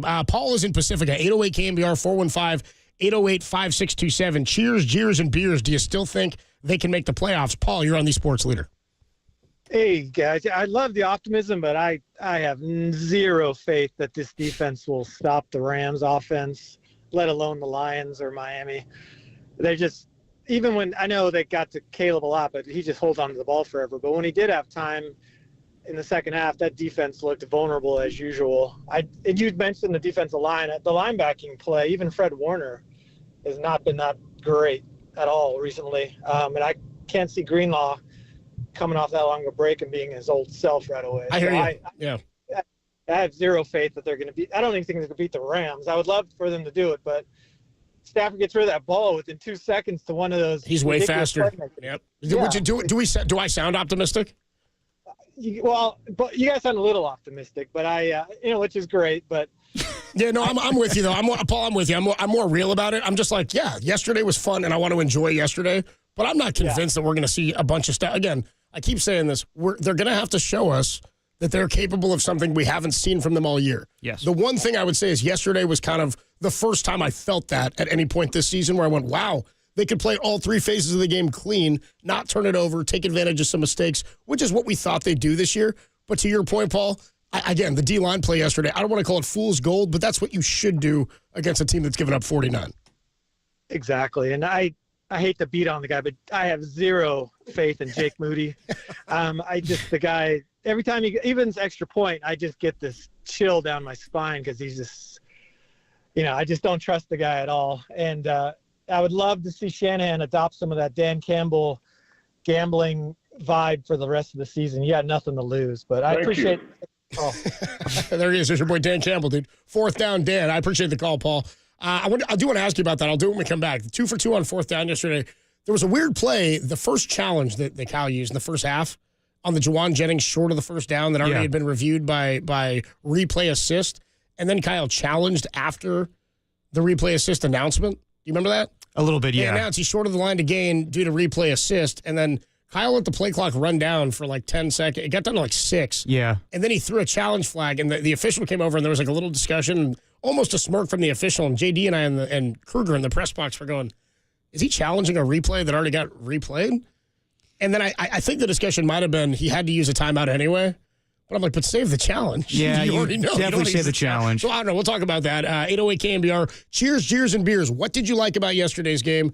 Did you hate anything about yesterday's game like Tim and Jake Moody missing the landing spot? And, Hated it. And what did you drink during the game? And more importantly, do you still think the Niners, do you have any belief? Or are you like Paul in Pacifica who says, I have zero faith that they can make the playoffs? Do you have any faith the Niners can make a run here? 808 KNBR, 415-808-5627. And we're giving something away. How about this? Starvos Halkias. Is that right? Yeah. They gave me the phonetic. 2 tickets to go see Starvos Halkias. Oh, man. Halkias. Do you want to do this one? No, I mean, this dude, he's the guy. He's a comedian. You might have seen him on Tires. Halkias. Yeah, he's the boss. He has a podcast that I can't even say the name of on this on the show. I legit thought this was a singer. Starvos Halkias is coming to the Masonic in San Francisco on February 22nd of next year. It's for the 9:30 show. Tune in between 3 and 6. We'll give you the cue to call. Be caller 10 to the studio at 415-896-KNBR, and you'll win. Furnished by Live Nation. Get the rules at KNBR.com. First time we're giving something away that I don't know anything about. What do you got, Tim? Any breakups, heartache? What happened? She didn't like me. What do you think about your personality that she find abhorrent? Just my honesty, I think. Your honesty, okay. So maybe you are a piece of Your honesty, mother. That's like in a job interview. It's like, I work too hard, boss.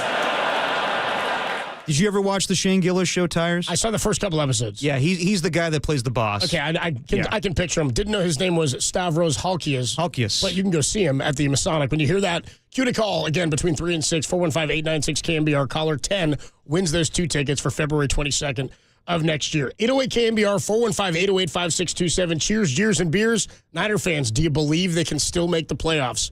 We'll do that next on the Sports Leader.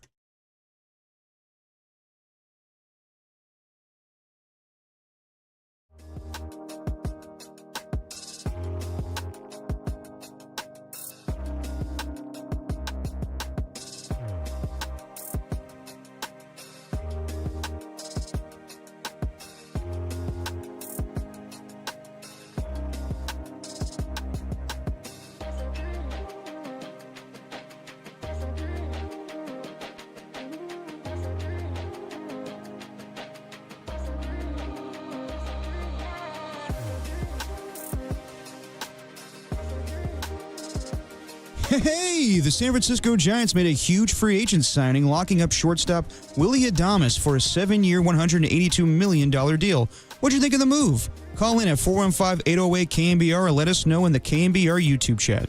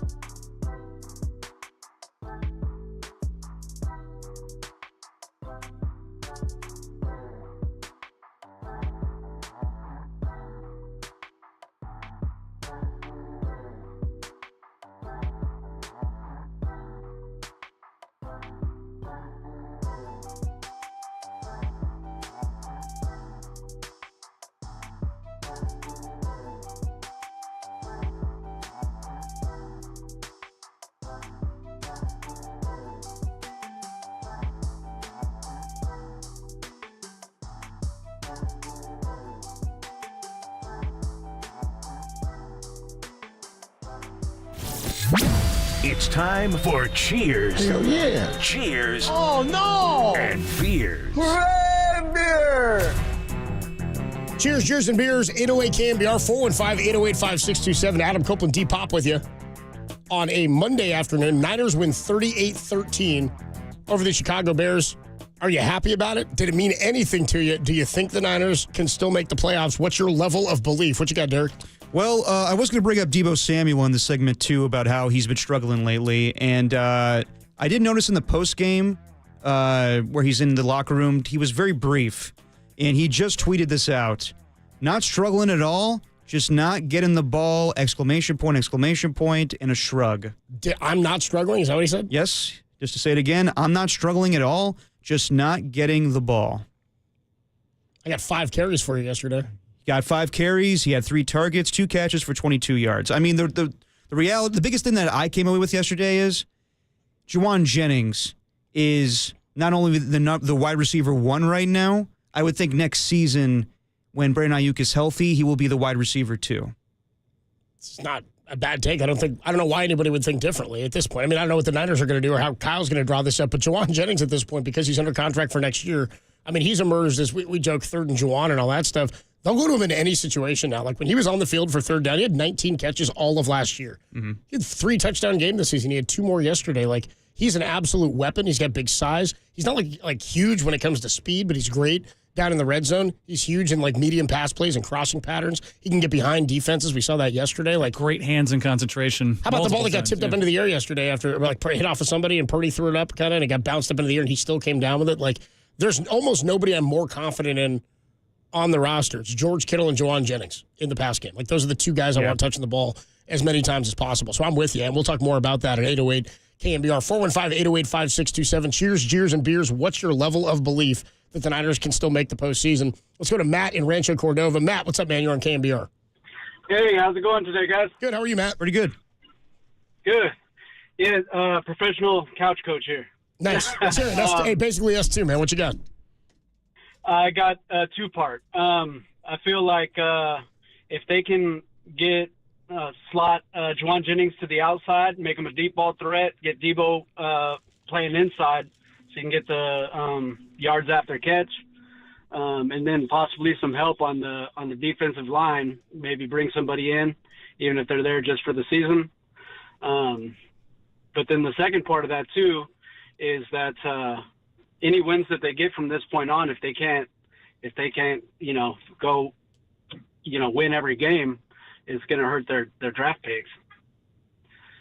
Are you worried about you're worried about draft pick status? Are you in the tank mindset, or are you in the try to win out and go to the postseason? I mean, if they win 9 games or something like that, if they win 3 of the next 4, yeah, they're right around 500. They're middle of the pack in the first round, I guess, near the bottom middle of the pack in the first round when you have to make your draft pick. But I'm still like, when you're in the middle of a season like this, if you have a chance to go, I want to go. Yeah, I'm with you. Yeah, and definitely I don't want to see them lose, especially just to get a higher draft pick. Yeah. But they do have some strong competition coming up. So if they can come out and show their strengths, then I think it's all good. But at this point, I'm kind of with some of the other callers and losing a little bit of faith in them. But do you have less faith after yesterday? Wait, do you have less faith after yesterday because of what happened with the Rams and the Seahawks, or do you have more faith even after the win yesterday? Like going into yesterday's game after the result of it, do you have more or less faith that they can make it?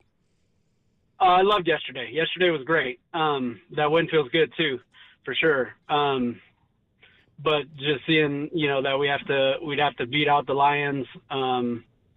Couldn't really handle we'll see how the Seahawks game goes too. That's kind of they've got a couple of tough ones. Appreciate the call, Matt. Thanks so much, dude. Again, it's almost multi-pronged, right? Because the confidence can be confidence in the team or confidence or lack of confidence in some of these other teams in the division. But because it's not all just down to they're good enough to win these next 4, and I don't even know if that's true, but if they were and you believed that, it's not all up to them just winning the next 4. You still need help.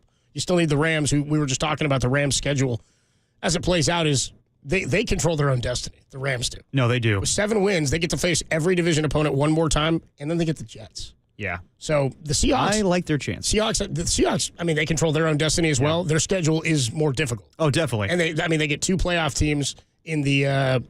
They get 3 potential playoff teams, I guess, if you include Seattle or the Rams last game of the season, and then they're going to get Minnesota and Green Bay. I mean, they're home for the Green Bay and the Minnesota game, have to go to Chicago.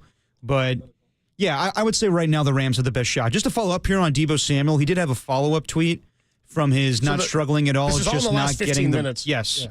This is another follow-up. Just because I voice my opinions mean I'm hating on any of my teammates. BFR. Now, I'm for real. Is what yeah. Now, I'm assuming he's saying because I'm listening to us right just now. because I voice my opinions doesn't mean I'm hating on any of my teammates. What opinion did he voice? The original one, not struggling at all, just not getting the ball. Oh, so he's saying I'm not talking crap about anybody not delivering me the ball or Brock Purdy or anything like that. This sounds like directed at Kyle.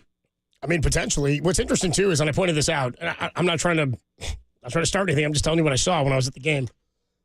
Remember, Dieter had that take with me a couple of weeks ago that made news about the captain, where he did not. Well, he didn't want to talk to the media afterwards. That's what we thought. And when it came down to it, he went on his podcast, the Deebo Samuel podcast or whatever it is, and he said, "No, I did not want to talk to anybody. Nobody came to ask me. Nobody asked me questions or asked me to go to the podium. If they don't ask me to do it, then I'm not going to do it."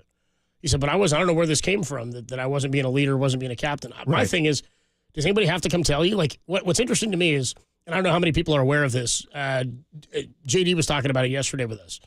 The Kittle after the game, I guess, said this at the podium, that on Saturday night, when they do their walkthrough and their team meeting or whatever, they called a meeting. A couple of the players did. And it was a couple of healthy guys, and there's a couple of leaders on the team. And the 3 who I heard were the leaders in voicing what the attitude and how they turn this thing around for the remainder of the season. The leaders of that were Fred Warner, George Kittle, Demo Lenore. Mm-hmm. When I know there's another captain there. His name's Deebo Samuel. Yeah. That's what I mean. So game ends yesterday. I just want to point this out. I'm just saying, this is not having an opinion on this. I'm just saying what happened at the end of the game. Game ends. All the sidelines come to the middle of the field. Deebo Samuel was the first one off the field. Didn't walk to the middle. Ran directly to the Niner locker room. I'm not surprised about that. He ran straight from the Niner sideline to the Niner locker room. Tossed like a glove to a fan or whatever like that. You know what I mean? And I think there's a couple other guys behind him. Josh Dobbs kind of walked slowly that way, but I'm like, he wasn't even active. My point is just, and I don't know that means anything at all. Anything at all. It does feel that not only has he been absent on the field, he's been absent in responsibility as a captain. That's where my opinion is as a fan. Well, before these tweets happened today, I was going to bring this up to you about his happiness on the football team, because I was scrolling through Twitter last night, and I came across our own thing on KNBR, and Debo's very brief in his media appearance yesterday, like almost like he doesn't want to be a part of it. Tim, do we have that sound? I just want to tee this up real quick because it sounds, even in a victory, it sounds like Debo Samuel is not happy. Finally getting back in the win column. How refreshing is this for you guys? It was a good win.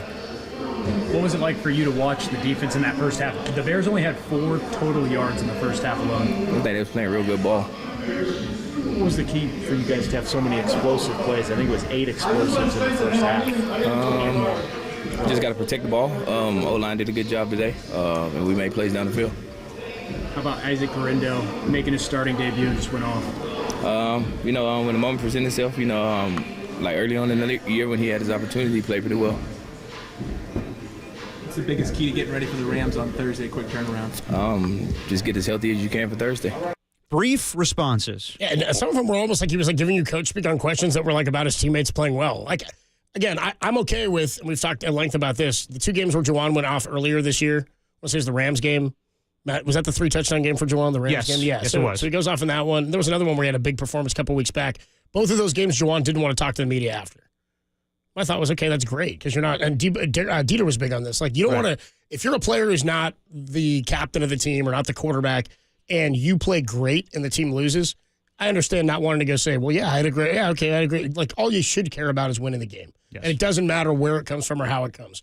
I don't like psychoanalyzing guys and saying what they feel and what they believe. But to your point, Debo didn't sound like he was thrilled about the performances. I mean, oftentimes you hear about guys getting excited when a young guy like Gendo, and I don't need everybody to act the same way, but I do need in a season where you're still alive barely and you're fighting for a potential berth in the playoffs. When you have a C on your chest, you have a different responsibility. I go back to the draft, the day that Ricky Pearsall was drafted and the day after when Diana Rossini caught up with Debo Samuel, and basically he told her something along the lines of, I know what's going on. I know what the season's about. And I kind of think that he was he balled out when the season started, and now it's been declining ever since. And I wonder if he kind of sees the writing on the wall of, okay, Juwan is kind of taking my spot here, and I don't know my future on this football. Well, he's not a good enough receiver. Yeah. Juwan's nobody would dispute, even coming into this year, I don't think that Juwan was a better receiver. I mean, when they drafted Ayuk, that was the thing. Debo was here first, and we thought he was our superstar stud on the outside, and then it goes, okay, well, it's about getting the ball in his hands. I mean, when's the last time Debo ran downfield 40 yards or 25? When's the last time he, like, beat a receiver, a DB downtown? Seahawks game? Well, he goes up the sideline. Yeah. But even then, it's not oftentimes like it's a lot of short pass game to him and a lot of yards after catch. Yes. Right? It was the Yak Bros thing. And they weren't throwing the ball deep. It's not like they're going over the top a whole bunch anyway, but you're getting a lot more deep passes downfield to guys like, or medium deep to guys like Kittle and to Jennings than you, and at times, even guys like Gendo yesterday broke that wheel around. Debo's not a guy who's doing that. No, he's not. And that's why they drafted Ricky Pearsall, for a guy that gets open down the field. And I know yesterday 6 yards in 4 games for Pearsall. No, I know. And I know there was a miscommunication or whatever happened behind him on that post. But that Kyle is planning for that guy, for Ricky Pearsall, to be his Cooper Kupp in this offense. And sounds good. Yeah, it does sound good on paper. I mean, everybody. Why'd you go with Cooper Kupp? Because he's a slot white guy. That's what I thought. Okay. It's easy. All right, move on. But no, I think that, they want Ricky Pearsall to flourish in this offense. And they tried trading Debo around the draft time. But, I think Debo's getting frustrated. I think that he probably wants more opportunities, but he's not really doing a lot when he gets them. Yeah, I know. 5 carries yesterday, 18 yards. So, again, we're psychoanalyzing a bit here, but nobody's happy with the production of Debo. And I guess, I don't want to say attitude, but just the demeanor of it doesn't feel great. 808 KNBR, what is your level of belief, or do you have any faith that the Niners can make a playoff run? Let's go to Al and Chico. What's up, Al? You're on the Sports Leader. Hey, what's up, guys? Thanks for taking my call. Yeah, man. My cheers is the running game. I'm like so amazed with Kyle's offense that basically he could put in any running back there and they'd produce. I mean, look at Jordan Mason, of course, CMC, and Gendo looked explosive. And I think that if we could maintain a good, solid, scary running game and win on Thursday against the Rams, I think we could definitely run the table. I mean, we're going to be getting Greenlaw back and Trent back, so I'm pumped about that. My cheer is is Debo, of course. And also, I'm really wondering why don't they use Pearsall more? I mean, you drafted the guy number 1. It just puzzles me that he was looking actually pretty explosive when he was returning punts. But Kyle, I guess, put in Cowing again, and I think that's kind of a mistake too. But I don't know. I'm hopeful that they could win on Thursday, which is going to be the biggest game of the year, and they could run the table. They seriously can. They got the long layoff till the next game, and I'm fired up about that. And the beer I was drinking is Miller High Life. It's a life I live, man. Beer. Appreciate you. I said it's a life I live. Appreciate you, Al. Okay, thanks for the call, brother. Yeah, I think every game from here on out is the biggest game of the year. Yes, of course. But Rams. I love that there's an LA San Francisco rivalry for football now, because we didn't have that for all of my life. The Seahawks one, like, it was, I don't want to say it's short-lived. When they're in your division, it's always some sort of rivalry, right? You don't like the Broncos, the Chiefs, or the Chargers, right? But is it It's Chiefs more, right? The Chiefs are the Dodgers to the Raiders. Oh, I mean, it's died over the years, but yeah, definitely the Chiefs. Of course, that's the one you hate the most. So for me, it was like, when the Seahawks flare up and they're dangerous, and that we had that the NFC Championship stuff and the playoff runs where you're two of the best teams in football vying for that one spot. That's always cool when that happens year after year.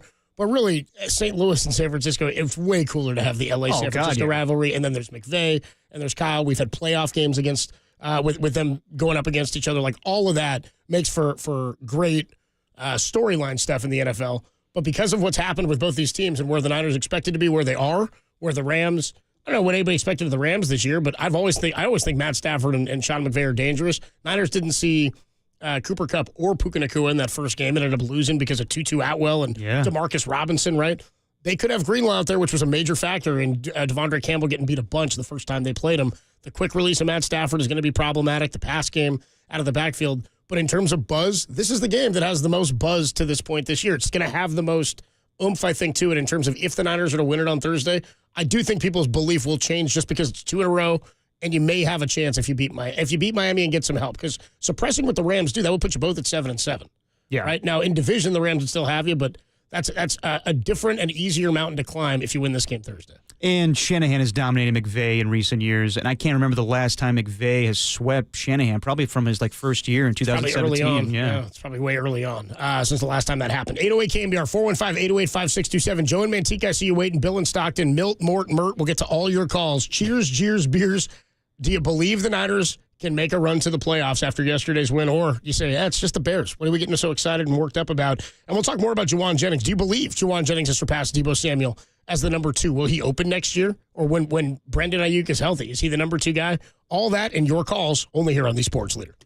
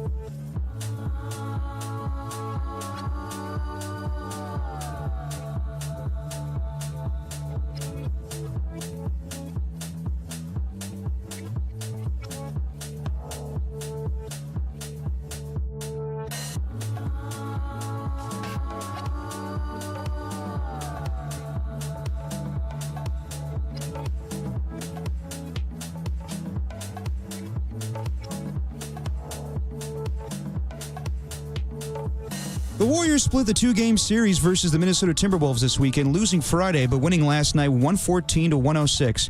But what do you make of Jonathan Kuminga starting for the foreseeable future? Let us know in the KNBR YouTube chat. Hey, what's going on, everybody? Adam Copeland here. My good friend Steve Moskowitz is hanging out on the line. Steve, a new week of talking about tax issues. Tell us what the ERC brings today.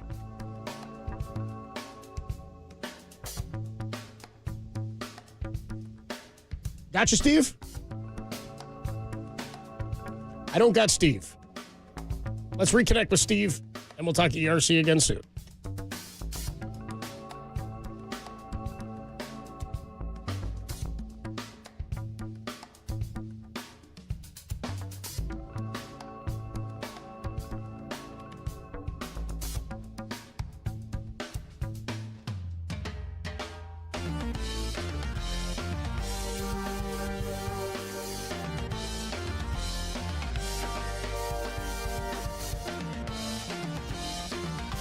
Hey, what's going on, everybody? Me again. Adam Copeland here with my good friend Steve Moskowitz. He's officially hanging out on the line this time. Steve, tell us about the ERC today.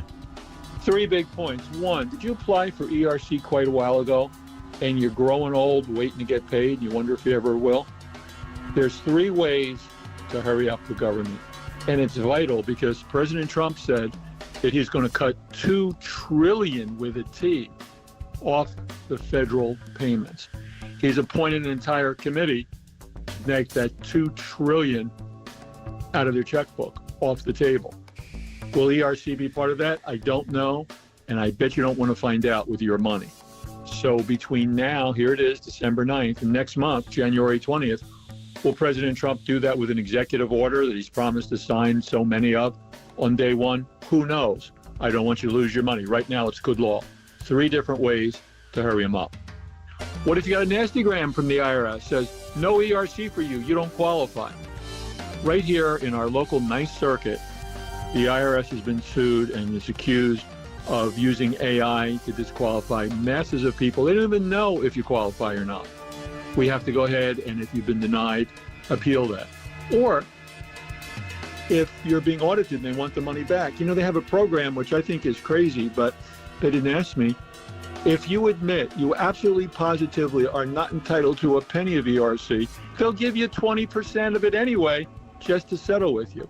So the bottom line is there's 3 big things here. 1, you're waiting for your check. 2, you were denied. Or 3, you're being audited. Call us. We'll go over everything with you. And the only thing you have to do is, hey, Steve, get me my money. Steve can help. Give him a call, 1-88-TAX-SEAL, or you can find him online at MoskowitzLLP.com.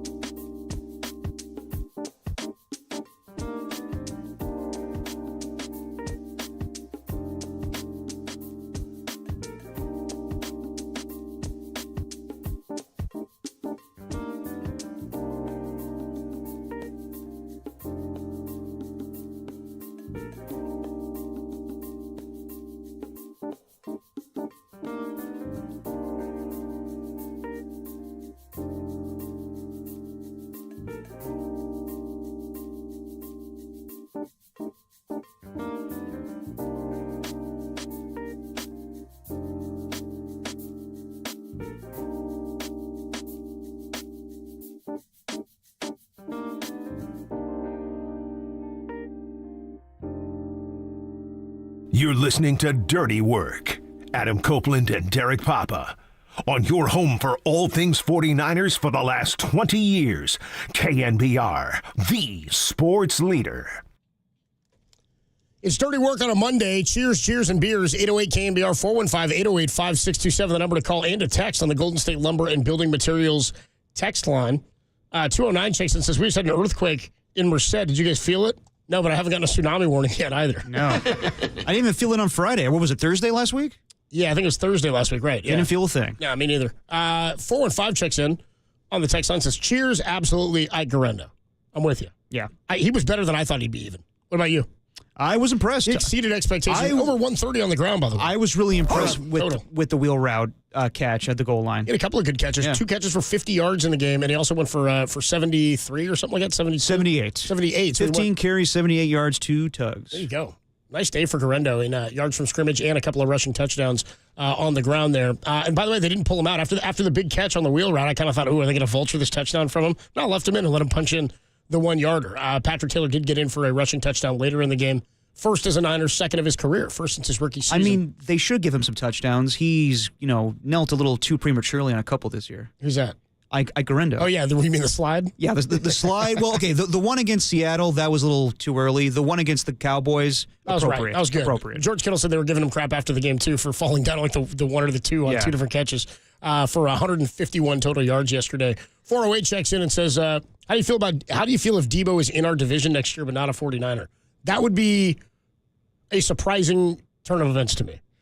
Football's the game where it's the sport where it seems like you least likely will trade a player like that in division. There is no chance in hell. He's like giving him to like McVay. No. He's like giving him to the Cardinals. 2 things. There's no chance in hell Kyle or John trade him in division or release him. The only way you move off of Debo Samuel for draft pick compensation is for draft pick out compensation. Of the division. Yes. Yeah, I'm with you on that. Because why is it that in football that's more of a big deal to not trade in division? Because the games mean so much more? Well, I mean, you play them twice a year. I mean, I get that it's more common in basketball and baseball, but I never got that. I never understood trading within your own division. I don't like it. It's happened a few times, obviously, Drew Bledsoe going from the Patriots to the Bills or Donovan McNabb. That was more them being like, we're going to banish you to the Bills. And it's more likely you're going to get scenarios that are like Matt Stafford for Jared Goff. I saw an interview with Jared Goff the other day where he said, I felt like, he's talking about his career, and it was kind of cool to hear him talk about it. He said, I look at video of my rookie season. He said, I started 7 games and I went 0-7 or something like that. He said, and I look back at that and I look at my face and I watched the play and I thought I was so raw. I didn't know anything. I was still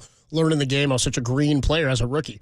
And he says, then, the team moves and all that. And a couple of years later, you're in the Super Bowl. He goes, and you're riding high and everything's great. Then you lose the Super Bowl. You don't play well. The team doesn't play well.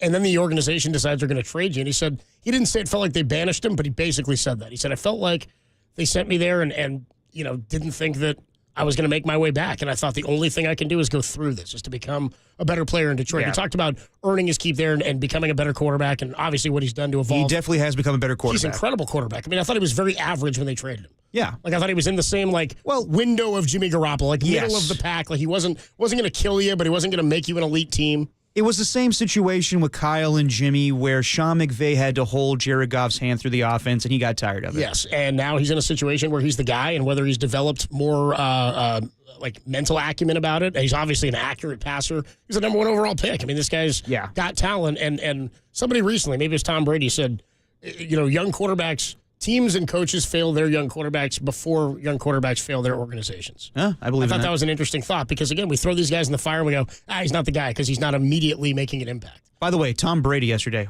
needed some Bigelow tea during his broadcast. Every week we need something from Tom Brady. 808 KNBR is a number to call. Joe is in Manteca. Joe, how confident are you that the 49ers can make a playoff run? Hey, man, check it out. I called in a few weeks ago before the Buffalo game. Yep. I said, as long as Kyle Shanahan's living and breathing, we'll be okay. And guess what? We're in the fight right now. You're in the fight. It ain't over. It ain't over till the fat lady sings. I don't see no fat lady singing. The defense is buzzing around. Fred Warner's leading the pack. He's like Mufasa out there. Devondre Campbell isn't getting burnt like he was. Hey, check that out, right?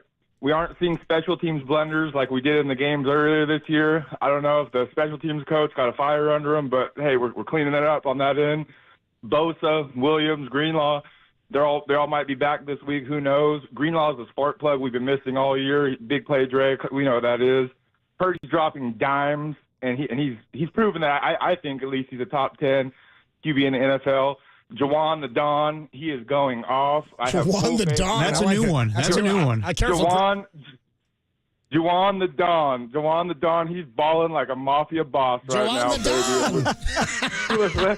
Let's go. I actually like that a lot better than third and Juwan. Dude, I like it. He's balling like a boss right now, Juwan the Don. I like that. He is balling.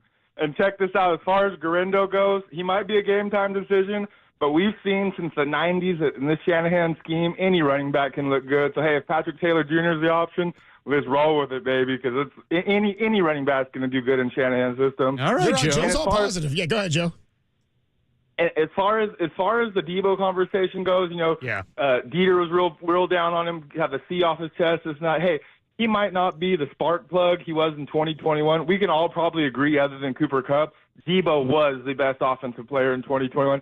He's not that right now, but hey, I don't see him as a cancer. But I do think he'll come up big. I think when a play comes in, when we really need him, I think he will show up. We haven't seen it yet, but hey, I'm not holding up hope. And I'm just telling it straight up. I think they're going to blank the Rams this week. I'm saying 31-17. 31-17, baby. Let's go. That'd be a sweet win. Appreciate We're holding the call, it to you, Joe. Thanks so much, Joe. Let's go to Bill in Stockton. Bill, how confident are you? Are you on the level Joe is?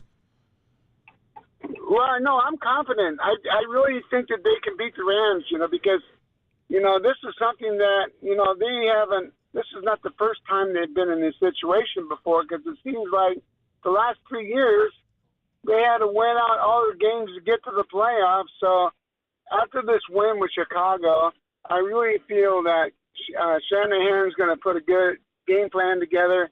I think the team's going to come together because they know that they have to win out every game. So I'm confident that I think they can win out for the rest of the game of the year. Plus, I really think that with Detroit Lions, I really think they'll be up for that game too. And I know if Detroit, if they come and play the 49ers, I don't think they're going to rest their starters. I think they want revenge for what the 49ers did to them last year. I'm with you on that one, Bill. Appreciate the call, Bill. Thanks so much, man. We've got a couple calls here where people are very confident. And the only thing, man, I'm not confident. I have more hope than I had yesterday. Yeah. No, I'm with you on that. I would tell 49er fans, it's not so much do you think they could win out? Because there's a possibility they could. But they could win out and knock it in. Exactly. That's not what we're asking here. There has to be other factors that come into play here for them to get into the playoffs. So my recommendation is, have you ever done this, Copes? ESPN's NFL playoff machine. You can go through and pick all the winners and losers for the remaining weeks, and then you find out who's going to be in the playoffs. I recommend all 49er fans get really familiar with the scenarios because it's not just win out and they're in. There's a lot of bull crap that goes into them making the playoffs. Now, they could just win out and get in, depending on what happens to the opposition. If they win 10 games and they win out and they're 10-7 to wrap up the season, it would seem to reason that other teams, would have been the Rams' loss, would have meant you beat the Cardinals. Mm-hmm. The Cardinals, you push down, you suppress them, means the Rams now have to win a couple of these other games against Arizona and Seattle and the Jets, right? It makes it, because again, if the Rams lose to the Niners and then they win out, they'd be 10-7. Yeah. And they'd earn the tiebreak. Yes, they would. Yeah. Well, also depending on division record against these other two games. But that would mean they won out, and that means they would have swept Seattle. Yep. And right now, the Niners, one big thing that's not going in their favor is they can only split with the remaining NFC West games they play. They cannot sweep anybody. Yeah, they lost both to, they split with Seattle. Yes. They lost to Arizona, so they could split that one last week, and they lost to the Rams. They could split that. So they can only split. The Seahawks and Rams have the benefit of the Seahawks sweeping the Cardinals, and the Rams could sweep the Seahawks. Yeah, I think there's more hope than there was yesterday for 49er fans because you saw something you haven't seen all year. But the level of confidence for me is not that much higher because I need to see other teams play worse, whereas Seattle's playing much better than they had been. Yeah. Niners kind of sent them on a roll. They're streaky, though. They're streaky. Their defense is very good, though. And Geno's kind of a slinger. The best defense in the division right now. And the best receiving core in the division right now. Hands down. More on the Rams? Oh, yeah, Rams probably. But 3 guys compared to 2. Yeah, they have 3 really good ones. And at one point when they were the most healthy, I thought for sure, at least as it stood, they were the best in the division. 4510 says, one game. Some of these Niner fans, wow. This is the 510 on the Golden State Lumber and Building Material text line. We had our guy, what was his name? We just called in Manteca. Joe in Manteca, who was very confident. 916 says, is this Mike Krueger Jr. with the overconfidence in the 49ers? Mike's always looking for a silver lining for the Giants. 209 says, let me tell you, overconfidence leads to disaster results, period. Well, maybe we should be brought down to reality a little bit. You see who's on the line right now? Dwayne. I did. I see Dwayne's there. Real quick, though, on Joe saying that Fred Warner's like Mufasa. 707 says, Mufasa died. Come on now, man. By the way, one day we need to get into this new Mufasa movie because I'm not down with it. What, the prequel? Yes. I don't know the premise of the prequel. They're changing the whole storyline of how Mufasa became king. This is another day. What do you mean changing the storyline? Was there a storyline prior to the like a Mufasa origin story? Yes. Is what you're saying? It is. Yes. There's a whole thing about how he's an orphan now. I'll save it for another day. We already did the circle of life. What's this? I know. Little orphan Mufasa? Yeah, pretty much. Hold on. I don't like... They're changing the storyline where Mufasa wasn't royalty in his blood. He was an orphan found by Scar and all the other people. I thought Scar was his brother. Man, if things would just work out for Mufasa and the Yankees. I mean, so Scar found him. Yes. He raises him. He's like his brother. And then he offs him because he wants to be king himself. Well, no, apparently Mufasa, I don't want, I mean, I guess. I don't want to give it away. Yeah, I know, but Mufasa's chosen over Scar. Hakuna Matata 2? Okay, so is it more like Gladiator, where he's like an emperor who's chosen? He's not like royalty automatically? That I can't say. All I know is they're changing the storyline where Mufasa is not royalty in his blood. He is just an orphan, and he fought his way to the top. He doesn't have king's blood. Yes. Fought his way to the top and got all the respect that he needed. That's all that matters in the end. Let's go to Dwayne in Stockton. What's up, Dwayne? Dwayne. I know. Dwayne's all I hear from Dwayne. He was riveted by that Lion King. All they wrote, Dwayne, in the little liner here for your name and your city in Stockton. They usually give a little bit about what you might be talking about. All it says is calm down. You the Niner fans need to calm. Look, I'm with you. I'm not confident. I just think that there's more hope than there was yesterday, only based on having seen them play a complete game, albeit against a much inferior team. Exactly, brother. You know, I was being reasonable last week. God knows why, man. I need to get over that, man. Reasonable, Dwayne. I know. It shocked us too, Dwayne. Yeah. I can't do it after hearing somebody call us, though, now, man, because Jesus Christ, calm down. It was the Bears. It was an interim coach with an overhyped first-round pick on a bad offensive line. That's the story of the Bears, bro. So, come on. You did what you were supposed to do. Brock Sandy goes on, but Thursday night, man, it's going to start to disintegrate again. You know, Brock's going to have a bad game against the Rams. They're going to lose at home, and then everybody will come down to earth because they have to. I mean, good Lord, San Francisco fans are so thirsty. And look, this morning, man, I get on the phone, and I'm talking to Papa and Silver, man, and I think they're mad at me, bro. I think they're mad at me because all I did was call Ricky Pearsall bust. All I did was say what you said. Ricky Pearsall's a bust. Oh man, Ricky Pearsall is a number one bust, bro. He's the bust of the draft. Well, okay. He's a second-round pick that got taken in the first round.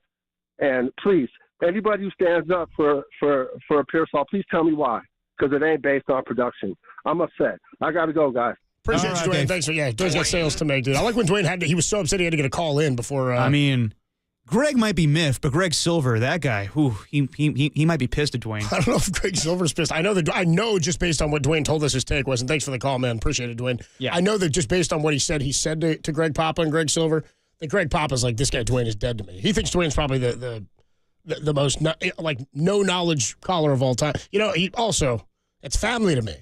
I drafted Ricky. No, but Dwayne, I get the vibe that Dwayne, like me, is a Raider fan, and I could see Dwayne being like, "No, Papa, I used to listen to you back in the day when you were calling the Raider games. Oh, well, now you're on my side, Dwayne." Well, I'll tell you, the one that pissed me off last week was who did they have on last week? Greg and Greg might have been on. I think it was on Thursday. They had Adam Rank on. Dude, Tim and I were driving down to Adam Rank, and we heard it on the hit of the week, right? We heard used to work with Adam Rank at NFL Network. Yeah, we heard it on the hit of the week, right? Yep. The interview with Adam Rank talking 49ers for this week, and they were talking about the beating the Bears, and he goes, "Hey, we can all get behind beating the Bears," and he says, "I'm a Packer fan, right?" And he goes, "I don't know if the Bears are ever going to have success." Or he was talking about the Packers. He's a Bears fan. He's a Bears fan. Sorry, Yeah. he was talking about the Packers as it relates to the Bears. Right. And he said, "We're having trouble beating the Packers or whatever." And Greg says, "Quote, well, you know, we used to have a lot of trouble with the Packers beating them in the playoffs in the 90s. And I was like, hold on a minute. Buddy. I was like, buddy. You weren't here.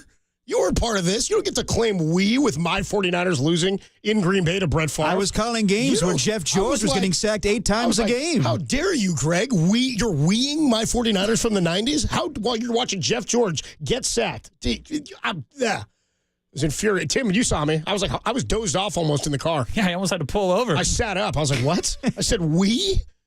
Gotta be kidding me. Yeah. No, you can't do that. Brett Favre doing? Let's go one more. Kent is in Morgan Hill. What's up, Kent? You're on the Sports Leader.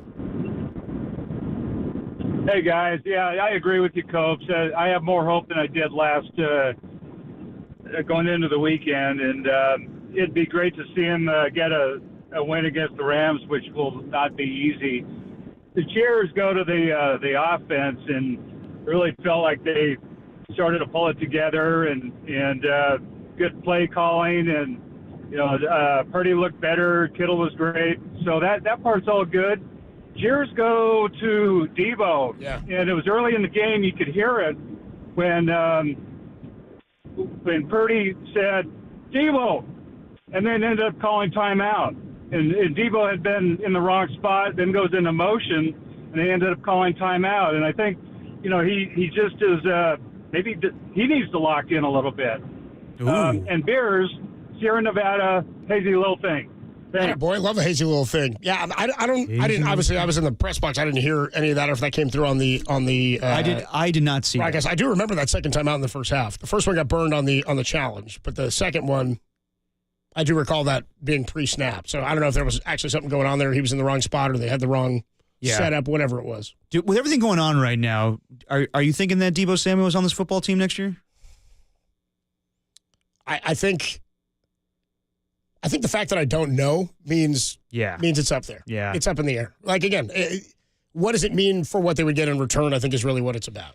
I think that we were so confident when you saw. I think it's on the table, and I don't think it really was coming into this year. I think and what's interesting, again, you don't have Brandon Ayuk to start next year, and to Dwayne's point, I don't know that I'm really willing personally to label Ricky Pearsall a bust yet. Tough to say that after 1 year of a rookie receiver. No, I mean, that's who too missed quick. a whole lot of the beginning of the season. I'm not really willing to label him that yet, but to go into next season relying on him based on what we've seen this year as your number 2 with Juwan would be kind of a risky move. It'd be a bit of a gamble. It definitely would be, but I think that you have to see the situation right now where Debo's on his last year and you drafted Ricky Pearsall. I understand like it's a risky move. You haven't seen enough from Ricky Pearsall. I mean, who's trading for Debo on a 1-year deal? Is he going to have to get a contract? No. Would he have to agree to somebody? I mean, who's going to do that, and what would you get? How much could you get in return? 3rd, 4th. Sounds kind of nice. It does sound nice, but I think, I mean, anybody that's going to trade for Debo right now is probably not going to give him a contract. But considering they restructured his contract once Ayuk got his deal, you're like, okay, maybe he'll stick around. And then once Ayuk tore his ACL, you're like, hey, he's definitely coming back. Now I'm not so sure. With everything going on in Juwan getting better and better each week, I'm not so sure he's going to be here next year. Well, it's not like his impact is so great that you're like, well, you have to have him. That's kind of where we're at. 808 KNBR, the number to call if you want to get involved in any of the conversation. 916 does say, Mufasa may not have had king's blood, but he has that mother effing championship blood, though. I don't know. It looked like he lost the title to Scar. And it didn't seem like he... Oh, but Scar played dirty. I'm just saying, man. That's what happened. And I mean, he was overmatched, too. You get the wildebeest, you get the hyenas. Yeah. It was like a 5-on-1. They're nipping at him, all that. Nah, I didn't. And it was dirty, though. Run away and never return. Yeah. Adam Copeland, Depop with you. It's Dirty Work on a Monday afternoon. How about this? All of a sudden, Derek doesn't give a damn about the clock. We got Giants talk next. The Disney leader. Willie Adamus. Willie Adamus is a Giant. More to come on the Mufasa. Now, the clock doesn't matter. Nothing matters on the show anymore.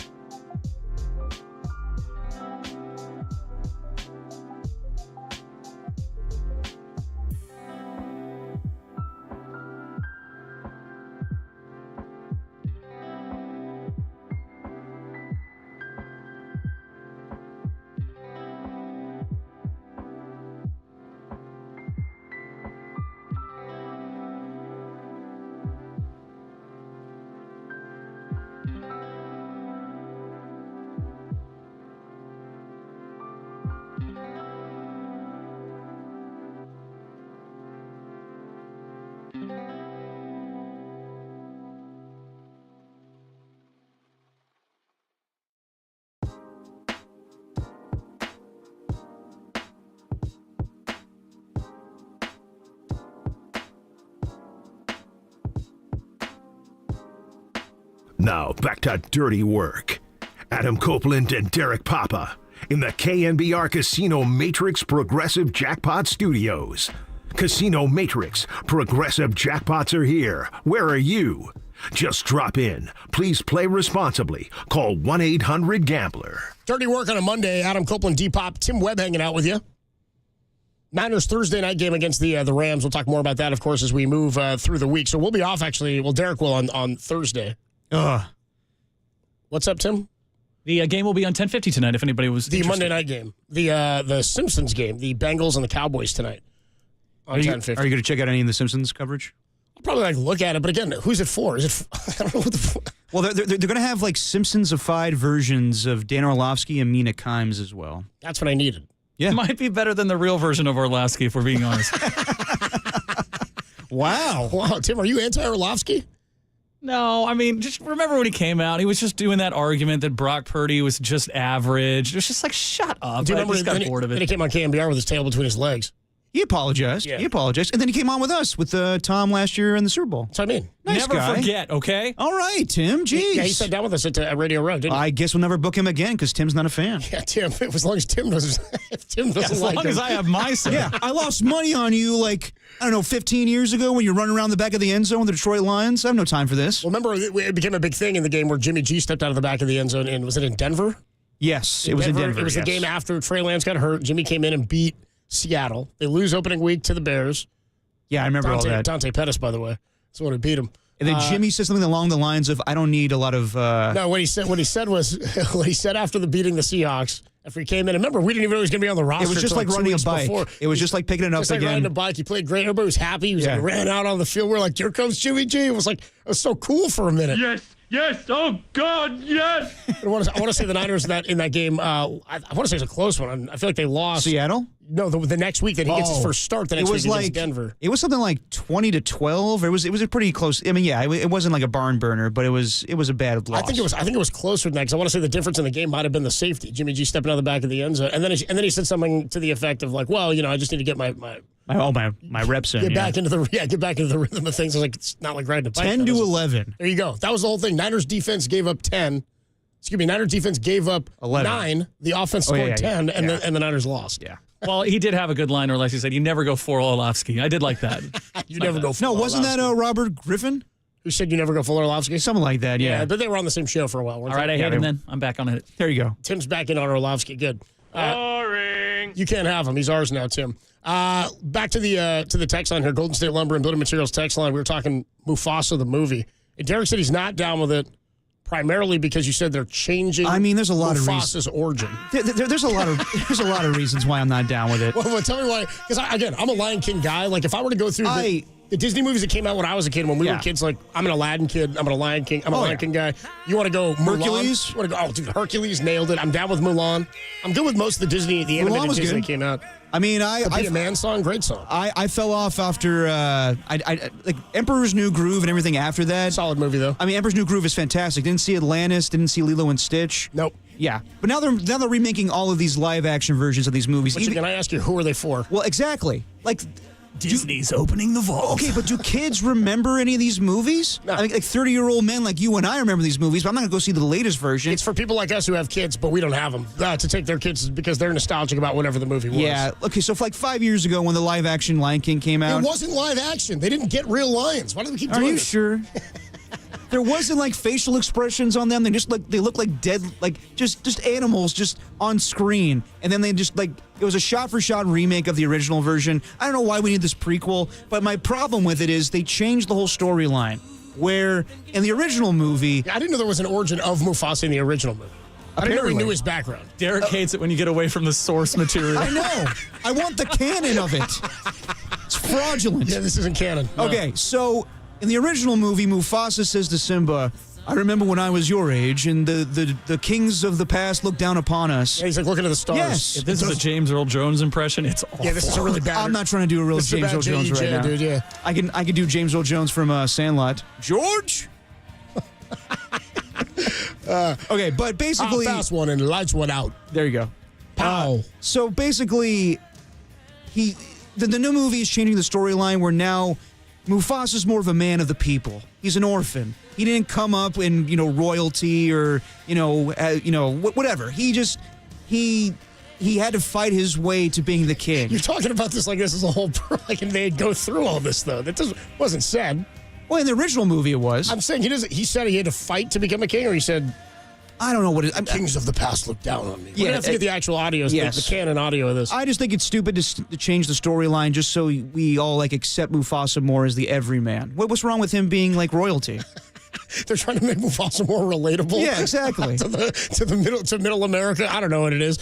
Here's the premise, the synopsis of Mufasa, the Lion King. That's I guess coming out. Is it coming out in Christmas Day? I believe. 10 days. December 20th. It's coming out. So Christmas week. Lost and alone, orphan cub Mufasa meets a sympathetic lion named Taka, the heir to a royal bloodline. Yeah, that's Scar. He turns into Scar, I guess. The chance meeting sets in motion an expansive journey of an extraordinary group of misfits searching for their destinies. Now, if Scar is actually the one who's royal, I mean, sounds like Mufasa usurped the throne. No, and what Scar was above board. It sounds like Scar has a legitimate gripe with Mufasa. Sounds like he's got a claim to the throne. No, totally understandable. But you can't change the original movie. They didn't change the original movie, dude. They're just giving more context, it sounds like, to 808 KNBR, is Mufasa a fraud? 808 KNBR, is Scar the actual heir to the throne? It sounds like he was. We're going Game of Thrones here with the lions, dude. Yeah. It's incredible. Maybe I should just wait till the movie comes out, then I can actually have a smart opinion about this. I said, well, Scar won the throne from Mufasa. He ended it all. You know what I mean? He got him off that cliff. Briefly. You said he played dirty, though, to one of our texters checks in 415 says Scar Draymond Mufasa. Pretty much. Tim said, does that make Mufasa the Rudy Gobert of the Lion King? Which is a pretty good line there. Yeah, but Scar was kind of like the interim king of the jungle for a while. Like, because then Simba came along, and then he was the real heir. Well, yes. I mean, Simba's gone for a little while. In hindsight, yeah. Scar was like... There was a long time. Remember they ran out of food and everything? Everybody was hungry in the kingdom. Sarabi! Here we go. 925 says, so you're saying the new Lion King is not like Eddie Murphy's... you're saying the new Lion King is a lot like Eddie Murphy's Coming to America 2? Is that what we're going with? Do they change that in Coming to America 2? I don't know. No, I don't think so. Maybe I'm misunderstanding this text, because I didn't see Coming to America 2. Yeah, not worth it. Not worth it. 4 and 5, hashtag Mufradsa. That's pretty good there. I like that one. And then, somebody else, 831 says Toy Story, the best animated kids movie. Great movie. Great Toy Story movie. We don't need a fifth one. We don't need a fifth one. I don't need any more Toy Stories. I'll go Bug's Life, too. I was into a Bug's Life. Oh, I love Bug's Life. 808 KNBR. Little bug 415 was a bug. Can Mufasa rush the passers? Says 415. No, I don't think so. I think you want Scar as the guy you want. He'll get back there. He'll get dirty in the backfield. 808 KNBR is the number to call. We got to get into what's going on with the San Francisco Giants, who have now in back-to-back seasons handed out their richest free agent contract in franchise history. Jung-Hoo Lee last year, and now to Willie Adamus. Does it feel at all like this offseason is different when the Giants say who their top free agent is on their shopping list, and then they go out and they get him? We'll talk about it next. 808 KNBR. How are we feeling about this? That's next on the Sports Leader.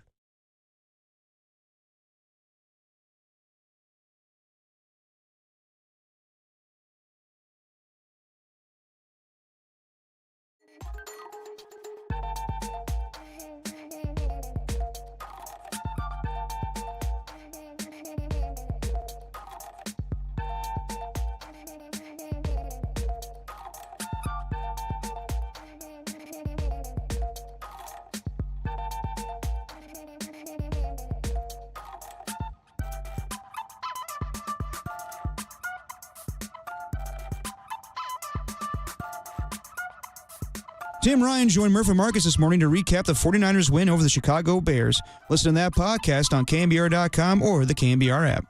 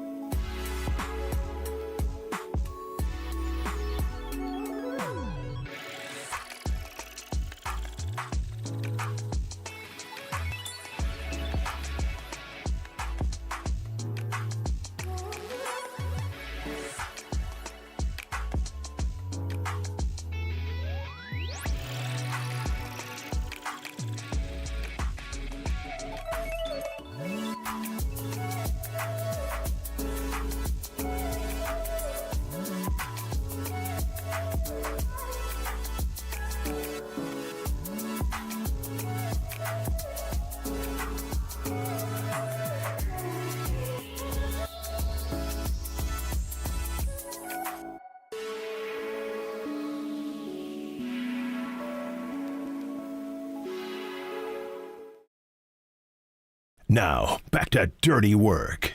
Adam Copeland and Derek Papa on KNBR 104.5 and 680 AM. The Sports Leader. 3-2 pitch. Swinging. There's a high drive in the deep left center field. Really crushed, and that ball is long gone. 2/3 of the way up into the bleachers. Well to the right of the 354 marker. That was a hanging slider, and Adamus hits his 19th home run of the year. Dirty Work, Adam Copeland and Derek Papa with you on a Monday afternoon. Giants made their first free agent splash of the offseason, signing Willie Adamus. By the way, richest contract the Giants have ever handed out to a free agent in franchise history, which is not quite like the NFL. Like, it's not like this happens every year for every team. Like the A's, for example, just handed out a $70 million contract. $67 million. $67 million to Luis Severino, which is the richest ever handed out by the A's franchise to a free agent or anybody internally. But why now? It's weird. And to a pitcher. I want to say, like, I can't remember exactly what it was, but I believe previously the richest contract the A's had ever handed out was like a contract extension to Eric Chavez. Yes, and it was correct. I want to say it was like in the 30 or 40 million. And I can't even remember the biggest contract they gave out free agency-wise. Yeah, I don't think we could. I mean, again, because they would go short-term and sometimes go, 18 million or 15 million to a guy, but even then, that's yeah. Don't get me down this road. More than they generally would pay anybody. But last year they signed Jung-Hoo Lee, and I'll have to get his contract up to look at exactly what the numbers are. Because Jung-Hoo Lee was the largest free agent contract. Now, the biggest contract the Giants had ever handed to anybody, period, was a 9-year extension they gave to Buster Posey for $167 million. But that was internally. So a little bit different when you go out and you land a big-time player. Previously, it was Barry Zito, 126 over 7.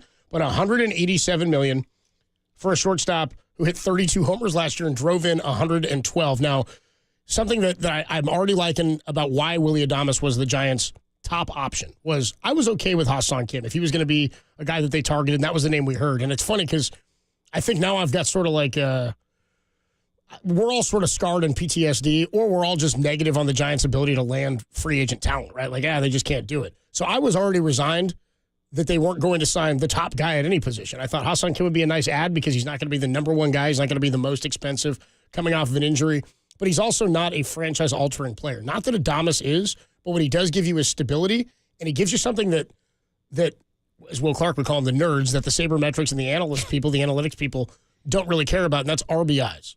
Whereas I've countered that for years in analytics and saying, why is it that some guys then drive in 100 every year? Why did Jeff Kent, the money lies in the RBIs, why did he drive in 100 for like 6 or 7 consecutive years? Because he was good at it. He had a knack for hitting when guys were on base. He knew how to have an approach that was maybe different than an approach when nobody was on base, right? Which is something that has kind of gone away from the game. Buster Posey's going to have a different philosophy than Farhan did. He went out and he made it known he wanted a shortstop. And if you say that, you look at who the shortstops are, and this was the top one. He's not just a defensive ad. He's a guy who can drive in runs. Again, drove in 112 last year and has hit for power throughout his career. 20-plus numerous times, over 30 last year. I don't believe he's going to be a 30 home run guy for the Giants, but he's not a towering home run dude anyway. He's a gap power guy. He's going to be able to hit doubles and drive in runs, I think, is the hope. He can hit in the middle of the lineup. Yeah. And now the left side of your infield for the next 5, 6, 7 years is set, right? You don't have to worry about developing anybody at that position right now. You've handed out a contract and you're set. He's not going to be, I don't know if he's going to be their 3-hitter or be a 2-hitter, but you're starting to have the makings of what I think can be a Giants way of competing, which is clutch hitting and timely hitting, more athleticism and speed than they've had over the last 5 or 6 years, and some guys who have a knack for driving in runs when guys are on base in crucial situations. They're not going to compete with the Dodgers in terms of the money they're going to go spend, or clearly now what free agent talent is going to cost you. The Dodgers were said to be in on Juan Soto. I don't believe they were in for $700 million, but who am I to know that they weren't thinking about having 2 $700 million players on their roster and continuing to keep this thing going? It probably would have included deferred money, which he did not get when he went to the Mets. He's getting all that money up like 75 up front, right, as a bonus, and then 51 a year on average. But the fact that they were in means that they were willing to spend hundreds of millions more dollars over however many more years to be competitive. These are the types of moves I like. And when you look back at the Carlos Correa deal, how much happier are we in hindsight? Because I was stoked about Correa because you just wanted somebody. But in terms of what this move means, this is such a better contract than 13 for $330 or whatever they were looking at with Correa. 7 for $187 for a guy who's already hit for more power than Correa has throughout his career is pretty good. Not bad, but also I will say this, it's pending physical. Yes, of course. Everything's pending a physical. I know. Why Buster I just wanted to throw that out there. Thank you. At the winter meetings, by the way, Buster hasn't stirring the pot. He hasn't spoken on adamus specifically because he hasn't officially signed it because he still has to go through the physical to get that done. But I'm feeling good about it only because not because I think it puts them up there with anybody else, but everybody wants to see everyday players that, I don't know, that are big leaguers that we know the names of. And also allowed Buster to say that signing will allow them to put Tyler Fitzgerald at second base, which another guy, speedy athleticism. I'm not expecting 15 or 16 homers a year from him like we got last year, but that's not what you want out of a second baseman. He can be a utility guy. He's an 8 or 9 hitter maybe for them at the bottom of the lineup. Turn it over to a guy like Jung-Hoo Lee, who's now maybe at the top of the lineup. You've got a good defensive catcher. You still have 2 power positions on the field, though, that you have to fill, first base and right field. Yeah. I don't think Lamont Wade Jr., as much as we've liked him, as much as I've been a fan of his, I don't know that you can enter next season with him as the everyday first baseman. I just seems unreasonable. You also probably need a designated hitter, so I don't know if they're going to work platoon in on that spot, but there's some other bats out there. There's some internal pieces. You're planning Jung-Hoo Lee probably in center. Ramos will be on the corners. I don't know if Matos is a guy you just want to open the year with again. I'd like more additions, specifically on the pitching side, but first base and right field are something they've got to figure out. I just love the idea that Buster went and got a guy that does something the Giants have not had in the organization for a number of years. Yeah, I mean, you can't hate this move. This guy had career highs in home runs and RBIs and stolen bases, 21 last year. He tied Ken Griffey Jr.'s record in 1996 for most 3-run homers in a single season. And he's hit at Oracle Park before, 16 games at Oracle Park. He's got 18 career hits, 2 home runs, 9 RBIs, hitting 321. What's his OP? Do you have his OPS at Oracle? Let me see real quick. He's hitting 321 in his career at Oracle Park, Adamus? Yes. Cool. I'm in. OPS 827. Solid. Yes. And they made the move early. That's a big They made deal. the move early, and he's got postseason experience, 35 games played in postseason. And also, let's talk about this. On Friday, you were talking about the fact if they sign Kim, then they would have to move Matt Chapman for a little bit of time to third base. Shortstop. Now, there was a notion that he was willing to move to short if they signed Hassan Kim until he got healthy. Yeah. Now you don't have to do that. And I was listening to Alec Pavlovich's podcast over the weekend. He kind of threw it out there like he was kind of skeptical about that. Like Matt Chapman probably agreed to do that, but really this was done to put a little pressure on Willie Adamus to sign the deal because then they would have gone to Kim and then Matt Chapman would have gone to shortstop. Now he's there. He doesn't have to make this move. Things are better. This is an upgrade over Kim. I agree with you on that. He strikes out a lot, which is just what guys do who hit for power nowadays, seemingly. Even Juan Soto walks a ton, but he strikes out a lot. It's just the nature of the game today. 173, 165, 166, 156 are his last 4 seasons. But he's gone over 30 doubles and 30 homers most of those years. 32 homers, 33 doubles last year, and he drove in 112. That's the most RBIs in his career. But he did drive in 80 the year before, 98 the year before that. So again, he does have a knack for driving in runs. Played in Tampa in the first part of his career, then to Milwaukee. He was 10th in MVP voting, was Willie Adamus last year. Does it feel different, 808 KNBR Giants fans, as the offseason when you make a move before Christmas, which seemingly Giants haven't done anything like that? Yeah. Years. It just seemed like it was, we know, always the bridesmaid, never the bride. Always the Padawan, never the Jedi, all that stuff. However, getting a player like this who can be a cornerstone guy, a veteran who you know is a big leaguer, he's 28 years old, to be 36, I guess, when this thing ends. It'll be his age 29 season. This is as positive of a feeling you could have, I think, at the start of free agency for a team that really does need several pieces to retool this thing to be competitive. But this is a great start. And I was watching some interviews with him. He's a good personality. He's fun. He's loose. He's also a red ass. I saw in the wild card game this past year, he got into it with Jesse Winker, and there was a point, I forget what happened in the game, but Jesse Winker is like, what do you want to do? And then Willie Adamus drops a line from Happy Gilmore. We could do this in the parking lot. Yeah, that's right. Yeah, I'll see you in the parking lot. So he's not afraid to get into it. Yeah, I can't see, people are saying that his defensive metrics went down last year. I'm not going into that. I just think they needed to get a shortstop. I don't see how you can say this is a bad move in any way. No. You got a Gold Glove third baseman right next to you as well. Yeah. For me, it's more about filling out first base and right field. And again, starting pitching, I've got questions about that. Jordan Hicks, Posey said today, is going to be in the rotation this year. Says we're still counting on a lot from Hayden Birdsong and from blanking on his name, Harrison. Kyle Harrison, excuse me. And then you've got Logan Webb there, of course. Now, there was a report, and I'll get this out to you, from a guy at the New York Daily News yesterday. Bill Madsen. Yeah, Bill Madsen of the New York Daily News. He tweeted, Bill Madden, excuse me. He tweeted last night, I'm hearing the Giants signing of Adamus is soon to be followed by Corbin Burns, who grew up in Bakersfield and now favors going home to Northern California. The Giants flexing their financial muscle and are set up to pay $200+ million to replace Blake Snell, which would be a long deal. He's a little bit younger than Blake Snell. He's a guy who throws more innings each year than Blake Snell. He's got Cy Young candidacy and has won a Cy Young in the ilk of Blake Snell. It's surprising to me a little bit in that we were hearing the Giants were going to be lowering their payroll. And now I don't know what that meant. I don't know if that meant spending less this offseason, if that meant going in with a smaller payroll next year, or if this means that this is going to hinder them from doing some other things beyond this season, and then they'll go full-on development while they have a core of players on the roster. Would it be surprising to everybody if they go out and they still do pursue Corbin Burns at $200 million? No. That's a bit of a surprise after I thought they were going to lower payroll. I mean, if they commit another $387 million to two guys this offseason, it's a lot. They went 113 to Jung Hoo Lee last year. That was the richest free agent contract. Okay, but if they don't land for a position player, I should say. Okay, but if they don't land Corbin Burns, are you okay with alternatives like Max Fried or Jack Flaherty or Sean Manaea? None of those move me. Yeah. None of those move me. Because none of those guys are even close to the caliber player that Corbin Burns is. Corbin Burns is, if you get him, you go to and by the way, Robbie Ray's still on the roster, but I just don't know that you can bank on those five guys. You know you're going to need more starters than that. I don't believe you can bank on those five guys based on what we saw this past season. I think Jordan Hicks has the ability, or my hope is that he can do what he did in the first half of last year before he just capped out in exhaustion due to his innings limit, right? The concern for me with Hicks is that, yeah, you're going to get a guy who pretty much is going to go 5 innings.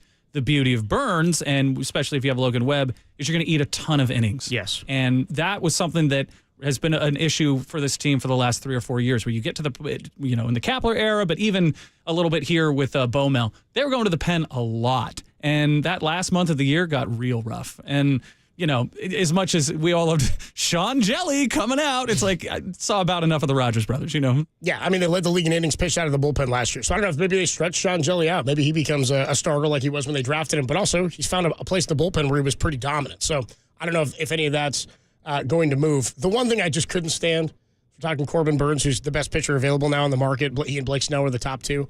If the Dodgers were in on Juan Soto at that price point, and when they didn't get Juan Soto, or maybe they knew early yesterday they weren't going to get Juan Soto, they signed Michael Conforto. Right? Conforto, former Giant, now goes to play for the Dodgers. He may be their everyday right fielder. I'd assume he's going to be their everyday right fielder, or they'll DH him sometimes and use him to replace Teoscar Hernandez, who's now he and Anthony Santander are the top two power bat outfielders remaining. I don't anticipate the Giants are going to be in on them. The Red Sox are looking to spend a bunch on getting Santander. But are the Dodgers, if they were willing to spend on Soto, is it just that they're willing to spend that amount of dollars or that amount of money on a player who's a franchise-changing player, or an all-time great, it seems like, or he may end up being, or are they still just willing to get deeper and better at every single spot and spend that money? Would they get in on Corbin Burns, I guess is my question. And that would be, I guess, I don't want to say terrifying because they're already terrifying.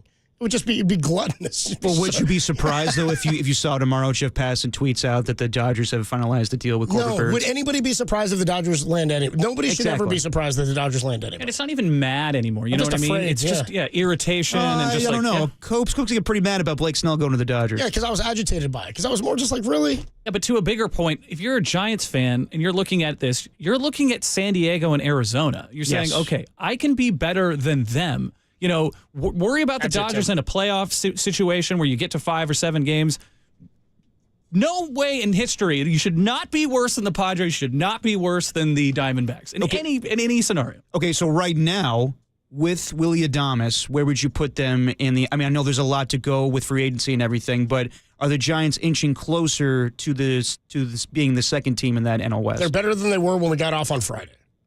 So are they inching closer to being the second best team in the West? If you add Burns and another bat or a couple more depth pieces, absolutely. They're still fourth. They're still fourth right now. Yeah, the problem with Arizona is they have a lot of depth, and they got a lot of young guys who can hit the hell out of the ball. And San Diego is willing to spend, maybe not to the level of the Dodgers. San Diego's dangerous, yeah.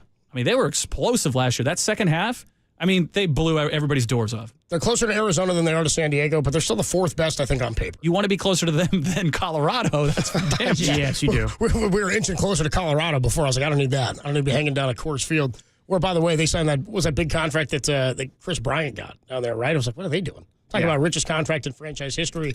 801 checks in and says on the Golden State Lumber and Building Materials text line at 808 KNBR, 801 says, but Posey got his contract extension 12 years ago. That would be like $800 million these days. Yeah. I don't think it would for Buster. I think it may be closer to $200 million, but catchers aren't making that price point. Well, again, Soto and Ohtani are in a class of their own. Yes. In this situation, Aaron Judge got 380 or whatever, 360, right? Soto's going to double that up. So it's not really like Buster would have gotten that much more. And again, when you extrapolate that, it's like 19 a year or something, right? That still is crazy to me in hindsight now that Aaron Judge got that compared to what Soto got yesterday. He'll be in his 40s when the contract ends, and he's already. The question is how much more of the prime of Aaron Judge's career is left versus Soto, who's 26 years old or something, right? I'll verify that. Yeah, because Soto came up at 19 years old. Judge didn't come up quite as early. He didn't hit free agency quite as early. So he's going to be older, plus bigger dude like that. I think there's always fears about a guy. He had some back stuff, I think, early on in his career, but plays center field also. I mean, the guy's going to be an all-time great Yankee and is having a Hall of Fame type career. So, I'm not shocked that he got more. 26 for Juan Soto. I'm more surprised than anything that he got more than Shohei Ohtani. That's just because Ohtani seemed to be an anomaly just based on his ability to do two different things. The length of the contract doesn't shock me based on his age. We saw Bryce Harper get that too. But when a guy plays every day and he hits for the amount of power and he reaches base at the level that he does, and you know that he'll translate, you think, as a designated hitter because they call him an assassin at the plate, that he'll aggressively take pitches and then hit him out of the park. I mean, the Yankees' fortunes changed with him this year, right? I mean, he helped Aaron Judge do what he did and win another MVP, batting behind him. So, they've gotten better with this move. I like this move. These are the types of players I think they need to add. When you focus on a player and you land the one that's at the top of your list, that makes me happy because we just haven't gotten that. 707 on the text line says, Adamus is not a household name. He's never been an all-star. It feels like a Soler move. I disagree. Jorge Soler he can play in the field. Jorge Soler won a World Series. Yeah, he can play. Yeah, he can play. By the way, Jorge Soler showed up without a glove. That's the difference. By the way, Jorge Soler had my skepticism in that move was that he'd had a 48 homer season in Kansas City that year. Had a massive or a monster home run season that year, and he'd hit for 30 a couple of different times. But then, I don't know. Adamus being a left side of the infield guy, you need more everyday players. And so, I'm not saying Adamus is going to show up and he's just going to be great. He may slump too. He's going to do it. 7 years of this guy. But it does not, to me, feel at all like the Soler move. That guy was signed to be a designated hitter to purely hit home runs, and he didn't do that at all. So when he doesn't do that, he doesn't help you anywhere else. He's supposed to be the bat in the middle. Remember when he was leading off because the thought was that he couldn't handle being in a situation where there was runners on base. When we were leading Soler off, that was bad. Yeah, I was like, if that's the thing, if the guy can't hit guys on base, why is he here? Why is this guy playing for us? So, no, I don't feel that, 707 checks in and says that other 707 is a casual. I disagree that it's like the Soler signing. Just because you don't know who he is and you don't watch Milwaukee baseball, I've known who this guy was. He was one of the top trade deadline acquisitions a couple of years ago, and it was a shock across baseball when Tampa traded him. And I was sort of like, if Tampa's moving him, what's wrong with him? And he showed up in Milwaukee, and he was an MVP candidate for the remainder of that season like 3 years ago. So I don't believe that's the case. I want everyday players. I want established talent. This guy's going to be here until he's 35 years old or something like that. I think this is a good ad. I'm down with this. I like this signing, and I think it makes the Giants better, though they are not quite at all to the level that Arizona or San Diego's at. Also, who knows what happens with guys like Birdsong if they make a jump or if Harrison makes strides this year. They still need more pitching-wise. They still need 2 corner bats in first base and in right field. 808 KNBR if you want to get involved in any of the Giants conversation in their acquisitions. We are going to get a little bit deeper into what's going on with the we just talked Corbin Burns a bit. We'll talk more about this, and we'll get back into some football as well. Paul in Sacramento, I see you waiting on the line. We'll get your Ricky Pearsall thought in just a minute. Matt Mayoko joins us at 4:50, and you are listening to Dirty Work, only here on the Sports Leader.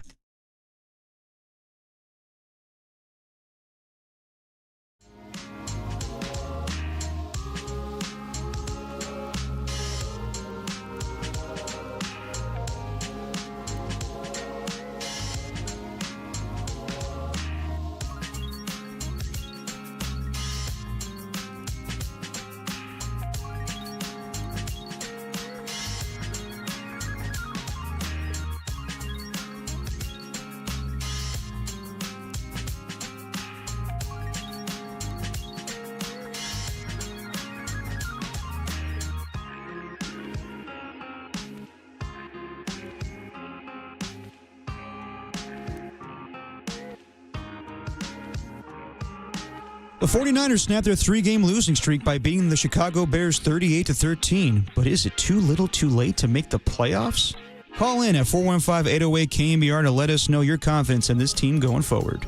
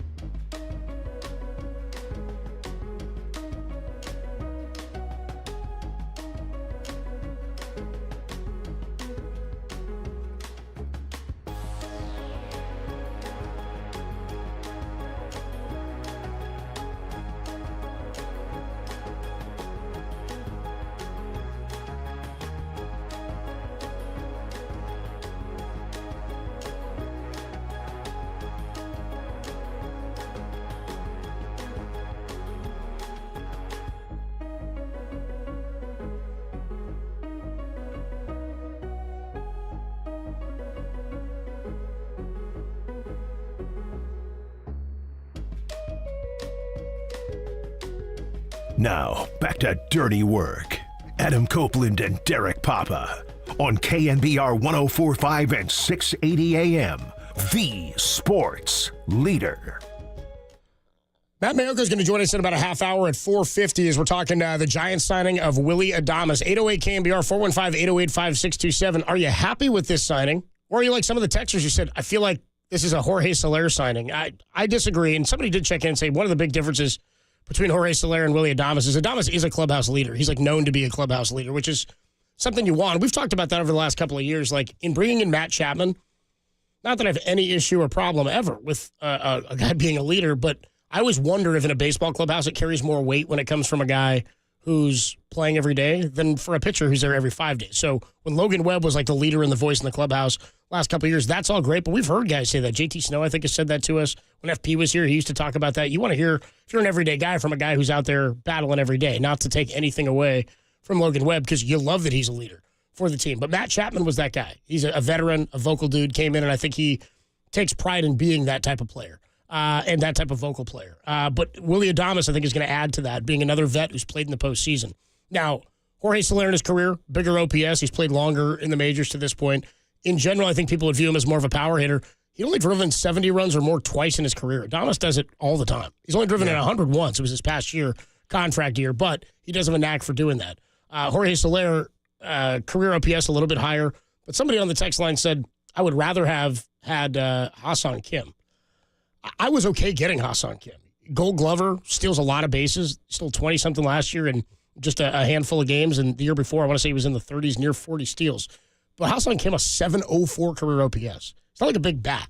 He's a valuable player. I've always viewed him more as a second baseman than a shortstop, and the Padres used him kind of as a super utility, and then he sort of found a place at short until they acquired all these shorts. I mean, Fernando Tatis Jr. was there before, moved him to the outfield. They then signed Manny Machado, who had been a shortstop, moved him to third base. They had, who else? They had Cronenworth at one point. It was like playing all over the infield. And then, of course, they signed Xander Bogaerts in the last couple of seasons. Yeah. So they've got their shortstop. Ha-Seong Kim becomes a free agent. He also was going to enter this year with an injury. So I would rather have the guy who's more healthy or is coming in healthy, presumably, in Willie Adamus, who played every day last year, who drove in 100 runs, who was on a perennial playoff team and a team that was a threat, I think, in the NL Central for a lot of this year, and a guy who's been the leader for them.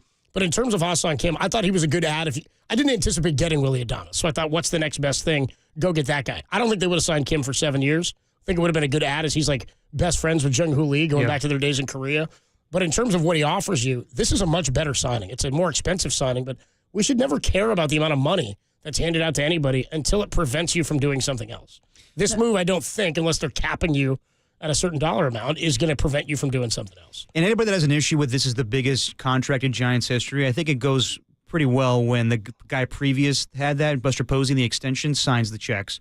I want to ask you this, though, Copes. So now that you have Adames at shortstop and Matt Chapman at third base, is this one of the better tandems in baseball on the left side right now? Yeah. I mean, he's not the best shortstop in baseball defensively, but in terms of what you're going to get offense and defense from him, absolutely. I mean, we saw Matt Chapman for years in Oakland, and that was as advertised, I thought, last year. Like, I thought. I mean, that final play he made against the Mets. Oh, yeah, it was a great play. The play from his ankle, and he gets scooped at first from Wade. I mean, what he gives you at third is invaluable, I think, relative to what we've ever seen over there. He's maybe already the best defensive third baseman in Giants history. You're not going to have the same defense from Adames that you got from like Brandon Crawford, but he's going to do more for you in other areas of the field. Again, 30-ish doubles a year to go with 30-ish homers a year. I think the doubles numbers go up, the homers go down a little bit, but this is a guy who's reaching his grown man strength era of his career at 28 years old. So we were talking about additions that were made in Willie Adames. You still want to get Corbin Burns. What about guys that could be leaving? So today, Buster Posey was at the winter meetings. He was asked about Camilo Duvall and trade rumors, and he said, I have belief in him being important to us. Would you entertain a trade of Camilo Duvall this offseason? I want them to trade Camilo Duvall this offseason. Why is that? Well, I think a big selling point on Camilo Duvall early on when he was finding lots of success, and this is something I've always thought about closers. You could be a great closer and this happens in baseball in general. I think we see it in baseball more than other sports. A really good season and then not seeing it again, or not seeing the same repeated success. I don't know what the difference is with Duvall and what happened and why he wasn't as successful, but one thing that was a huge selling point for me on him that I think everybody felt was he had a closer's demeanor, right?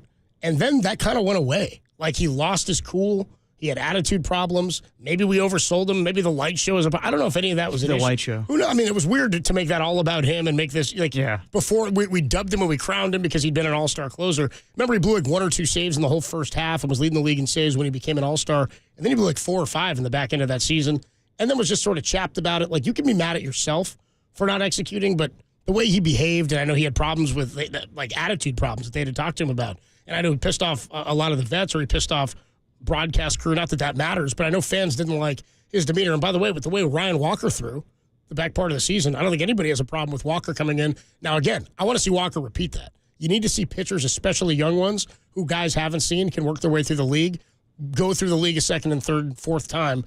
And with closers and relievers, sometimes it takes longer to figure them out because you just don't get as many at-bats against them. There's not as much of a book or feel for having faced them. He's got nasty stuff. I don't know what he could net you, but he's a controllable player. And the other thing that stands out is Susan Slusser's report last year that they wanted to give him an extension, and he was not having it. Well, so 5-1 says, why trade Duvall now? He has no worth at the moment. Well, what if you run him back out there and he loses more value? I think his value right now is as high. Controllability. His controllability is the value, and you've seen him be successful. His problem, already. I mean, I don't know enough about pitching dynamics and mechanics to even speculate on this. He had a hell of a time adjusting to the pitch clock, a hell of a time. That's true. And that affected his location and his ability to hold runners on, which was non-existent.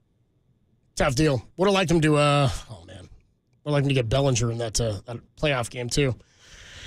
On trade for Bellinger? I would be. See, Bellinger's a guy who fits. Somebody did check in on that and say, why didn't they trade? They should trade for Cody Bellinger. And I think that the Cubs are fielding calls on Bellinger right now. I think his contract's up after this year. It was a name that was out there last year. Cubs brought him back.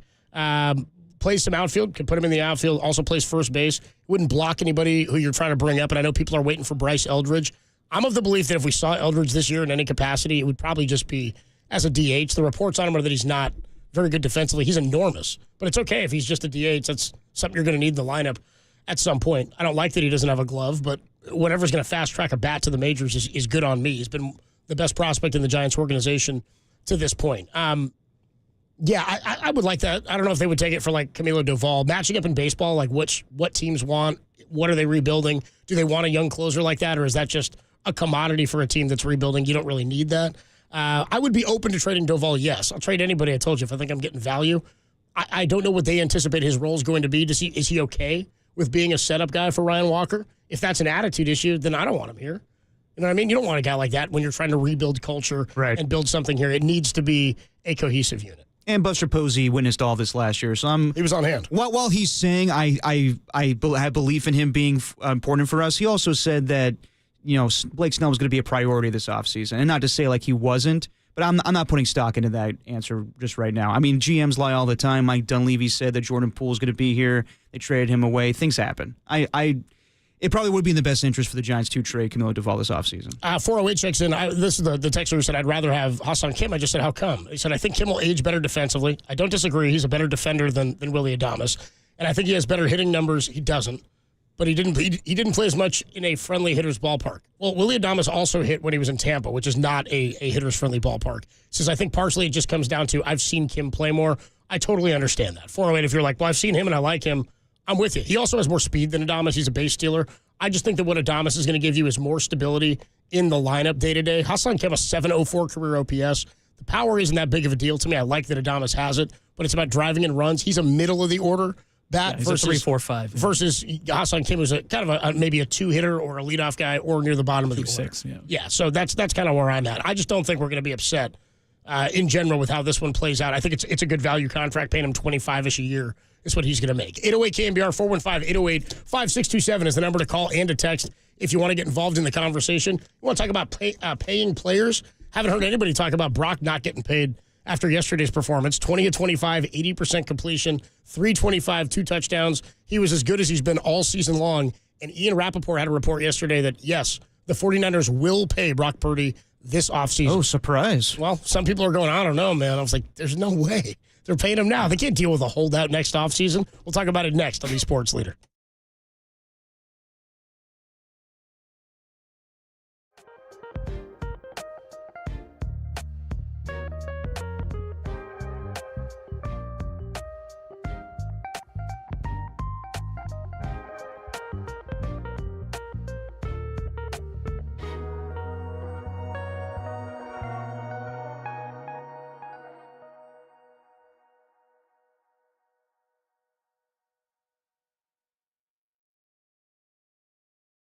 Any breakups, heartache? What happened? She didn't like me. What do you think about your personality that she find abhorrent? Just my honesty. Your honesty, okay. So maybe you are a piece of Your honesty, That's like in a job interview. It's like, I work too hard, boss.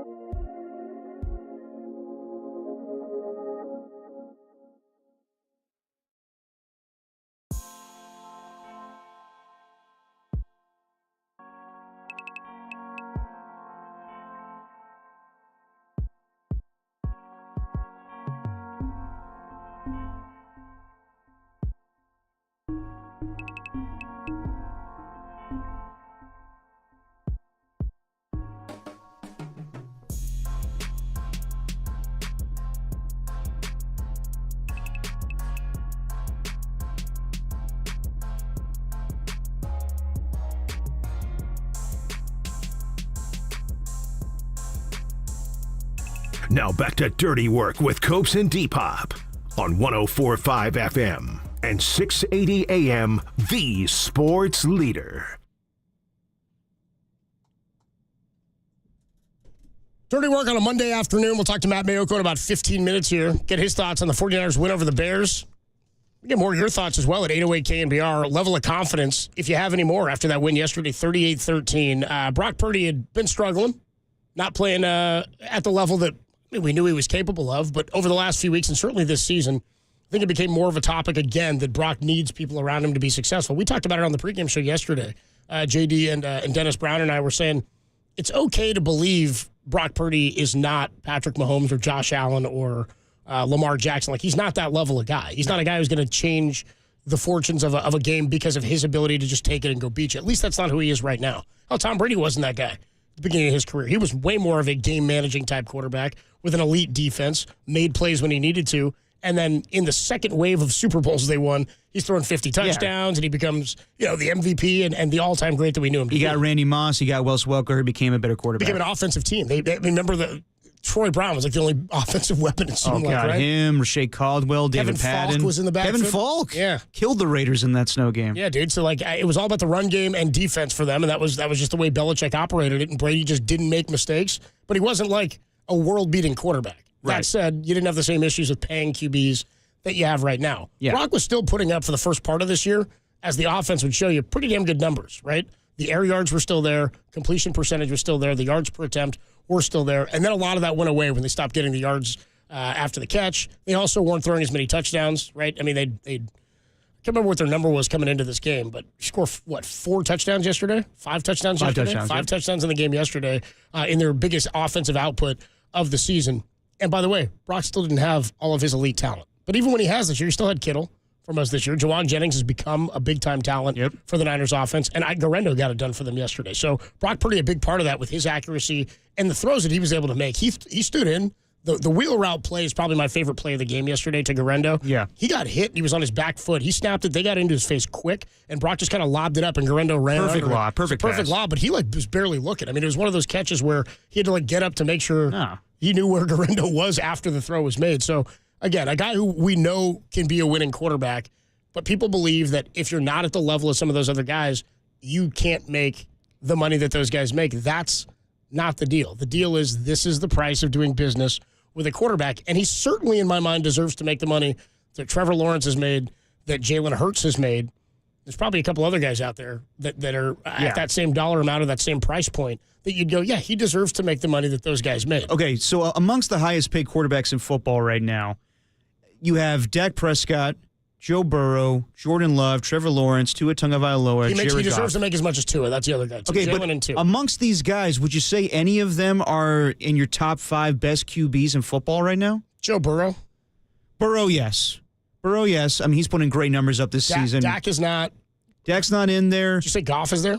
Goff is there as well. I don't know if Goff's a top 5, but he's close right now. The way he's played this season makes me think a little differently about him. I would say Goff is kind of close to Purdy in the sense that the offense is... He's got weapons. He has weapons. I don't want to seem like I'm saying he's a system quarterback, but it's kind of laid out there for him where the offensive coordinator is putting him in a great position. These other guys kind of have to do it. Like, Burrow, he's just great on his own.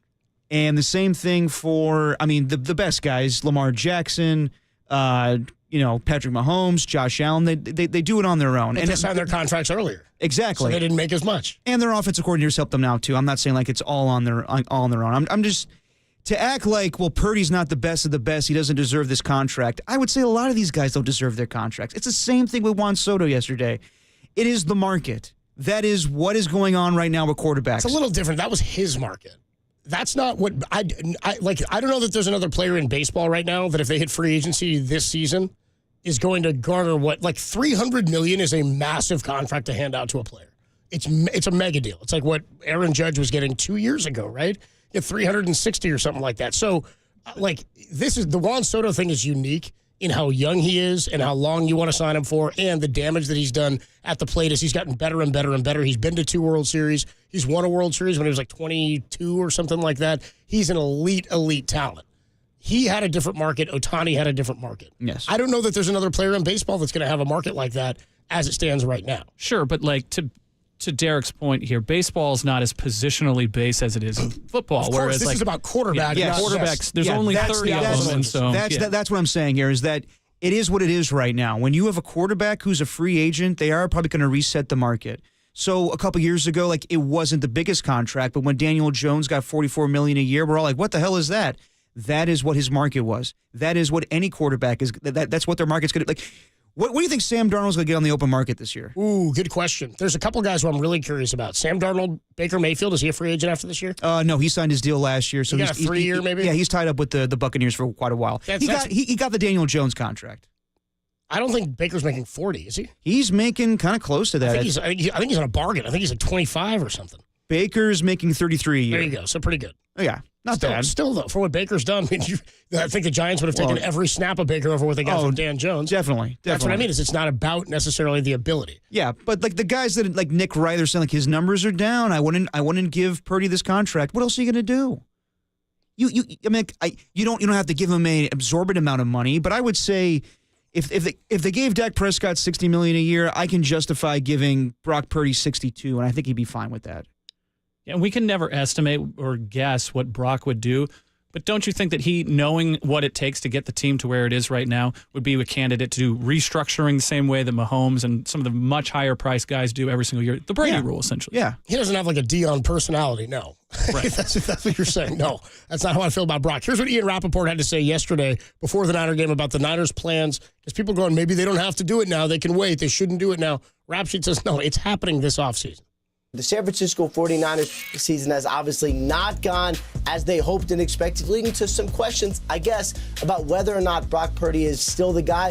From what I am told, he is, in fact, still the guy. The 49ers still plan on locking Brock Purdy up on a long-term extension this coming offseason. Yeah, we knew this. Jed York said this during the Super Bowl last year. He's going to pay him everything. He's going to pay him a bunch of money and or whatever. Why do you think it was such a pain in the ass to get Ayuk signed? Because they were always thinking about this. This has been always part of the plan. They were always going to sign Purdy to a contract. You can't go into another one. You can't go into. They don't want to hold that ever, but you can't go into a holdout with him before next. Well, not with a quarterback. No, God. No, I mean they don't want to hold out with Ayuk. They didn't want one with Bosa. They didn't want one with Trey. Yeah. But especially in this situation, you can, and the season they've had now, you cannot afford to hold out. Torpedoes your whole cap idea, the way that you would even structure it. Yeah. Now, I do understand that with signing this contract, it does kind of hurt the football team going forward. You've seen it with the Cincinnati Bengals. Little by little, they're losing players. They're not going to be able to sign T. Higgins back. They got to sign Jamar Chase next offseason. It's going to become a factor in the future of how this football team is structured. But obviously, you want to keep the quarterback. So I don't see any way around it. There's no way of being like, well, maybe we can franchise tag him. Maybe we can find alternatives. No. Brock Purdy is your guy. Now, is he the guy that's going to lead you to a Super Bowl when you have to start trading away Deebo Samuel, other parts? I don't know about that. But they did find their quarterback, and they need to compensate him. And it is not impossible because Kansas City is sort of providing the blueprint here where you get your very high-priced quarterback, and yet you still compete after you lose some parts. But Patrick Mahomes is an anomaly. He is crazy, and the fact that they've won 2 Super Bowls, in my opinion, with a lackluster receiving core is crazy. I don't think the same could be done with the 49ers. I think Brock is a very good player, but if we're thinking that he's going to be the guy that's going to elevate the team while there's going to be lesser talent out there, I don't know about that. The difference in those two teams, though, is I would say the Chiefs are built and constructed much different. The Niners are an offensive team. So they need offensive weapons around Brock to make it happen.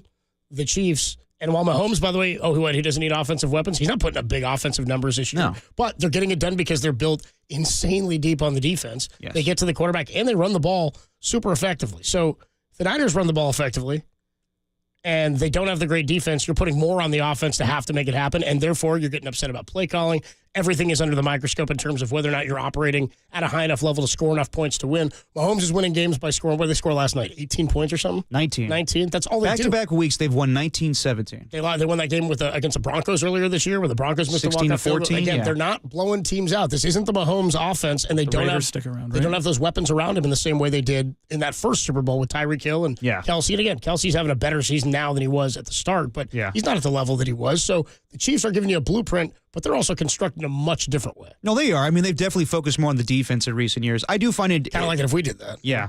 I do find it interesting that they've kind of changed their, like, even though they acquired talent this offseason, the Chiefs, Marquise Brown, I mean, he's been injured, obviously, but they drafted Xavier Worthy and they picked up DeAndre Hopkins. These were all moves made because they started losing players. Hopkins looks good, by the way, for them. Hopkins looks good, but they're still not explosive offensively. And I thought they really improved their receiving core. And it's crazy how the Chiefs went from the high-flying offense they were 2, 3, 4 years ago when Mahomes was MVP, and now it's strict. They win games defensively.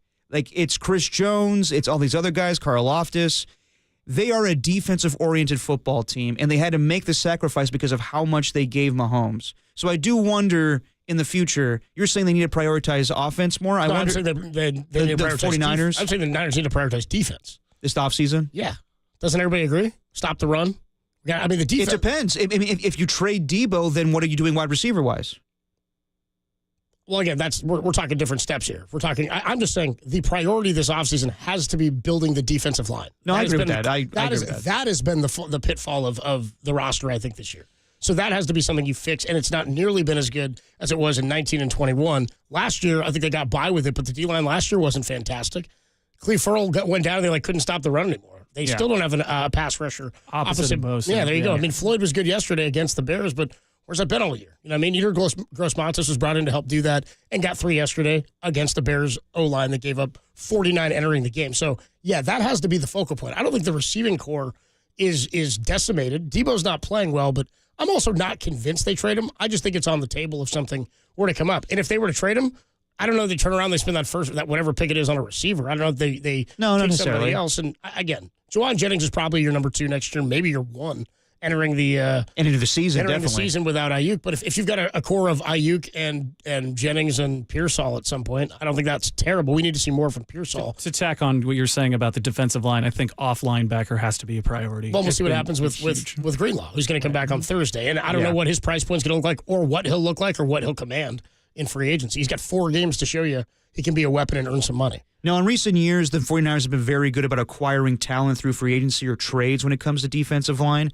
But John Lynch's offseason needs to go the Les Snead route, or like what the Commanders did a couple years ago where they drafted a bunch of guys on the defensive line like Deron Payne or Jonathan Allen. That's kind of where I'm at. I'm like, you need to spend some of these high draft picks on D linemen because they haven't landed a bunch of successful ones with the exception of Bosa, who like everybody would have taken. Yes, right? like I was saying, like the St. Louis Rams years ago, they drafted Chris Long and Aaron Donald and Michael Brockers and all those guys, Robert Quinn. Mm-hmm. The Niners need to be good about that going forward where they're not going out spending big money on defensive talent. They need to find it in the draft. Instead, they found offensive talent in the draft and not much defensive talent, at least not on the line. 808 KNBR, 415-808-5627 if you got thoughts on the contract for Brock Purdy. 707 on the Golden State Lumber and Building Materials text line.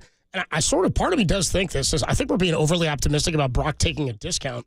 I think Brock is going to demand the max, and I wouldn't blame him.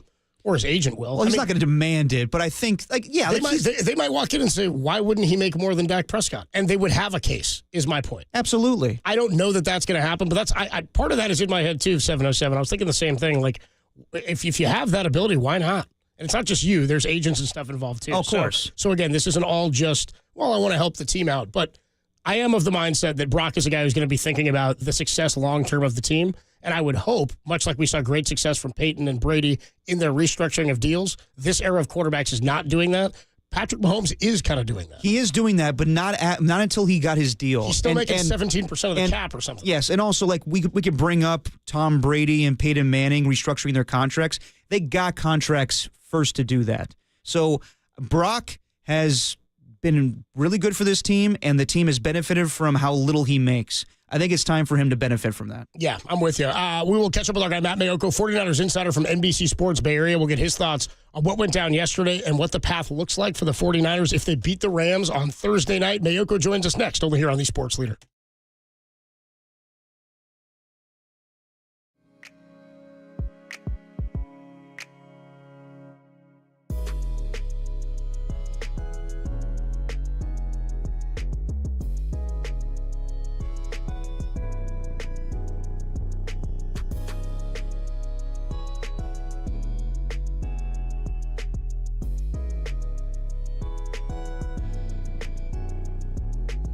Hey, the San Francisco Giants made a huge free agent signing, locking up shortstop Willie Adamus for a 7-year, $182 million deal. What'd you think of the move? Call in at 415-808-KNBR or let us know in the KNBR YouTube chat.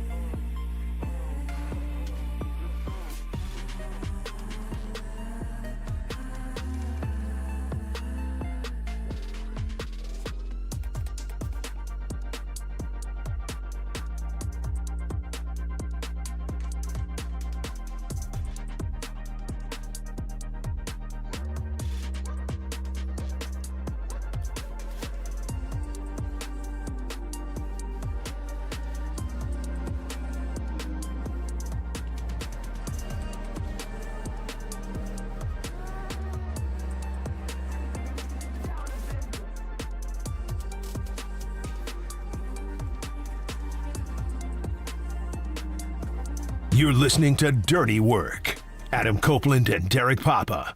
On your home for all things 49ers for the last 20 years. KNBR, the sports leader.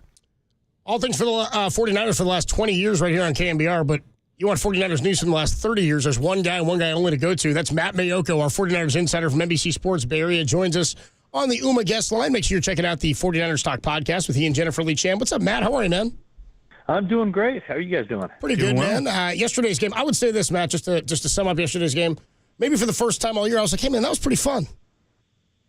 That first half was, you had to keep reminding yourself, though. Yeah. Who are they doing this against? Oh, it's the Bears. It's the Bears. But that first half was, never seen anything like it. I don't know that anybody has. 319 yards to 4 yards.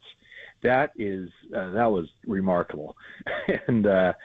And then the Bears, went into the four corners and ran 9 minutes off the clock first time they touched the ball, which was extraordinarily good strategy on their part. They kind of keep it down and run out the clock. But no, they looked for the first time since week one, because I think people forget week one, they did score on 8 consecutive possessions. Now, a lot of those were field goals, but still. They showed the signs week one where it's like, okay, well, maybe that crazy offseason didn't impact them at all. And then really the game yesterday was the first time where the offense kind of looked that way for a long stretch of the game. So what I would say is and I'm with you. I'm keeping all that in perspective. I think two things true in this is that they beat up on a bad team, which is something we've become accustomed to them doing over the last few years. They were trending, we thought, we said it last week, in the wrong direction. They hadn't been disciplined. And they played, they beat up on the Bears, yes, but they also didn't do anything self-inflicted, right? They didn't hurt themselves and then were still able to put up 38 on a bad team because they were so bad. So I like that they played a solid game, a pretty complete game. They didn't get penalized a ton. They ran the ball effectively. They passed it great. George Kittle had over 100 yards in the first half, 4 for 5 in the red zone, 2 for 2 on fourth down. What about the offense yesterday looked different? Because it felt like Kyle called a great game, and I thought we saw some stuff that we haven't really seen either in the last few weeks or this season. I'm thinking about the wheel route to Gendo and the screen pass to Kittle. I think what happened was they were able to get some first downs, and so then he was kind of able to just dial it up and kind of use one play to feed off the next play And the thing that looked different, and maybe it had something to do with Matt Eberflus, was basically the defensive coach for the Bears, head coach as well, obviously. And their defense looked completely out of sorts. 49ers haven't had guys running that wide open all season long. So it was probably partly that just whatever Kyle was dialing up, that it was working. And a lot of times a good play call, the difference between a good play call and a bad play call is, one that works is a really good play call. One that doesn't is not. That wasn't a very good call. Why did he dial up that 2-yard loss on the run to the outside? So it did look more like the vintage of last season and the season before that and the season before that. And Gendo getting off to that good start, catching the 2 passes for 50 yards in the first half, I think that kind of helped open things up as well, because then it kind of sent the signal that, pretty much all of the eligibles were going to be factors, and that the Bears couldn't just focus in on one guy or 2 guys. They had to kind of pay attention to everybody who's out there running routes. It was a good win yesterday, Matt, but I think afterwards when we saw that the L.A. Rams beat the Buffalo Bills and the Seattle Seahawks beat the Arizona Cardinals, that it was going to hurt their playoff chances. So what do you think about their chances of making the playoffs from here on out? Obviously, things have to go their way with Seattle and L.A. and possibly the Commanders losing games. What do you think about their chances? I don't think they have much of a chance at all, to be honest. Fair enough. And I think the 49ers need to, I guess the best way that they can handle this is just, don't even worry about what the other teams are doing. I think if they finish the season strong, if they get good production out of some of the young guys, they're putting themselves in a better position for next year, regardless of where they're drafting. I'm assuming they'll draft in the middle of the first round. They'll be right around the 500 mark. They'll be 9-8 or 8-9. But maybe this is a better conversation for after this week. I mean, the 49ers can bounce back on Thursday night and win a game against a Rams team, which pulled off a very impressive victory in a shootout over the Bills. If they can win that game, and then if the Seahawks stumble, then maybe we can have this conversation. But I just think that so many things have to go right. Things have to fall the right direction for the 49ers, including Seattle losing 2 of their next 3 games. 49ers, they don't necessarily have to run the table if everything kind of shakes out according to plan. But when in the NFL does anything ever go according to plan?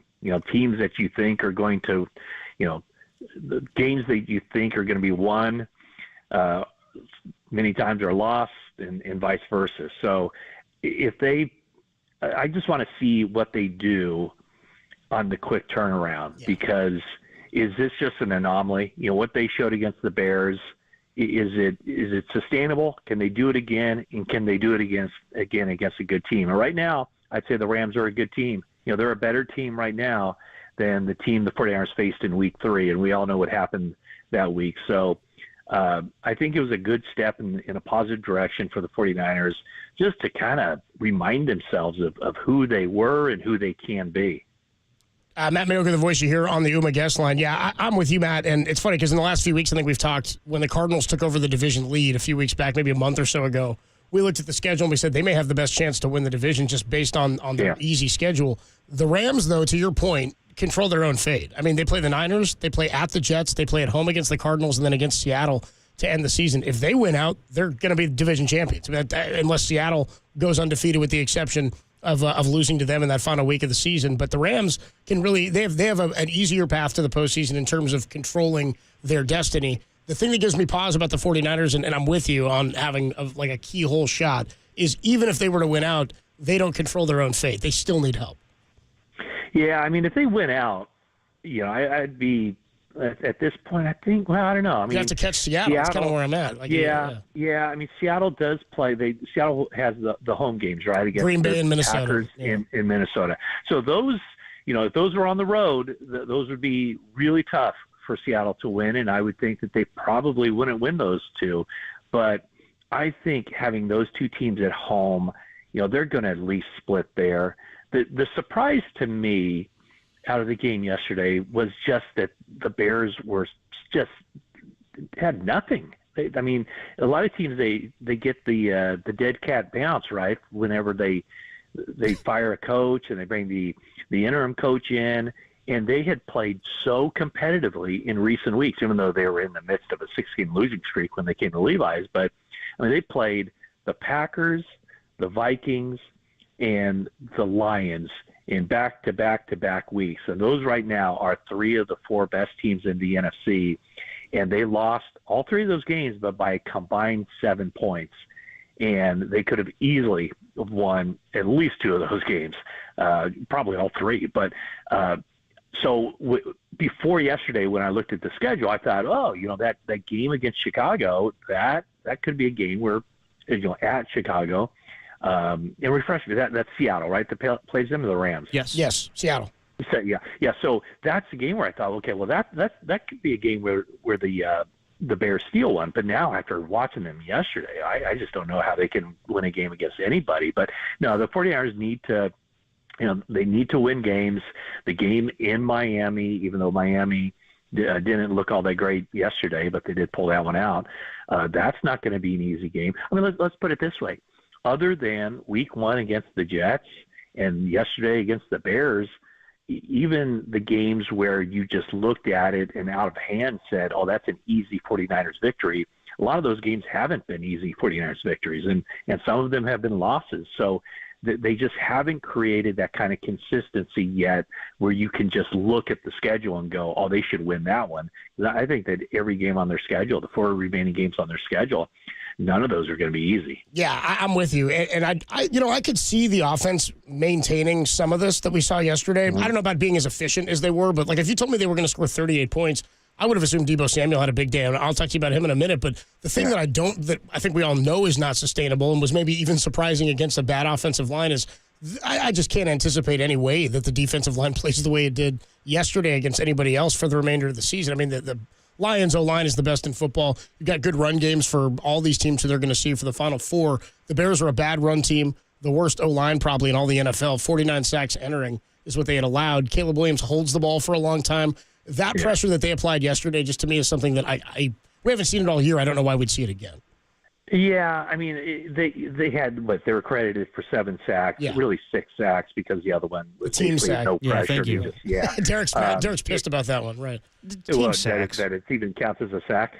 He's like, get rid of this. Give it to somebody or don't. No, sacks should go to an individual player.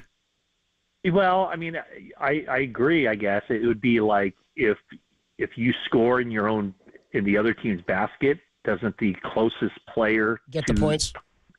Closest offensive player get the points? Yes. It's the same thing. I think if a quarterback runs out of bounds behind the line of scrimmage, the closest guy or the guy who chases him out gets the sack. So I would have to go back and look at the film to see exactly who should get that sack. But no, I agree. Yeah, you shouldn't have a team sack. It should be credited to somebody. Ridiculous. But yeah, man, it infuriates me is what it does. Don't get me started. Oh, no, I won't. I won't, man. The thing with Caleb, he's a young guy. Last year, he was rewarded by running around and holding the ball and making plays. And you see this a lot with college quarterbacks is they're the best athlete on the field in a lot of cases, and they can just run around and make plays and not be real decisive and not necessarily run the offense. And that's why he entered the game with 49 sacks that he had taken and add whatever that number is, 6 or 7 more, add that to the list. So he does, I would say this, he does make the Chicago Bears offensive line look worse than it is. So, Matt, I want to know what your thoughts are on Deebo Samuel currently, because at the beginning of the year, I remember you saying that you thought he was going to be on this football team when they restructured his contract. Yeah. And obviously, Brandon Ayuk tearing his ACL, you figured he would come back. But with yesterday, his kind of demeanor and short answers, and today tweeting out that he's unhappy that he's not getting enough touches, do you think Deebo Samuel right now would be on this football team next season? I do. But yeah, I mean, I don't know if that's necessarily been decided, but yeah, I just think, I mean, looking at his contract situation with a low base salary, I do expect him to be on the team. And, when you look at the way the season started, it started off pretty well for him. There were games where he had, he had like 78 yards against Seattle. I thought he was going to have a good season, and it hasn't materialized that way. He did say, I'm just not touching the ball enough on social media, that he's not struggling. He's just not getting the ball in his hands enough. Well, he has gotten the ball in his hands 72 times, and 32 times as a rusher, and his average is under 3 yards per carry. He's caught 40 passes for more than 550 yards. So I don't know. I mean, I look at it and I go, is it noticeable? Like, has he dropped off, or like it's hard to figure out what's going on there because watching the game yesterday, I think you'd be hard pressed to say that any of those running plays he had were blocked, or if he had done something different, or if he had accelerated through the hole, he could have made big yards. I don't think there are very many opportunities for him. I just think that for whatever reason, when he's on the field, teams are paying attention and they know he's going to get the ball, as a runner 3 or 4 times a game. And so those big plays just haven't been there, not like they were last year, not like they were in the past. But, we have seen him still accelerate with the ball in his hands. I know his MPH were up, higher than 20 miles per hour on that long touchdown he had against Seattle. His kickoff returns to open the second half and games in Green Bay and Buffalo, I mean, those look dynamic. So I don't think he's done. I don't think he's I don't think the team's ready to move on from him. I think they need him next year, to be honest with you. I mean, look at what they would have next season. Juwan Jennings has proven that he's a starter, no question about that. But when is Brandon Ayuk going to be ready to play? And, is Ricky Pearsall, is he going to be ready to be a starter next year? So I just think with, depth reasons and what Debo, I think, can still bring to the table, I still think he's going to be on this team next season. And, what do you get out of a player when he's entering his contract year? You usually get his absolute best. And I thought, based on what I saw from him in the offseason program and training camp, that he would have, a really good season this year. Clearly, I was wrong through 13 games, but I can't really put my finger on why exactly that is, other than perhaps he's never been considered a really good receiver as far as beating man coverage. He's been very good about finding those openings in zone defenses and catching the ball at full speed from Brock Purdy and turning upfield and making big plays. And this year, I think teams have been playing more man coverage against the 49ers, so maybe that just hasn't set up well for him, and that's part of the reason why the 49ers did draft Pearsall, because they saw a guy who was capable of beating man coverage, and the 49ers figured they'd be facing more man coverage this season. Matt Maiocco, the voice you hear, our 49ers insider from NBC Sports Bay Area. Make sure you're reading him and listening to the 49ers Talk podcast.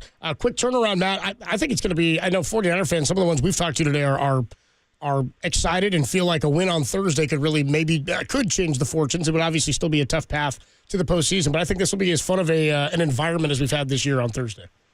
I agree. No, I do agree. I think that we haven't seen the 49ers. I guess their best win this season against Tampa Bay. Tampa Bay's probably heading to the playoffs. Sure. But I don't think the home crowd has really seen too much. This game against the Bears, but that was against the Bears. We mentioned Week 1. But this is a game where it's a good rivalry, I think. It's Shanahan and McVay, and the Rams are playing good, and they have some star power, and the 49ers are trying to get back in it. And, this is their opportunity. I mean, they absolutely have to win on Thursday and then sit back, rest up over the weekend, and root for some things to fall their way on Sunday when Seattle takes the field against the Packers. Matt, have a great week, and we'll see you on Thursday. Okay, sounds great. Thanks, guys. Good deal, man. Matt Maiocco, our insider from NBC Sports Bay Area. We will take a quick break. When we come on back, we'll get us some Warrior basketball. How about this? A potpourri of sports today on a Monday following a Niner win over the Bears. Potpourri. By the way, somebody checked in on the Golden State Lumber and Building Materials text line and says, I need more Giants talk, boys. Anyways, how about this to chew on? Burns 655 innings pitched since 2021. Are we scared that all of this, paying all this money to a guy like this could put him at risk for Tommy John? That's just the nature of the beast with pitchers, man. What? That's just the nature of the beast. Yeah. It's not about if, it's about when. Yeah, a guy is going to beat Tommy John. That's how it goes in baseball. Let's get into some Warrior basketball talk. They split the 2-game series this weekend against Minnesota. But what exactly are they trying to accomplish in playing and starting Jonathan Kuminga? And has his value dropped since we last left our heroes? We'll talk about it next on the Sports Leader. Let's play some basketball!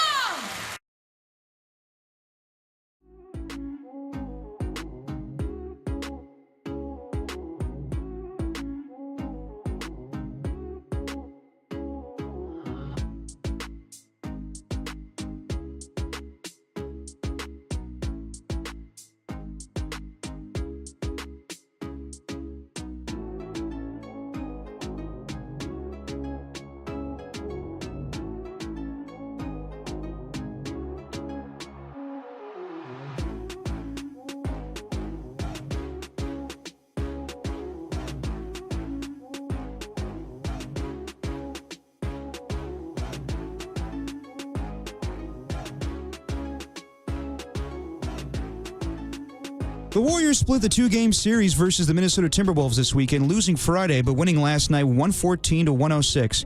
But what do you make of Jonathan Kuminga starting for the foreseeable future? Let us know in the KNBR YouTube chat.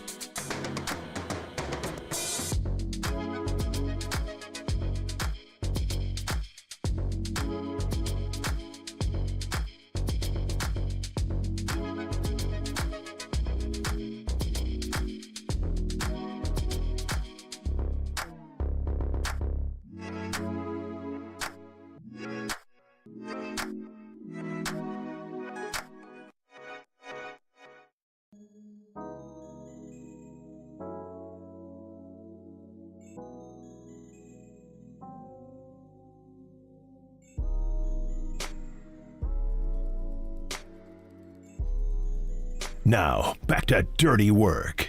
Adam Copeland and Derek Papa on KNBR 104.5 and 680 AM, the sports leader. Draymond down the lane, the bucket time! Exclamation point! And he went night-night himself! He's doing the night-night all the way down the floor.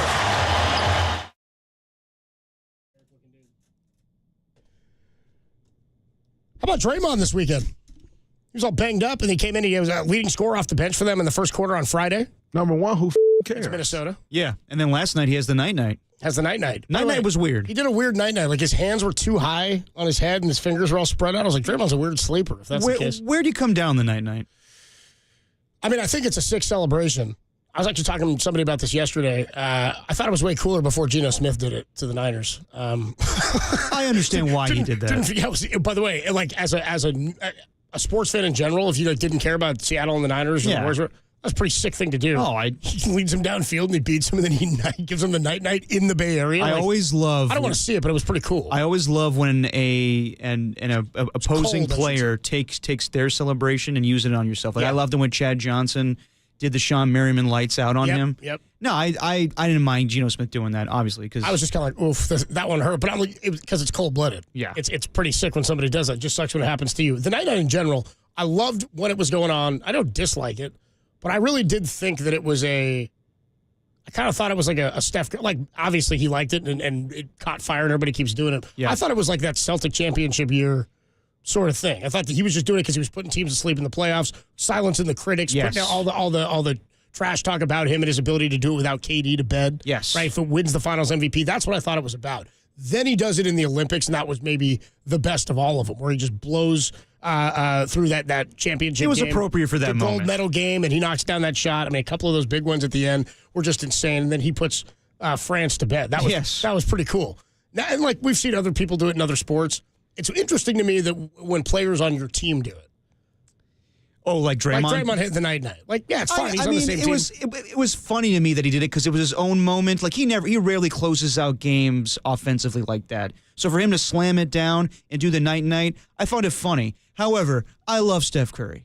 Who doesn't? Dude? I'm a little over the night-night. A little over it. I thought it was kind of cheesy when 808 KNBR, Derek hates the Mufasa prequel, doesn't like the idea of it, and he's putting the night-night to bed. Damn right. And I hate team sacks. But here, so I'm with you. I thought that the night-night celebration was him putting all of the haters to sleep in 2022. I can't do without KD. What do you say now? I won Finals MVP. And, yeah, I thought it was appropriate for the Olympics moment. But, like, you know, like a layup after that or, like, regular season games against the Wizards. I'm not saying he did that. I'm just saying, like, I don't need it all the time. It's kind of like when Aaron Rodgers breaks out, or back in the day, he doesn't do it anymore. But when he rushed for a touchdown, he broke out like the belt when he rushed for a touchdown. But he did because that was the Rodgers championship belt thing. Yeah, but then it became the celebration became the discount double check. Right? Yes, the discount double check. And the BJ Raji did that because that's the championship belt thing, right? Yeah. So I mean, but then they started using that with State Farm for the discount double check. Exactly, discount double check. Right. Yes, but I don't know the night like. It's fine. It's just, Steve does it during the DNC, and I was like, that's a little cheesy. Well, Steve did it. It was pretty bad. I didn't like when Steve did it. I was like, Steve. Yeah. Maybe put this campaign to bed, huh? What, too soon? Can I riff? Come on. No. Come on. I can't riff. It's our reality now. We're going to put it to bed. By the way, Trump! Listen to KNBR to get those Trump watches. That was a wild commercial we heard. Wild. I thought it was a bit. It was so wild, no, dude. No, that's very real. That's hysterical, dude. So they split the two games to the Warriors against Minnesota. They lost Friday night 114 to 106. And when we signed off on Friday at Almanac Brewing, we were talking about Draymond was going to play. We knew that. We knew Steph was going to play. Yeah. And then we joked with Marcus Thompson. You said, so do you think what do you how do you think they use Kuminga? I mean, tonight? I thought there was. What do you think? He's coming off the bench. I know, I thought there was a legitimate chance that Kuminga would start, and Marcus shot me down, and he was like, "Come on, man, you know the deal." I thought so too. I was like, "What? Draymond's coming off the bench? Come on!" And he did. They started Kuminga, and then Draymond came off the bench. I wouldn't say I'm surprised by that because Draymond has shown in the past his willingness to come off the bench. Yeah. Like when he got suspended against the Kings with his whole Sabonis situation, he came off the bench the first game. So he is selfless in that way. But after they lose the game, I was shocked that Steve came out and said, we're going to keep doing this.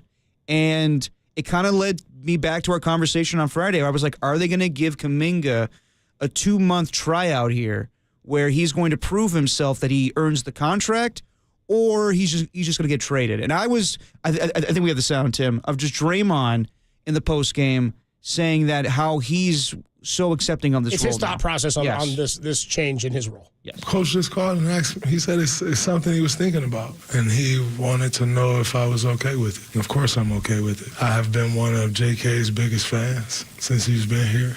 And so if he has an opportunity to start, you can't be hypocritical. And they're like, yo, we want him to start, but it'll be for you. And you can't be like, it's not for me. Like, that don't work. Like, I'm a fan of his. I want to see him do well. So if his opportunity goes through me, then it is what it is. That's his opportunity, and he earned the opportunity. So that was kind of my rationale. He played extremely well last night. You want to give that another look, or 2 or 3 or 4, or however long. If it works, then you continue with it. I am a product of my vet being willing to take a back seat for me. You got to give back what came to you. That's what this is about. And that lasted 1 game. Because then Draymond started last night without Andrew Wiggins. But if Wiggins were there, don't you believe that it would have been the same situation? Yeah, I off do. The bench? Yeah, and I believe everything Draymond is saying, and I believe Steph too. In that post game presser, he was saying how we need to see new schemes, we need to see new changes. I do ask you this: does it feel though like they really want to give Kuminga a chance, or this is more, as we were saying in the bullpen, a pump and dump? where, hey, all that pumping and dumping. That's what I call it. We're going to pump up Kuminga, and then we're going to dump Kuminga. The old pump and dump. Because I think we all agree that Steve already knows what he has in Jonathan Kuminga. And this is just me speculating, after that 33-point game, I wouldn't be surprised if Joe Lacob or even a lot of things don't happen without Steph Curry and Draymond agreeing with it too. So maybe they both were like, you know what? Let Jonathan play. Let's see what we got in this guy. And I also think Mike Dunleavy, to a certain degree, is like, I need to know if he's worth a contract, and I need to know if he's worth trading. And I think this is a showcase to the rest of the league. This is what we have in Jonathan Kuminga. Now, also, I wouldn't be the least bit surprised if they're doing this because Draymond Green is a little bit hurt. Like, he did come back from that calf injury. But they did an MRI the day before. I know. You know what I mean? No, I'm saying I'm with you. Yeah. They wouldn't be doing an MRI if it was okay. And he did go on his podcast and say, I'm very concerned about this. They could maybe want to ease Draymond into playing. Now, he did have to start last night, and he looked healthy. But maybe they wanted to kind of ease Draymond back into playing at the rate he was before. So this is a good way of doing it, of having Jonathan Kuminga play and start. But I just think that this is a 2-month tryout for Kuminga, and I would guess that they're leaning in the direction of probably trading him because I think even though Steve is saying all the right things, I think Steve already knows what he has in Jonathan Kuminga, and he's just saying what's out there. And this is really only to boost his trade stock. Yeah, I'm with you. I think it's multi-pronged. I think yesterday the move obviously has to do with injury. You also lost Moody and Wiggins on the Friday night game. They both leave and don't return, right? So the depth is already falling apart a little bit for the Warriors off the bench.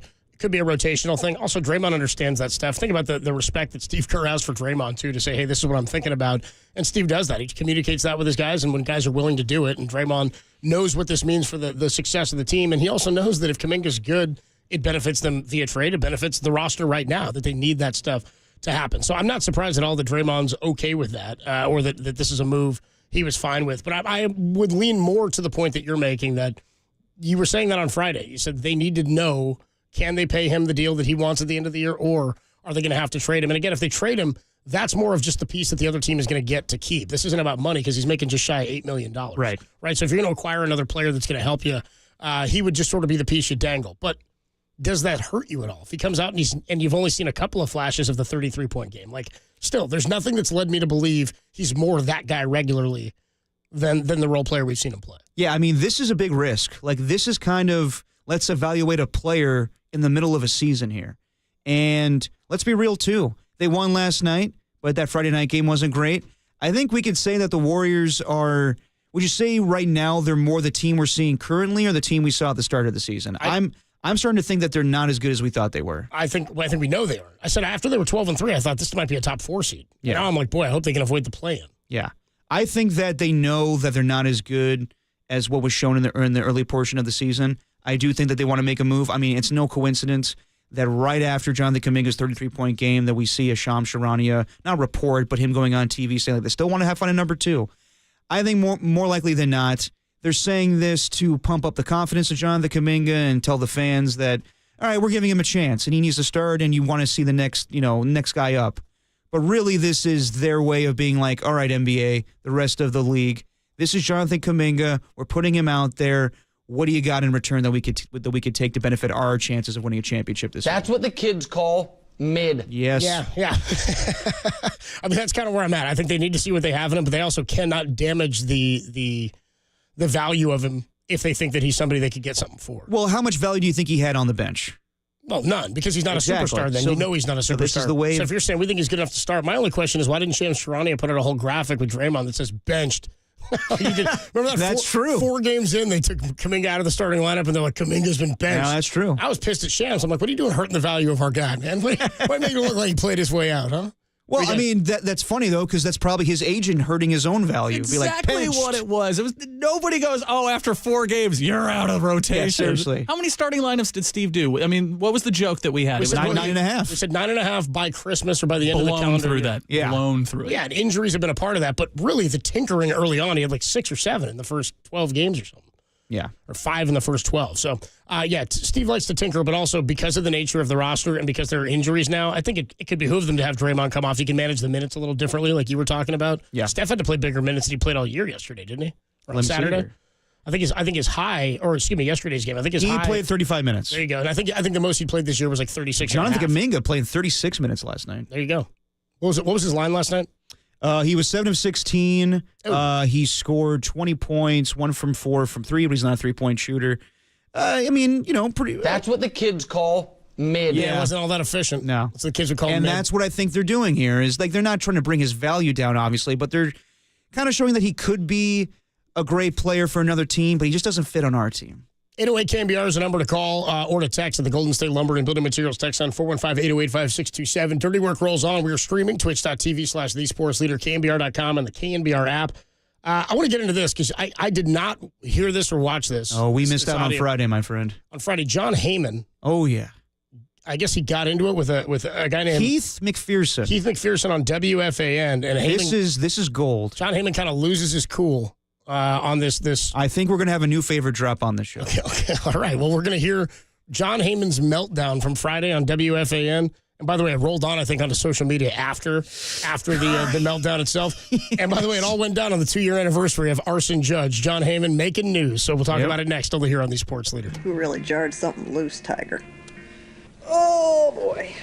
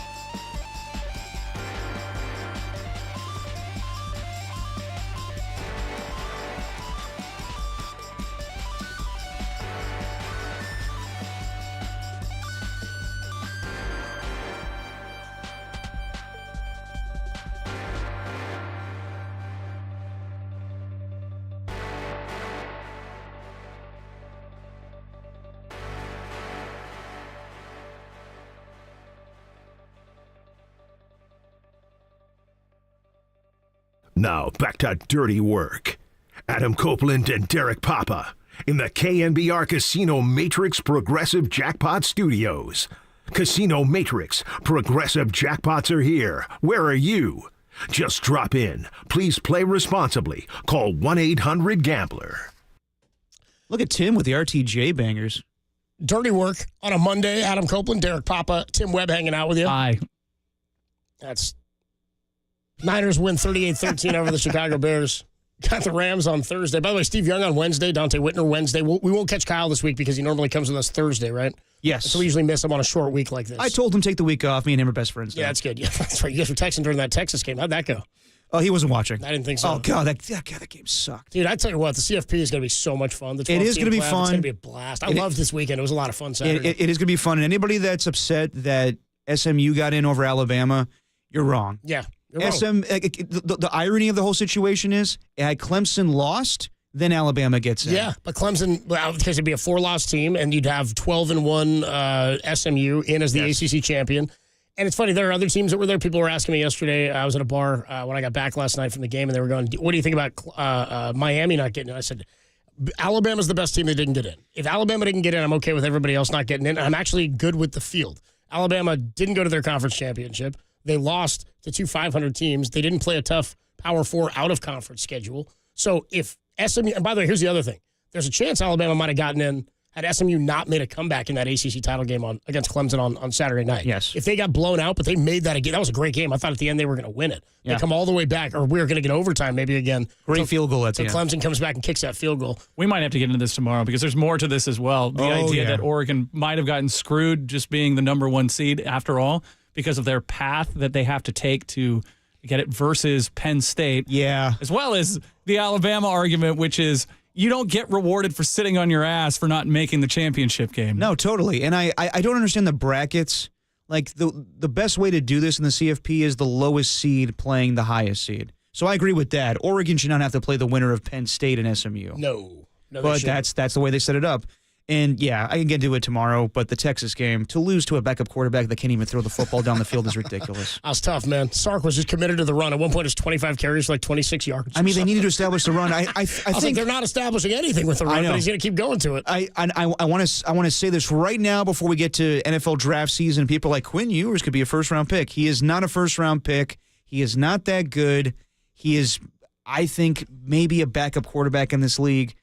I've said this in years past. I'm just not impressed by the guy. What about Arch? You excited for Arch next year? Yes, Arch could be very. I mean, he in time he will be the first overall pick in the NFL draft. You like the Golden Arches. I like the Golden Arcs. All right, so John Heyman, 2 years ago Friday was the Arch and Judge thing. Funny, people were saying that's the anniversary, and I was like, "Is this talk about anniversaries I don't care about or want to talk about?" I mean, talk about anniversaries, and I'm like, screw you. I don't care about this. And think about John Heyman having to go on a radio show that day and put up with that. So here's what happens. I don't know the background. Right, you're going to set this up. But John Heyman, go ahead. Okay, so Friday when you and I were doing the show, Keith McPherson, he's on WFAN. Look, who am I to judge how anyone gets a radio show by any means? Please. Seriously. I was just giving this. I mean, seriously. But Keith McPherson, I don't know his background very well, but he's not a journalist. He's a fan that I think worked on John Boy or other media outlets and then got a show on WFAN. And props to him. But the whole situation with John Heyman is that people are playing one particular clip of when he freaks out. You need to know the whole context of this thing. And I believe that Keith McPherson, late night talk show host on WFAN, asked an inappropriate question to John Heyman. So here's the first part. There's been one part of this thing that's circulating around the internet that people are like, how did Keith McPherson get as good? You're saying he was you're not criticizing him, I'm saying, but he was a fan that won a contest? I don't know if that's for sure, but he did work in other places. He's just not a journalist. He's like I'm not a journalist, and I say that all the time. I'm like, dude, I joke about this. I'm like, yes, I have morals, but I have much different morality than I think journalists have to have. Like, I'm a talking head. This is supposed to be entertaining. We're supposed to be fun. Exactly. It's sports talk radio, and sometimes journalists come. Murph has a different journalistic integrity. Right. Though, again, he's become a sports talk radio host. He doesn't cover the games or the teams in the same way that he used to. You talk to a guy like Matt Mayoko, he's got a much more reporting approach to it because he's giving you facts and sometimes opinion based on the facts that he knows when we ask a question or what he thinks, but his job is to report what it is that's happening with the team. Yeah, the biggest thing I know My job is not. Yeah, the biggest thing I know about Keith McPherson is he's a diehard Yankee fan. So Friday night, he's hosting his show on WFAN, and John Heyman joins him, and this is how the interview starts. And when I look at your tweets and when I look at your history, I always say, okay, this guy's part of Boris Corp. What's the percentage of the Juan Soto contract that you're going to get when you break the news on where he signs? No. Unfortunately, I get no money for anything. I have no financial stake. Not even 0.01? A 0.01 would be a lot. Nope.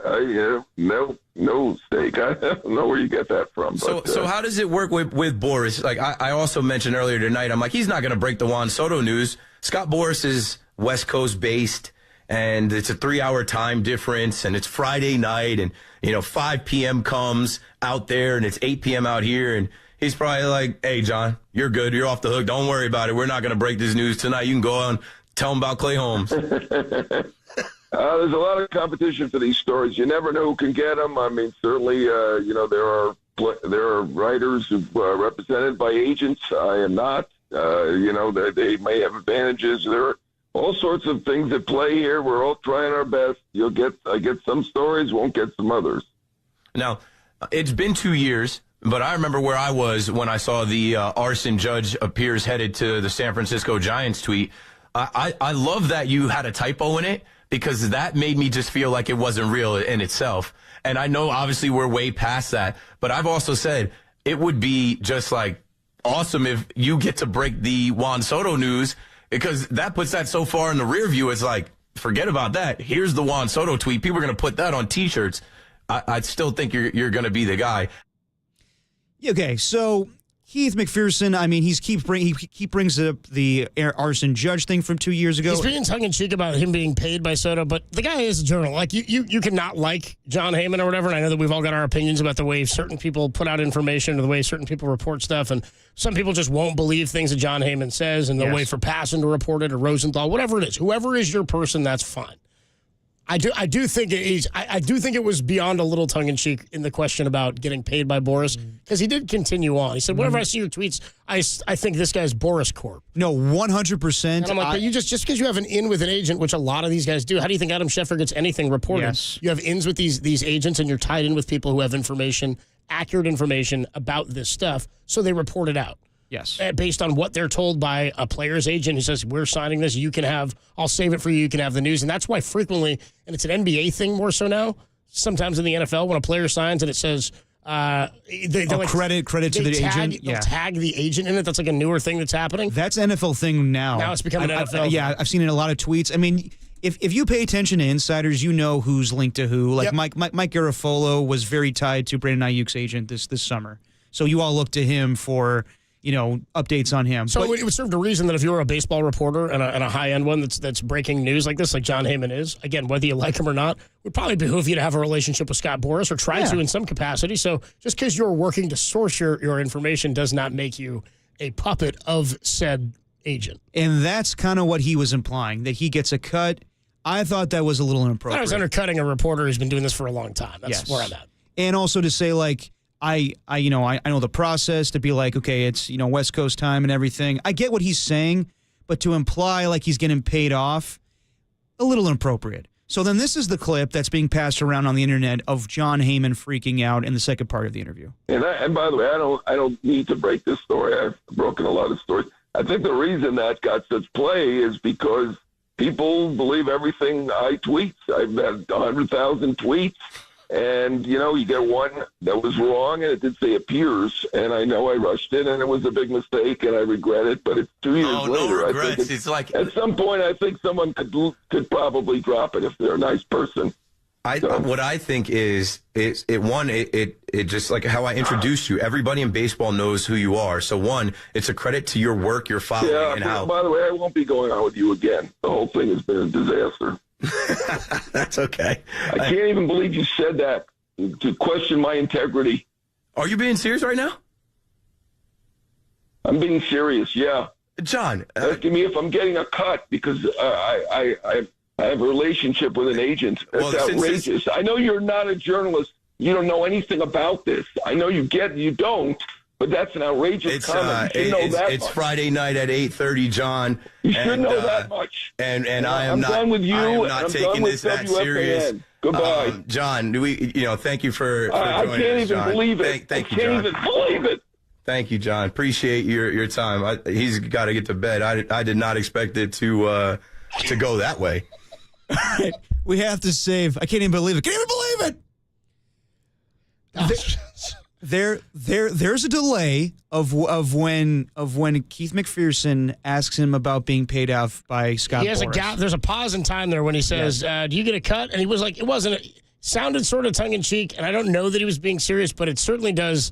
It is a undercut of his integrity. I'm with Heyman there, and I don't think Heyman's in the wrong for being upset by that question. I don't think so either. Now he was being fairly respectful too, and he just kind of kept needling. Yes. Now some people might say, okay, it took him a little while to get angry. Not even .01. But then he keeps bringing up Arson Judge, and he's like, I know. it's like he was digging a little bit. He was was asking about the worst part of his. And he just said, "It's like I regret doing that." It's like you're hammering kind of over and over. You're implying that he's like a working for Boris. You're not even getting this much, and then to bring up the Arson Judge thing, it didn't seem like it all had the best intent. I guess it didn't, and it was fair of John Heyman to be upset. I will say it took him a little bit of time to get there, but I am with you, Copes. I think that McPherson was asking inappropriate questions and insinuating things, and I thought that I think John Heyman's justified in his response, even though it is hilarious, his response. Yeah, that's pretty good, dude. Didn't it seem like the radio guy, he's trying to go for the big laugh, but he just kind of comes across as schmarmy. A little bit. Hey, remember when you messed up? It's 2 years after the fact. To Tim, I mean, we'd never leave. I'd show myself out. Yeah, we'd just be doing that all show, talking about Tim's mess ups. But no, I mean, I don't fault John Heyman for acting that way. Although, can we play the last part again? I can't even believe it. Thank you, I can't John. even believe it. Very Costanza. Do we go to the Twitter beef that happened after? Not? Why not? The Twitter beef afterwards? Do you have it in front of you, I Copes? don't. I have to pull it up and have to find it because then this of course gets popular on social media. Yeah. Yeah. I'll get it. It was unfortunate. John Heyman, he's an older gentleman, and I'm not insinuating he doesn't know how to work Twitter or anything, but he makes mistakes from time to time, and we it's all good. So what happens is this all stuff, a bunch of this stuff starts getting popular on social media, gets traction on Friday, right? So John Heyman tweets out a Clay Holmes contract with the Mets, $38 million for 3 years. And he says it's pending a physical. Joel Sherman had it first, blah, blah, blah. And then somebody comments on it. So people should know. What's the guy's name? Keith McPherson? Yeah. African-American gentleman, black dude, young black dude. And he says, somebody comments on John Heyman's tweet, did you drop any N-bombs after you hung up? Did you drop any N-bombs after you hung up? And Heyman responded, after. He commented after. And everybody's like, now, what are you talking about? He most likely, and he clarifies. And he clarifies. He thought he was saying F-bomb. I thought he said, did you drop any F-bombs after? And then everybody goes, Heyman, pretty hard to mess up that F in the end. But then you go, messed up Aaron with arson. So I'm kind of put on Heyman's side on this one, too. Yeah, the best. Might surprise you. I think I'm on Heyman's side on this, This might be a shock to everybody. No, the best tweet is, sir, no offense, but there is a massive difference between the letter N and F. And then Heyman replies, that guy faked that. I don't know what that means. I don't know what that means either. By the way, all in between this, Steven Zarota, who covers the Giants, is like, John, delete this. John, please get it. By the way, it's still up, right? It might be gone now. I'm not sure. But it's probably gone. I don't think Heyman said anything wrong here except become sort of the butt of more jokes that he had no intent of. It didn't do anything wrong. Okay, we have a funny soundbite out of it and an unfortunate Twitter mishap.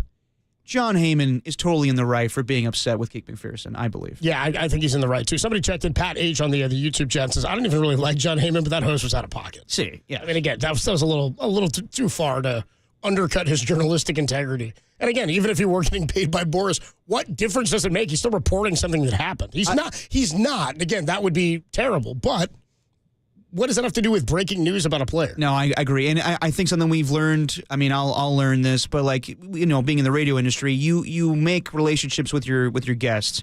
So back in the day when Ralph would needle in with Sabian, I mean, there was respect there. I'm not sure how much, Ralph, there was no challenge of integrity about anything there. It wasn't, did anybody really want me to ask Farhan, are you spying for the Dodgers? Like, what is that? People, I mean, again, by the way, he's a Dodger again, right? Yes. Probably help get Blake Snell over there. But at the end of the day, that would only get you five high fives from Giants fans. People would question you, what are you doing there, Copes? Yeah. That's an appropriate question. I don't know. I'm not down with that. We should get Keith McPherson on. Tim, get on there. I can't even believe it. Thank you, I can't John. even believe it. It's really good soundbite. It's really good soundbite. all time. It's kind of how I felt when Geno ran in as the night. I was like, dude, I can't even believe it. Can't even believe it. George is getting upset. Yep. It was basically that. How long before we see Heyman do another interview anywhere? Well, he's done with WFAN. He made that known. That's incredible. Give me it one more time, Tim. I want to hear that one more time. I can't even believe it. Thank you, I John. can't even believe it. He exploded. I like that. like that one. That's pretty funny. It's not bad. Adam Copeland, Derek Papa. It's Dirty Work on a Monday evening. Tim Webb hanging out with us. When we come on back, we will put this show to bed on the Sports League. I can't even believe it. Thank you, I can't John. even believe it.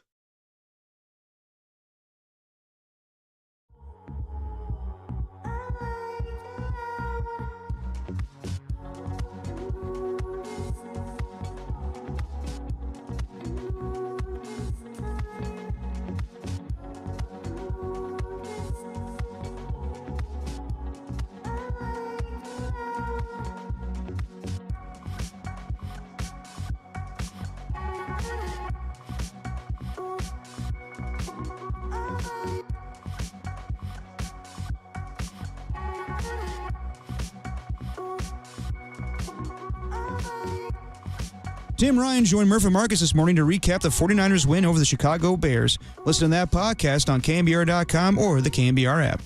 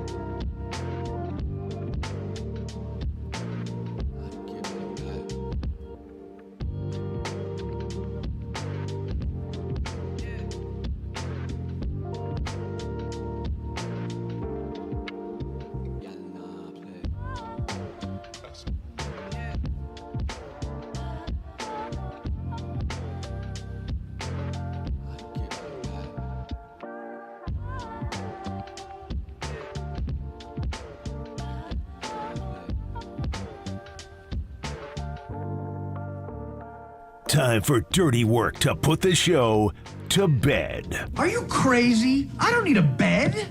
On the sports leader. Now you will go to sleep, or I will put you to sleep. Dirty work wrapping up here. Excuse me. You okay there, buddy? Just getting choked up. It was such an emotional show today.